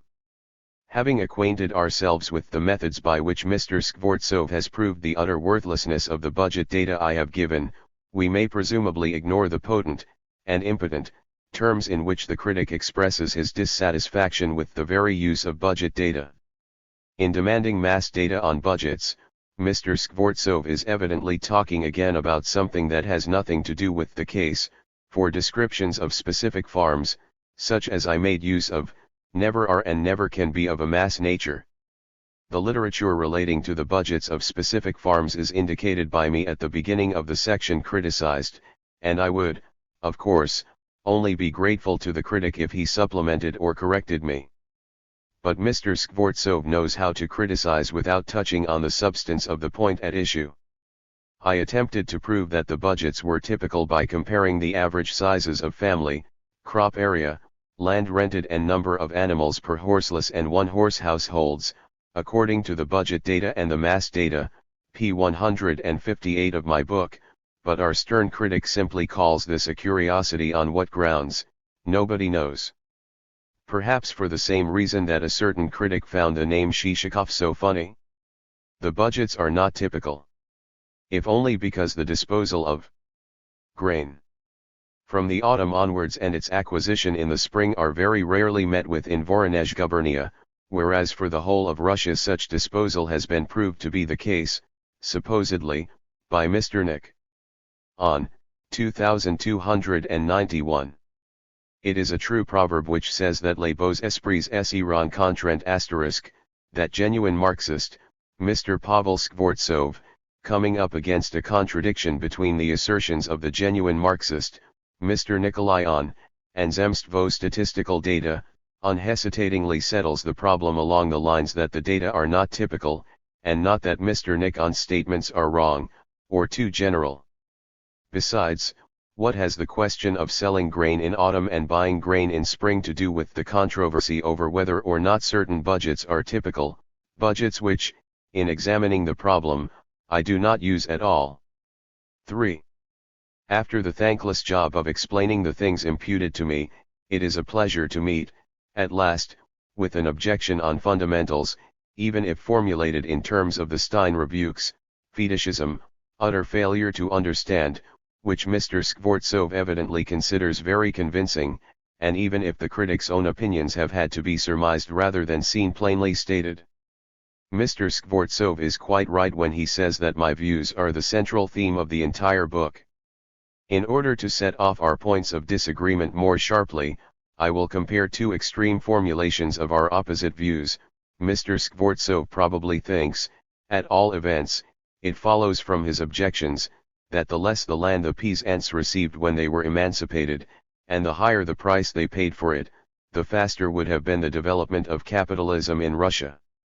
I think the opposite: the more the land the peasants received when they were emancipated, and the lower the price they paid for it, the faster, wider and freer would have been the development of capitalism in Russia, the higher would have been the standard of living of the population, the wider would have been the home market, the faster would have been the introduction of machinery into production, the more, in a word, would the economic development of Russia have resembled that of America. I shall confine myself to indicating two circumstances which, in my opinion, confirm the correctness of the latter view. 1. Land poverty and the burden of taxation have led to the development over a very considerable area of Russia of the labor service system of private landowner farming, i.e., a direct survival of serfdom for and not at all to the development of capitalism. 2. It is in our border regions, where serfdom was either entirely unknown, or was feeblest, and where the peasants suffer least from land shortage, labor service and the burden of taxation, that there has been the greatest development of capitalism in agriculture. This comparison is necessary precisely for an analysis of the conditions of the transition from the one social formation to the other, which I am so fiercely and so sweepingly accused of ignoring by Mr. Skvortsov. The extremely stereotyped nature of Mr. Skvortsov's views on the economic processes in peasant economy in this country is also revealed by his remarks on migration and on the way capitalism breaks down medieval barriers. Now, was I not right in drawing a comparison between Mr. Pavel Skvortsov and Mr. Nikolayan? Both solve the problem of migration by an extremely simple and entirely negative criticism of those who attach importance to migration. But that conclusion is worthy only of the most primitive, to wit, genuine Marxism, which contents itself with absolutely abstract commonplaces. What does attach importance to migration mean? If we take these words in their literal sense, can there be a single economist of sound mind and good memory who does not attach importance to the annual migrations? If we take these words in the specific sense of capitalism, then, firstly, Mr. Skvortsov distorts my meaning, for I say the very opposite in the passage he quotes. Secondly, an economist who sets out to study the characteristics of the economic system and development of Russia, not only to bring lengthy, and often irrelevant, quotations from Marx, must necessarily ask, what influence is exerted by the migrations in Russia?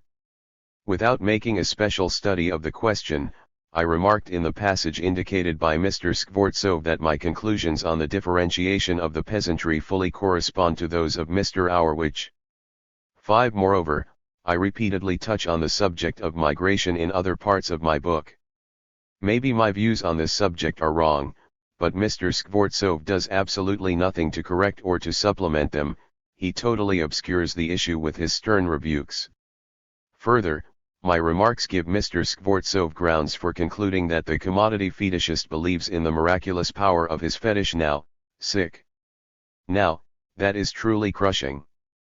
But do you deny that I am right, most respected Mr. Critic? Why not share your factual considerations with the public and examine the data of at least one uyezd? That would be so natural for a person who makes a special study of Zemstvo statistics. And I take the liberty of holding this view, in spite of Mr. Skvortsov's terrible words, fetishism, miraculous power, which does anyone doubt it, are enough to frighten anybody. 6. Finally, the last point on which one can discuss fundamentals with Mr. Skvortsov is that of the classification of Zemstvo statistics on the peasantry. Mr. Skvortsov has made a special study of Zemstvo statistics, and, if we are not mistaken, still continues to do so. One would, therefore, be justified in expecting him to say something based on facts and explaining this controversial and extremely interesting subject. I wrote, we eliminate any classification according to allotment and exclusively employ classification according to economic strength, draft animals, area under crops, and I went on to say that classification according to allotment, which is far more common in our Zemstvo statistics, is absolutely unsuitable because life disturbs the equality, within the village community, of allotment land tenure. It is sufficient to recall such universally known and unchallenged facts as the leasing of allotments, their abandonment, the purchase and the renting of land and the supplementing of agriculture with commercial and industrial enterprises and with work for hire. Economic statistics must necessarily take the scale and type of farm as the basis of classification, 105. Mr. Skvortsov's criticism consists in the following. Mr. Lenin is displeased with the classification of statistics on the peasantry according to allotment. There are two classifications of statistics. One is the historical classification, according to which village communities, having the same amount of allotment land per registered person, are gathered into one group. The other is a factual classification, according to which peasant farms having allotments of equal size, regardless of the communities to which they belong, are gathered into one group. What makes the historical classification important is that it clearly shows what the conditions were under which the peasantry passed from feudal to capitalist society. And so forth on this theme, also examined above. The classification Mr. Lenin proposes utterly confuses the historical conception of the conditions of our peasantry's transition from the one social formation to the other. Mr. Lenin's proposal is more in the nature of an industrial census, such as is taken in Germany, 2289. This is a sample of Mr. Skvortsov's criticism on a subject on which he specializes, and on a question on which, with the best will in the world, it is impossible to quote Marx. The question is, what is the point of this argument about the historical classification of village communities, when I am dealing with the classification of house-to-house data? By what miraculous means can the classification of present-day house-to-house data utterly confuse the long-established historical data on village communities? Mr. Skvortsov is entitled to use the word historical in this connection only to the extent that he turns his back on history. If the classification of village communities according to size of allotment per registered person relates to the history of what happened 40 years ago, then what is going on before our eyes with ever-increasing rapidity is also history. Further, it is altogether inexplicable how a man who studies Zemstvo statistics and talks of all things in nothing less than the tone of a prophet can write that there are two classifications, of village communities according to allotment and of households according to allotment, when everyone knows that there are very many classifications, according to area under crops, number of draft animals, number of working members, number of farm laborers, house ownership, and so forth. How can Mr. Skvortsov declare so categorically, and without a shadow of proof, that only classification according to allotment is factual, when the point at issue is precisely, is this classification a factual one? I show for a number of uyezds that the distribution of allotment land among the peasant farms continues to this day to be marked by an inequality that is relatively very great. 20% of well-to-do households, 26 to 30% of the population, account for 29 to 36% of the allotment land in various uyezds or groups of uyezds, whereas the distribution of the factual indices of farming, draft animals, area under crops, improved implements, etc., is everywhere, without exception, incomparably less equal. Mr. Skvortsov contrives to criticize, and even berate, my statements, without saying a word about fundamentals. It goes without saying that, not being a professional statistician, I laid no claims to solving the problem of classification. I think, however, that the basic problems of Zemstvo statistics, and the problem of the methods of classifying information concerning households is a basic one, as I point out in the passage quoted by Mr. Skvortsov, are things which not merely Zemstvo statisticians, but all economists, have a right and even a duty to discuss. One cannot conceive of an economist who is studying the actual economic situation in Russia being able to dispense with Zemstvo statistics, and if the elaboration of Zemstvo statistics and the work of economists proceed independently, each in its own way, neither the one nor the other can achieve satisfactory results.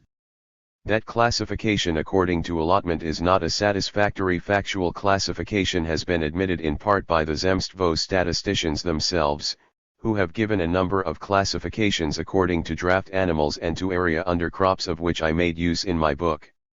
Just now, when the importance of the problem is particularly emphasized by practically all Marxists and is not denied even by economists of other trends, a re-examination of the problem should be particularly necessary.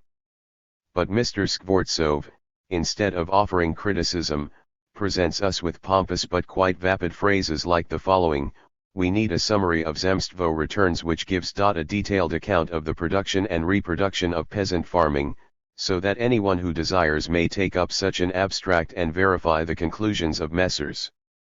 Ilyin, Postnikov, and Hourwich, 2292. Yes, of course, we need a summary, but if these words are not to remain an empty sound, and if the summary is really to succeed in answering the main problems advanced by Russia's present economic system and by that system's evolution, what is needed is to raise and to discuss from all angles the fundamental problem of the methods to be employed in drawing up the summary, to discuss it without fail in general publications, and not merely among Zemstvo's statisticians, and still less within the four walls of this or that Zemstvo statistical bureau. I raised this problem in my book and attempted to indicate its solution. It is not, of course, for me to judge whether the solution is a correct one. But I am justified in drawing the conclusion that Mr. Skvortsov, for all his sternness, has said nothing whatever about the problem, but has instead, without grounds for so doing, advocated routine methods, advocated a point of view that was already old in 1885, see footnote on page 103 of The Development of Capitalism, where I quote from Mr. VV's article A New Type of Local Statistical Publication his admission that the statistical data must be adapted to the groups themselves and not to such a conglomeration of the most diverse economic groups of peasants as the village or the village community, and where I raise the question as to why Mr. VV himself never once made use of the data on these most diverse groups. In conclusion, a few words about orthodoxy, which will not be superfluous, since Mr. Skvortsov's appearance in the role of genuine Marxist renders particularly urgent the precisest possible definition of what, if it may be so expressed, is one's position. While not in the least desiring to place Mr. Biavilov on a par with Mr. Skvortsov, I nevertheless find it necessary to touch on a passage in the former's article in the same issue of the Nochnoye Obozrenie. At the end of a postscript to this article Mr. Biavilov says, Mr. Ilyin stands also for orthodoxy. But I think there is still plenty of room for orthodoxy, i.e., the simple interpretation of Marx, p. 2308. I think that words I have italicized are probably a slip of the pen, for I said quite definitely that by orthodoxy I do not at all mean the simple interpretation of Marx. In the article which Mr. Biavilov has in mind, after the words, "No, let us better remain under the sign of orthodoxy," I say, let us not believe that orthodoxy means taking things on trust, that orthodoxy precludes critical application and further development, that it permits historical problems to be obscured by abstract schemes. If there are orthodox disciples who are guilty of these truly grievous sins, the blame must rest entirely with those disciples and not by any means with orthodoxy, which is distinguished by diametrically opposite qualities. Nochnoye Obozrenie, 1899, number 8, p. 1579. 16 Thus I definitely said that to accept anything on trust, to preclude critical application and development, is a grievous sin, and in order to apply and develop, simple interpretation is obviously not enough. The disagreement between those Marxists who stand for the so-called new critical trend and those who stand for so-called orthodoxy is that they want to apply and develop Marxism in different directions. The one group want to remain consistent Marxists, developing the basic tenets of Marxism in accordance with the changing conditions and with the local characteristics of the different countries, and further elaborating the theory of dialectical materialism and the political economic teachings of Marx. The other group rejects certain more or less important aspects of Marx's teachings, and in philosophy, for instance, take the side, not of dialectical materialism, but of neo-Kantianism, and in political economy the side of those who label some of Marx's teachings as tendentious, etc. The former on this account accuse the latter of eclecticism, and in my opinion have very good grounds for doing so. The latter call the former orthodox, and it should never be forgotten that use of this term has been made by opponents in controversy, that the orthodox do not reject criticism in general, but only criticism by eclectics, who would only be entitled to call themselves advocates of criticism to the extent that in the history of philosophy the teachings of Kant and of his followers are called criticism, critical philosophy. In the same article I named authors, p. 1569, footnote, and p. 1570, footnote 7, who, in my opinion, are representatives of the consistent and integral, and not eclectic, development of Marxism, and who have done for this development in the field of philosophy, in the field of political economy and in the field of history and politics incomparably more than, for example, Sombart or Stammeiler ate, the mere repetition of whose eclectic views is regarded by many today as a big step forward. It is scarcely necessary for me to add that latterly the representatives of the eclectic trend have grouped themselves around E. Bernstein. I shall limit myself to these brief remarks on the question of my orthodoxy, both because it is not immediately relevant to the subject of my article, and because I am unable here to elaborate in detail the views of the former, and must refer those who are interested to the German literature. On this subject the Russian controversies are merely echoes of the German, and unless one is familiar with the latter one cannot obtain a really precise idea of the point at issue. 9.